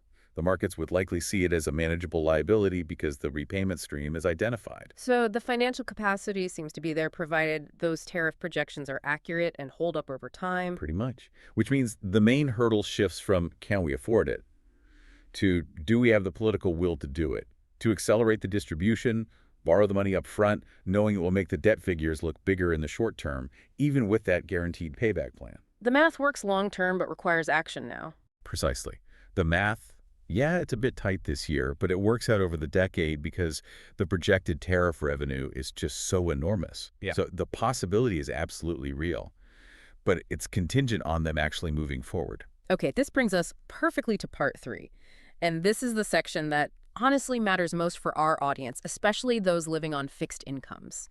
Because even if the government figures out the funding and sends the money, will it actually benefit people? Or could it inadvertently cause harm by messing up their existing essential support programs? This is the crucial deep dive into the unknowns and the absolutely essential protections. Yes, and this section highlights, I think, the most critical gap in everything that's been announced so far. How so? Well, while the administration has been, pretty vocal and enthusiastic about the $2,000 amount and the tariff funding. Yeah, we've pushed that hard. They have. But they've been completely silent on the legal nuts and bolts, the specific rules needed to actually protect the people this money is supposedly intended to help. So even if the money could be funded and sent out relatively fast, We still have zero details on the practical side of things, like payment schedules, when exactly would it arrive, specific dates, nothing. or how it would arrive, direct deposit, paper check in the mail. Or, for many benefit recipients, would it come on their Direct Express card? We just don't know. Because there's no official legislation filed yet, no formal executive order laying out these specifics. Okay, that's the practical uncertainty. But you mentioned a more critical gap. Yes, the financial protections, or rather, the complete lack of information about them. And this is especially vital for our audience on fixed incomes. The sources we reviewed provide no information on these crucial safeguards. We need to explain why the absence of these details isn't just an inconvenience, it's potentially dangerous. Absolutely.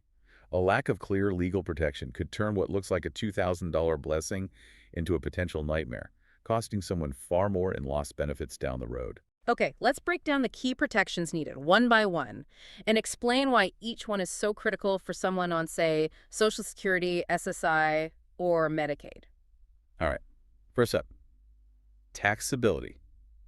Is this $2,000 payment going to be considered taxable income, or will it be tax-free? Why does that matter so much for low-income folks? Because for many people who don't normally file taxes or are right on the edge, getting an extra $2,000 classified as taxable income could suddenly mean they have to file a return, or it could lead to an unexpected tax bill they can't afford. We saw some confusion with past stimulus payments being structured as advanced tax credits, right? Yeah, it did. Complicated things. And this dividend language is new. If the IRS decides a dividend is just regular taxable income, it could create huge headaches for people least equipped to handle them. So clarity on tax-free status is protection number 1. Okay, protection number 1, is it tax-free? What's number 2?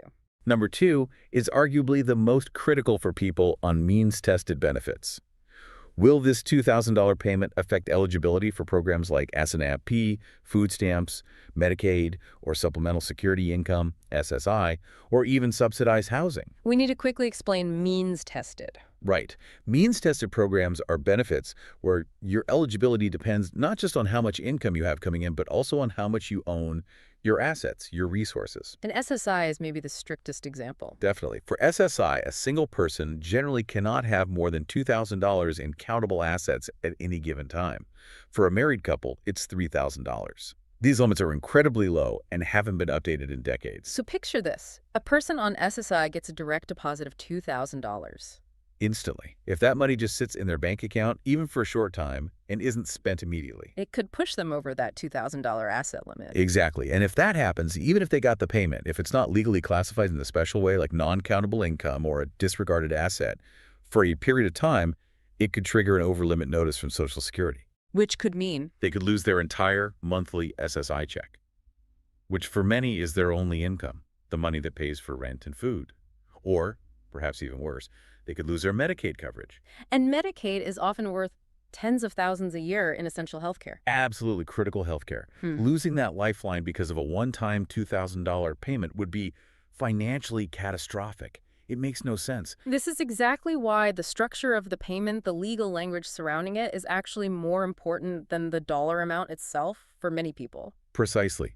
In the past, emergency payments like stimulus checks were protected by specific language in the laws that created them. They were often declared disaster relief or something similar, which meant they wouldn't be counted against asset limits for means-tested programs, usually for 12 months. But without that specific protective language in this proposal, This $2,000 payment could be incredibly risky for SSI and Medicaid recipients. Yeah. Protection number 2. Explicitly state it doesn't count against asset limits. okay, taxability asset limits. What's protection number 3? Third, we need clarity on Medicare premiums.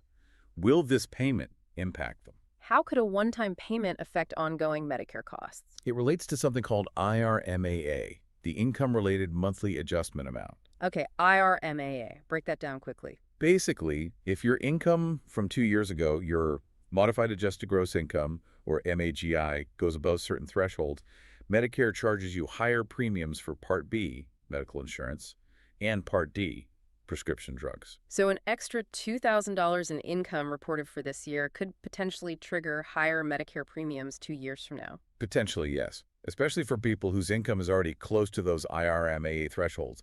A one-time bump could push them over the edge, leading to hundreds, maybe thousands of dollars in extra Medicare costs per year, ongoing. Again, devastating for someone on a fixed income. So protection number 3 is ensuring this payment doesn't count towards the income calculation for IRMAA. Exactly. It needs that specific exemption. All right. Taxability, asset limits, Medicare premiums. Is there a fourth key protection needed? Yes, absolutely. Garnishment protection. Is this $2,000 payment safe from being seized by debt collectors or for other debts? Explain why that's a concern. Many people on fixed incomes are dealing with debt. It could be medical debt, old credit card bills, maybe even federal debts like defaulted student loans or back taxes. So if this $2,000 just lands in their bank account, Without specific legal protection saying it's exempt, creditors who have a judgment against that person or even government agencies collecting certain debts could potentially garnish or seize those funds right out of the account. didn't we see that happen with one of the earlier stimulus payments? We did. Initially, the first round of stimulus checks wasn't explicitly protected from all types of garnishment. Debt collectors were grabbing the money until Congress had to rush through follow-up legislation to shield those specific payments. So protection number 4. Explicitly make the funds exempt from garnishment by private creditors and most government debt collection. Correct. So, to summarize the danger here, we must strongly caution you, the listener. Until we see official legislation or a formal executive order is issued, all these absolutely essential details, tax treatment, impact on SNT Medicaid SSI, effect on Medicare premiums, and protection from garnishment, they remain complete unknowns. And without those protections clearly written into law. This proposed $2,000 payment could, tragically, cause more financial harm than good for some of the most vulnerable people it's supposed to help. That stark lack of clarity on protections naturally leads us to the question of credibility. The idea sounds good. The long-term funding maybe works on paper with the tariffs. But this isn't the first time we've heard promises like this. Why should anyone believe this fourth attempt is the one that will actually deliver? That's the million-dollar political question, isn't it? Because this history of repeated promises, it creates an enormous political liability for the administration. As we mentioned, this is now, what, the fourth time since January that the president has either proposed or endorsed some form of direct payment to citizens? That pattern is undeniable. On one hand, you could say it shows consistent commitment to the idea. On the other hand, it also paints a picture of recurring difficulty in actually making it happen. Let's quickly recap that history just for context, because it shows how the promise has kind of evolved and grown. Okay, well, way back near the start of the year, there was that kind of out there mention of a $5,000 Doge dividend. Right, tied to cryptocurrency. That one felt pretty unlikely. Met with widespread skepticism, yes. But it did plant the seed of this direct cash transfer idea again. Then later, things got a bit more grounded. With the American Worker Rebate Act? Exactly. A formal bill was introduced proposing a $600 rebate check, and the president endorsed that specific legislation. That felt more concrete. Okay, $600. Then what happened? Then, more recently, maybe around early October, the amount seemed to jump up again.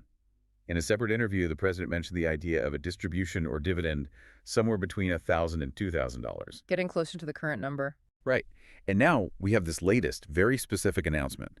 $2,000 explicitly for low and middle income Americans, funded specifically by tariffs. It's the most detailed version yet. The enthusiasm around this $2,000 figure, especially targeted this way, is obviously huge. Politically, it's a winner if they deliver. Massive potential upside. But the risk associated with this pattern of promises is directly proportional to how big and specific the promise has become. Meaning? Meaning failing to follow through now after 4 separate endorsements, each getting more specific and raising expectations higher. That would be a colossal political blunder, potentially career-defining, in a bad way. The sources we looked at use the phrase painting themselves into a corner. That's a perfect description. They've set an expectation now that is incredibly specific. Low and middle income get $2,000 paid for by tariffs. If this proposal now gets floated again, generates all this buzz, and then just disappears or stalls indefinitely in Congress, they risk losing massive credibility. Especially with the exact group. They seem to be trying hardest to reach the low-income, fixed-income voters, people struggling with costs. It could completely backfire. The sources use that analogy. Yeah, the risk is becoming the political equivalent of the boy who cried wolf, or maybe more accurately here, the president who cried stimulus way too many times. People will just stop believing it. So politically, the pressure to actually deliver this time is immense. You could argue the only politically viable path forward for them now is to actually fulfill the promise. They've almost left themselves no other option without suffering major consequences. Okay, so until that crucial piece of legislation or that executive order appears, spelling out the details and protections, what should you, the listener, be doing right now? Any actionable advice? What should you be wary of? Okay, 2 key things. First, some reassurance. At this moment, there is absolutely no application needed. Don't go looking for one. Why not? Because based on all past stimulus payments and how this is being described, tied to income levels, eligibility will almost certainly be determined automatically using data the government already has from the IRS, Social Security, the VA. So if you got previous stimulus checks, or if you currently receive federal benefits, You are very likely already in the system. They probably have your bank account information for direct deposit or your Direct Express card details on file. So step 1 is just wait for official instructions. No need to apply anywhere right now. okay, that's reassuring. What's the second key thing? The second thing is the crucial urgent scam warning. Always important with these announcements. Absolutely critical. Because the details are still unofficial, based only on these public posts, scammers will try to exploit the confusion and anticipation. How? You need to be extremely cautious. Only trust information that comes directly from official government sources. We're talking official letters in the mail from the IRS or Social Security, or information published on verified government websites, irs.gov, ssa.gov, va.gov. And what will government agencies never do? They will never call you, text you, or email you out of the blue asking for your personal information, like your Social Security number or bank account details, to process your payment. They will never ask you to pay a fee or buy gift cards to get your money. So if someone contacts you saying you need to provide info or pay something to get your $2,000 check? It is 100% a scam. Hang up the phone, delete the email or text, Do not click any links. Report it if you can. Good advice. So the moment anything official is announced, like application procedures, if any, specific payment dates, how the money will be delivered, we will share that official verified update immediately. Yes. But until then, treat any unsolicited contact about this payment with extreme skepticism. Protect your information. Okay, let's try to bring this all together then. We've covered a lot of ground. So what does this all mean for you, the listener, especially if you're on a fixed income? Let's summarize. We have a clear, repeated endorsement, recently emphasized again, for a $2,000 payment. Specifically aimed at low and middle income USA citizens. That part seems clear. Yes.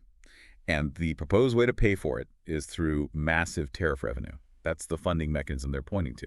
Which makes the long-term math seem possible, even if it requires borrowing the money up front and paying it back over the next decade using those tariff projections. Right. So the immediate focus really shifts now.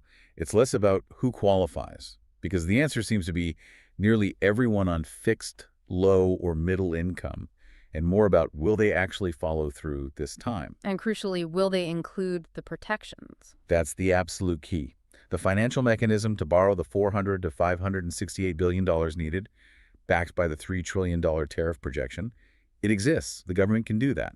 But the political will has to translate into actual official legislation or an order. And that legislation must include those non-negotiable legal protections we detailed. Tax-free status, no impact on means-tested benefits like SSI and Medicaid, no IRMAA trigger for Medicare, and exemption from garnishment. Without those protections, the whole thing could unravel for the very people it's meant to help. And we really understand the emotional weight behind this news. We know that for many people listening, $2,000 could be genuinely life-changing. Absolutely. It could provide that desperately needed breathing room, help catch up on bills, cover a major expense, maybe just offer a bit of dignity and reduce stress for those struggling with rising costs month after month. The anticipation, the hope tied to these announcements, it's immense. And that's exactly why the pressure now is for action, not just more talk. Rhetoric needs to turn into real relief. And that's why we're going to keep watching this story incredibly closely. Day by day, really. What are we watching for specifically? Our primary focus going forward will be on any movement towards official legislation or an executive order. We need to see the final legal structure. Specifically, are those benefit protections we talked about, especially for SSI, Medicaid, SNAP, explicitly included in the language? We also need to see the final official income cutoff levels defining high income. Yes. And ultimately, whether they actually proceed with the plan. You need these updates as soon as they happen, because you need to know if this money is coming and if it's safe for you to receive without jeopardizing your other essential support. Yeah. Okay. Now, before we wrap up, let's leave you with a final provocative thought to consider. Okay. If, and it's still an if, but if they do successfully send out this $2,000 to low and middle income Americans. Using the tariff money as proposed. Right. And the president in his posts specifically mentioned that even after doing that, there would still be money left over from the tariff income to pay down our debt. Implying the tariff income is even larger than the cost of the payments plus servicing the initial borrowing. Exactly. So if that's true, if the math works out so well that they can distribute $400 billion or more to citizens and still have a surplus from tariffs to reduce the national debt, what does that tell us? It raises a really interesting question about the sheer size and capacity of this tariff income stream. How much money are we actually talking about here beyond this one-time payment? Precisely. Could this massive, dedicated revenue source, funded entirely by taxes on international trade, mean that this $2,000 payment isn't just a one-off emergency measure? Could it be the start of something more permanent? Could it potentially lay the foundation for a recurring citizen dividend? A new baseline of economic support for low and middle-income Americans, paid for consistently by this tariff revenue, fundamentally changing the social safety net. Wow. That's a big thought, a recurring payment funded by tariffs. It's definitely something to mull over. It shifts the perspective from short-term relief to potentially long-term structural change. Something to keep in the back of your mind as we wait for the next official update on the protections and the payment plan for this initial $2,000. A very compelling thought indeed. We will, of course, keep you updated every step of the way. We'll catch you next time for the next. Welcome to the Deep Dive. We need to talk about a specific piece of news that's been making the rounds, and it's causing, well, a mix of anxiety and a lot of hope for millions of Americans, A huge amount of hope. especially for those living on fixed incomes. We're talking about the announcement from the president about a major potential financial dividend. And the number being thrown around is big, upwards of $2,000. $8,000, yeah. And the big question, the one we hear constantly, is will this payment actually include the people who need it most? Right. Will it finally reach the fixed income community? We're talking about people on Social Security, SSI, SSDI, low-income veterans. Folks who, often feel like they're the last ones considered when government funds are being handed out. They absolutely do. And they need clarity on this, right now. And the simple answer, based on the principle that was laid out in the initial announcement, is broadly yes. Inclusion is definitely expected. And this is a huge but. The entire conversation, everything we're about to discuss, it all hinges on one single crucial variable that hasn't been defined yet. And that is the definition of high income. That's it. That phrase is everything. So we are dedicating this deep dive to walking you through every rule, every historical precedent, and every potential pitfall. We're going to clarify the income thresholds from the past. We'll also debunk some of those persistent myths. Oh, absolutely. The ones about needing to file taxes or that this is only for people who are working. Which is completely irrelevant. Completely. And we'll guide you through how a payment like this would likely be delivered. So if you are on a fixed income, this analysis is going to give you the definitive information you need about this potential $2,000 plus payment. Welcome, and thank you for trusting us with this deep dive. Yeah. Our mission today is very specific and, I think, very critical. Absolutely. We want to cut through all the speculation, all the misinformation that's already flying around about this significant financial update, and just provide some actionable clarity. And this isn't just some abstract policy discussion, is it? I mean, this is information that directly impacts the bank accounts of millions of people. Millions. People who rely on monthly federal benefits. We're talking Social Security retirees, survivors, individuals on SSDI, that's Social Security Disability Insurance. And SSI, Supplemental Security Income. Right, the need-based benefit, plus VA benefits and, of course, Railroad Retirement Board benefits. We know this community has been, well, historically frustrated. Frustrated is a polite word for it. It is. They feel overlooked or tangled up in all this bureaucratic red tape during previous payments. And that frustration is completely warranted. I mean, the psychological toll of just the uncertainty of not knowing if financial relief is coming your way, it's very real. It's immense. So our commitment here is to address that emotional context with clear, factual information based exclusively on the sources that are available right now. We want you to walk away from this knowing exactly where you stand. Okay, so let's start at the source. We've isolated the core statement that started all of this. The exact words. The president announced a proposal for, and I'm quoting here, at least a $2,000 dividend for everyone will be paid, not high-income people. Okay. That statement alone is a really powerful starting point. It is. It locks in the potential amount, which is significant, $2,000 or even more. And it establishes that the sole primary reason for being excluded is income. Not high-income people. That's the phrase that matters. Right. Let's unpack that core concept, starting with where the money is actually supposed to come from. Because the mechanism here, the funding, it fundamentally differentiates this payment from, say, the stimulus checks of the pandemic era. It's a completely different animal. Right. In those previous relief efforts, like the CARES Act checks, the money was largely generated through deficit spending. Right. The government was essentially borrowing the money. Exactly. And the goal was to stimulate the economy and to do it fast during a crisis. But this new proposal is structured very differently. It is. The source material explains this explicitly. The funding is proposed to come from the distribution of revenue generated by federal tariffs. Tariffs, okay. And this is a distinction that is just crucial for you to understand. Tariffs are, essentially taxes or duties that are levied on goods and services imported into the United States. So when companies bring products in from other countries, they pay a tax on them. Precisely. And when those fees are collected by the government, they become federal revenue.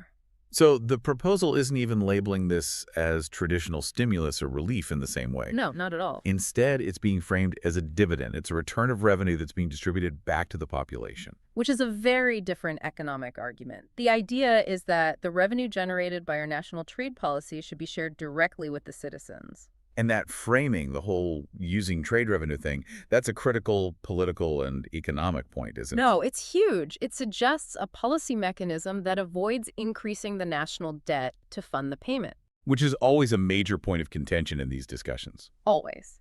And if we look at the historical precedent for this kind of approach, I mean, distributing specific categories of federal revenue directly back to the people is a tool that's been discussed in various forms throughout American history. Rarely on this scale. Rarely, if ever, implemented on this scale. It really creates an entirely separate category of financial aid.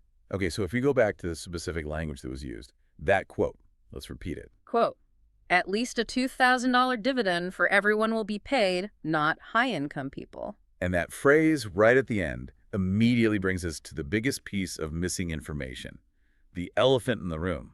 That phrase, "not high-income people," is the gravitational center of this entire proposal. It is the single most important detail that we are currently missing from any kind of legislative text. It's everything. Until Congress or the relevant agencies actually define that specific income level, we can't finalize who is eligible. We can't finalize distribution models. It's all on hold. So what is the threshold specifically? I mean, does high income mean an individual who is earning, say, $50,000 a year, $75,000, $100,000? That is the multi-billion-dollar question. That line in the sand dictates who gets the payment and who doesn't, and it determines the size of the population receiving the benefit. And while that ambiguity is, it's frustrating, we can offer some pretty strong reassurance to our core audience here. To seniors, older adults, people with disabilities, low-income individuals. Exactly. For the vast majority of beneficiaries who are living solely on fixed incomes, your eligibility is only going to hinge on your income being below that yet-to-be-defined threshold. And given that the average fixed income is significantly below any historical or even likely definition of high income. Right. The chances of you being included based on this singular criterion are exceptionally high. So the uncertainty then isn't really about the principle of whether fixed income folks will be included. No, not at all. It's about the exact number that Congress will ultimately decide on. Right. The mechanism itself is clearly designed for a very widespread distribution, excluding only the very top end of the income spectrum. Okay, so let's move past the funding mechanism for a minute and address the most urgent practical question for our listeners. The one everyone is asking. Are recipients of federal fixed benefits, so Social Security, SSI, SSDI, VA, spousal benefits, survivor benefits, and Railroad Retirement Board, are they included in this dividend proposal? The simple, clear answer, based on all historical precedent and the income-based principle that's been articulated, is broadly yes. Broadly, yes. But we need to define exactly why that is the case and maybe clarify the different benefit types we're talking about because the details really do matter here. Okay, let's break down those categories just for clarity's sake. So first, we're talking about SSDI. Social Security Disability Insurance. So benefits for those who have a sufficient work history but are now disabled. Then there's SSI. Supplemental Security Income. That's the need-based, very low-income program for aged, blind, or disabled individuals. And crucially, it's often paid to people who don't file taxes. Right. Then you have your standard Social Security retirement and survivor benefits. The traditional monthly payments that are based on the work credits you've earned over your lifetime. And, of course, VA disability compensation or pension. Right. Benefits for veterans, especially low-income or disabled veterans. And finally, RRB. Railroad Retirement Board benefits, which is, very similar to Social Security, but it's specifically for railroad workers. Okay, so for all those groups, why are we so confident they would be included? Because when Congress writes legislation for widespread financial payments like this, especially ones framed as dividends or broad economic relief, they are always income-based. Always. They set a specific threshold, and they use a standard income metric to do it. Typically, it's your adjusted gross income or AGI or sometimes a modified AGI. What they don't do is write in specific exclusions for certain types of income. Exactly. Lawmakers do not usually insert language that says something like, we will count your W-2 wages, but we will specifically disqualify your Social Security retirement payments. It just doesn't happen that way. That distinction is so key. The money you receive from these benefits, whether it's SSDI, VA, or retirement, it's treated as income. That's right. And if your total income from all sources is below the threshold, you qualify. period. The reason this community often feels left out is usually because of the bureaucratic hurdle of actually getting the money. Especially for non-filers. Exactly, which we will definitely discuss in more detail later. But it's not about the initial eligibility. And we have to acknowledge where that frustration comes from. We do. During the first 2 rounds of pandemic relief, there was a lot of initial confusion and some serious delays for Social Security non-filers. It was a mess at first. It was. But once the legislation was clarified and the agencies figured it out, inclusion was confirmed. And that precedent is exactly why we are so confident now. The intent is always to include low-income Americans, regardless of the source of that low income. So just to be crystal clear, the comprehensive list of those who are expected to be covered includes virtually all low-income and fixed-income individuals whose total annual income falls below that final limit. You are not excluded just because you rely on federal benefits rather than a traditional paycheck. That's the bottom line. And to put an even finer point on this, the critical watchword in the final legislation when it's written will be AGI, or MAGI, as long as your benefit payments count toward that total income number, and that total number is below the high income cap. You're in. Inclusion is assured. The fear of being excluded simply because you're a senior or you're disabled is, historically speaking, unfounded when the legislation is explicitly income-based. Now, let's dive deep into the numbers. To really understand what not high income is likely to mean for this dividend, we have to look at the best historical roadmap we have. And that's the income limits that were established for the 3 previous stimulus checks, the ones administered between 2020 and 2021.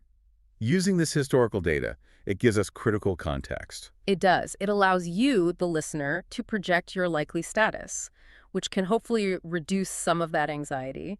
We can't guarantee the final number will be the same, of course, but history offers some very strong clues. Okay, so let's run through the specifics, the precedents. Let's focus on the individual thresholds first. All right. For the very first stimulus check, that was the $1,200 payment under the CARES Act, the individual income threshold where the payment started to phase out was $75,000 in adjusted gross income. But the full payment didn't phase out completely until $100,000 for single filers. Right, and that $100,000 completion point, that became a point of confusion for a lot of people. It did. So for the next 2 payments, stimulus check number 2, which was $600, and stimulus check number 3, the $1,400 one. Congress tightened the limits. They did. The individual threshold where the phase-out started was set definitively at $75,000 AGI. So that $75,000 mark is the most recent and the most consistently applied precedent for defining what a non-high-income individual looks like. It's our best guidepost. And this data is immensely relevant to you, the listener. We'd ask you to just consider your own annual adjusted gross income. AGI is usually the easiest metric. It's essentially your total income before you take certain specific deductions. So is your income below that most common, most stringent historical limit of $75,000 a year as an individual? And if your answer to that internal question is yes, and for the vast majority of people who are relying solely on Social Security or SSDI or SSI, the answer is comfortably yes, then you've met the primary financial eligibility requirement. At least based on all past precedent and the stated intent of this new dividend proposal. And if you're married and filing your taxes jointly, the historical precedent for that phase-out starting point was typically double, so $150,000 AGI. And just a friendly reminder to our listeners, we love your engagement in the comments, but please respect your privacy. Do not share specific personal income figures. Please don't. Knowing where you stand, just for yourself, relative to that historical $75,000 individual or $150,000 joint threshold is really the essential takeaway here. Now, we should probably address the critical mechanism for those individuals whose income does go over that threshold. Right. Maybe because you have a fixed benefit plus some part-time work, or you have a substantial private pension kicking in. This is where the phase-out comes into play. The phase-out. It's a legislative tool that's designed to prevent an unfair, what they call a cliff effect. Exactly. It avoids a scenario where someone earning, say, $74,999 gets the full $2,000. And then someone earning just $2 more at $75,001 gets $0. Right. It creates a gradual linear reduction in the benefit amount as your income rises. So how does that formula typically work? Let's detail it because it's critical for our informed listener. Based on the past stimulus models, the reduction rate was set at $50 for every $1,000 you earned above that initial threshold. 50 for every 1,000. That specific ratio is often linked to approximating a 5% effective tax rate on the excess income. Okay, let's run a detailed example so this is really clear. Let's assume the final threshold for an individual is 75,000 AGI and the payment is $2,000. What happens if someone earns, say, $78,000? Okay, so at $78,000, they are $3,000 over the limit. Right. Using that 50 per thousand formula, you'd calculate $3,000 divided by 1,000 equals 3. Okay. You then multiply that 3 by $50, which equals $150. So 150 is the reduction amount. That's the amount that's phased out. So they would receive $2,000 minus $150 for a final payment of $1,850. And this gradual reduction just keeps going until the payment hits zero. Exactly. If the reduction is $50 per thousand, it takes 40 of those $1,000 increments to phase out a $2,000 payment completely. So if the starting point is 75,000, then the payment becomes zero once your income hits 115,000 AGI for an individual. the crucial reassurance here is really twofold then. It is. First, fixed benefits like Social Security are very rarely high enough on their own to trigger this phase-out limit for the majority of recipients. And Second, if your income is just slightly above the threshold, you will still receive a substantial portion of the dividend. You are not automatically disqualified. Understanding the phase-out is crucial for people who have that mix of income. fixed income plus a little bit from somewhere else? Okay, we need to transition now and start busting the two most persistent and frankly anxiety-inducing myths that confuse fixed income recipients every single time a government payment is announced. Every time. And this confusion often centers on seniors and people with disabilities who, use the SSA or the VA as their main point of contact with the government. So the first major myth that we have to comprehensively debunk is the idea that you must file a tax return to be eligible. This assumption causes an immense amount of stress for non-filers. Let's be definitive here, and we can rely on the mechanism that was established in previous rounds. The ability to receive this dividend is entirely income-based. It has nothing to do with whether you filed a tax return whatsoever. So why is this myth so persistent? Where does it come from? It's historical. When the very first stimulus checks were implemented, the IRS initially only had data for people who filed taxes. That's who was in their system.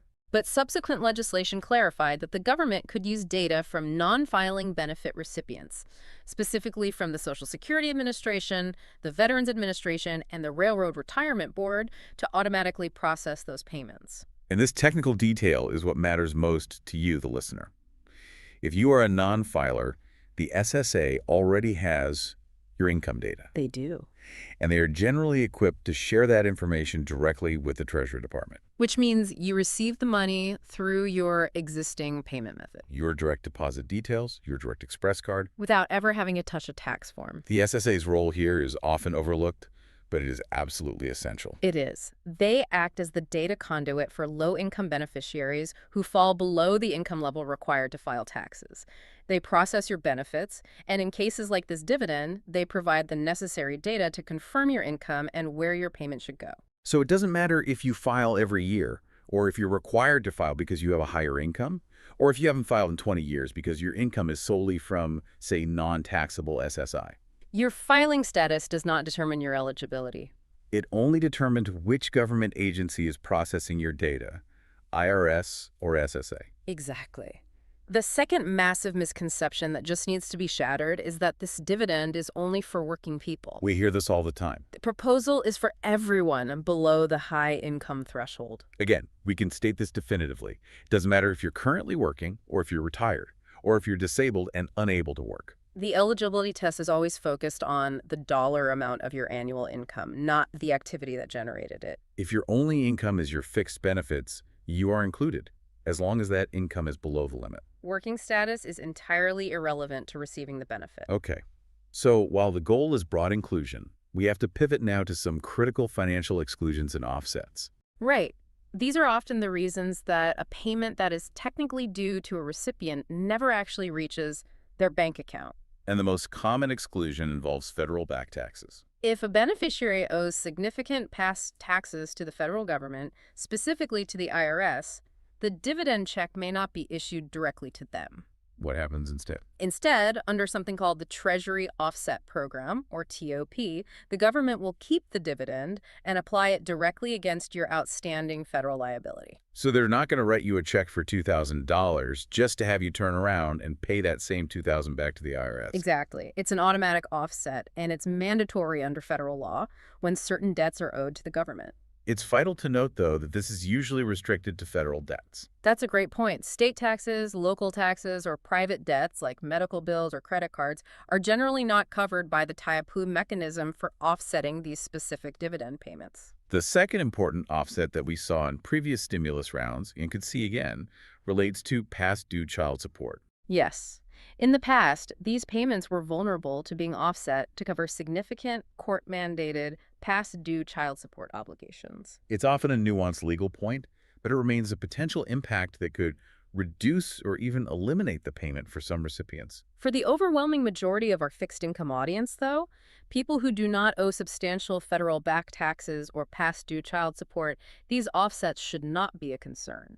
Your payment should flow directly to you. And, of course, we have to emphasize we're providing general rule guidance here based on the sources and historical precedent. This isn't personal financial advice. No. If you have significant federal debt or complex legal obligations, the best course of action is always to consult an accountant or a legal professional to understand your personal liability status regarding these offsets. So, after this pretty extensive deep dive into the eligibility mechanism, where exactly do we stand today? Right. What's the current status? We have a clear public proposal for a $2,000 plus dividend.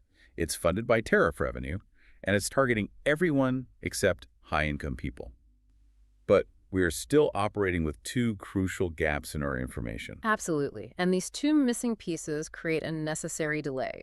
First, we need the official, legislatively defined income threshold. A magic number. Is it going to be that $75,000 individual AGI precedent?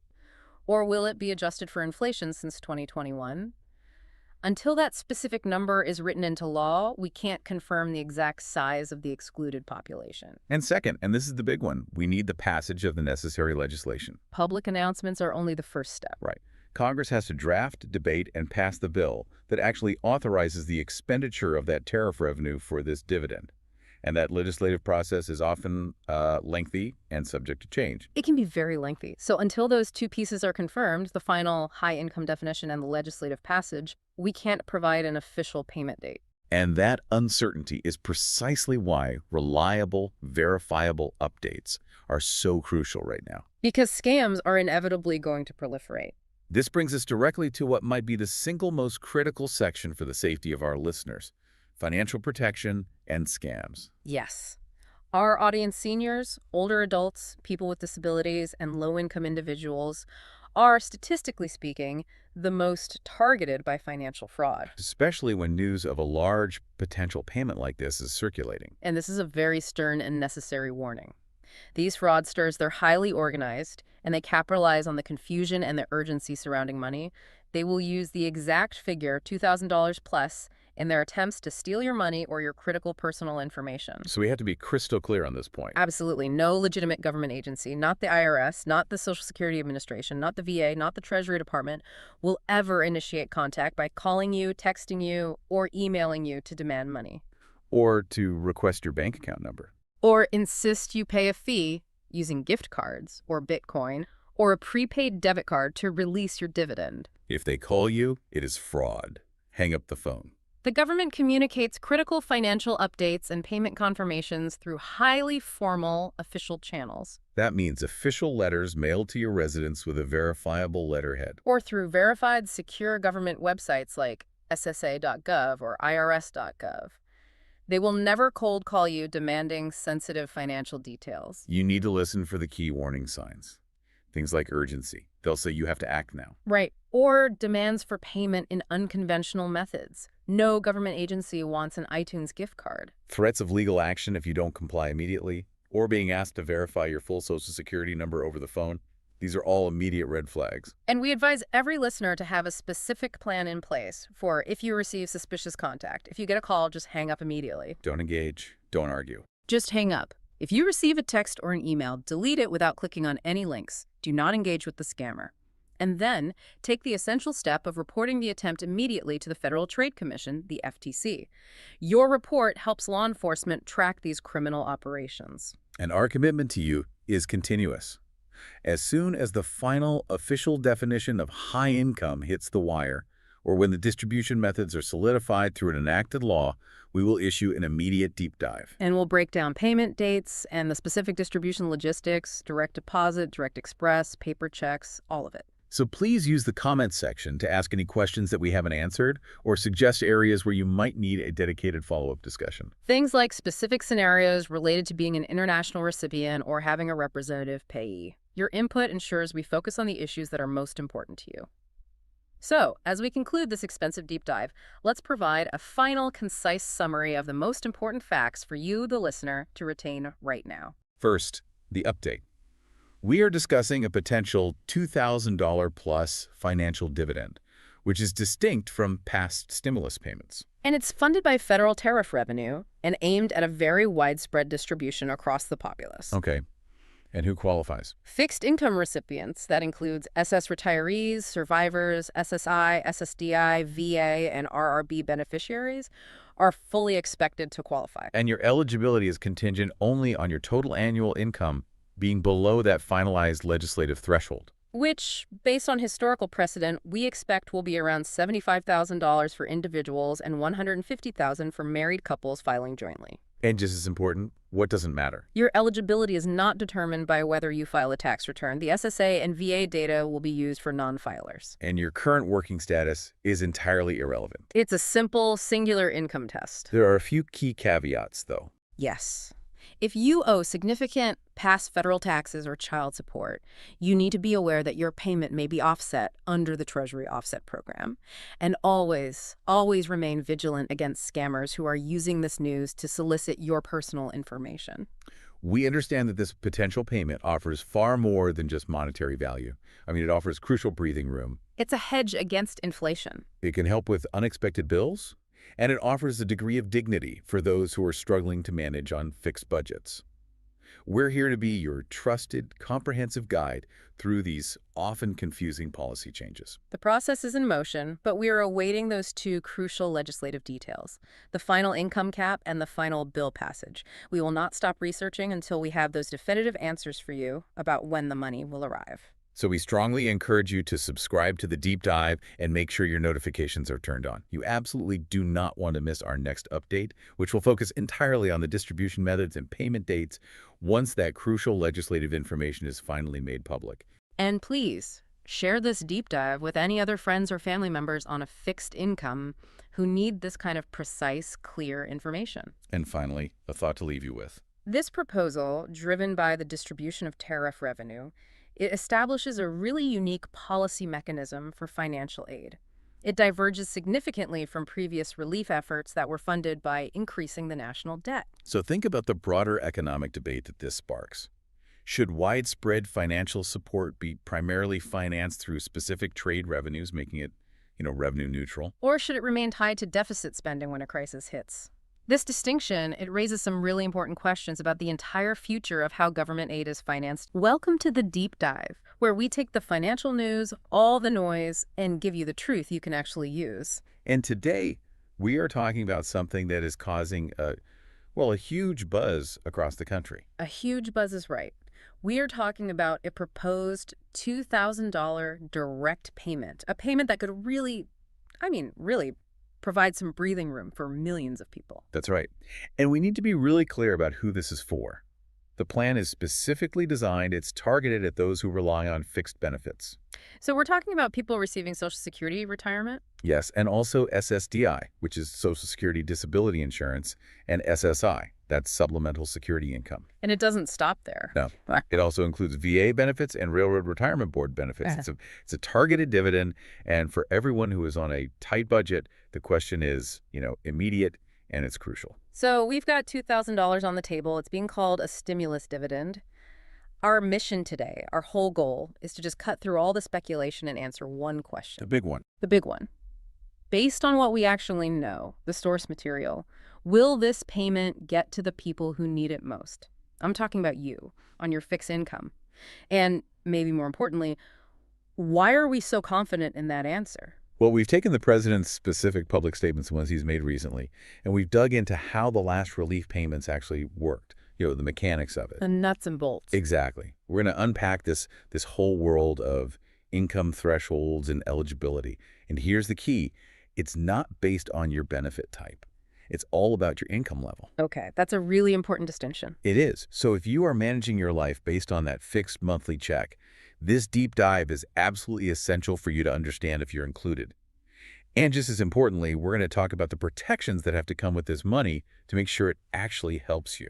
It's no secret there's been so much talk, so much interest in, a potential fourth round of some kind of direct financial help. Oh, a fever pitch. Yeah. We've seen rumors for over a year now. Exactly. Vague proposals, things that just kind of disappear. So what makes this specific $2,000 plan different? Why are we dedicating this entire deep dive to it? Because it's tied to something concrete. It's connected to recent public statements from the president. And he offered specific details that, they allow us to do a real technical analysis of it. So this isn't just a rumor? No, that's the key distinction. Our mission here is to move beyond all that speculation. We're analyzing the specific details of this proposed payment, which, and this is important, is consistently being called a dividend. A dividend, not a stimulus check. Right. And we want to clarify exactly who this plan is intended for. For you listening, especially those of you whose entire financial stability, everything, rests on your fixed income benefits, getting clarity on eligibility and those protections it's everything. It's paramount. It is. So we're using the president's own publicly outlined structure to figure out if you're included. Okay, so let's anchor ourselves right there to the source material. We're talking about a proposal for a $2,000 payment for low and middle income citizens. Where did this announcement actually come from? The main source, the one we're really digging into, is a recent outline that was shared by the president. It was in a Truth Social post dated November 10th. And that followed an earlier post from the day before that kind of introduced the idea. So this isn't anonymous chatter or some bill that's buried in committee? Not at all. This is a public outline. It's detailing a specific financial mechanism that the administration is actually putting forward for everyone to see. And what's the deal with the funding? Because this is where it gets really interesting for me. It's not being called a traditional stimulus check that's just funded by, borrowing more money. Correct. And this is a huge deal. It is explicitly labeled a $2,000 stimulus dividend payment. And the defining part, the thing that makes it so different, is the source of the money. It's set to be paid directly from tariff revenues. Tariff revenues. Tariff revenues. This is a really powerful distinction. Think back to the previous stimulus checks. They were largely funded through, massive government borrowing, which just adds to the national debt. And that became a huge political fight every single time. Of course. But by framing this as a dividend from specific revenue streams, from trade policy, it just creates a completely different narrative, both politically and fiscally. So it's less like an act of borrowing to spend. And more like distributing the profit, so to speak, of specific economic policy back to the citizens who were targeted to receive it. That distinction, funding it through tariffs, that is really unique. We should probably dive deeper into what that means later on, but for now let's stick with the target audience. The president was, from what I read, very specific about who would get this money. It was. Extremely. The explicit, repeated focus is only on low-income and middle-income people. And he also said who would not get it. Yes. The statement went out of its way to clarify that it excludes high-income people.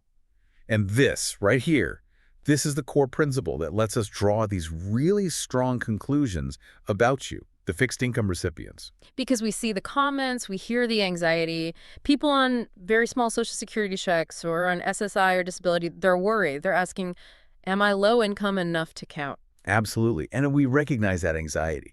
This entire analysis, everything we're about to go through, is designed to show you why you are inherently automatically included in that demographic. Okay, let's unpack that right now, because that's really the central pillar of this whole deep dive, the inclusion question. Let's do it. So we know the proposal is for low and middle income, but let's just hit the question head on, the one we get constantly. If the proposal doesn't say Social Security recipients, if it doesn't list SSDI or VA beneficiaries by name, are those millions of people on fixed incomes automatically in? The answer is yes. They are inherently included.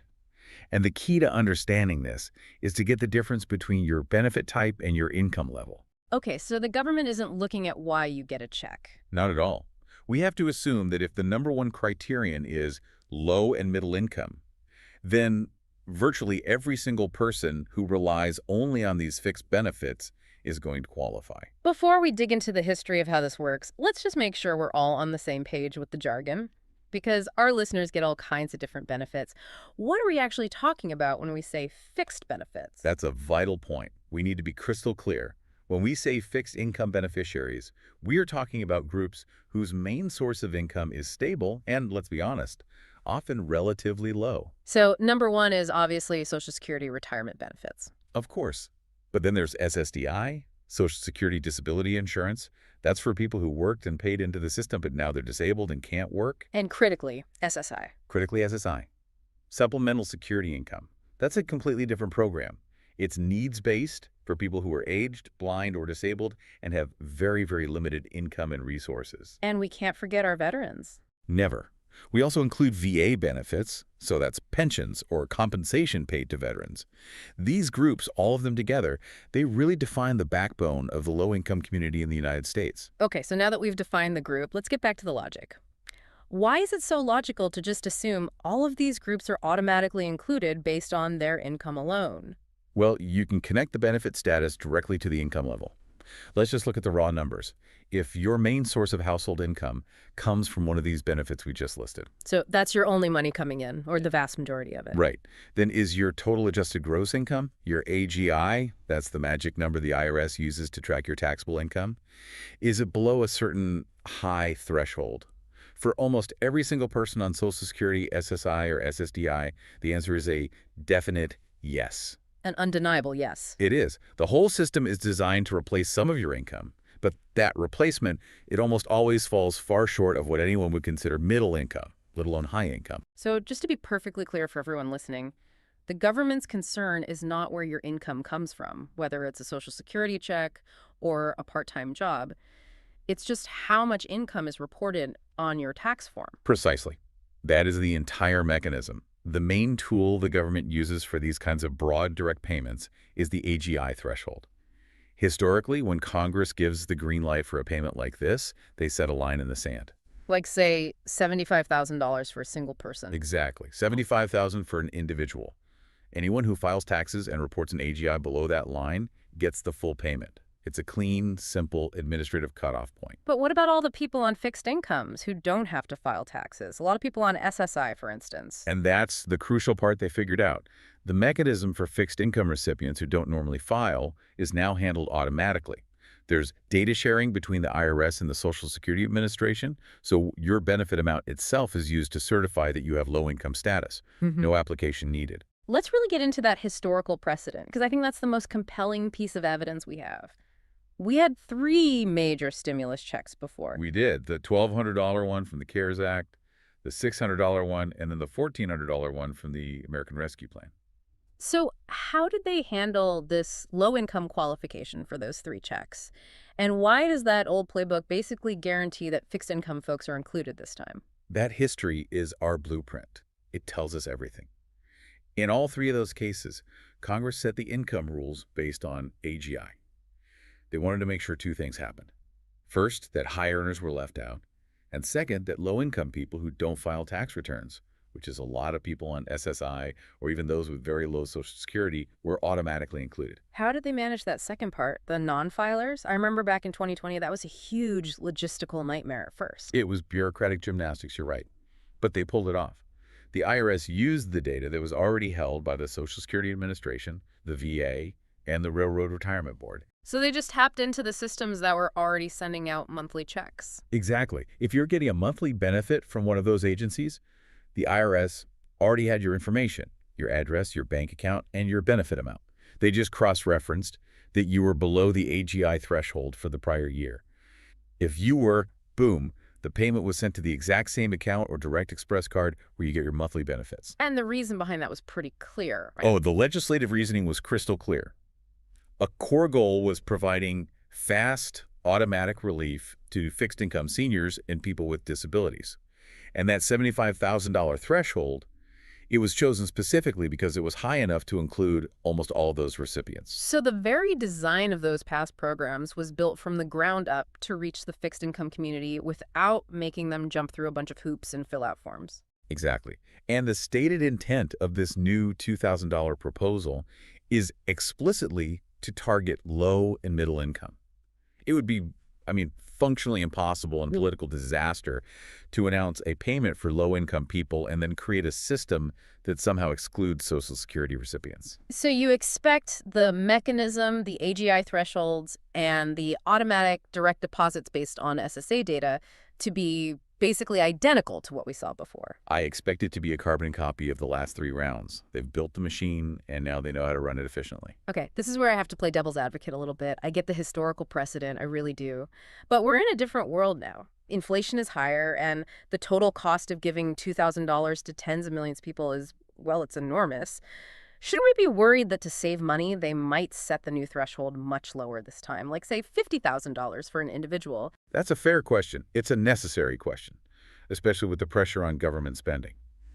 However, setting the threshold that low would basically defeat the whole stated purpose of helping the middle class. How so? Well, historically, that $75,000 individual AGI and the $150,000 for a married couple, those numbers were chosen because they capture a really broad section of the population, working people and retirees who are still feeling financial stress. If you drop that line down to $50,000, you'd be cutting out huge numbers of middle-income workers, especially in places with a high cost of living.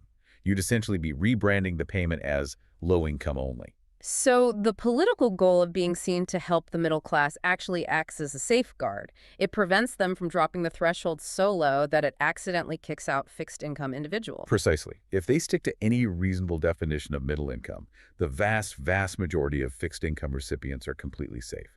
Let's just state the actual historical lines they used for the last 3 checks, just so everyone can hear them again. Okay, lay them out for us. For an individual, the payment started to phase out at $75,000 of adjusted gross income. And for a married couple filing their taxes together. For a married couple filing jointly, that phase-out began at $150,000 of AGI. Those numbers, they're just massive compared to what so many of our listeners are trying to live on. If you're trying to get by just on your disability check or a small retirement pension, $75,000 a year sounds like a fortune. It is. It's an enormous cushion.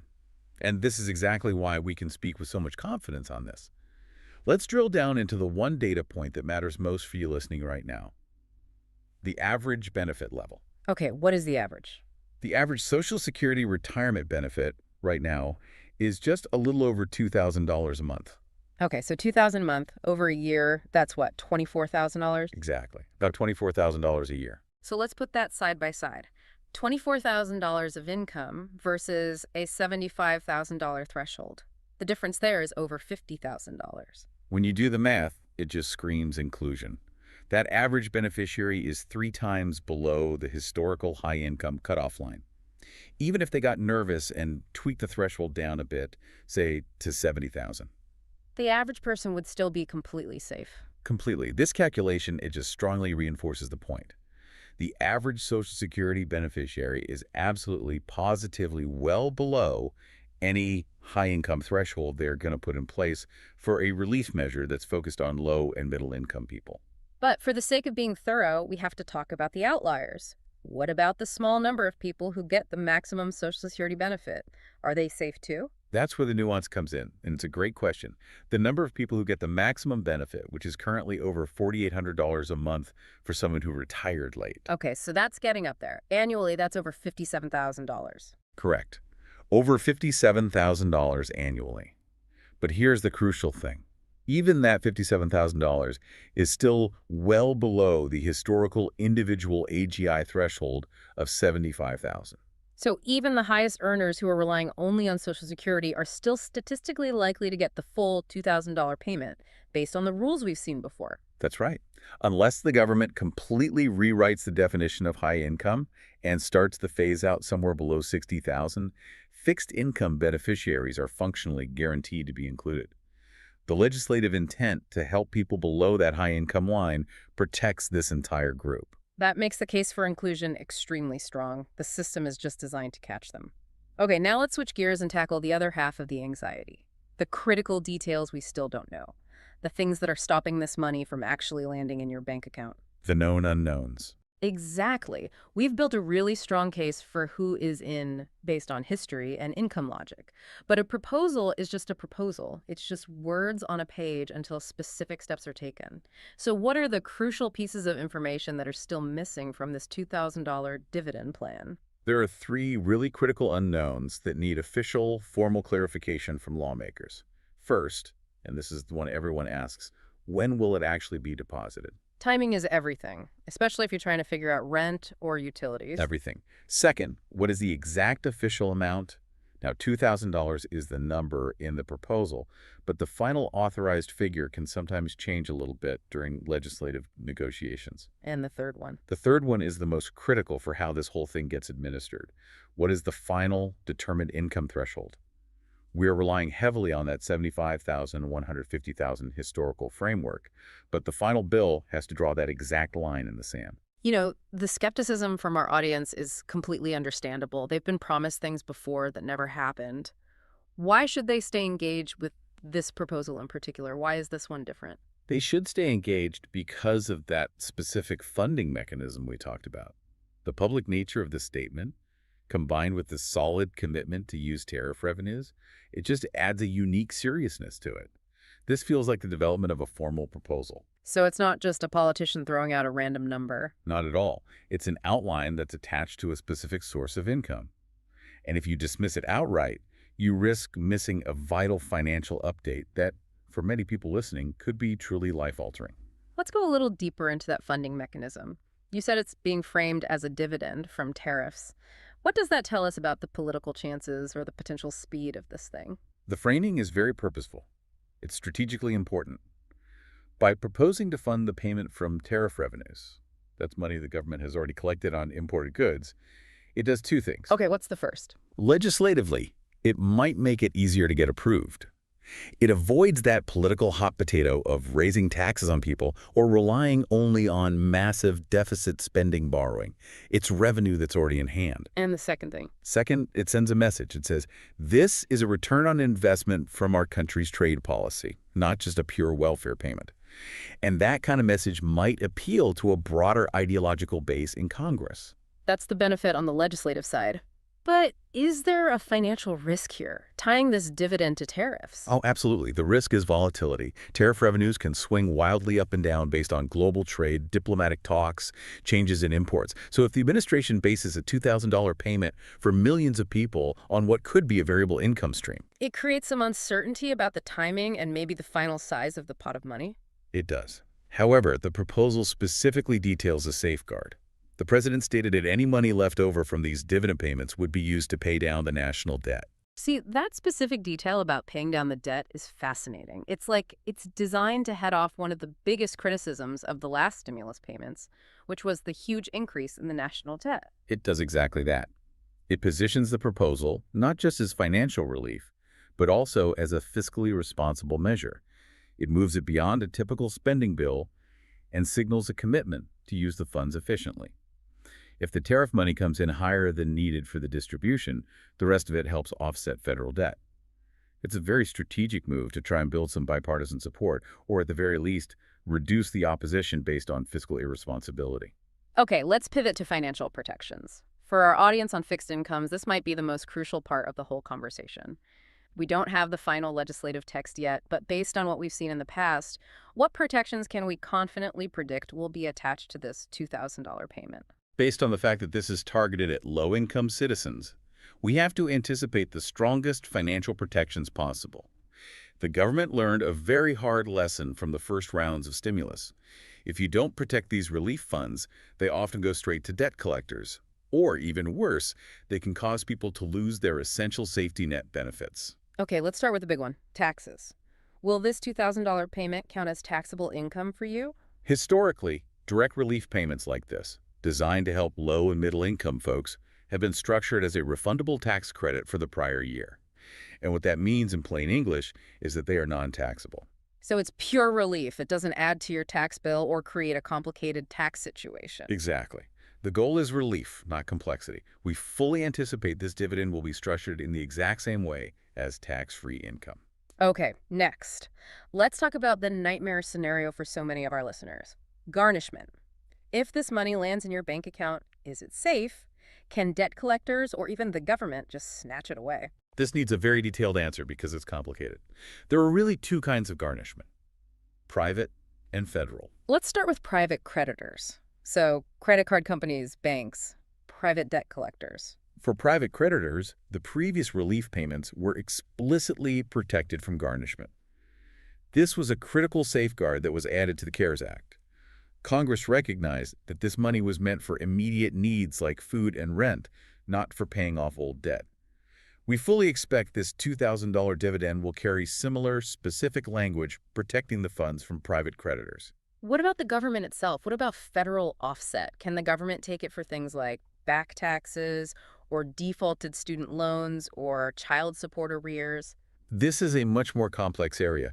The previous payments had some specific carve-outs. For example, in the very first stimulus round, past due child support was sometimes subject to being offset. But they tightened those protections later on, right? They did. The protections got stronger in the later rounds. For this dividend, we would anticipate protections that shield the funds from being taken from most federal debts, like back taxes or other non-tax federal debts. Again, the intent is strong. Provide humanitarian relief. The goal is to maximize the money that actually stays in your pocket. That is very reassuring. But now for the absolute life or death concern for so many low-income listeners, the interaction with means-tested benefits. If I get SSI or SNP food assistance or Medicaid or housing assistance, could receiving $2,000 in one lump sum get me kicked off those programs? This is the most crucial protection of all, and it has to be addressed directly and perfectly in any final bill. These federal assistance programs like SNAP, Medicaid, and especially SSI are means-tested. That means your eligibility depends on keeping your income and your countable resources extremely low. And if $2,000 was suddenly counted as a resource, it would push many people right over that limit. It would immediately disqualify them. They'd lose their health insurance, their food money. It would be a catastrophe. So how does the government stop this aid payment from causing a financial crisis for the very people it's meant to help? They do it by creating what's called a statutory resource exemption period. Historically, these direct relief payments are structured so they do not count as income or resources for a specific period of time. Typically, it's 12 months, sometimes a little longer. And that's written right into the law. It has to be. This temporary exemption is absolutely essential. The government does not want a temporary aid payment to accidentally create a permanent crisis by stripping someone of their health insurance or food assistance. The legislative text for this $2,000 dividend must include this explicit language. Otherwise, the entire goal of helping the lowest income groups is completely undermined.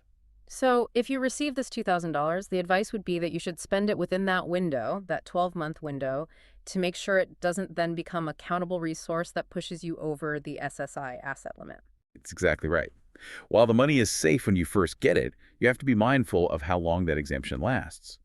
If the money just sits in your bank account past that statutory exemption period, it could then be counted against your resource limits for SSI. This is why immediate, informed spending on necessities, overdue bills, medications, food, car repairs is always recommended. This is a temporary buffer, not a permanent addition to your assets. This level of detail on the protections is exactly what our listeners need to hear, so we've covered who qualifies and the safeguards. Now, let's wrap this all up by putting it into the broader economic picture. Right. Connecting this proposal to the bigger economic story is vital. This $2,000 dividend, it's a clear and consistent response.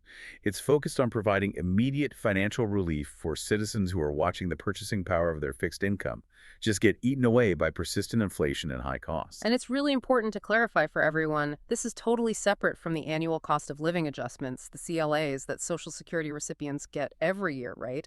Absolutely, 100% separate. The COA is a permanent structural adjustment. It's mandated by law to help benefits try to keep pace with inflation, and it's funded by the dedicated Social Security trust funds. But this is different. This proposed $2,000 payment is fundamentally different. It's a proposed direct, one-time payment funded by a completely separate source, tariff revenue. This makes it a targeted emergency relief effort. It's designed to give you an immediate cushion, and it's an acknowledgement that the CLA formula alone might not be enough to cover the economic stress people are feeling right now. You know, when I think back to 2020 and the rollout of those first checks, the speed at which they eventually arrived, all the bureaucratic work they had to do, that's what gives me confidence that they know the playbook now. That's a powerful dynamic. You're right.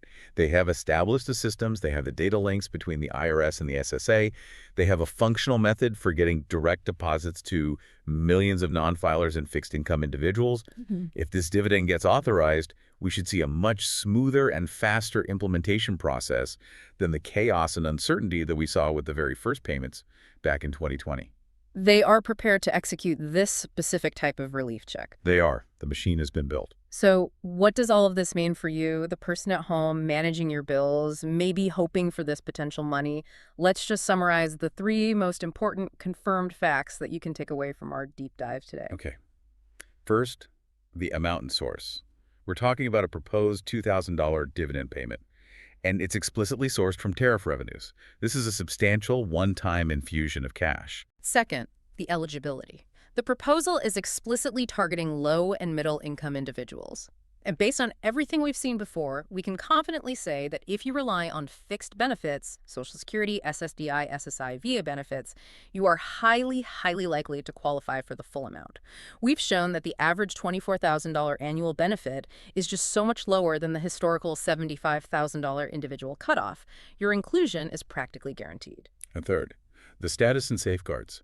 The proposal is public, and it's tied to a specific funding plan, which signals that it's serious. And critically, we anticipate it will come with the strongest possible financial protections, non-taxable status, protection from garnishment by private creditors, and an exemption from being counted as a resource for means-tested benefits like Medicaid and SNAP for a set period of time.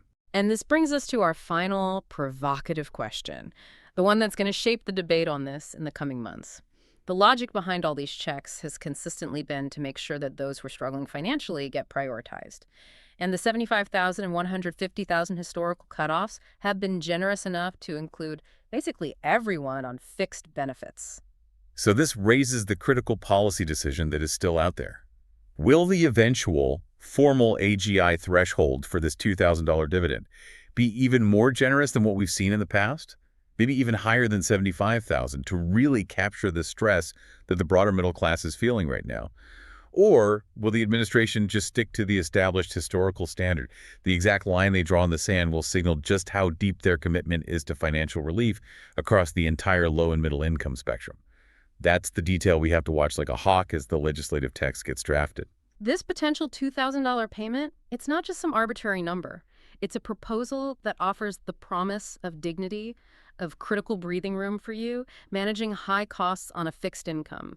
We are here, and we are tracking every legislative comma, every public announcement to make sure you get the verified facts. And we understand the stakes are incredibly high.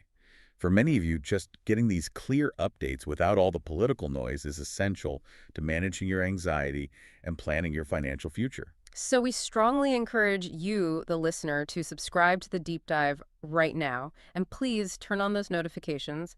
There will be continuous updates on this topic. And this is the only way to make sure you get the immediate verified information on the exact official income thresholds, the precise payment dates, and the delivery methods as soon as they are announced. If you're wondering when to stop believing the rumors and start planning your budget, staying informed is really your only defense. And please, share this deep dive with your friends and your family who also rely on fixed benefits. They may be just as confused about their eligibility for this dividend.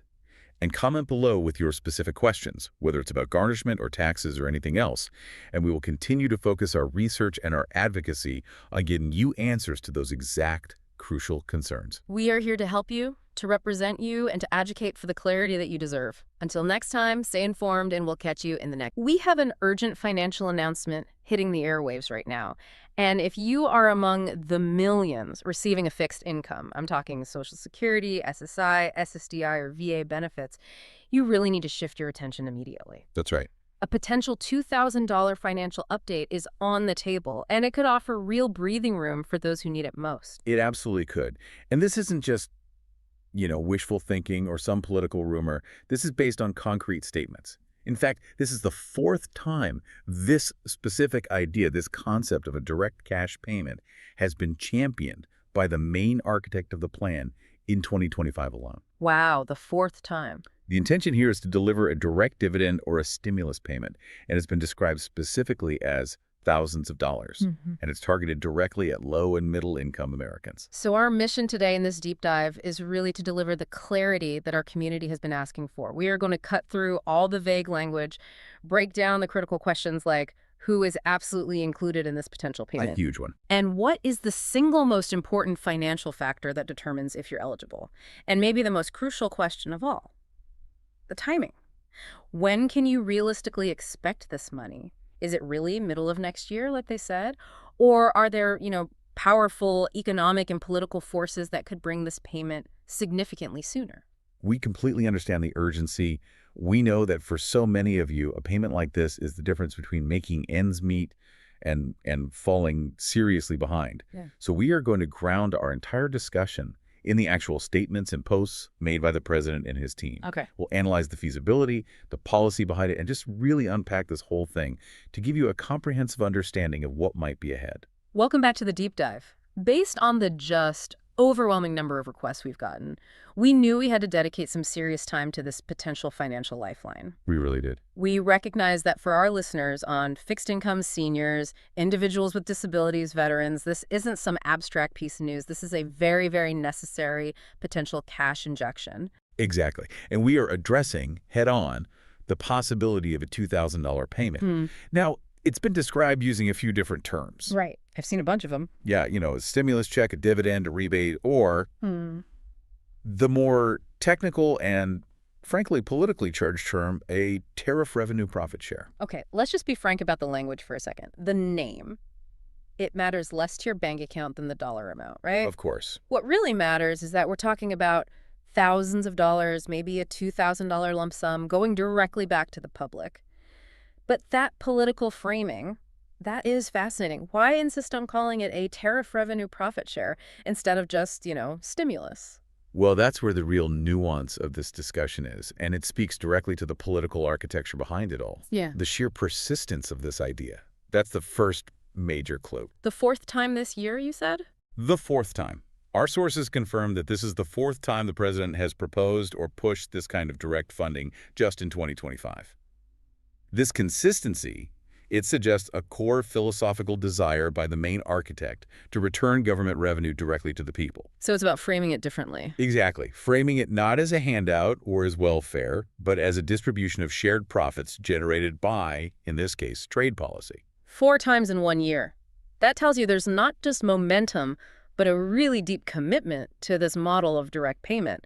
It feels like a pattern, not just a random idea thrown out there. It is a pattern, and this push is directly verifiable. It's not rumor. It stems from a post made on Sunday, November 9th, and then it was reiterated the very next day, November 10th. It's coming right from the top. And that verification is so crucial because, when you're dealing with financial updates that affect millions of Americans, especially those relying on really strict budgets, knowing the source is primary and consistent, that's everything. The message from those posts was crystal clear. We have extra revenue, and we are returning it to the low and middle income population. Okay, that brings us to what might be the most critical component for everyone listening, eligibility. So many of our listeners on fixed incomes get anxious because, past government programs often have these convoluted rules that sometimes accidentally leave them out. Absolutely. And we need to dispel the major myths right away. People on fixed incomes, they often worry, do I need to be working? Right, or do I need to file some special tax return? Exactly. Or is this only for rich people who pay massive taxes? So what's the answer to all of that? The answer, based on the unequivocal structure of these proposals and the source material itself, is this. The only thing that determines your eligibility for this type of payment is your income level. Just income. It comes down to your low and middle income status, period. Your status as a non-worker or a fixed income beneficiary is completely irrelevant. In fact, it makes you the prime target for this money. That is the core message everyone needs to internalize. Income is the key. This is designed to be inclusive of those who get benefits, but maybe don't file traditional high-income tax returns or have complicated investment income. We have to be really explicit here. Just to provide the maximum reassurance we can confirm that based on the previous structures of stimulus and the stated focus on low-income Americans, the inclusion of the following groups is not just expected, it is essentially guaranteed. Okay, so let's list them out.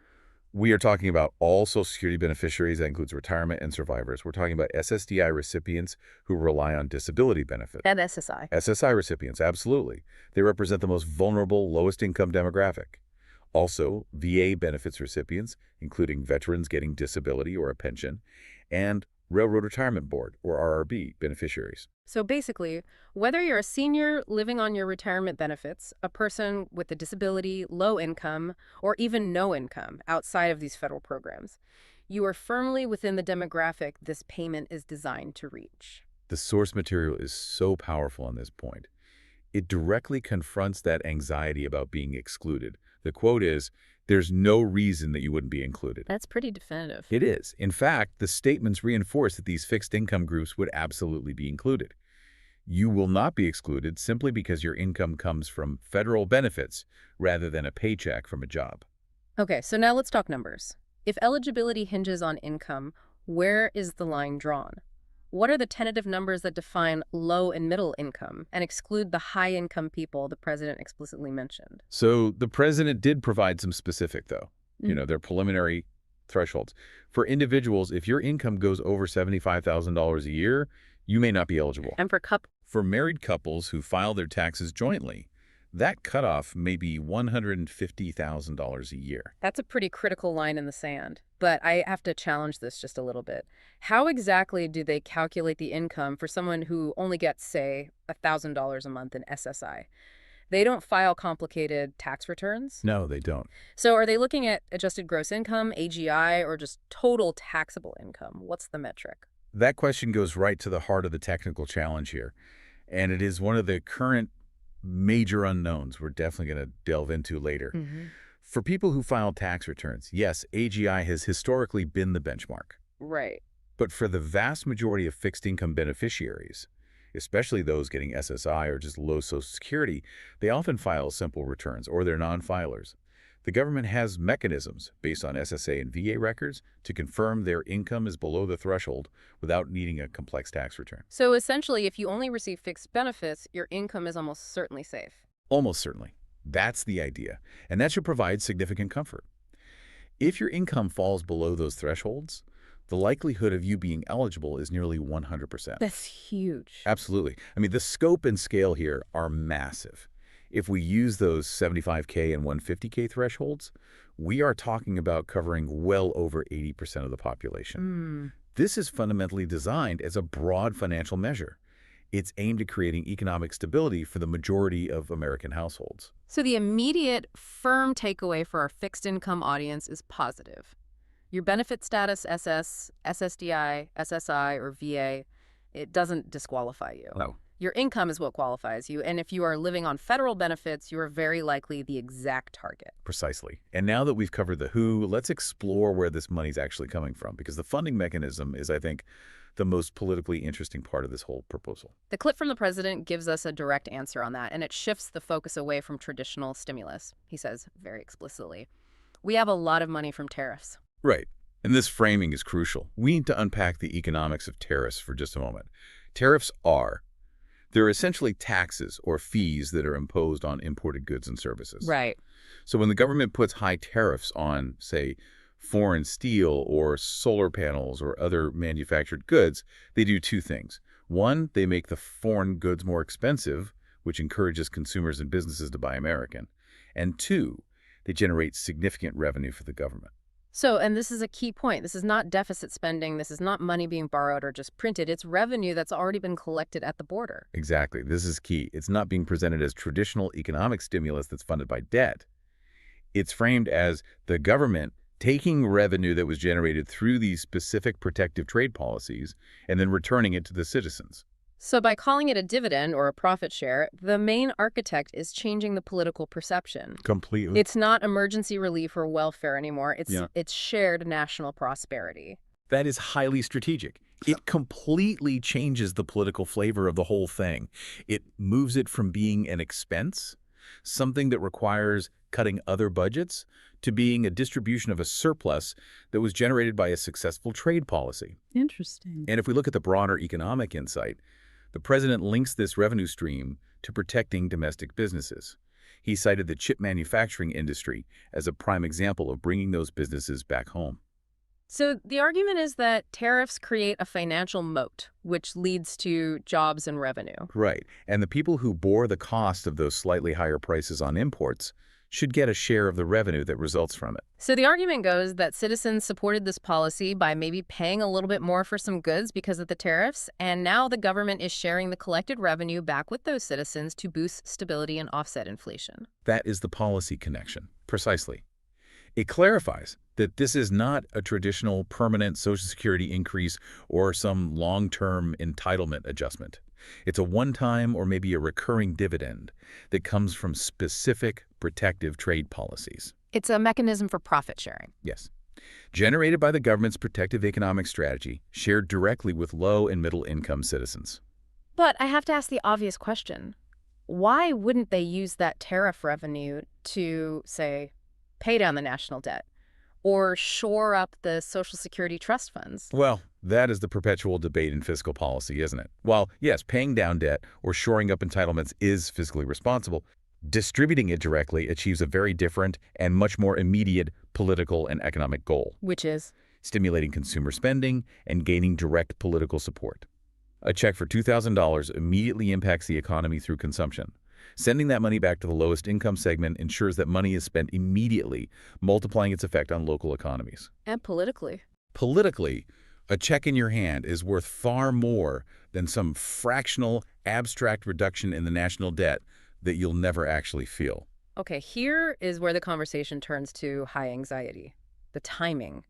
$2,000 is incredible, but if you're struggling with bills right now, when is this money actually going to land in your account?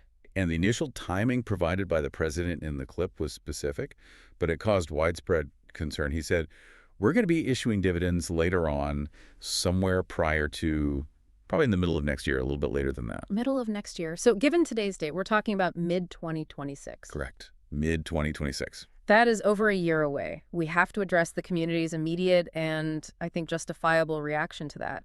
The source captured that anxiety perfectly. Oh my, the middle of next year, that's a long time from right now. I need the money right now, today. And that empathy is so critical. For many people on SSI or low fixed incomes, waiting 18 months is it's financially impossible. So we have to look beyond the official statement. We have to.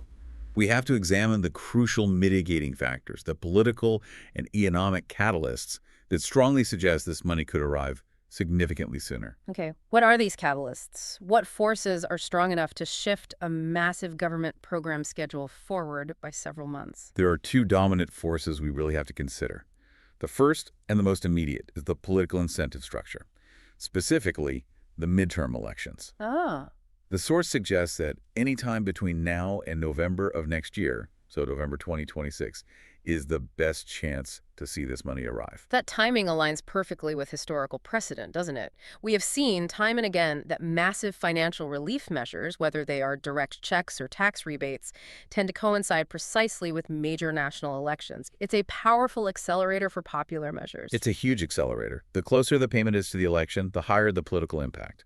If the main architect and Congress are committed to delivering this payment, the pressure to do it well ahead of November 2026, maybe in the second quarter of 2026, it becomes immense. They need the full effect to be felt by voters well before they cast their ballots. Exactly. We saw similar maneuvers during the 2020 and 2021 cycles where the initial timelines were radically compressed because of legislative urgency. So the political window is forcing a potential acceleration, but you mentioned a second and potentially more catastrophic factor that could trigger this payment even after the November 2026 election. And that is the recession factor. If the stated timeline of mid-2026 passes without the payment, and we were to then enter a major economic recession, defined perhaps by 2 straight quarters of negative GDP growth and spiking unemployment, the source is clear. Stimulus would absolutely be sent out at that point. That just seems like standard operating procedure, really, regardless of who is in power. When the economy significantly deteriorates, direct stimulus becomes a primary tool to stabilize consumer demand.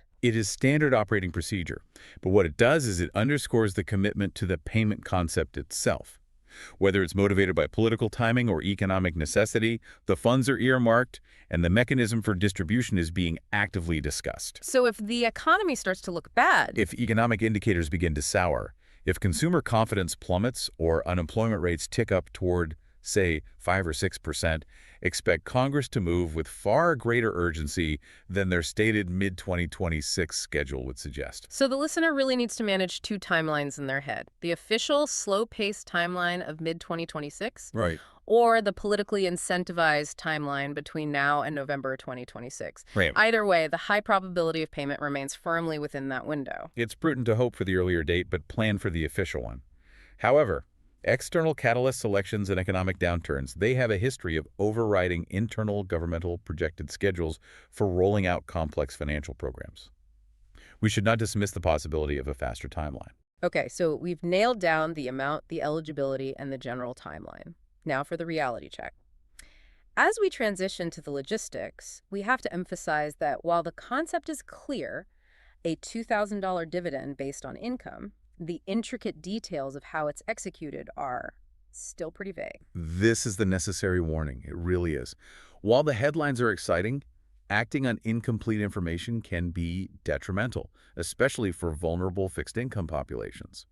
The source highlights several major unknowns that were sources of immense confusion, frustration, and financial vulnerability during the 2020 and 2021 stimulus rounds. And we have to address these head on. We have to. So let's break down the three major unknowns that are crucial for determining the final logistics, and most importantly, the safety of this payment for our listeners. First up is the specific income threshold. Right. As we mentioned, we've heard $75,000 for individuals and $150,000 for married couples. But the source material also indicates that previous internal discussions have floated a figure of under $100,000 for individuals. And that variant, 75K versus 100K, that affects millions of high middle income earners. We need the final, official, precise number. We do. But let's circle back to the fixed income earners who might have a tiny bit of income outside their benefits, maybe from a small part-time job or a small pension.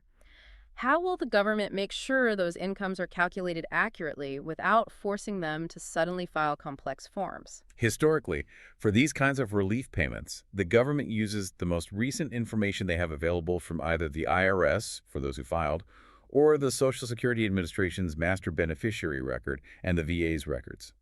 So they use existing data. Yes. For those on low SSI, their income is already vetted through really strict eligibility criteria. The SSA is very adept at calculating countable income. If they move forward with this dividend, the rule set will likely stipulate that if your AGI is 0, or if your only income is protected federal benefits, you automatically qualify as low income. Which simplifies the process dramatically. Which is essential for getting payments out rapidly. Okay, let's move to the second major unknown, which is maybe the most critical for low-income beneficiaries, particularly SSI recipients: garnishment protection. This was an absolute nightmare scenario during previous stimulus rounds, and it demands significant technical attention now. Will this $2,000 payment be subject to garnishment, specifically for things like back child support, old medical debts, or outstanding private collection accounts? This is where we need to get into the weeds of statutory protection. Why are federal benefits usually protected, but this dividend is potentially vulnerable? So standard Social Security, that's Title II benefits like retirement and SSDI and VA benefits, are generally protected from most private creditors under federal law. SSI, which is Title X6, has even stronger protections. Okay. However, stimulus checks, which are legislatively defined as tax rebates or dividends, are legally distinct from these protected benefits. In 2020 and 2021, Congress had to include specific language, like Section 2201 of the CARES Act, to explicitly waive garnishment protections against federal debt, private creditors, and other forms of debt collection. So if they don't include that specific, explicit waiver written into the new legislation for this $2,000 dividend, the money could be treated just like any other income and immediately swept away by debt collectors the moment it hits a bank account. Precisely. If the money is just classified as a general dividend from tariffs, and the legislation fails to include language that says, notwithstanding any other provision of law, these funds shall be exempt from levy or attachment, then it is vulnerable. And for someone on a fixed income who might have decades-old medical bills or credit card debt, getting $2,000 only to have it vanish overnight, That defeats the entire purpose of this relief. It completely defeats it. We cannot overstate how essential it is for legislators to include that specific anti-garnishment protection. I know the legislation is still theoretical, but what's the political likelihood they'll forget or just omit that crucial language, given the chaos we saw in previous rounds? The likelihood of omission is high if the legislation is rushed or if it gets inserted into a non-traditional bill, which is often the case with these direct payouts. The lesson from 2020 was painful. Even when Congress intends for the money to be protected, if the legal classification is wrong, creditors will seize it. So what happens now? Advocacy groups will be fighting hard to ensure that the garnishment protection language is included right from the very start, and that it covers federal debts, state debts, and private creditors like debt collectors and banks. That clarity is vital. Do not assume protection until the official rule is published. Now, the third major unknown. How will they account for adult dependents? This was a massive source of error and frustration during the 2020 and 2021 payments. The question is, how does the payment structure account for individuals who are claimed as dependents on someone else's tax return, but are themselves adults, maybe with disabilities or very low income? Right. In previous rounds, the claimant, the parent or guardian, often received the dependent's payment, which wasn't the intent, especially if that dependent was an adult who needed independent funds. Exactly. The intent of the stimulus was to help households, but it caused these logistical headaches when, for example, a retiree was claiming their adult child who has a disability. So, will the government correct this logistical error this time? Will they ensure that the adult dependent who is eligible based on their own income profile gets the money directly? Or will it just follow the claimant again? We need clarity on this logistical structure to make sure the money reaches the person who actually needs it. These specific details, the final income cutoff, the garnishment protection status, and the rules around adult dependents are absolutely essential for finalizing eligibility and logistics. Until these are confirmed, the overall plan remains an expressive but technically incomplete proposal. So what does all this mean for the listener right now as they're standing by waiting for these specifics, maybe for months? How should you prepare for a payment that is currently in this nebulous state? That is the actionable question. Let's start with the application status. Do our listeners need to rush out and apply for this $2,000 dividend? Based on the source's reference to previous stimulus checks and dividends, we can make some highly informed assumptions. And the answer is no. For the vast majority of those already on Social Security, SSI, SSDI, or VA benefits, the previous stimulus payments did not require an application. That's reassurance number one. If you are already receiving federal benefits, you should be standing by, not actively applying. The payment process is typically automatic. It relies on existing government records, whether from the SSA, the VA, or the Railroad Retirement Board. They already know who you are and where you get paid. And we can also infer the likely method of delivery. Drawing on the experience that the source referenced from 2020 and 2021, payments are expected to come via the fastest and most efficient methods. Which would be? Direct deposit into the bank account on file, loaded onto the Direct Express card, which is the primary method for many SSI and Social Security beneficiaries, or, as a last resort, a physical paper check sent to the address they have on file. The Direct Express card is particularly important for this demographic. It allows for immediate access to funds without requiring a traditional bank account. It's the standard procedure for getting money out quickly and efficiently to the fixed income community. However, this is also where we have to loop back to the critical warning about those missing details.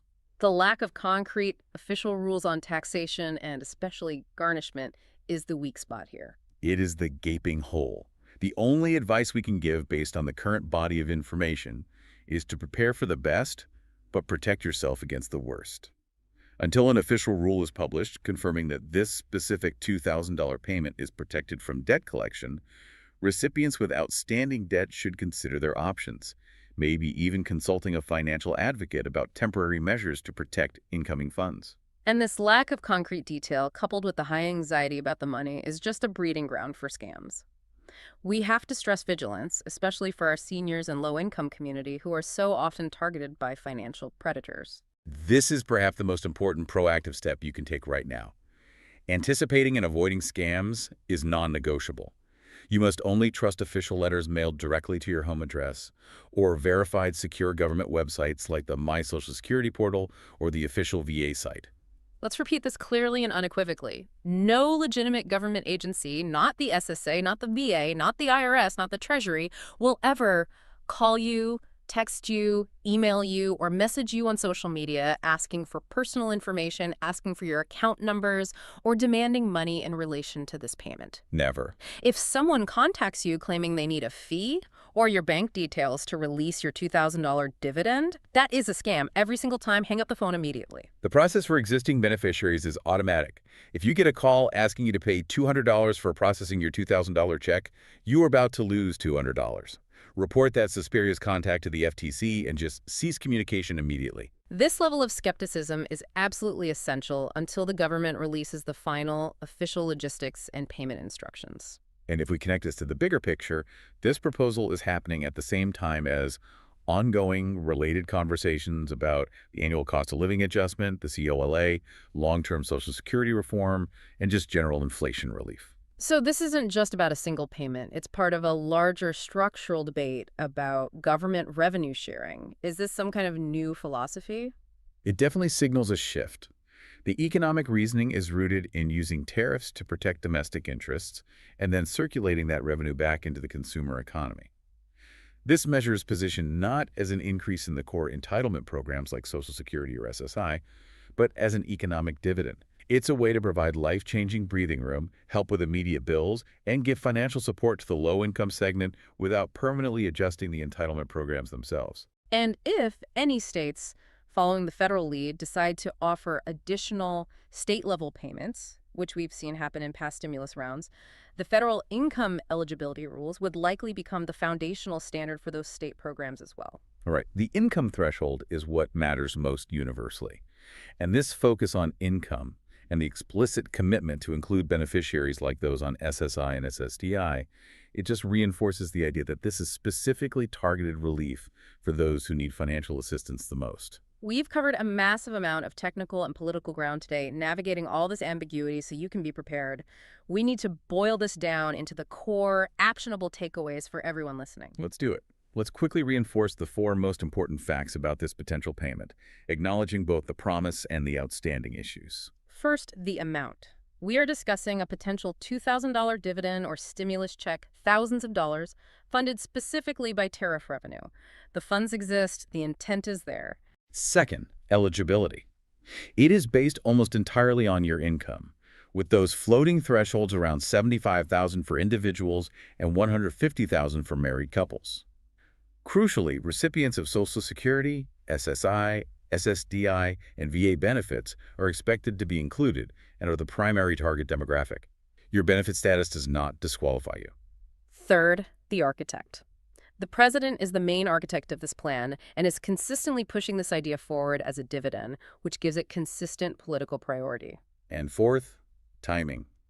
The official target is mid-2026, but two powerful catalysts, the November 2026 midterms and the threat of a major recession, could potentially bring this money significantly sooner. We advise you to monitor the economic landscape very closely. And finally, the essential caution. The $2,000 payment is only useful if it's safe. We must await official confirmation, specifically on the garnishment protections, before assuming the money will be safe from creditors, especially given that technical distinction between a protected federal benefit and a tax-funded dividend. Which raises an important question for everyone listening, a provocative thought to end on. This being the fourth iteration of a stimulus or dividend proposal in 2025. It suggests a deeper philosophical shift. Is this truly a one-time relief measure? Or does the constant push for direct revenue sharing signal a move toward treating government-generated revenue-like tariff profits as a permanent pool of funds for regular citizen dividends, potentially leaning toward a long-term model of something like universal basic income? This could fundamentally change how citizens expect government revenue to be spent. We encourage you to stay engaged as these final crucial details emerge. The moment we get official confirmation on the final income cap, the specific payment schedule, and those all-important garnishment rules, we will bring that information to you immediately. And we'll leave you with this question.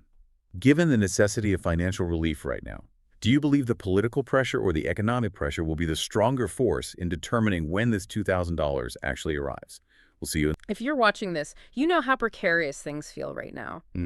For so many Americans, especially if you're relying on a fixed income, on Social Security, SSI, SSDI, or VA benefits, I mean, every single dollar matters. It really does. And that is exactly why we need to focus on a major financial commitment that has, well, it's basically dominated the headlines for the last few days. Yeah. We're talking about a potential $2,000 payment promised directly to the American public. And this isn't just a rumor. No, not at all. The commitment has been unprecedented in its coordination. We've heard it publicly, repeatedly, from the president, the Treasury Secretary, the chief economic advisor. All of them. All of them affirming their dedication to delivering this specific $2,000 payment. They've put the number right there on the table and basically dared Congress to stop it. Right. We've gathered 5 specific verifiable pieces of evidence, official statements, clips, direct presidential posts that not only confirm this push, but also, they start to reveal the proposed funding and who they're targeting. And that level of public, unified commitment,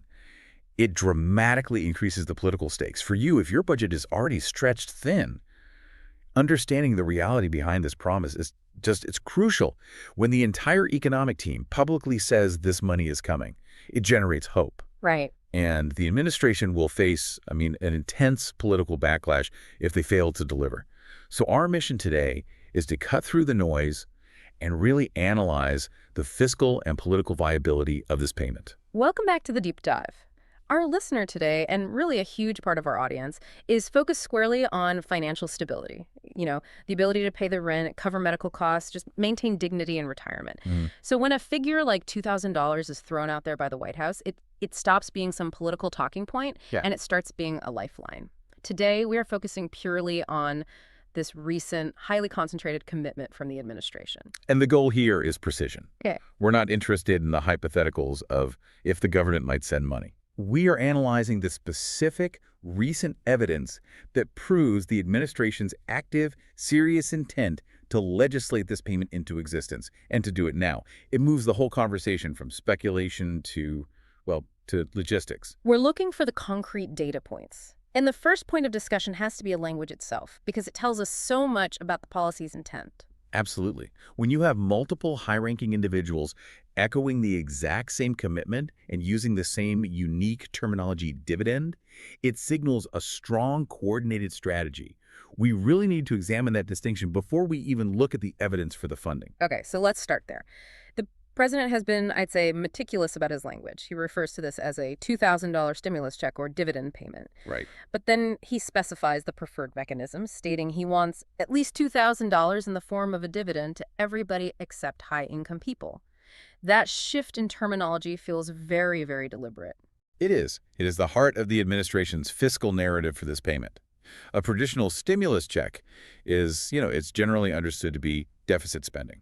Money they have to borrow or print? Exactly. Money borrowed or printed to inject liquidity into the economy quickly. A dividend, in this context, suggests something completely different.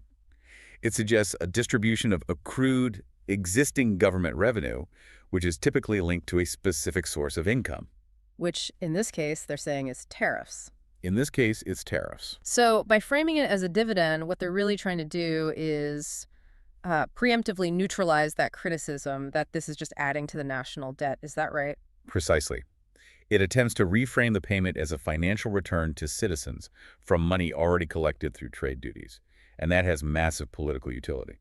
Okay, but it's more than just politics, isn't it? The term dividend could carry specific legal and tax implications. It could, and those details are still being worked out by the economic advisors. For instance, sometimes dividends from government-managed funds are treated differently for tax purposes than, say, general income or an emergency stimulus. Potentially making it tax-free. Potentially. Or altering how it interacts with eligibility for other means-tested benefits, which is a major, major concern for our audience on SSI or Medicaid. That's a critical point for our listeners, especially if you're on SSI, SSDI, or housing assistance, where a sudden influx of what looks like taxable income can jeopardize your ongoing eligibility for vital aid. So the wording choices here matter deeply. They do. And the president's phrasing, to everybody except high-income people, it just underscores the intent to make this a broad-based measure.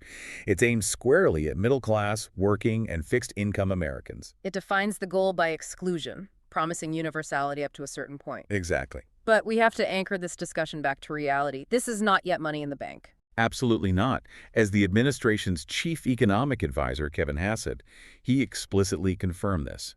He said this money will require legislation, and that is the highest hurdle. It's everything, really. It's everything. It cannot be enacted via a simple presidential memorandum or an executive order. Congress must draft, debate, and pass a law authorizing the appropriation of this specific tariff revenue and establishing all the rules for its distribution. So despite all the public enthusiasm, the final decision rests on Capitol Hill, in the hands of lawmakers who are, let's be honest, often hesitant to pass broad, expensive measures. Which is why the administration's coordinated pressure is so telling. They are trying to make it politically impossible for Congress to say no. They're strategically leveraging public demand. And the 5 data points we are about to discuss, they serve as the foundation of that political leverage.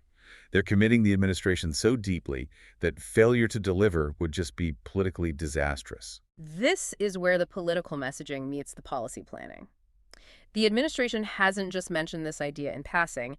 They have saturated the media landscape with the identical message, all within about a 72-hour period. Yeah, it's been a full court press. This strategy of painting themselves into an extremely tight corner, as one source observed, it just suggests total institutional buy-in. It's a very high-stakes move. Yeah. For the audience relying on financial predictability, this signals that the promise has passed the initial, vetting stage and is now in active development. We have to scrutinize the statements of the people doing the groundwork. Okay, so let's start with the economic gatekeeper, the man who provided the financial justification for this entire proposal. Right. Economic advisor Kevin Hassett. Kevin Hassett is the economic advisor. He's the person responsible for crunching the numbers and confirming feasibility. His statement was pivotal because it provided that financial anchor for the dividend narrative. So what did he specifically claim regarding the funding? Hassett asserted that the current influx of tariff revenue has created, and this is a quote, enough room to cover those checks and not go into the rest of the budget. Okay, that is a profoundly important claim. It is. If that's accepted, it shifts the entire debate from being about deficit spending to one of revenue distribution. Completely. Okay, let's unpack that fiscal narrative. Hassett is essentially claiming that the money derived from import duties, from tariffs, is sufficient and separable from the general federal budget pool, allowing it to be returned to the people without affecting, say, existing Social Security funding or military spending. Yes, and this relies on a specific accounting argument. While all federal revenue generally goes to the U.S. Treasury's general fund, the administration is arguing that the source of the revenue, the tariffs, can be earmarked for redistribution as a dividend. Hassett confirmed they have enough money in the current stream to fund the full $2,000 checks. And he also confirmed he's working on it now, right? He did. He confirmed that he is actively studying the matter and getting the numbers straight so the president has all the choices he needs, which proves the proposal is in a technical analysis phase, not just some talking point. But here's where we need to stop being recorders and start being analysts.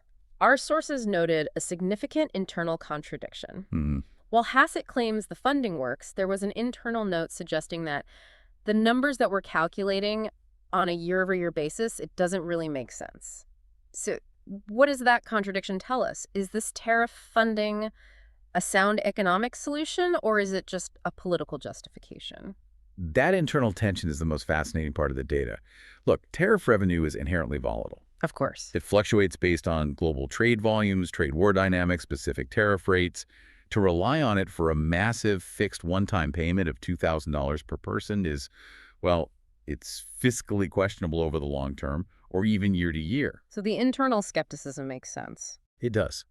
It suggests that while they may have a large cash reserve right now due to recent tariff policies, projecting that revenue consistently is very difficult.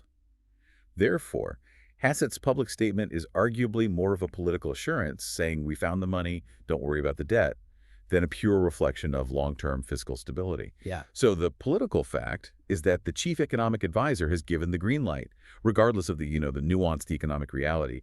For the administration, that public assurance is enough to justify the next step, defining who gets the money. Yeah. Exactly. Which brings us to evidence number 2, Treasury Secretary Scott Bessent. Right. Next, we had the Treasury Secretary, Scott Bessent, who would be the person to oversee the actual distribution. He confirmed the commitment, and he gave us the first specific figure regarding eligibility. Besson provided a tentative eligibility idea when he was discussing who would receive the rebate. He mentioned it would be for families making less than, say, $100,000. Okay, now for our audience, that $100,000 figure is crucial. It is. Because it provides a clear indication of where they intend to draw the line. It confirms they are targeting the vast majority of households, specifically fixed income and middle-class earners, while excluding the highest earners. But we do have to be careful here. Besson clarified that this $100,000 was merely a figure in discussion, and that no final threshold has been decided upon yet. So it's not set in stone? Not at all.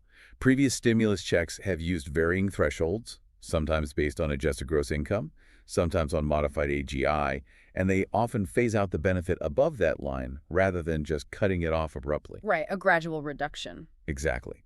But the fact that they are discussing a cap around this figure confirms that the definition of high-income people is being quantified right now, and it's likely aligning with thresholds used in prior relief efforts, just to simplify the rollout. This discussion of an income cap is, I think, particularly reassuring for anyone on Social Security or disability, because it signals that if you weren't considered high income under prior relief efforts, you're likely the exact demographic this dividend is intended to support. That's the takeaway. The commitment is broad, aiming for maximum impact on people who need financial breathing room, which is so often our fixed income audience. Okay, let's move to the messaging front. Evidence 3. Press Secretary Caroline Leavitt. Her statement confirmed the active process that's underway. She stated clearly that the White House is, quote, committed to making that happen. Yes. Leavitt's contribution was essential because it laid out the logistical commitment. She confirmed they are currently exploring all legal options to get that done. Which corroborates Hassett's work. It does. They are actively researching the best legal vehicle to move the tariff money to the American people. She did have to temper the expectations a little bit on the timeline, noting that no timeline or further details are available yet. But the overall message was one of relentless dedication. And this confirms the sequencing we're seeing. Commitment first, then technical analysis, then legislative action. For the public, knowing that the White House press secretary is confirming the active exploring of legal options is powerful evidence that this is not some shelved idea, but a live proposal. And then finally, evidence 4 and 5, the commitment was cemented directly by the president himself on his public platforms. This is what transformed the statement from an interview, quote, into an undeniable public promise. The use of Truth Social to reinforce the promise, twice within just a few days, on a Sunday and then again on Monday, that is a classic political tactic. It's designed to lock in the public narrative and prevent the message from being diluted by other news cycles. And the repeated phrasing was precise and identical. The distribution of at least $2,000 in the form of a dividend to everybody except high-income people will be paid. That verb choice, will be paid, is so definitive. It is. This repetition, coupled with the specificity of the amount and the mechanism, provides the clearest possible evidence of political intent. Together, these 5 data points demonstrate a singular focus across the administration. The message is clear. The $2,000 payment is a top priority that is now past the point of casual discussion. They've made the commitment, now they have to deliver. Now that we've established the commitment is real, we have to deal with the inevitable hurdles, starting with eligibility and the legislative process itself. The core intention is clear. Target everyone who is not high income. And the administration's broad language means that once that specific income threshold is finalized, and it's likely around that $100,000 family AGI discussion point, most beneficiaries of Social Security, SSI, SSDI, and VA benefits will almost certainly qualify. Yeah. These fixed income groups are precisely the people who need this financial support most and who would not be captured by any high-income exclusion. But the mechanism, that remains the critical constraint. Since Hassett confirmed this relies on tariff revenue and requires legislation, we are looking at Congress. What does require legislation actually entail in this scenario? I mean, this is crucial for understanding the timeline. This is where the deep dive really starts. When a major financial distribution is proposed, Congress has several options, and the choice they make matters significantly for timing. So what are the most likely paths here? Well, the first is a standalone bill, passed through regular order. This is typically slow, it's vulnerable to amendments, and it requires bipartisan support to clear procedural hurdles. Which is hard to get. Very. Given the size and nature of this payment, a standalone bill could take months or even fail entirely due to political deadlock. And the alternative? What's the faster route? The more streamlined path, which I'm sure they're exploring, is budget reconciliation. Reconciliation allows Congress to pass certain measures related to spending, revenues, and the federal debt limit with a simple majority, Bypassing the filibuster. bypassing the usual threat of a filibuster. If the administration can successfully frame this as a revenue distribution measure linked to the collection of tariff duties, they might attempt to use reconciliation. But that's not a guarantee. No, it's not. Reconciliation has very strict rules regarding what is permissible, and whether a direct dividend payment qualifies under those rules, well, that would be subject to intense Senate scrutiny. So the complexity of the legislative path means this is far from a slam dunk. Yet our sources suggest lawmakers are reportedly warming up to the idea of these $2,000 payments. Why the sudden warmth? There are two main drivers, I think. First, the political pressure generated by the White House's public commitment is immense. Lawmakers know that voting against a measure that provides $2,000 to their constituents, Right. especially if the funding is publicly claimed to be separate from the debt, that's a difficult electoral decision to make. And the second driver? The second is that there may be internal legislative compromises at play. To get the necessary votes, the administration might be bundling this payment with other legislative priorities, or perhaps adjusting the eligibility criteria slightly to appease specific factions within Congress. The fact that the initial rejection we often see with massive spending proposals is absent suggests that strategic groundwork is already being laid. It really seems the economic viability, dubious as it might be over the long term, is being overshadowed by political necessity. The narrative of returning tariff money to the people is proving highly effective in lowering congressional resistance. That narrative is the key. It allows budget hawks to conceptually support the measure as a redistribution of collected revenue rather than approval of new debt. This subtle shift in framing is likely the reason for the reported warming up.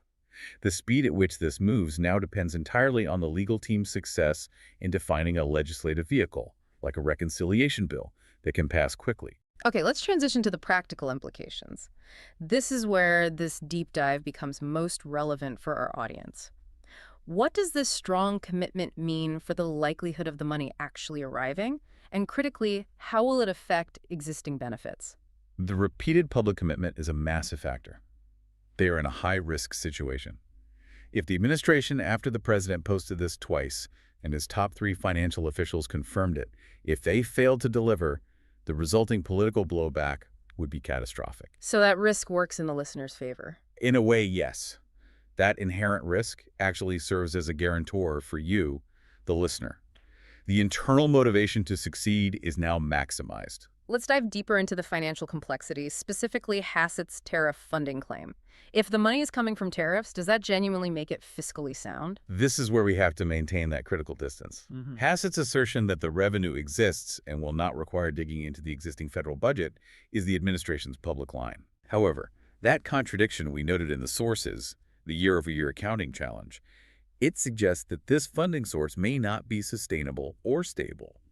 If Congress passes this bill based on the tariff revenue, and that revenue suddenly dips, they will either have to cut the amount of the payment, delay future payments, or ultimately fund the difference through conventional means, like debt. So for the listener, the confidence of the economic advisor provides a legislative justification, but the long-term solvency of the mechanism is, it's secondary to the immediate political goal of distribution. That's a good way to put it. Yeah. Okay, let's assume, for the sake of the audience, that the legislation passes and the $2,000 payment arrives. We have to address the most pressing concerns for our fixed-income and low-income audience: taxes, other benefits, and scams. These are crucial concerns that must be addressed, even without the final legislative text. Starting with taxability. If it's labeled a dividend from tariff revenue, does that protect it from being taxed? It offers a possibility, but it's not a guarantee. Past stimulus checks generally have been non-taxable income because they were structured as refundable tax credits. Okay. If this payment is structured purely as a dividend distribution, its tax treatment would depend entirely on the specific language in the final bill. We would strongly advise our audience to assume, just for planning purposes, that the funds could be considered taxable until Congress explicitly declares them tax-free. But for most of our audience whose incomes are low, any tax liability would probably be minimal, right? It would likely be minimal or offset by other credits, yes. A far more urgent concern for those on means-tested benefits like supplemental security income, SSI, SNAP food assistance, or Medicaid is the impact on their eligibility. Can a $2,000 payment jeopardize that vital aid? Historically, Congress has been very protective of these benefits during relief efforts. During prior stimulus rounds, the money was specifically excluded from counting as income or resources for a 12-month period for SSI and other federal means-tested programs. And that protection is absolutely vital. It is.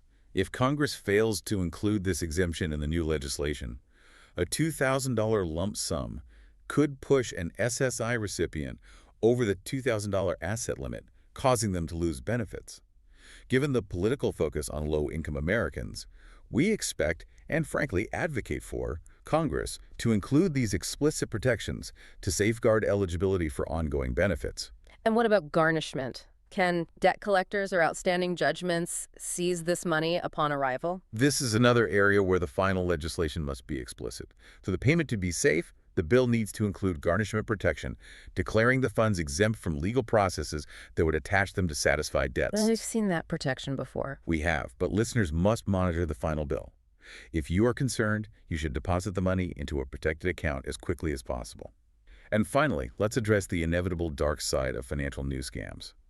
This is a highly vulnerable audience. This is perhaps the most important guidance we can offer today. The administration has provided strong evidence of its intent, but the details are still pending. Therefore, listeners should anticipate a massive wave of fraud attempts. The official channels, the IRS, the SSA, or the VA will never call, text, or email you asking for money, banking information, or personal data to process your $2,000 dividend. The distribution of federal funds almost always relies on information the government already has on file. So what should you do if you receive a suspicious communication? You should hang up immediately, delete the text or email, and report it to the appropriate agency. Trust only official letters sent via mail or verified government websites ending in te.gov. No legitimate entity needs payment or sensitive information to send you money you are already entitled to receive. We've established the commitment is strong and the need for protections is high. But when can people expect to see this money? What are the next concrete steps we should be monitoring? Because the administration is still exploring all legal options, we lack those crucial definitive details. A final income threshold, a definitive timeline, and the specific distribution plan. The timeline is just inextricably linked to the legislative path chosen. If Congress chooses the slower, regular standalone bill path, we could be looking at many months. If they successfully use a mechanism like budget reconciliation, the timeline could shrink dramatically. Correct. The most important thing listeners can do is monitor the movement of the legislative proposal in Congress. Look for official announcements regarding the introduction of a bill number in committee discussions. That will be the primary indicator that the wheels are truly turning. And what about the administration? They promised an update once the economic advisors finish their work? Yes. Watch for a joint announcement from the White House and the Treasury Department. That update will likely contain the finalized income threshold, the process of distribution, direct deposit, paper checks, direct express cards, and an estimated timeline based on congressional cooperation. And they'll need to detail how the SSA and VA will coordinate to get the money out. Exactly. How they will coordinate with the Treasury to get the money to existing beneficiaries quickly and correctly. In the past, these payments have often been tied to a beneficiary's birthday for staggered distribution. Should listeners expect similar administrative complexity this time?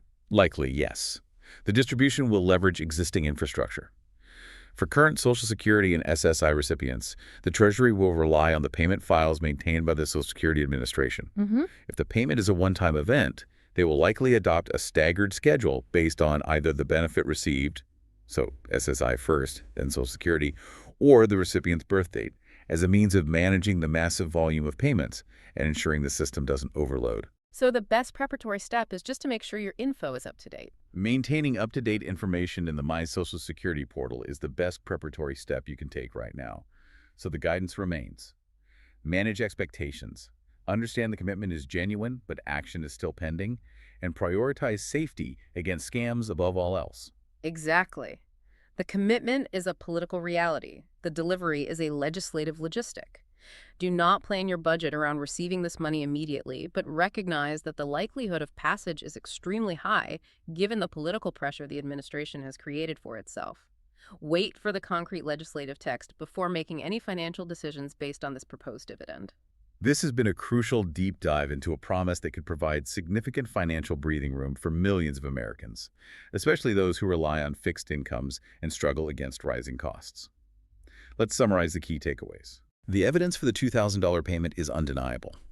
5 high-profile officials have publicly confirmed the administration's commitment, and the payment is framed as a dividend funded by tariff revenue, a fiscal narrative that's been confirmed by the economic advisor. The mechanism requires Congress to act, and while legislative movement is possible, the speed depends on the choice of legislative vehicle, such as a standalone bill versus budget reconciliation. For you, the promise of a $2,000 influx means potential relief from mounting bills. And the critical conditions for our audience are twofold. The final legislation must explicitly exclude this payment from income calculations for means-tested benefits like SSI, and it must provide garnishment protections. And we strongly advise constant vigilance against scams targeting this specific promise. This political commitment is designed to be a significant measure of support for those needing financial help the most. The administration has made its intent clear. And that leads us to our final thought for you to consider. Given that the administration has committed itself so publicly to this tariff funding narrative, and knowing the internal accounting challenges, what specific legislative concessions, beyond just the $100,000 income threshold, do you anticipate Congress demanding in exchange for swift approval of this highly publicized payment? The clock is ticking, the pressure is building, and the details are about to matter immensely. We encourage you to keep following these updates closely as the administration works to fulfill this very public, potentially life-changing promise. Thank you for diving. The White House has really doubled down on a commitment here. They really have. A big one. And it could mean a $2,000 plus direct payment? At least $2,000, yes. Right. Or a dividend, as they're calling it. Right, a dividend. Landing in the pockets of, millions of people. Retirees, folks on Social Security, SSDI. And low-income beneficiaries. We're going to break down the 5 key pieces of evidence from some really high-profile officials. We're talking Treasury Secretary, the President's economic advisor, people who are pushing hard for this money. Exactly. Yeah. We'll cover who qualifies, the source of the funding, which is tariffs, interestingly enough, and the timeline you need to know about. And this isn't just talk, right? This feels like a clear commitment, one that puts the administration under, immense political pressure to actually deliver. It does. So stay with us to get the facts, and just as importantly, to understand the financial protections that have to be in place for this money to truly help you. Welcome back to the Deep Dive. This is the place where we try to cut through all the noise and just deliver the essential facts you need. And today, we are laser focused on a financial update that is, I think it's fair to say, generating a lot of hope and maybe some anxiety, too. For sure. Especially for those of you on fixed incomes. Exactly. Our retirees on Social Security, people receiving SSI, those on Social Security disability insurance, and, of course, low-income veterans. We know how critical financial security is. And when you start hearing high-level government officials promising thousands of dollars in direct payments, you need clarity. You need comprehensive clarity, not just bits and pieces of rumors. And that's our mission today. It's very specific. We're going to isolate these recent high-level political commitments around this potential $2,000 dividend payment. And really dissect the official sources. Yes. We had to move beyond just the headlines. What do the actual words being used by the president, by his top financial advisors, what do they reveal about the real likelihood of this payment? And the mechanics behind it, right? The funding, the legislative steps that absolutely must happen before a single dollar gets delivered. That's the key. Okay, so let's just anchor ourselves right away to that core promise. We are talking about a proposed payment of at least $2,000. At least. That's the floor they've set. And I think the biggest difference between this and, past relief efforts is just the scale of the public commitment. I agree. By having so many different, highly visible people confirming this number. They've kind of painted themselves into a corner. The political cost of failing on this promise now is just incredibly high. It's huge. And to really understand the weight of that commitment, we have to start with how they're planning to pay for it. The funding mechanism. Right, because this is not being framed as a typical stimulus check, which, usually adds to the national deficit. No, this is deliberate. They're framing it as a rebate, or that word again, a dividend. And it's funded specifically by tariff revenue. Specifically, money collected from taxes on imported goods. That's the plan. That distinction, framing it as a dividend from tariffs, that feels like the whole political game right there, doesn't it? It's the crux of the maneuver, yes. We heard directly from the president's economic advisor, a man named Kevin Hassett. And he said what, exactly? He stated explicitly that the tariff revenue that's coming in would be enough to cover the cost of these $2,000 checks. Without having to, what was the phrase, dig into the rest of the budget. That is the pivotal claim. It's designed to immediately quiet down any concerns from, fiscally conservative lawmakers or critics of deficit spending. Well, this is where we have to be careful, right? This is where we need to introduce a note of critical caution. Yes. Well, the administration is insisting the money is there from tariff revenue. Some outside analyses aren't so sure. Exactly. Some external financial analyses suggest that the year-over-year tariff numbers, which can be, very volatile. Up one year, down the next. Right. They might not perfectly line up with the total amount of money needed for a payment of this scale to millions and millions of Americans. So, okay, if the math is even a little shaky, why commit so heavily to the tariff funding idea? It's all about political strategy and, frankly, optics. Okay. By attaching the payment to a dedicated existing revenue stream, these tariffs, they're trying to depoliticize the costs. They're saying, this isn't new spending. This is just us returning money that was already collected at the border. It's a powerful message. If they were to back away from that tariff funding claim later on. The criticism would be immense. Not just from the opposition, but probably from within their own base who like that non-deficit approach. So the commitment to the amount, $2,000, that's strong. And the commitment to the funding mechanism, tariffs, is just as strong, even if the numbers are a little debatable. Exactly. So what's the operational status right now? Where do things stand today? As of this moment, the commitment level is extraordinarily high. But, this is a huge but, this is not yet approved or funded. Not yet law. Not yet law. Kevin Hassett was very unambiguous on this point. This requires formal legislation from Congress. So no executive order can make this happen? No. Unlike some other emergency actions, this specific use of tariff money and this kind of distribution, it just can't be done by executive order alone. That requirement for congressional action is the single biggest, most immediate hurdle this $2,000 proposal is facing. Okay, so let's unpack that extraordinary evidence. We're calling this the weight of commitment because, the sources really do show a level of coordination you rarely see for a bill that hasn't even been written yet. It's a deliberate strategy. Yeah. It's meant to force this entire issue right onto the congressional calendar. To really get the weight of the promise being made to you, our listener, we need to look at the specific messaging from, 5 separate confirmations? 5. All high profile. They're all acting in concert. It's very clear. Okay, so let's start at the very top.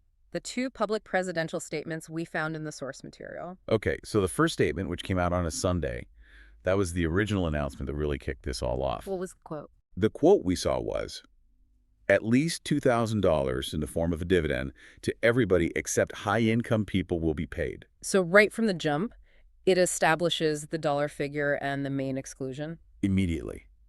And then, he didn't wait.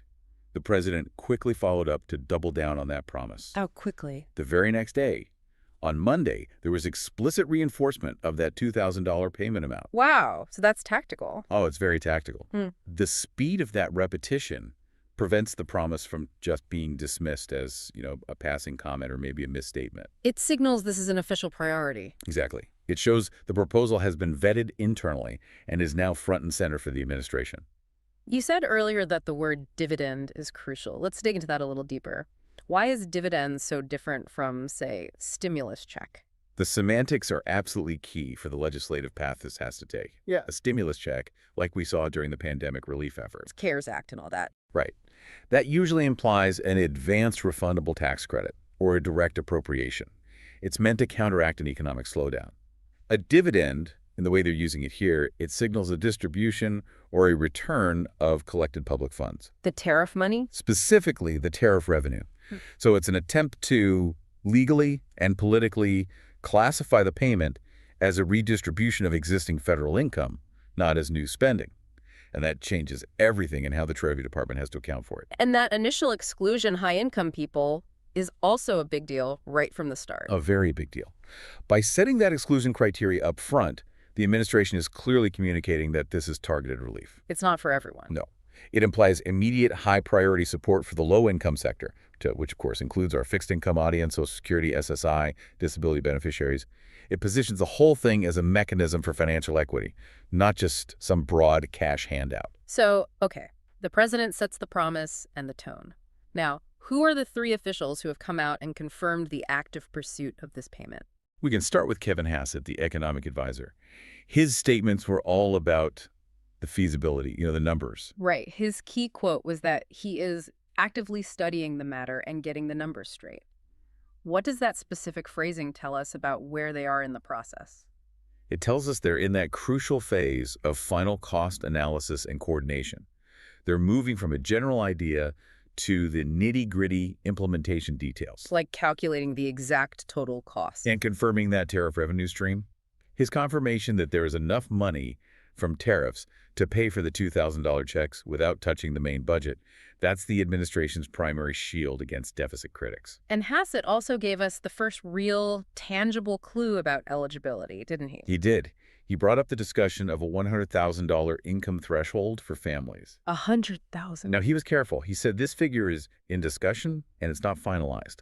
But it gives us the first concrete idea of where they might draw that line for the high-income people exclusion. So we can think of that number as a potential ceiling. A ceiling for the middle class, yes. Right. Which, by extension, reinforces the automatic inclusion of the vast majority of fixed-income beneficiaries who earn well below that figure. Okay, moving to data point number 4. We heard from Scott Besson, the Treasury Secretary, and of course the Treasury is the department that would actually be cutting the checks. Besson's statement was powerful simply because of his position. He's the one who has to make it happen. And what did he say? He confirmed the administrative commitment, stating very clearly, the White House is committed to making that happen. Yes. That's pretty direct. It's not a policy advisor or a press secretary. This is the head of the financial department responsible for execution, confirming it's a priority. He also mentioned that they're currently exploring all legal options to get it done. What does that exploration phase usually mean? It means the legal teams are working overtime to identify the fastest and most airtight legislative vehicle. So should it be a standalone bill? Or should it be attached to a must-pass piece of legislation? Or maybe structured through an existing statute? The commitment to exploring all legal options shows a high level of operational intent to follow through on this political promise. They know the legislative landscape is tricky. And the fifth piece of evidence came from the communication side of things from Caroline Leavitt, the press secretary. Right. She reinforced the administration's commitment to this $2,000 proposal. So when you put it all together, when you have confirmation across policy with Hassett, finance with Besson, and communications with Leavitt, all backing up the president's initial announcement, it makes this promise nearly impossible to walk back without facing severe political backlash. It's a really exceptional case of unified messaging. Designed to build public momentum and, let's be honest, pressure Congress. Okay, that political leverage is massive. But let's circle back to that big roadblock. Congress. We know it needs legislation. That legislative reality is the center of gravity for this whole thing right now. Hassett was firm. Without legislation, the money cannot flow. But the sources did give us a little glimmer of hope there. A very intriguing update, yes. It noted that lawmakers are reportedly warming up to the idea of these payments. Which suggests the public campaign is working. It suggests the administration's public push and the enthusiasm it's generated are having the intended effect. It's softening that initial congressional resistance, which is a necessary first step toward actually getting it passed. And for our audience, the crucial takeaway here is that this is meant to be immediate, targeted financial relief. Absolutely. This $2,000 payment is being talked about as a one-time dividend, a cash injection. It's not a permanent change to Social Security or SSI benefits. No, and it's not a change to the annual cost of living adjustment, the CCOLA. It's designed to provide immediate breathing room against the current pressures of inflation. That's a very distinct goal from long-term benefit reform.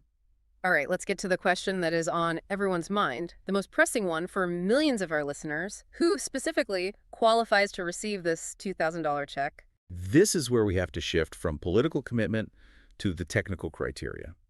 And we have to be clear. We're relying on the parameters discussed so far, but everyone must remember that the final language in the bill is what will ultimately govern eligibility. Okay. So the only clear exclusion mentioned by the president was high-income people. Let's dissect that $100,000 tentative threshold that the economic advisor brought up. Okay. If that figure, 100,000 for families, actually holds, it casts a very wide net. Put that in perspective for us. Well, that number is significantly higher than the average income for a retired person or someone who relies solely on federal disability benefits. For sure. For tax purposes, $100,000 often defines the upper middle class. So by setting the ceiling there, they're ensuring that the vast majority of American households, especially those who've seen their fixed incomes just get eaten away by inflation, will be included. So if that generous threshold holds up, what's the clear inference for Social Security retirees, for people on SSDI, SSI, and our low-income veterans? The inference is unambiguous. They are the core intended beneficiaries. They're the target audience. Absolutely. Whether an SSI recipient is single or married, their income levels are far, far below that $100,000 family threshold. This dividend is explicitly aimed at giving a substantial cash boost to the lower economic tiers, giving them the maximum benefit. So if you are currently getting Social Security retirement or disability SSI or VA compensation, you should feel pretty confident you're in that target group. You should confidently assume you are included, yes. But, and we have to say this very strongly, that $100,000 number is not law. That is vital. Because the legislation hasn't been written yet, the precise income thresholds are still in discussion. Congress could change it. Congress might choose to use adjusted gross income from your last tax filing, or they could use an even lower threshold than the 100,000 figure being discussed. We just have to watch the drafting of the bill text very carefully. But the overall intent is crystal clear. The relief is for those who need it most. What about the logistics, actually getting the payment? For those who are already on the government benefit rolls, will there be some new application process? Based on all the precedent from previous relief efforts, especially those aimed at existing beneficiaries, listeners should expect simplicity. That's a relief. It is. If you already get your Social Security retirement, SSDI, SSI, or VA benefits via direct deposit, the process would almost certainly be automatic. No new paperwork. No. The infrastructure at the Social Security Administration and the Treasury is already set up to handle these mass distributions without needing new applications from existing recipients. Why is that automatic nature so important for this audience? It's a huge accessibility issue. Many seniors or individuals with disabilities might not have easy access to online portals or just the ability to navigate a complex new application process. Of course. The automatic distribution ensures that the relief gets to those who are often the most difficult to reach through traditional outreach methods. The system already knows you're eligible. It knows your bank information. They can just process the payment. Okay, what about residency? The proposal mentions U.S. citizens and everybody except high-income folks. What does that usually mean in practice? Well, previous payments have generally targeted U.S. citizens and legal residents who either file taxes or receive federal benefits. So for our core audience... For our core audience, those already receiving benefits, if you are legally residing in the U.S. and getting those benefits, coverage is widely expected. That would include those in U.S. territories who are eligible for federal programs. But there's a catch. There's a potential catch. If the payment ends up being tied to tax filing status, which is pretty common for things called rebates, then the final legislation will have to spell out the specific residency and filing requirements. All right, let's shift gears to the crucial aspect of timing. Even with this strong commitment, the big question is, when could the money actually arrive? And we have to manage expectations here while detailing what we know about the delivery sequence. The number one message has to be absolutely clear. We do not have a confirmed payment date or timeline. None at all. No. And that's because, as Treasury Secretary Scott Bessent confirmed, the White House is still exploring all legal options. And more importantly, we are still waiting for congressional approval. So let's break down that legislative hurdle. How does that political process typically translate into actual time on a calendar? Okay, so once the legislation is introduced, it has to navigate committee hearings, then floor votes in both the House and the Senate, then reconciliation if there are differences, before it can finally be signed into law by the president. And that whole process can take how long? Weeks, or even months. It all depends on the priority level and how much political opposition it faces. We have to stress that the clock on the payment doesn't even start ticking until the president signs the bill. Okay. But let's assume Congress does pass the bill. How quickly can the administration act then? We have some history to look back on here. Yes, we do. If you look back at the CARES Act relief, The very first payments took several weeks to reach people after the law was passed. Just because of the logistics of it? The sheer logistical complexity of updating the systems for a mass payment. However, the subsequent rounds were much faster. They learned from the first one. They did. So once legislation is passed, the SSA and Treasury have shown they can process automated direct deposits within about 2 to 4 weeks for existing beneficiaries.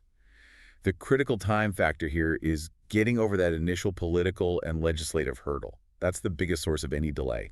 Okay, so assuming the legislation passes, let's get into the nitty-gritty of how the money will arrive.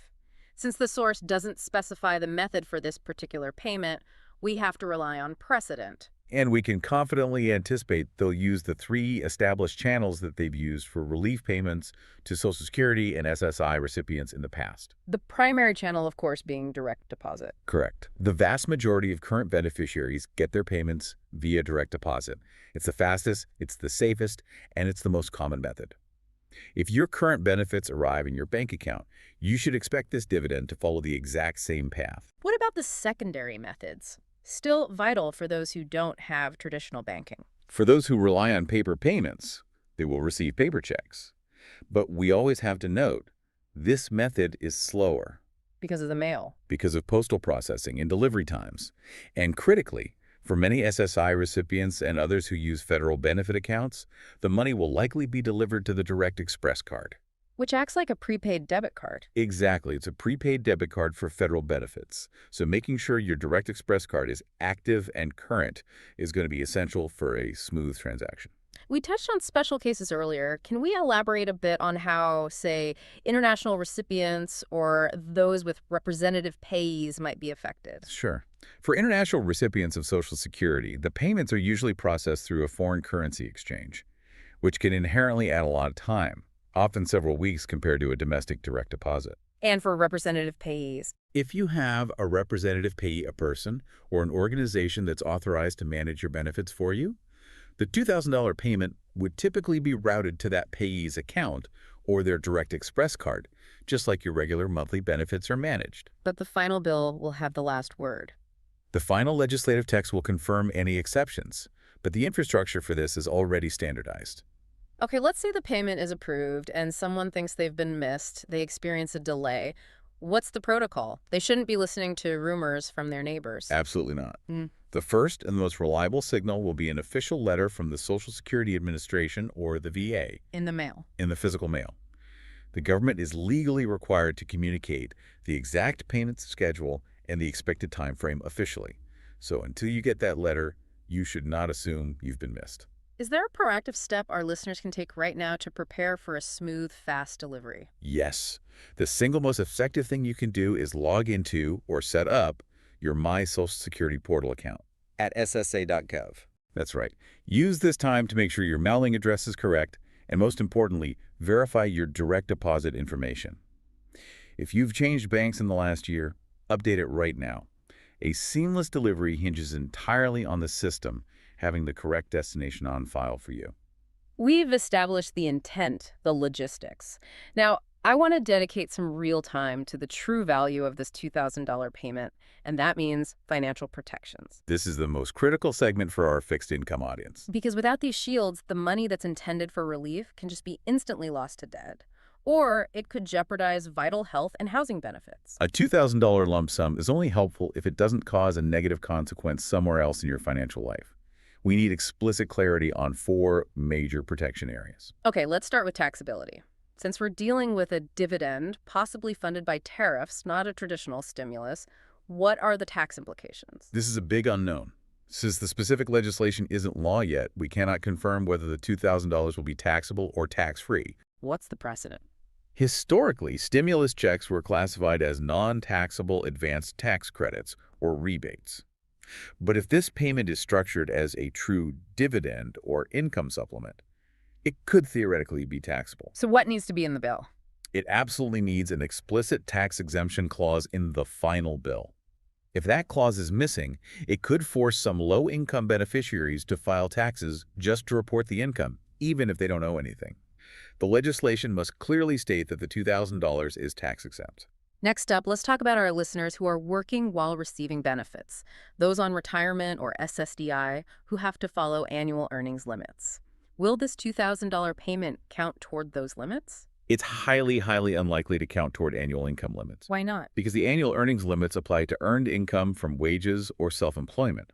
A one-time relief payment, no matter how it's structured, is typically categorized as an excluded source of income. Because if it did count.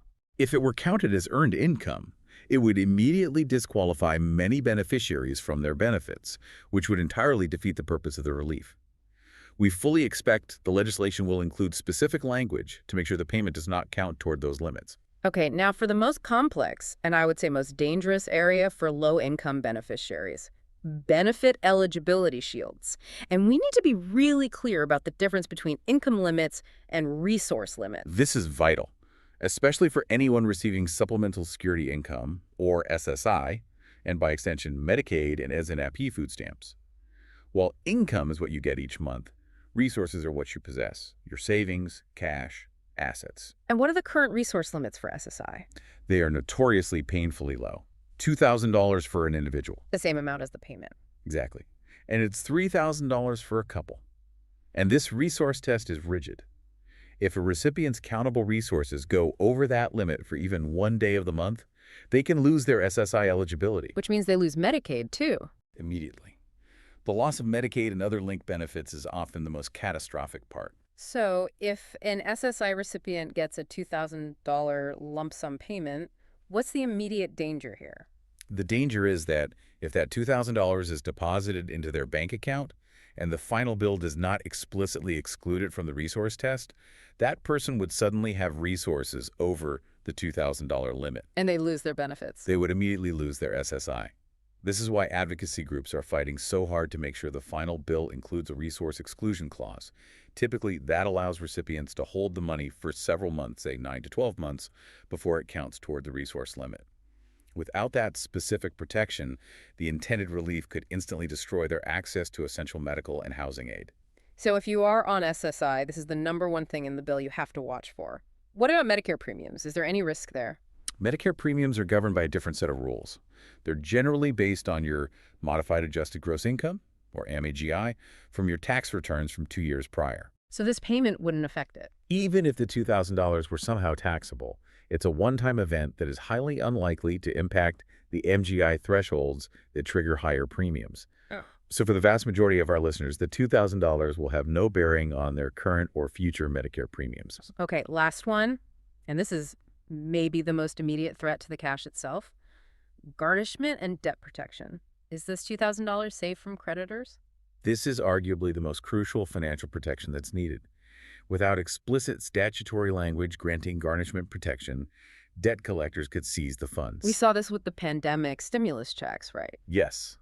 They required specific language in the CARES Act and the later bills to shield the funds from being legally claimed by private creditors for consumer debt, credit cards, medical bills, private student loans. Why can't we just assume the funds are automatically protected like regular Social Security benefits? Because federal benefits like Social Security and VA payments are protected under existing law.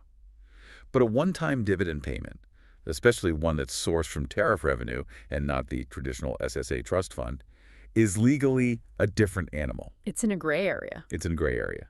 If the legislation doesn't explicitly name this payment type and declare it exempt from garnishment, creditors could have a legal right to intercept it the moment it hits your bank account.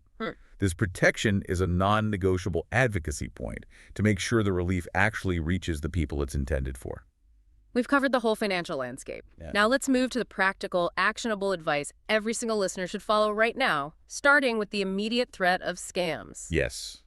The high-profile nature of this $2,000 promise makes it a prime target for fraudsters. We need to deliver the scam warning with extreme clarity and strength. Okay, here is the absolute unbreakable rule. The IRS, the Social Security Administration, or the VA, will never call you, text you, or email you asking for money, gift cards, or personal information like your Social Security number or your bank details to receive this payment. If you get any communication, a phone call, a text message, an email asking you to pay a processing fee or verify your identity to get your $2,000 dividend, it is a scam. What should you do? Hang up the phone immediately. Delete the text. Do not click on any links. Government agencies communicate official payment information through verifiable physical mail or secure government portals. That's it. So what's the official communication rule they should stick to? You should only trust information you get in official letters sent through the U.S. mail or on verified government websites like SSA.gov or VA.gov. If you are even slightly unsure, do not respond to the suspicious contact. Instead, independently call the official SSA or VA phone numbers you already have on file. And if they do get a suspicious call or text, where should they report it? The single most effective action you can take is to report the scam immediately. You can contact the Federal Trade Commission, the FTC, or the Social Security Administration's Office of the Inspector General, the OIG. And that helps everyone. Quick reporting helps the authorities shut down these scam operations, and it protects other people in your community who might be more vulnerable. Let's talk for a minute about the delicate balance of managing expectations. The administration has, as we said, painted themselves into this very tight corner. What's the long-term implication of making such a public commitment? The public commitment is a strategic move. It's meant to create political momentum. As the source material noted, the more public support and awareness there is for this $2,000 payment, the higher the likelihood that Congress will feel pressured to act quickly. So they basically staked a lot of political capital on delivering this money. A significant amount, yes. It makes it an inescapable topic on Capitol Hill. And it's important to keep reinforcing that this $2,000 is a short-term fix. It's separate from long-term benefit structures. It is. This $2,000 dividend is an immediate, one-time financial fix. It's meant to provide temporary relief. It should not be confused with the big, long-term structural solvency discussions about Social Security or the annual cost of living adjustment. The kick away. Right. KRO is an automatic annual increase that's tied to inflation, whereas this is a standalone cash injection designed to address the current cost of living crisis. From an economic point of view, why is targeting low-income individuals with direct payments often seen as the most effective form of short-term fiscal stimulus? It has to do with something economists call the marginal propensity to consume. Which means what? Simply put, people on fixed incomes or in low-income brackets tend to spend every dollar they receive, and they spend it immediately. On essentials. On essentials, rent, food, medicine, utilities. By injecting funds directly into these communities, the money rapidly cycles back into the local economy.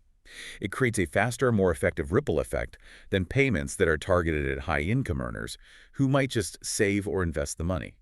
It's an immediate, powerful economic catalyst for local communities. This has been a really exhaustive deep dive into an evolving financial commitment that could genuinely provide life-changing relief for millions.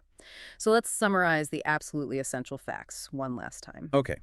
The commitment from the highest levels of the White House to a $2,000 plus payment is robust. It's been confirmed by 5 separate high-profile sources, including the Treasury Secretary and the Economic Advisor, who confirmed it's being actively pursued. The proposed way to pay for it is specifically the surplus from tariff revenue, structured as a dividend, and the administration insists this funding is fiscally sound. But crucially, this promise still requires congressional legislation to become law.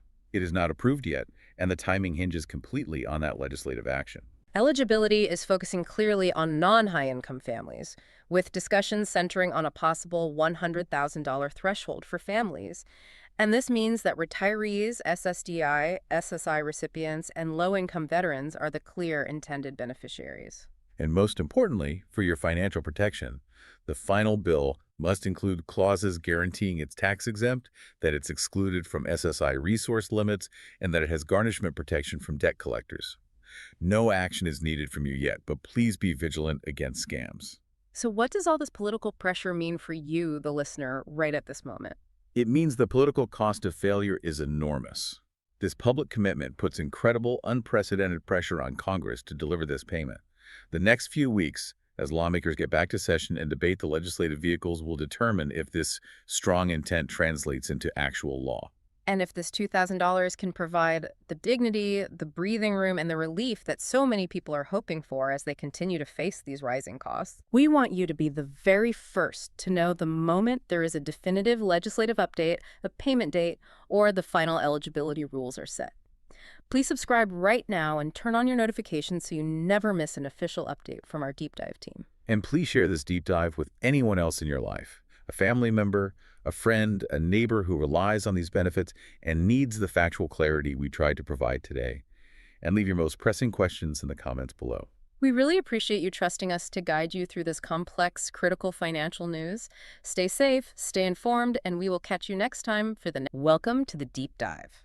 This is where we really try to cut through all that financial noise out there and get you the intelligence that actually matters. Yeah, the stuff that impacts your bottom line. Exactly. And today, wow, we are looking at something potentially huge, a really significant piece of news that could mean, well, real money for millions of Americans, low and middle income folks especially. We're talking about this proposed $2,000 dividend payment. It's aimed squarely at people on fixed incomes, modest budgets, our core audience. And this isn't just some rumor floating around. It's an idea, yeah, but it's been confirmed now, championed right from the top level of government. And look, for our community, for those of you listening who rely on Social Security, SSI, SSDI, maybe VA benefits, or just fixed retirement income, this $2,000, it's not some abstract number. No, not at all. It represents actual breathing room, a chance maybe to catch up with inflation that's just been relentless, or cover those unexpected costs that always seem to pop up. Right. The car repair, the medical bill.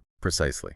So clarity here is absolutely vital. We need to look past that big headline number, get into the details, the fine print. Okay, so that's our mission today. We're going to tackle basically 3 big questions, drawing only from the sources we've got. First, who exactly is this targeting, especially when it comes to income? We need certainty on that. Second, this funding idea. Using tariff revenue, it sounds ambitious, maybe even a little unusual. We need to dissect that. Does the math actually work for a, $568 billion payout? That's a huge number. It is. And finally, third, context.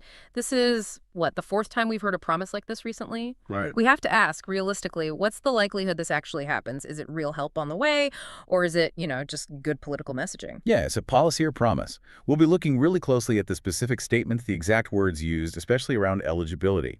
The goal is to give you, the listener, the context you need to maybe plan a little, but maybe more importantly, the warnings to stay vigilant. Right, because confusion leads to scams. Always. We need to separate what's being promised, what's being talked about, from what's actually been, put into law, which right now is nothing. Okay, let's unpack this. So our analysis, it's really focusing on these recent posts endorsements. They're framing it different ways. Sometimes it's a $2,000 stimulus check, sometimes a $2,000 dividend distribution rebate. Or just $2,000 payment to all of us? Right. But we've got 2 key announcements recently that really define it. And the second one, especially, that really changed things for our fixed income listeners.